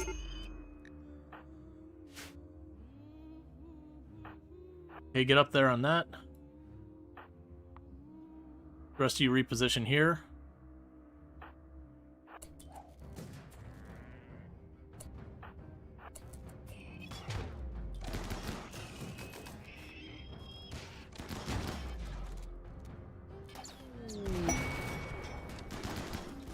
I really don't want the thrombos in there.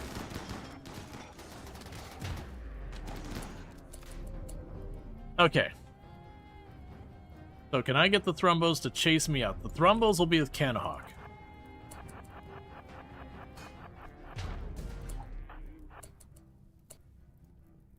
Where's the pikeman?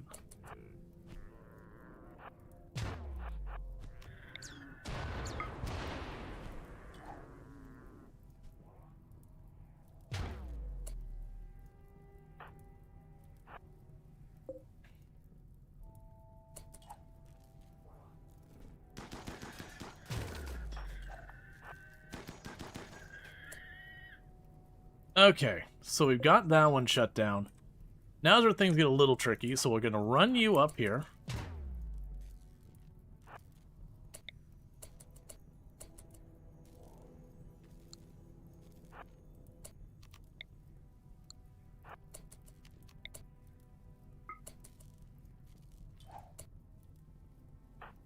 So all of you who are basically only good for melee, you run over there. Your contributions are done here. You get home. All of you who can do ranged, get up here.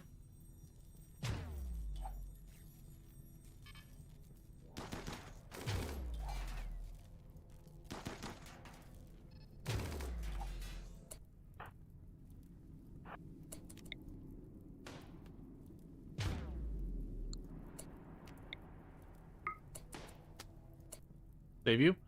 Oh, right.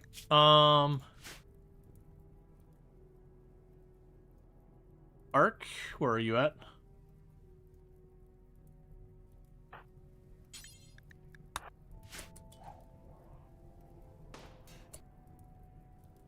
Okay.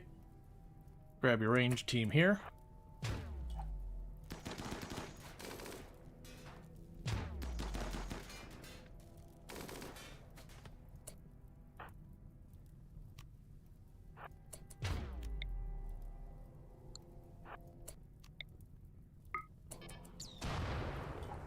I'm glad you missed, because I definitely positioned that wrong. Oh, wait.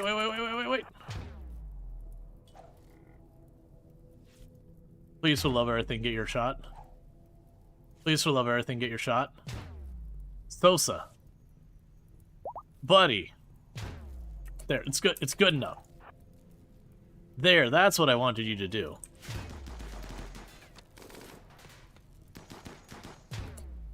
Okay, you can all get out of here now.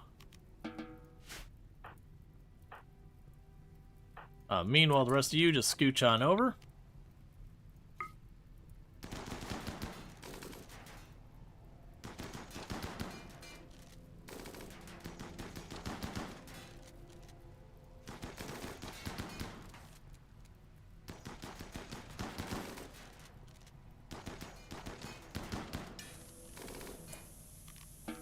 And have a nice time. Fuel optimizer. Probably don't care about that too much. Alright, how are you doing? You're still being tended to. Order. Allow all. Order. Disassemble. And you drop those EMP grenades before you have a chance to betray me or something.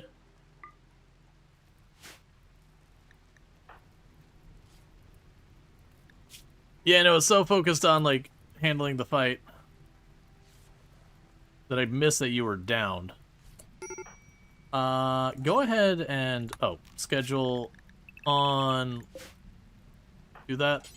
Go haul your sword back.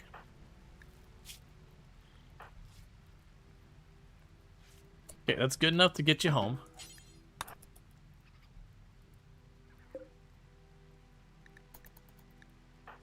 Medical emergency. Okay, you're fine. Everyone's treated. Oh, hey. Sorry.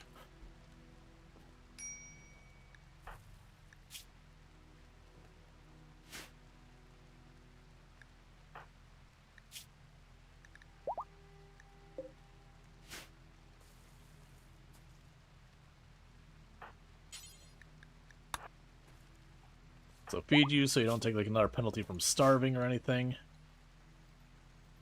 Okay, I mean, it wasn't as clean as I wanted, but we did we did get the Tesseron taken out of the fight immediately, because the Tesseron, the reason I was worried about that is if it lit us on fire, we could run underneath it and then just start getting murdered. And I just wanted to make sure that didn't happen. Oh, I see how it is. Yeah, that's fine. No, nobody take care of the thrombos.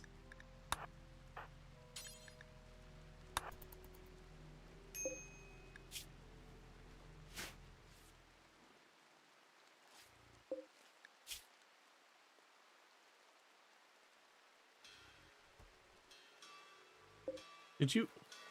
There we go. At least someone's doing it. They'll probably get an infection because they were left untreated. Alright.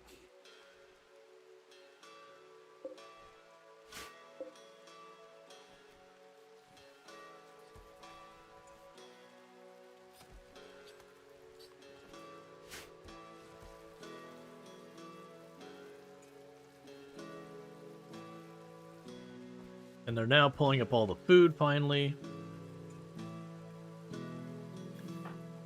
And Valentine is upset from being confined into a tiny little space. You know, that is what it is. Just deal with it. Maddie is basically down until they have their baby.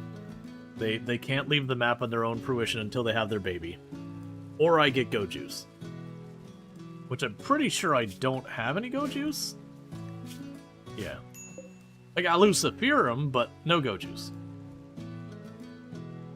Let's see, what happens to the baby when the pregnant refugee gives birth while you're in your colony? I think it stays with the refugees, if I remember correctly. The only time I think it gets weird is if it's like a kid between your colonist and a refugee or something like that, where you have a temporary colonist and your colonist. I think weird things can happen there. But I don't remember the exact rules around it because it happens so infrequently.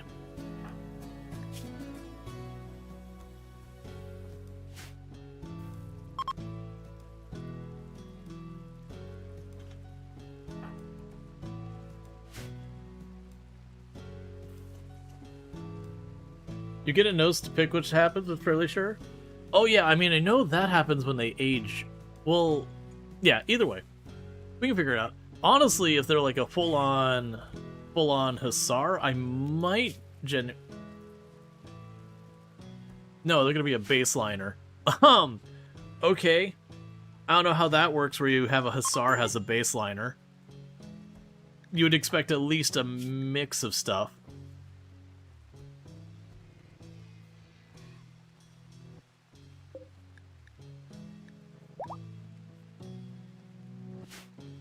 You know, with hospitality, you can hire them? Yeah.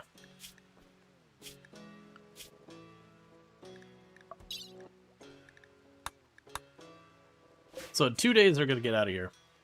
Let's see. Hussar is an exogene. Those don't pass the children. Is it really?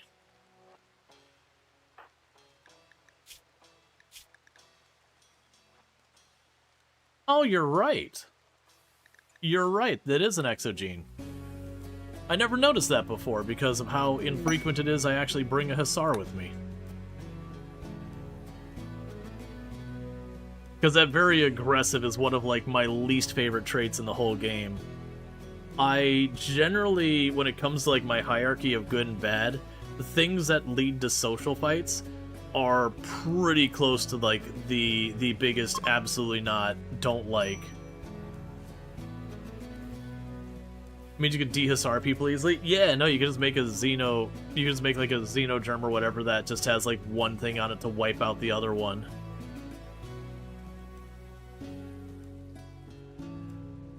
Which is kind of a weird but cool concept. Right, and we did have... Now I think about it, we did have the Crypto Sleep Soldiers. I like going after the unique weapons, but we keep not making any progress here because I keep chasing these down. Let's see... Am I able to reach it in one? No. And I think the reality is we go for increasing the size of our grab ship, because we are kind of running up against the fence of what I can handle with the grab ship size. Like, I want to put more stuff in the ship, and there's just nowhere to put it.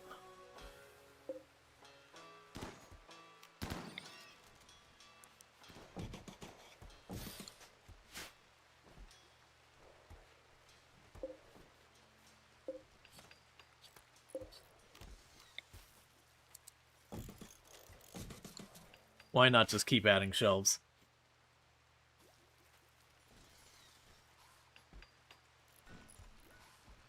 Oh, did we make our harp yet? No. Because you need wood. I do have slightly too little wood because I keep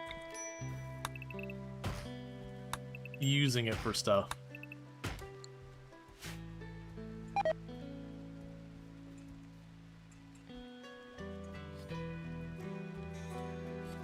Alright. And we're honestly not far from the point that we would potentially want to consider a fridge. But I still think our next expansion, we're going to add a couple more bedrooms on this, and I'm going to add a hospital, is what I was thinking. Granted, now I might seriously consider getting the Xenolab, whatever you call it, and start trying to get genes to lean into that stuff. Oh, you're back up, and you dropped your plasma sword, so go grab that, Joker.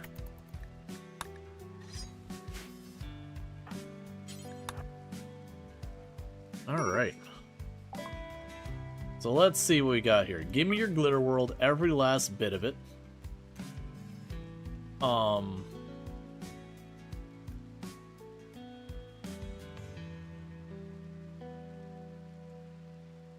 Orbital Tech and Biosculpting, we'll grab that book. You can have the map we've already gotten the goodies off of. Archotech leg. I don't know if I can make that happen. We give all the gold, and we take the Archotech leg.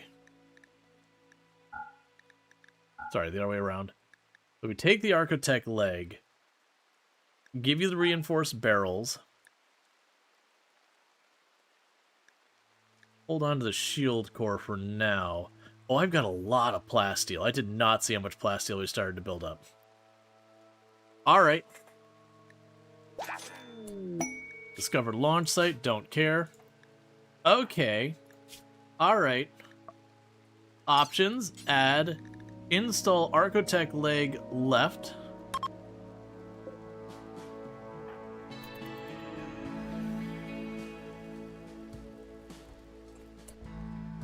And then get my absolute best doctor here.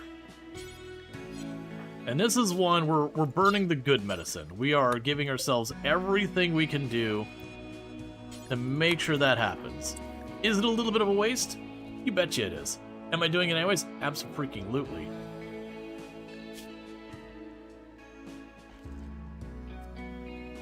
Because Bob has a Zeus hammer that already makes Bob run faster. And now has an architect leg.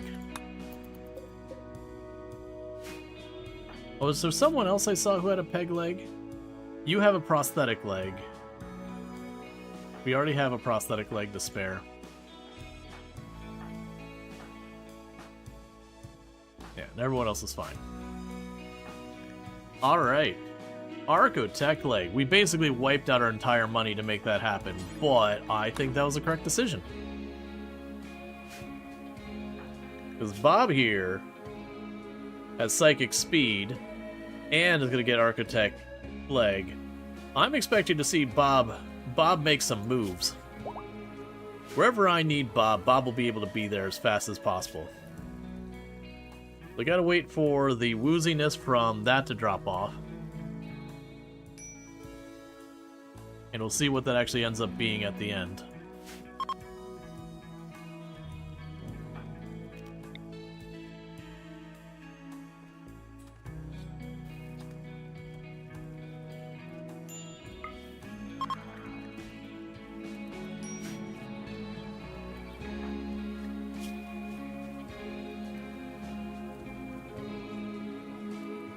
Which is good, because Bob is the one who we got with the shield belt and Zeus hammer melee and all that. So when I need someone to jump on a target and shut it down, that's Bob's job. And so Bob can be on the target like the moment the fight starts, all the better. Or, if necessary, whack something and then run away real quick. Whatever we need to do.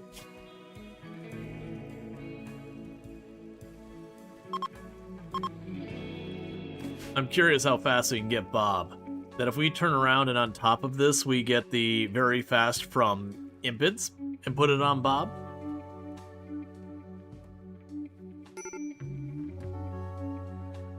Bob will run. What are you... Why is everyone so terrible at being recreation deprived at all times of forever? I mean, the answer is because we need the harp built. Why are you not... You're missing wood.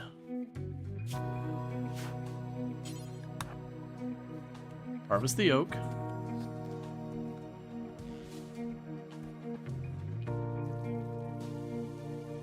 We gotta get another recreation source in here.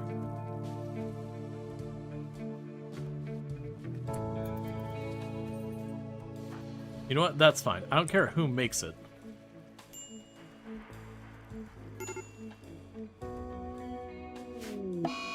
Incoming mechanoids. How long do I have? 18 days. All the time in the world.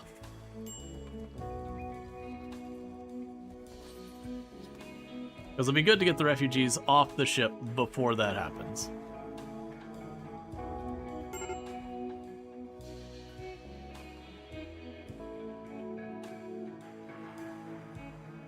Stamps are Icklefit? Because you're not fun. Refugees are leaving. Cool. Go ahead and rescue Maddie here.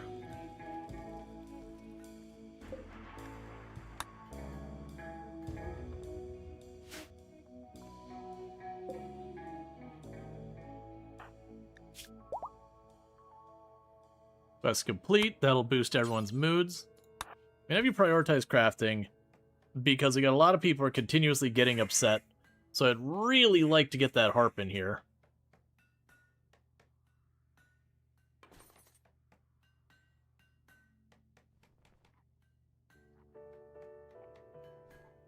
Yes, that's about to drop off. Refugees' help is there. Defeated mech clusters there.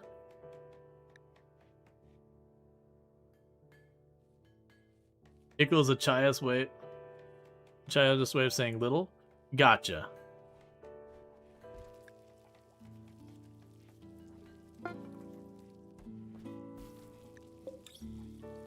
Okay, so where did the harp get away to?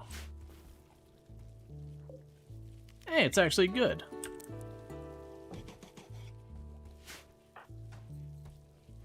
And now everyone rushes the harp to start playing it as fast as they can.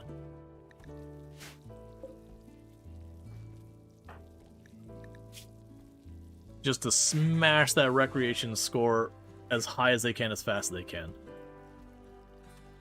There's probably one, don't bother sewing anymore. Because we are going to be leaving with the, due to the mechs in not super long. Let's kind of cash out what we can. In fact, with all this, honestly, just do it. Maddie is in labor. I'm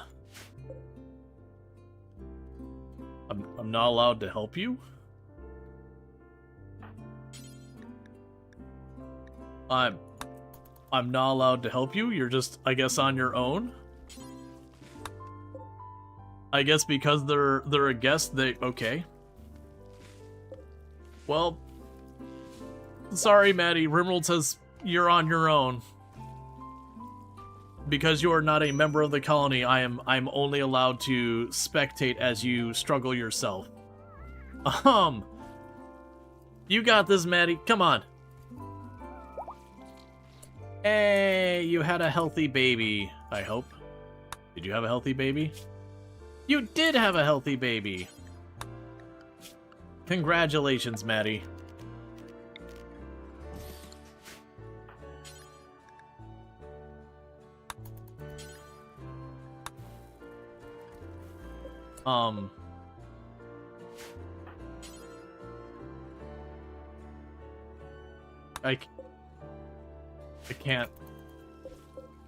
I can't assist with the baby.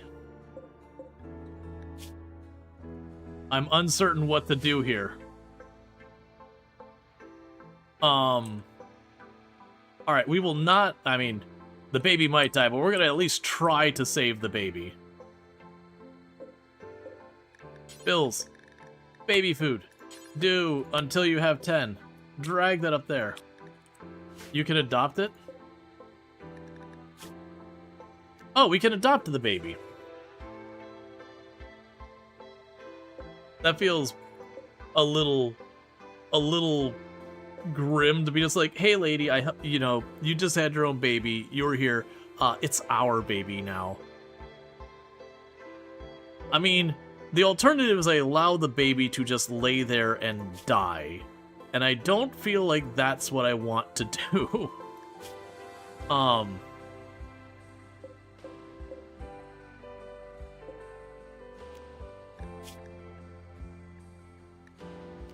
Sure.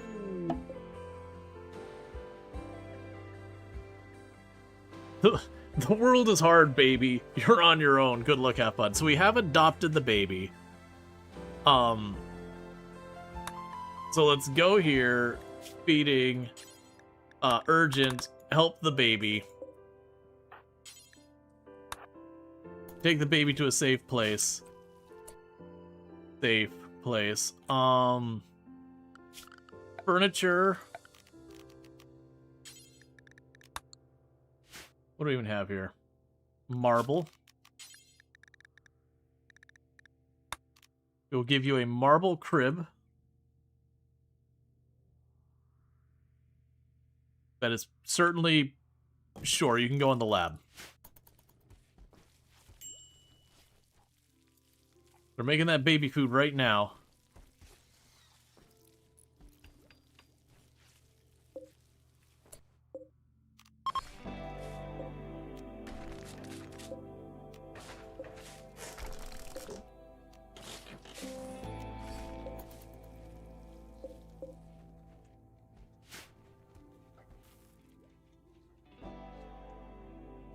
Alright, so baby's being fed and everything. Well, we hadn't planned to get another kid in the colony, but here we are. So if you want to be our adopted baby, we can make that happen. Yeah, no, that's the thing. It's like both the options don't feel great, but at the same time, Mom is slowly dying of go juice deficiency. Which she'll be okay. Once she's past her exhaustion, she'll probably just leave the map. But it's a little weird. Do they still hate the small... Let's see, do they still hate the small rooms? A ship side, they're honestly make it okay. Oh, you use ideology to get around that. So, like, we don't hate the small room sizes because we have our ideology is indoors. So they don't care about, you know, so because we're shipborne, we don't care about it anymore. We did originally not care, or we originally didn't like it, but we have since adjusted our ideology to be okay with being crammed in tiny spaces.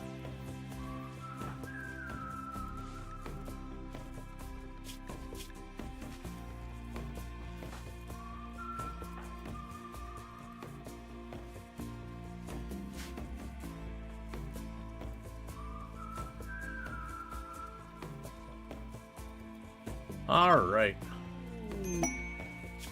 And we got another one. Okay. A pack of 7 man-hunting Megasloths are going to come, and if we don't say yes, our people will get upset. So fortunately, a brand new bed has opened up in our colony. And how many Megasloths was it? Just is 7. Okay. We are going to say yes to that, but it's going to be a minute. Trying to let our people have a chance to grab what we can.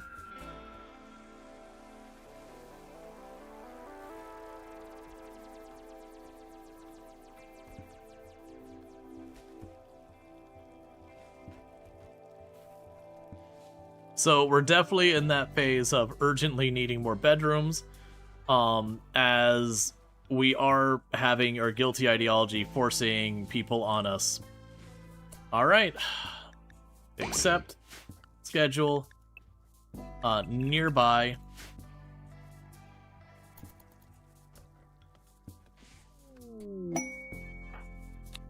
All right, well, first contestant, we are going to name the baby.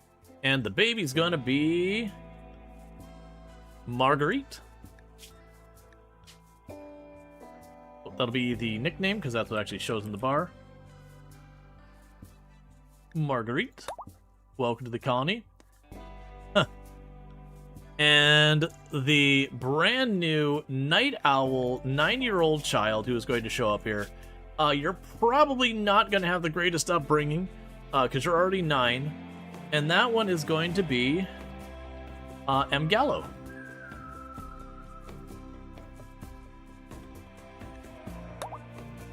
And then we're going to go ahead and close that. Alright.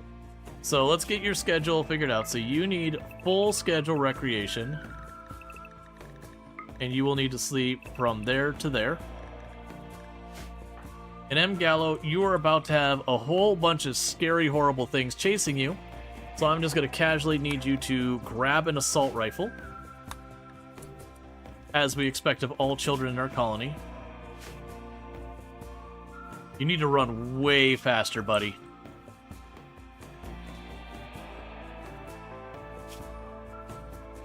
Because those things are almost here, and I really do want you to at least contribute to the fight, because it is a lot of Megasloths. And we don't exactly have a bottlenecking position, so it is going to kind of be our line versus their line, and hope for the best. Okay. Grab our forces.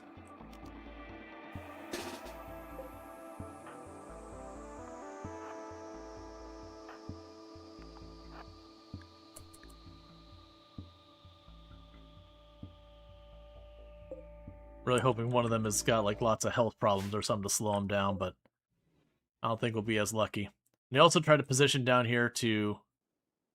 Where are you? They'll hopefully give you enough time to contribute.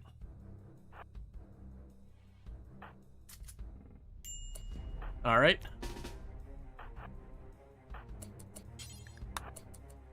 Get in here, kid.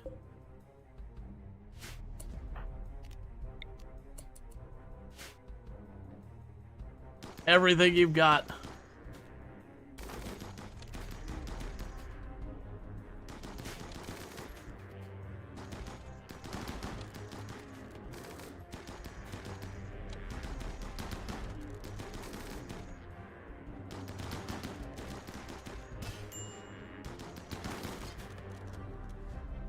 Nicely done, team. Only one hit on our people. Almost took your leg off in one go. How are the Thrumbos doing? You did not take a hit at all. You did not take a hit at all. So literally the only hit is Rhino. Rhino got one thwack from one of the Mega Sloths tried to beeline past the defensive line and get back there into the group. Schedule on restrict everybody. We don't have any danger. Oh, we do have dangerous animals actually. Could you not stand in their corpse stink? I would appreciate if you didn't do that.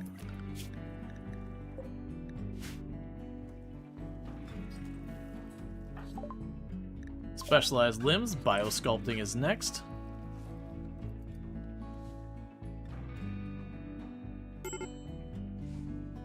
Major break risk on Treacle because a baby is crying, a rejected joiner, your uncle died because they raided you and tried to kill you. So Treacle's just not having a good day. Please do not stand in the rotting corpses.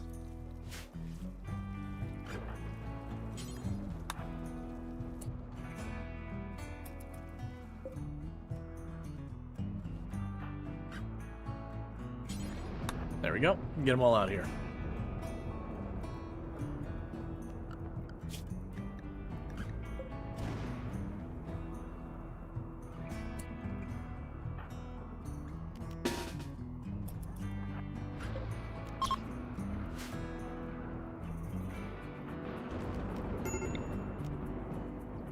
One moment.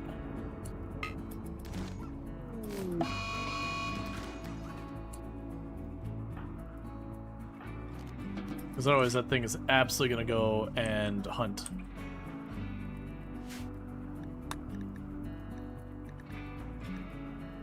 Alright, start putting out the fire. And you also got the lynx down there in the edge. We're going to worry about that later. The timber wolf was like right up here, so I didn't want it that close.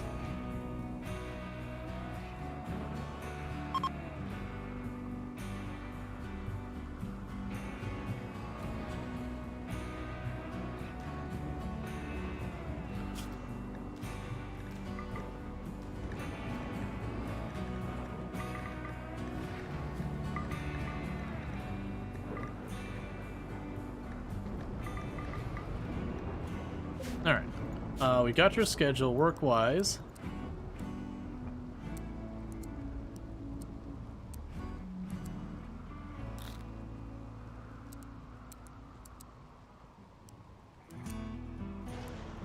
Honestly, have a good time fishing.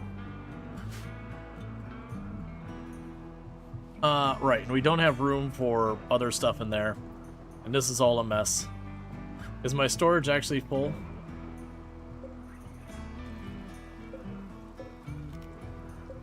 Okay, so copy, click on you and you, link, paste. Are you dumping stuff I care about out here? Now I got the point of, oh no, there's food being dumped out there.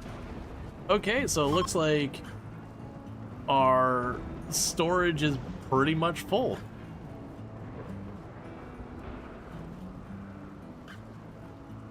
The ship looks like an Among Us character at night with the lights.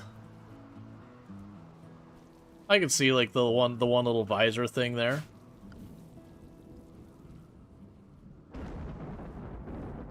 Alright, and we're just gonna snooze these ads, prevent them from happening. And then we're gonna jump on to our next destination. Alright, so looking at what we've got, I've got tons of fabric on board. We're starting to just dump stuff out here. And that tells me we're basically completely full up. There's no more space. And we definitely need to resolve our sleeping situation.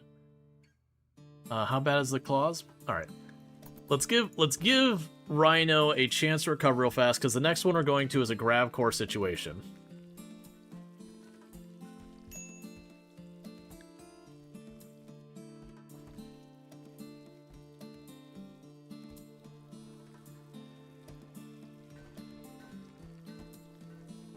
So much stuff in here.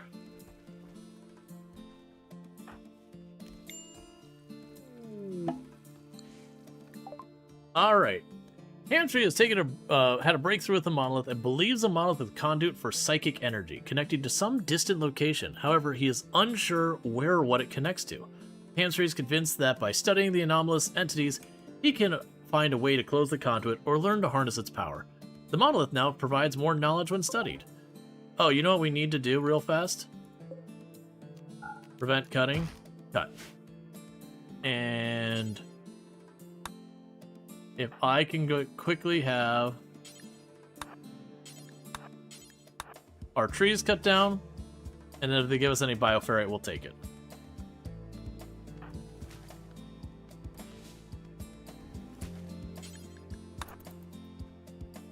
Cool.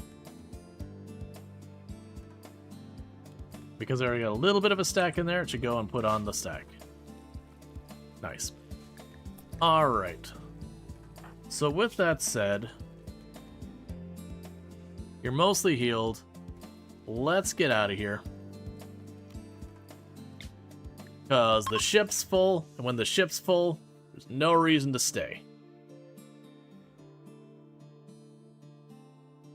It's good to know that the Thrumbos will run on the ship there. Alright, so we can go to the grassland that's covered in pollution, or the desert. There's an ancient stockpile and the crashed platform. Let's go for the ancient stockpile, I think.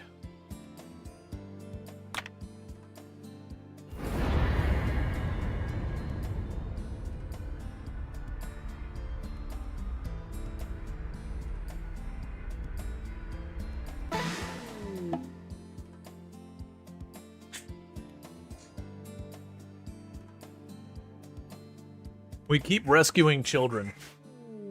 Alright. Yes, this is the one where we got all the underground bunker things.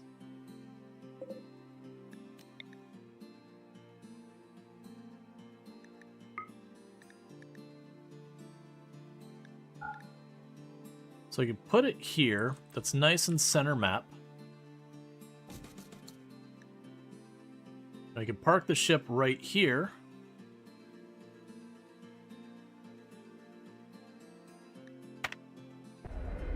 Okay, so it looks like all three of them are on the south side of the map. That's fine.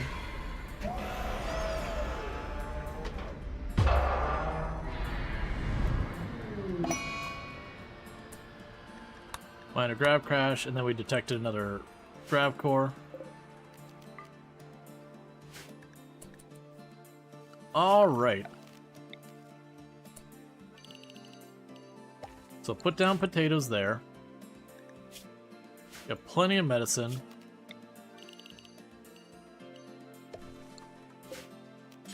But just as a precaution, we'll go ahead and put down more medicine here.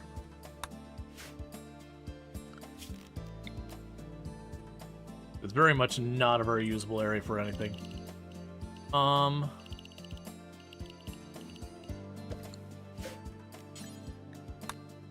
set Devil Strand with no expectation that we'll get it. Put some dye down over here. And set you for cotton. We'll need a power conduit to plug you in.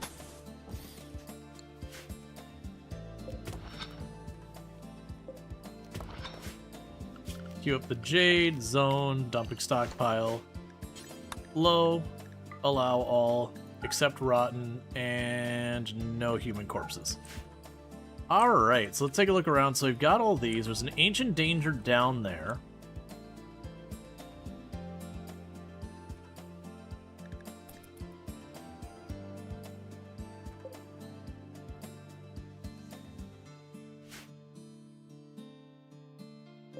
Got a bunch of steel everywhere.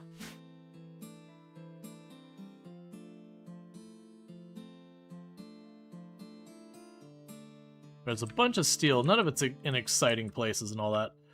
Our steel's in pretty good shape until we start building the ship. Mad gazelles.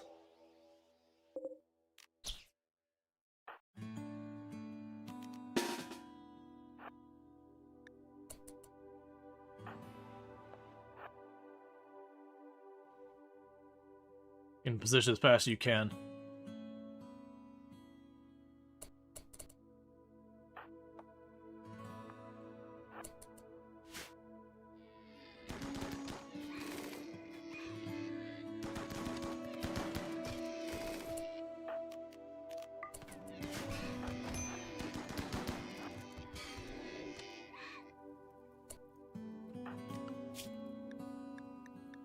That's all the wildlife on the map. So Treacle got one headbutt.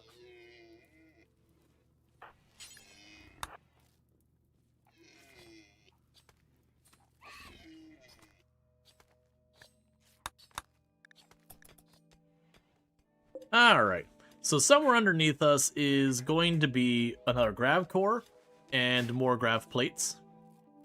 And then we're going to work on getting our ship online. And then if all goes well, we can potentially stay on here and expand the ship out. If not, we can go to the next target and expand the ship out there, because we'll also get more grav cores. And this is kind of a big thing around what you do in this, for the Odyssey ending. It's pretty much just going around building and expanding your ship, building and expanding your ship, adding more cool stuff to your ship, until eventually you've done enough of them that you find, like, the big boss. I believe you need something like 6 grav cores or something like that. Oh yeah, here we go. We have to do 3 more of these. And then when we do 3 more, then I could, you know, do the finale at any time. The finale is... it's a fun kind of... you have to go up to the space platform and just work at it. You have to, like, go through and take all these things out before you can deal with the thing in the middle, and meanwhile mechs are spawning pretty regularly. So it is... it's kind of a gauntlet, but it's not like Anomaly where it just keeps throwing at you. It's, well, I mean, it does keep throwing. It's not like Anomaly where you know, you do, like, the 1 or 2 things, and then you wait, and you do 1 or 2 things or wait. It's kind of what pace can you handle. But, it does have a lot of similarities with the Anomaly ending in that it is an endurance thing. You're not just gonna run up there, knock it out in 10 seconds, and go.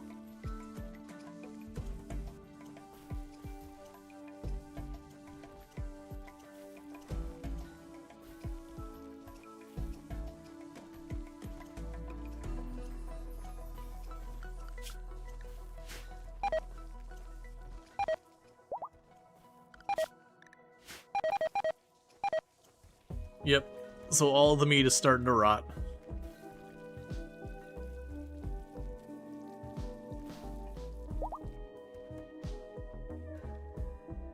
Yeah, so basically what we're doing is we're hacking these doors open. And once we get them open, we can go to an underground area. There's a bunch of dangerous stuff down there. A bunch of loot down there. Kind of that whole big deal.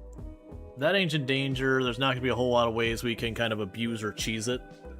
It's going to be pretty much straight up fight it. The right, it like is basically the edge of the map.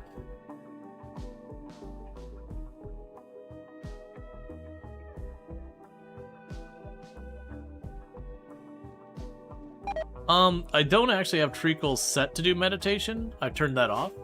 But yeah, I know if I did turn that back on, I would. Because right now she has Solar Pinhole as the only option. Which isn't bad. Solar Pinhole's very usable. If we get to Anomaly encounters later, I will definitely have Solar Pinhole charged up. Alright, so we got one of the doors open. That's locked out for 14, that's locked out for 2.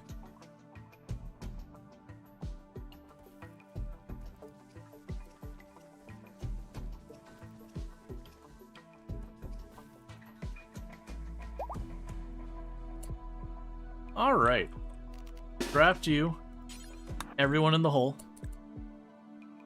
Alright, that's not how I need to do it. I need to do it this way. Enter. Leave you up there. Bring the thrombos. And the reason I need to do it that way is I can't bring the thrombos with me otherwise. You know, I don't really need the thrombos with me.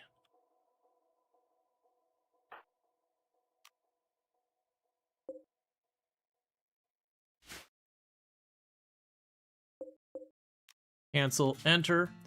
So we will bring everyone but Kanahawk and the Thrombos. So all the other adults are going to go down there. And then Kanahawk can help make sure the kids are taken care of.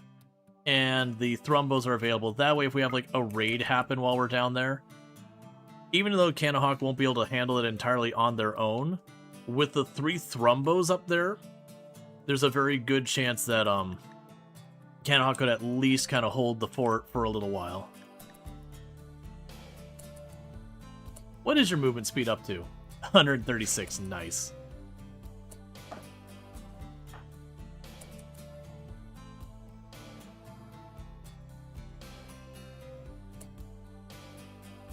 Alright.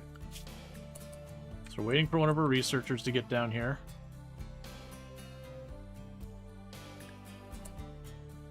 Alright, so you start hacking that door. That's everyone who's going to be down here. So let's draft everybody else as soon as Rhino finishes eating their meal.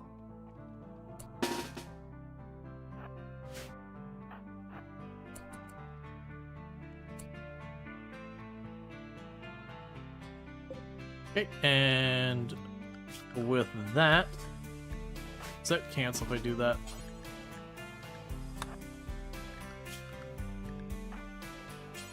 Rhino can start hacking that door. Go ahead and pop that out.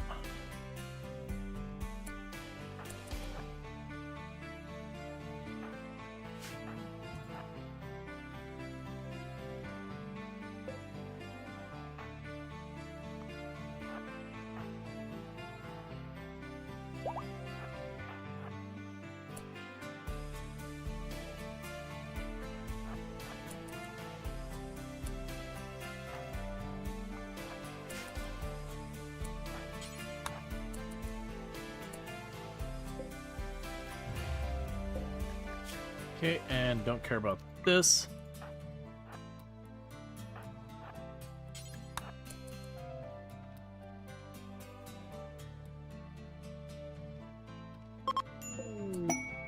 Emergency descent. Look, man, can you wait just a minute? Can you crash land here in like 5 minutes, all right? I'm in the middle of a thing.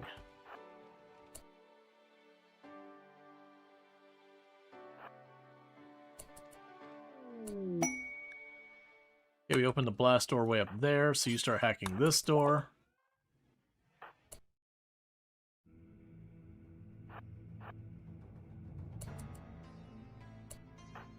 You can start hacking that door.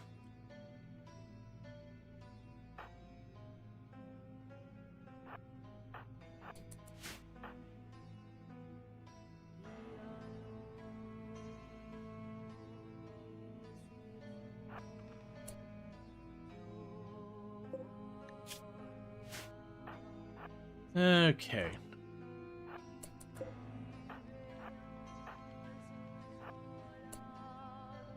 Okay, so we got wasps in the corner down there.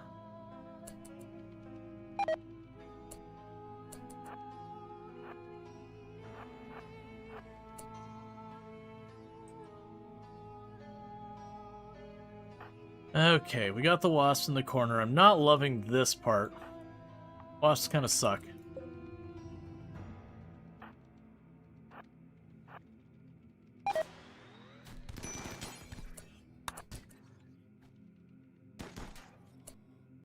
Okay, so Treacle took a hit. Just a little scritchy scratch, so that's fine. Ark took a hit. Very minor one.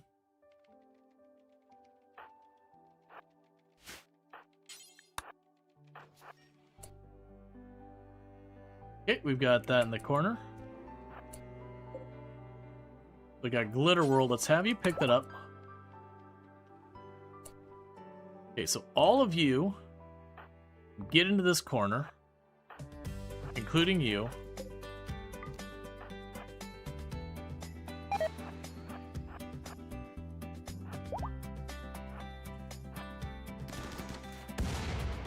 Nicely done. Okay, so you start hacking this door.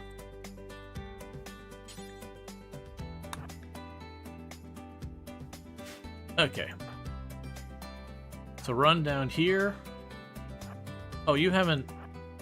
Alright, you start doing this. You start doing that one. You go there. You go here. The rest of the range, pop down over here. We're getting close to having this place all done.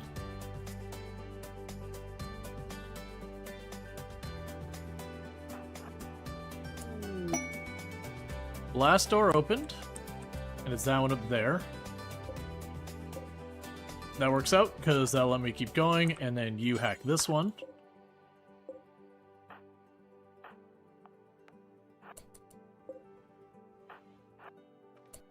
Well, that was potentially dangerous, but okay, it's fine.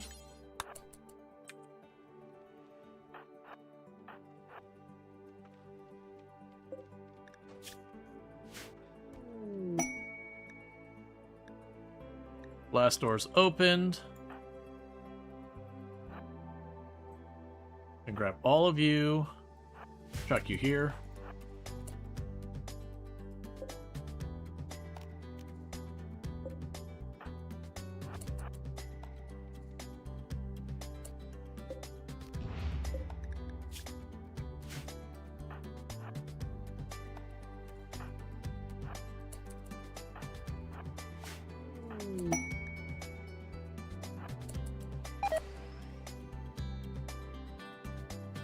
That's not ideal.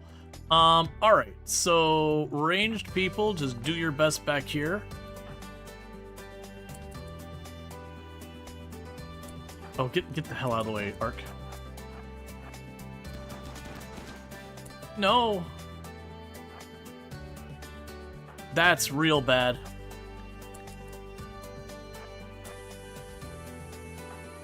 Get through the door, get through the door.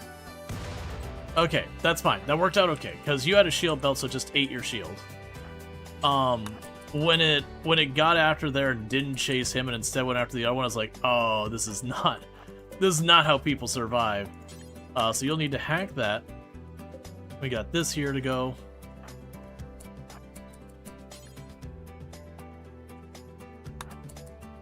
We'll see what that is later. There's not much place left for there to be things in.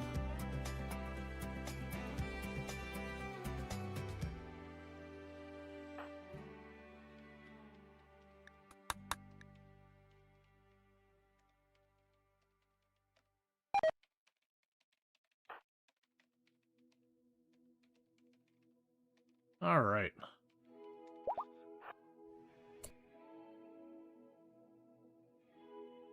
Okay, with that we can undraft orders, allow all, go here, exit, everyone leaves, items, grab all the meat, and I don't care about the rest of this junk, or all the food.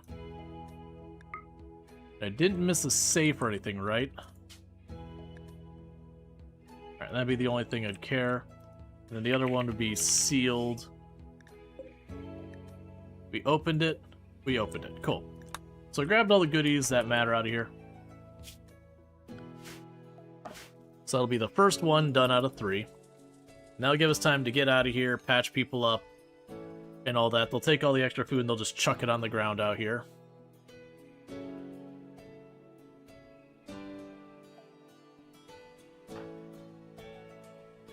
Okay, and with that, I'm going to say seal the entrance on Bob, because Bob could get there the fastest.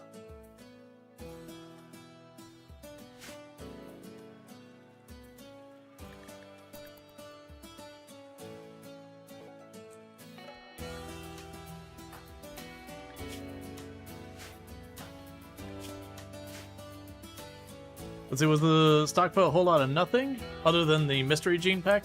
There was the gene pack, there was some glitter world. What's the ceiling to it? Never noticed that, but it makes it so you can't go back down there and all that. It's just a way so you don't have it like taking up memory and all that. So what is the mystery gene pack here? Smokeless Imperious, Sure White Skin, Pyrophobia. That's terrible. That gets to be traded away or rotting on a shelf.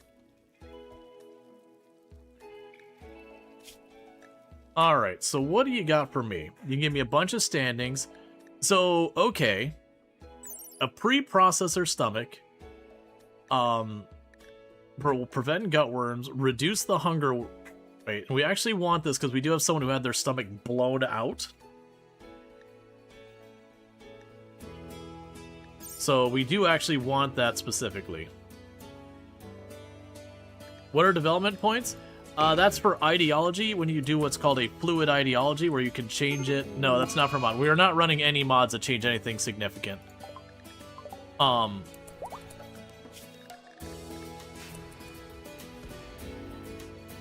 Okay, so schedule.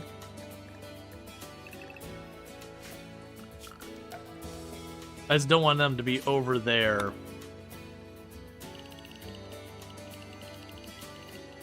For when the raid happens. That's what specifically I'm trying to get Rhino away from the edge of the map. But yeah, no, that's from the ideology one. So with ideology, you can, if you have the ideology here, you can get these ones. If you take Guilty, Guilty will have missions that are called charity missions. So like when refugees show up, when the ship crashes and all that, where someone basically comes to you and says, help. If you say no to them, you take a mood debuff that's pretty significant. It's like 8 for like 7 or 8 days. So it's pretty awful. And it does stack up to 5 times per type of quest. Usually you only get like 2 or 3 stacks at the top. But if you do a quest that is a charity one, you get a mood bonus for about the same time for about half the value. And on top of that, you get development points. Because some of the different ideologies can get development points from other means than doing rituals. If you're Prolicizer, you get ideology points for every person you recruit to your ideology. For Guilty, you get ideology points for every single time you do a charity quest. I believe Raider, you get ideology points every time you raid a, enemy base or whatever. You get the idea. That a lot of them will have alternate ways of getting ideology points. And then what happens is when you get enough ideology points, there's a little button that'll appear here called Reform, and it'll let you change stuff about your ideology. And that's if you choose Fluid. So like I started with Guilty, and then when I leveled up, I added Prolicizer, and then when I leveled up, I added Shipborne. Yeah, no, Guilty is honestly one of my favorite ideologies for playing. It kind of puts a pressure when charity happens to help people. And you can refuse to do it, but there's a consequence.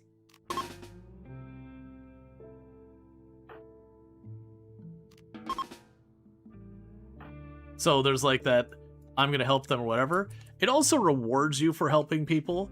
And it is kind of one of those things in RimWorld that it can be a little annoying at times that like, so often helping people is always like objectively worse for you. Well, there's exceptions. That's why you never try it? You don't like the sound of having to do quests? Well, that's the thing, you don't have to do the quest. But you are making a decision, okay, do I want to get the mood bonus and whatever the charity quest does and whatever, because it's only charity quests. So it's only like the refugee help quests and like the crash shuttle and stuff like that. There's really not many charity quests.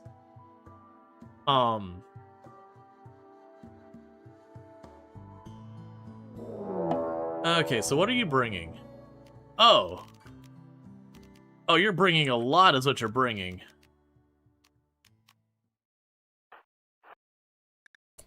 All yours. You have a good time. I don't have flak armor.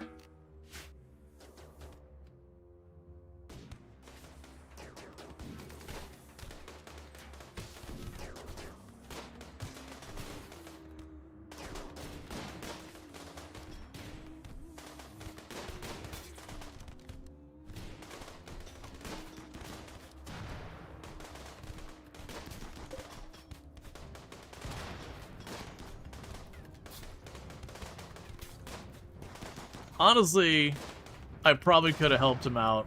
The Imperials held up much better than I thought they would.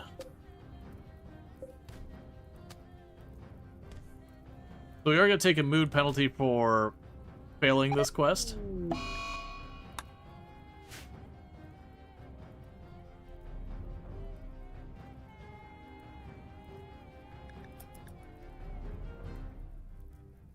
But yeah, no, they were rolling up with like just solid damage. It's just like, okay, I can certainly win this fight, but just wide open on wide open. Like, maybe I could get him back here. I was just worried about friendly firing. It's just like, you know what? It's fine.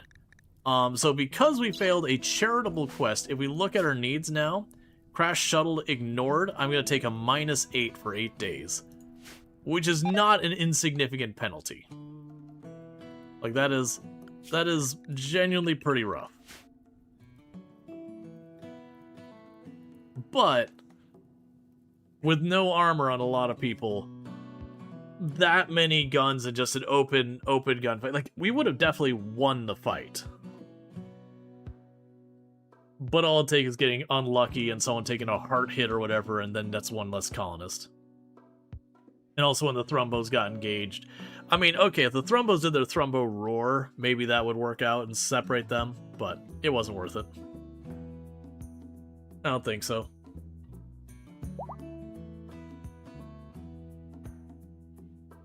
Plus, we'd had to recover from our injuries before doing the next one of these.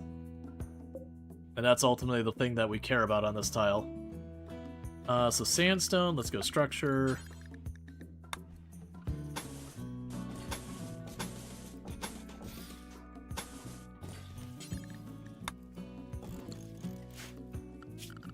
Alright.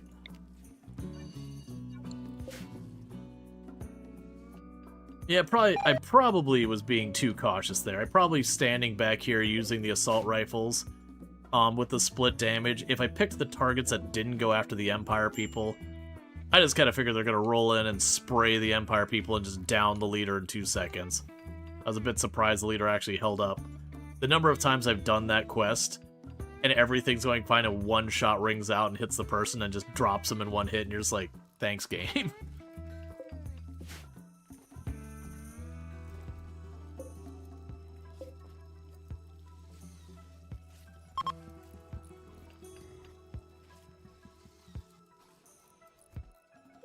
Okay.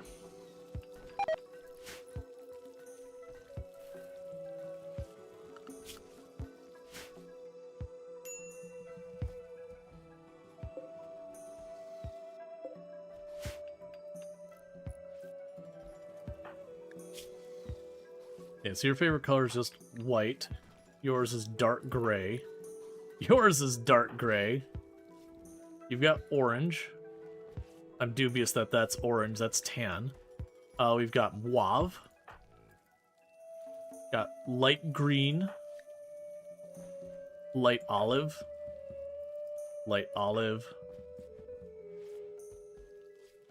Brown. It always gets me, like, the person's like, what's their favorite color? Brown. It's like, okay, I mean, there's nothing wrong with that color. It's just not one you hear very often. Meanwhile, Miguelo over here, Miguel's the one that's like, alright, let me do something different. Got a couple of greens and all that. And I guess we also have the mauve. Actually, not too bad. There's a lot of times, because they'll choose a lot of neutral colors, you'll have where it's like, what's your favorite color? Beige.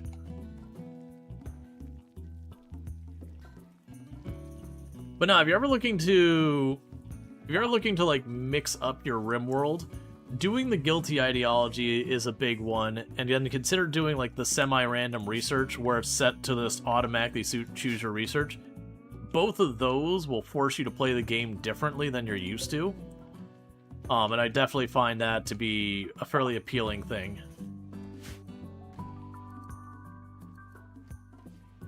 Because there's definitely times where you sit there and you're like, I'm really not in a good position to do this charity quest, but I'm also not in a good position to absorb the mood penalty from not doing this charity quest, and going, okay, which of these things I'm not ready for can I endure better? But yeah, so far as priority goes, the underground areas are the highest priority on this map. We'll pop the Ancient Danger if we get the opportunity, but if we missed out on it, it wouldn't be the end of the world either. Like, guns-wise, we're extremely well set up. Sure, I could get like a mech healing serum or mech resurrection serum. Oh, you know what I just remembered? I should have fought that Empire one. They were going to give me a stomach and we need one. I forgot that was the quest reward, because 90% of the time the quest reward for that is garbage. That explains also why the quest reward was so good. It was like a legitimately... Like, it was legitimately a significant fight. Alright, well, both of these are locked out for a while. Everyone's in good shape. Let's pop down here and do the Ancient Danger.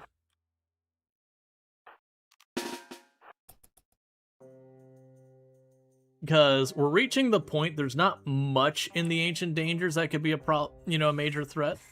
If we got centipedes, for example, we can get them blocked up at the door and use the Zeus hammer to shut them down. Or, throw thrombos on them, that kind of thing.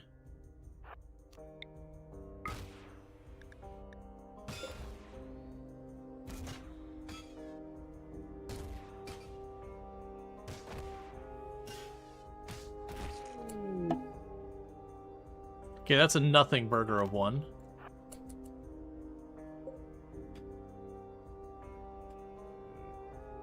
Genuinely, that's...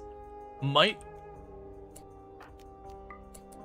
be the mildest one we have. Since they won't come out to me...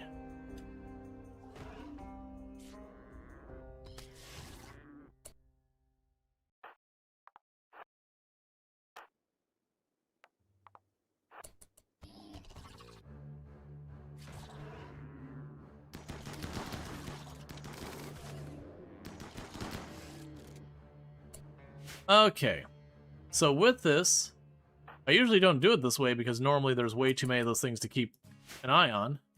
We can put everyone in the middle here.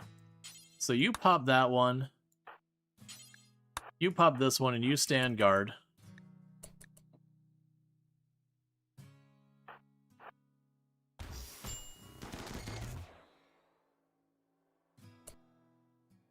Well, that was short.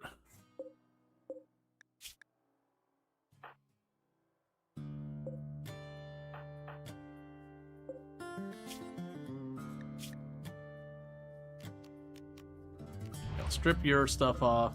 You don't have any equipment slot stuff. Choose to open that. Do this.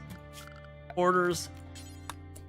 Yeah, well, for Ancient Dangers, that one was seriously a nothing. Go ahead and... There's no unreserved benches.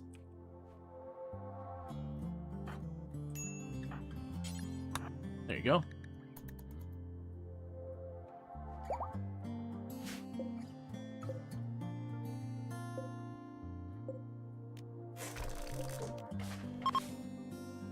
That's pretty funny. Alright, we got brain wiring. Oh, so we're gonna need to go here and go furniture. Animal sleeping spot.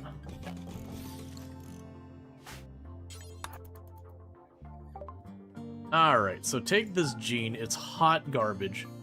Let's see. We're still waiting to learn that. We got a prosthetic leg. Go ahead and take the knife. We're just gonna run down the line here. There's nothing you had that I wanted, right? Just some pemmican. Let's go until you run out of money. Accept. Trade you again. Gift. Alright. So in this case, take some of the weapons we don't want. I'll give you all the bits of unwanted clothing.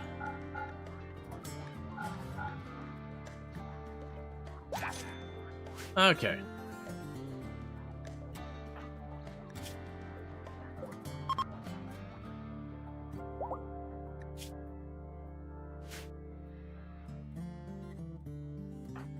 We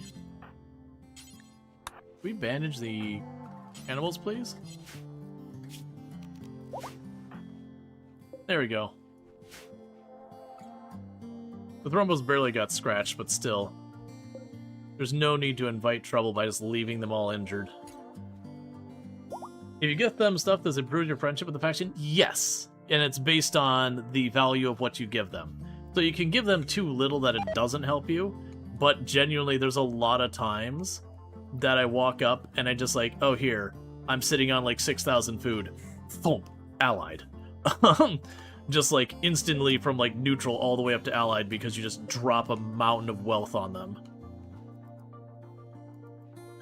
That's genuinely usually the way I get my allies in this one, is I'll either do that, or you'll notice when I hit if we hit one of the areas that has a bunch of the rocket platforms, the launch platforms, a lot of times if I have a bunch of junk on me, I'll fill up a couple of those and launch them at whoever's the nearest faction that can be befriended. And I'll just chuck all my extra junk at them, no matter, like, even tainted clothes and everything I'll launch at them. Basically, buy a friend.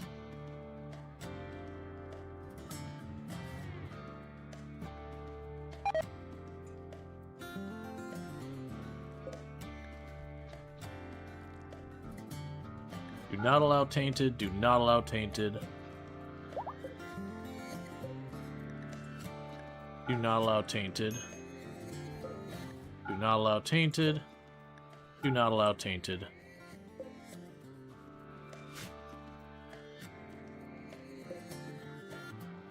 Alright, so we'll be into those pretty soon.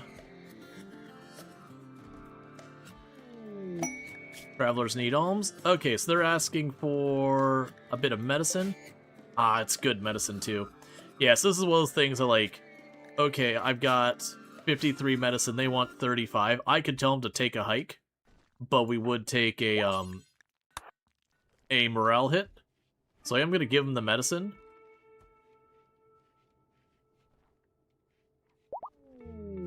And with that, that is enough for me to reform my ideology. And so we can make a change. So I've got my memes up here, and that's fine. I could choose to get rid of Prolicizer and put something else in here. I don't think there's anything I want right now. Later I could see maybe doing Transhumanist, but we don't have what we need to make that happen. But now I can go in here and be like, is there something else we want to change? And with all that, I can't add anything here. We could add another ceremony, or another ritual, as it were, which is what I think we'll do. I can never remember which ones are which. So drum party, straightforward. The Christmas tree thing. Let's choose the social festival, because I don't remember. And so it is chosen to have it where we'll gain goodwill with a neighbor. It is set to happen at a certain time of year. And yeah, so we'll do that. That's our change. Because just a soft rule I give myself is I'm allowed one change per reform. That way there's a reason for me to just keep endlessly reforming and adjusting and all that stuff. I do kind of wish that with the ideology ending, it was based around getting those ideology points. That, you know, you couldn't do a certain thing till you got enough points. That way you'd have reason. Should give you a settlement. No. Why would we do that? That's just silly. Excellent. There's the name of our settlement. Because we're only going to be here for a very brief amount of time. So, yeah. There's really no reason I should stop and name the settlement.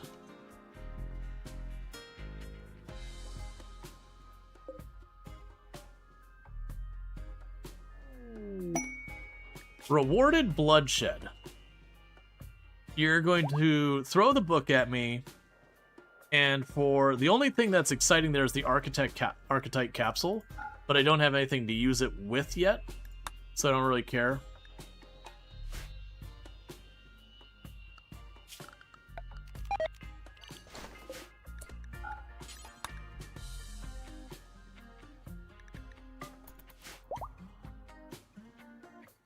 Alright, so we should be able to get down in here. Okay, enter the hole. Same plan as last time. Everyone but Canahawk and the children down in the hole.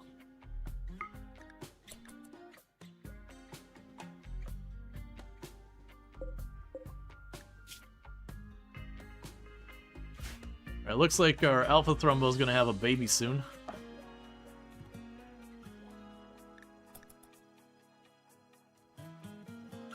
Oh, don't just walk off on your own, man. I did not know you could do that. Definitely just don't go for a stroll because you can. This is not the place for that.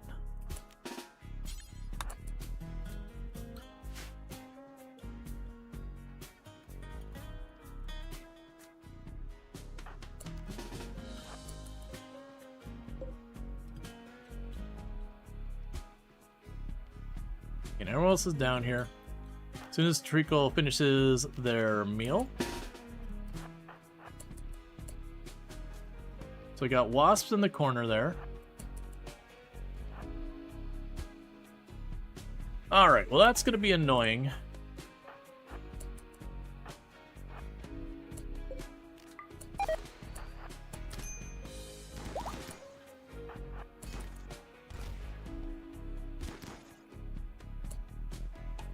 Okay.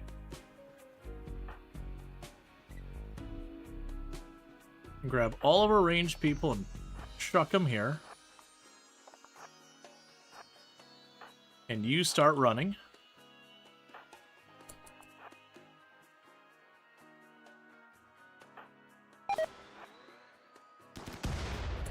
Nicely done. So you get back in position here. Start hacking. Start hacking. Actually, you can go over here. We can have you pop those. The rest of you getting ready to help over here.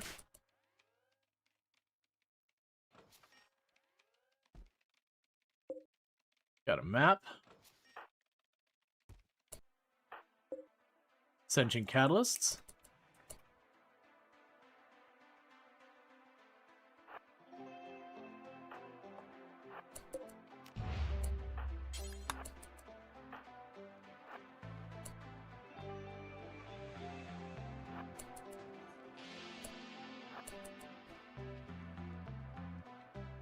Weird layout. Okay. And then you got this door over here. The rest of you run over here to support.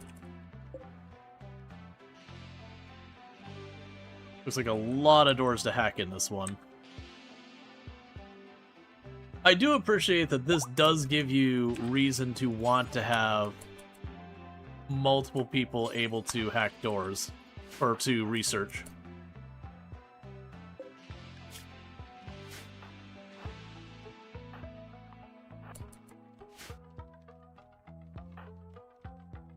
Where did you get hit? Just a minor...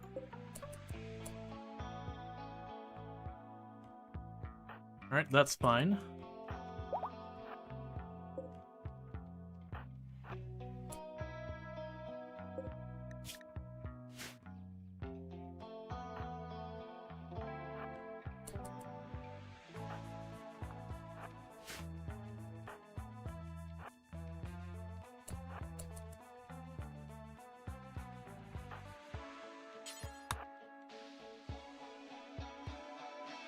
Actually, I want him to go the other way around, not go up the way I just set.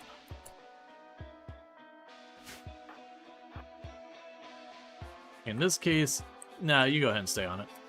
Because we can hit the terminal.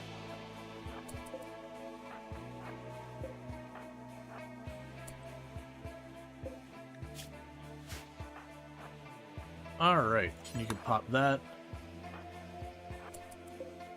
So you get down here.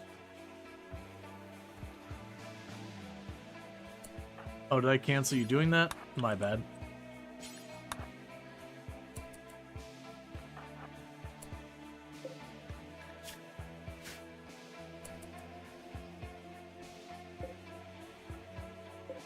And get you in position there. Oh, okay. Well, good thing there was nothing dangerous there. Because you just beelined right in. I believe that is everything. There's no doors we missed. So, orders, allow all, undraft, and just doing a quick scene saying safe, none, sealed. We already popped that one and that one, so we got the goodies out of here. So we're going to exit, everybody out, items, grab the meals, the pamphlet, and the catalysts, sentient catalysts. So another kind of dud one. But that's fine. Which does mean by process of elimination, that's going to have all the goodies in it. The really good goodies.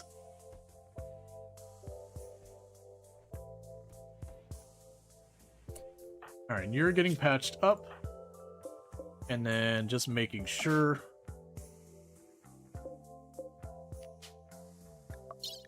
Yeah, they left 2 meals behind because I interrupted them. That's fine. It's not worth going down in there to retrieve those. Alright, so with that, we can go here, seal entrance, Arc Editor will do that, and that basically deletes that entire area from existence.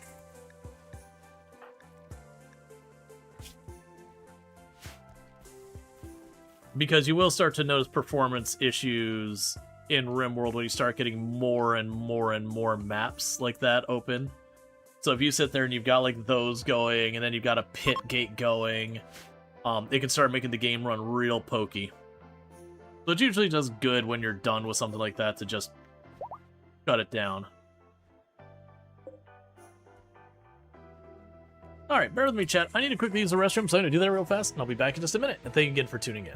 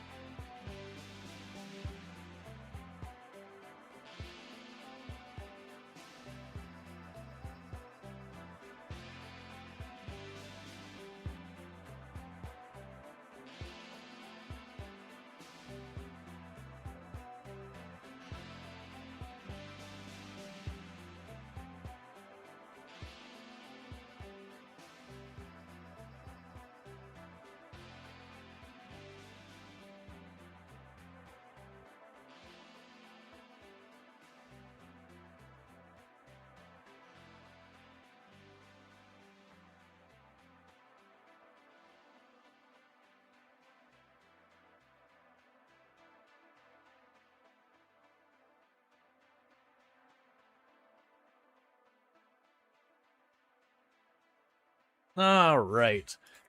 Okay, so we just need to get in this last area, get ourselves the next thing. If I remember correctly, I don't think you can daisy chain these off. So when we get our next one of these, it has to be pointed out a different angle. Because I just remembered that was a thing. So honestly, we're not going to be able to extend this nearly as much for. What does need holding platform mean? Oh, if I want to keep anomaly creatures on the ship, I need a holding platform to keep an anomaly creature locked up. So when you get stuff like the ghoul or whatever and you catch one, you know, shackle it down on a holding platform. I'm not too fussed about that right now. I'll need more ship to do that.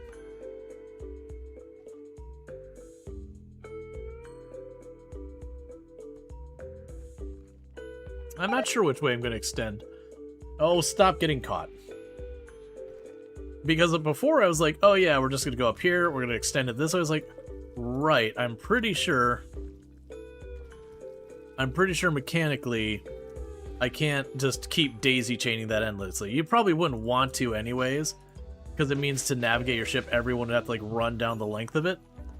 So realistically, what probably happens here is I would do something like maybe extend it off to the right here. And then we would take this, we'd widen that room up to make room for the comms console, rotate those to give me a hallway to go this way, and then, you know, build stuff over here. Because it would also be good to give ourselves a defensive position, which honestly, what I could potentially do is put the thing to extend over this way. Like I said, move the comms console and that farther back, and then bring more rooms around over here, so have the hospital over here or whatever, maybe the biotech room there, and then we can have a channel as a defensive position for certain fights, like when we're dealing with stuff like the Mega Sloth waves and Manhunter pack, stuff that we just need it, you know, it's gonna run in and melee us. Give ourselves a strong position to hold from. But whatever, we can figure it out.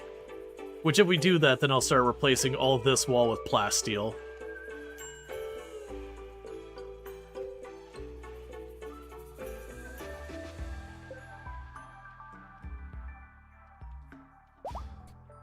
Alright.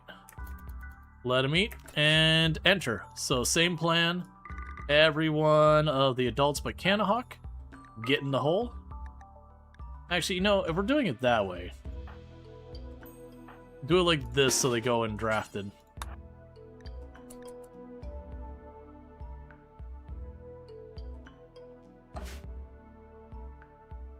Well, that works out because the first room has a panel to hack, so we can get you started while the others get in position. But yeah, so this one should 100% have the grav core, which is why we're here, and a bunch of the plates. Because of the 3 ones, usually most of the time when I do them, I'll have the one that has a grav core and most of the plates, and one of the other one will have like a little bit of the plates. So it's actually kind of a little unusual.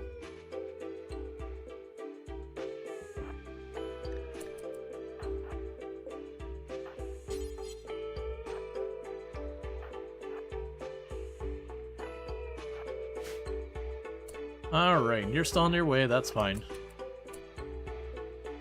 Okay. You 3 get over here.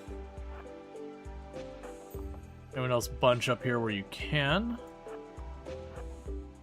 You go start hacking that door.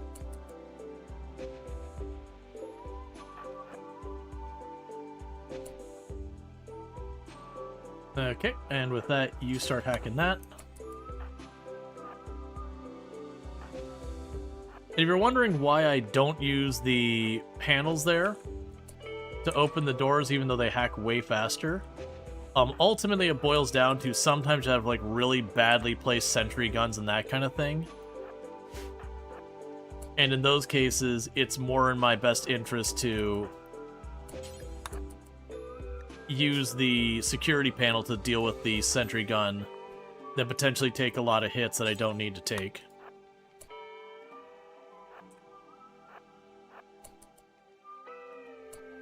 Into the post office? We'll be listening, but not able to mod. Hope Mini-Me doesn't cause too much chaos. No problem. I'll probably be wrapping up in not too long. I'm kind of thinking we're going to finish this, and I'll probably call it a night. I've already gone longer than I should have, but, you know, I don't like leaving things half-finished. You have a good day and all that stuff, and thank you again for hanging out and all that. Alright, so we can start hacking that door. Where? Well, I did that badly. Well, we're here. But get on it.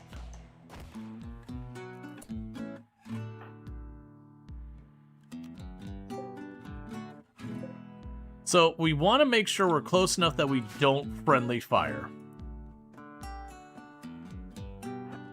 We also want to make sure we're far enough. So we want to be close enough to not friendly fire, but not so close that we're going to... Okay, cool. That went exactly how we wanted. So basically, because Bob was wearing a shield belt, the shield belt tanked it.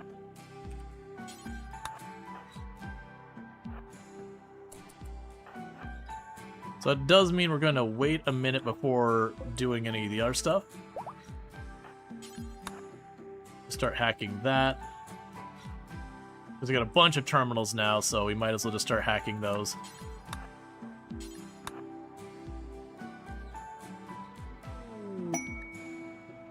Okay, so it opened a blast door way down there. And I'm just giving them a moment. There's a cooldown before the shield belt can come back online.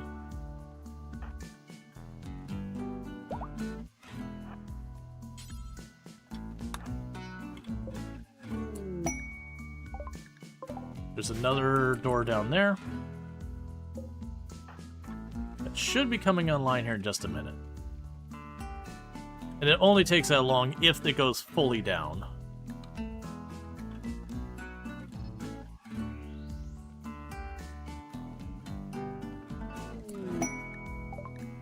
Okay, so there's a bunch of doors down there that we just opened.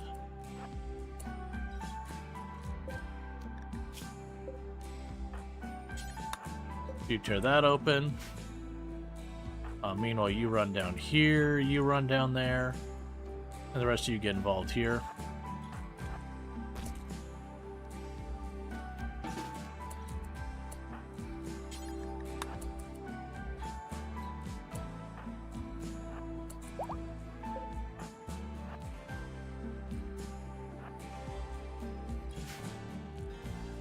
Okay. So what we would like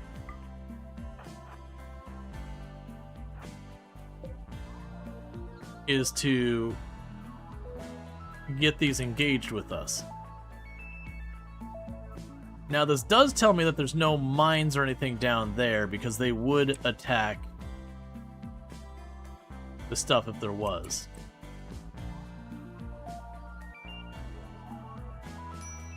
Honestly, with that many of them on the bottom part of the room, you all get in position here. Go, go, go.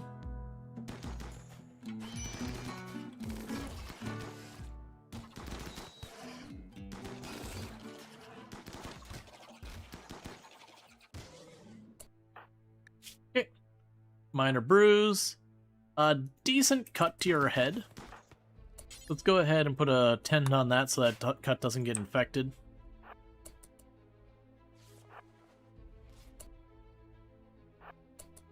There's the gravelite panels and the core.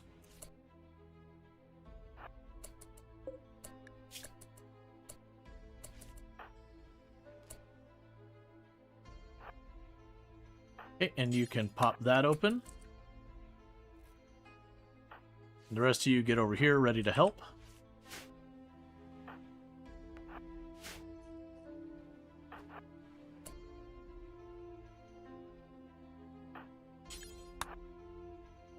I don't imagine there's going to be anything left for us to hack down here, but, you know.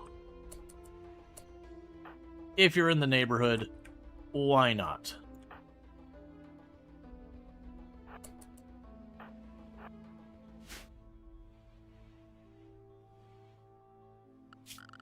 And there is the grav core and all the stuff we came down here for is right there.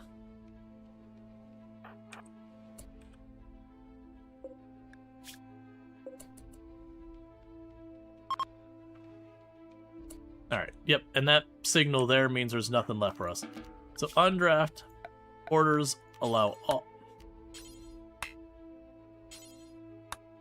all, exit, everyone leaves, items, grab the food, grab the grav core, grab the grav plates, don't care about the rest.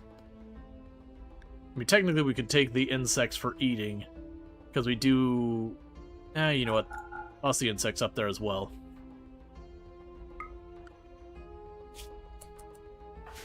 Alright.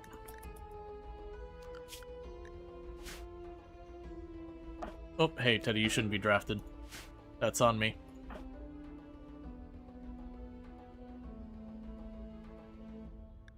Yep, so you see they're tossing all the goodies up here. Growth moment for Magello. Okay. So because they joined us and we barely got any time to raise them, we didn't get a chance to get them any good traits. The good news is, while they got 2 terrible traits, they got no trait. So we're taking the neutral option that, while it doesn't make them better, it at least doesn't make them worse.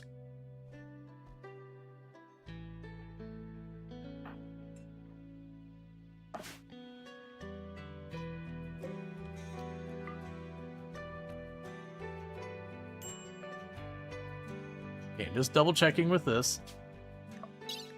No items we care about are listed there. No grab panels down there. Alright, so with that, then what we could do here is say you, Steel, Arc Editor, okay.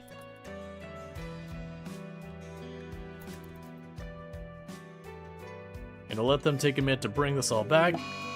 Disease, animal flu on Thrumbo 2.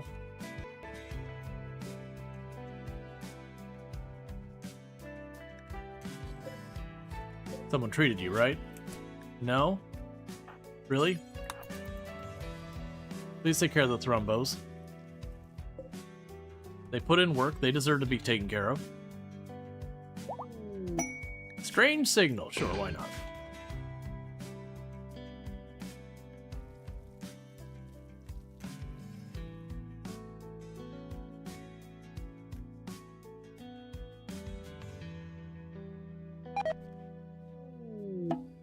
Monolith arrival. You may research it if you... actually, no, that's right on the edge. I'm suddenly trying to remember if when the monolith appears, it triggers an anomaly thing just by appearing again once you've activated it. I don't think it does. But it suddenly feels like something I should be worried about.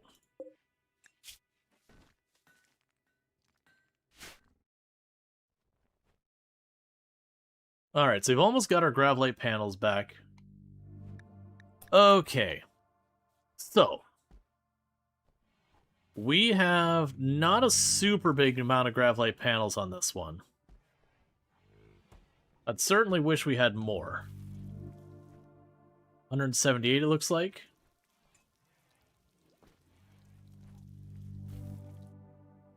Okay, so we could start this.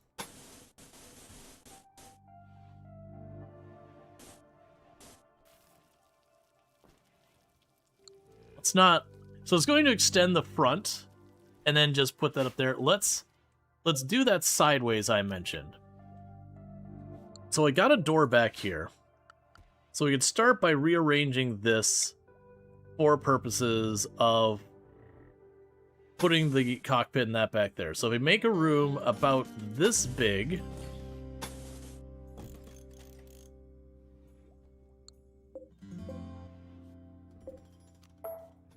That'd give me room to move the piloting console and a comms console in the back here. And then this would make it so I have a room to bring stuff across.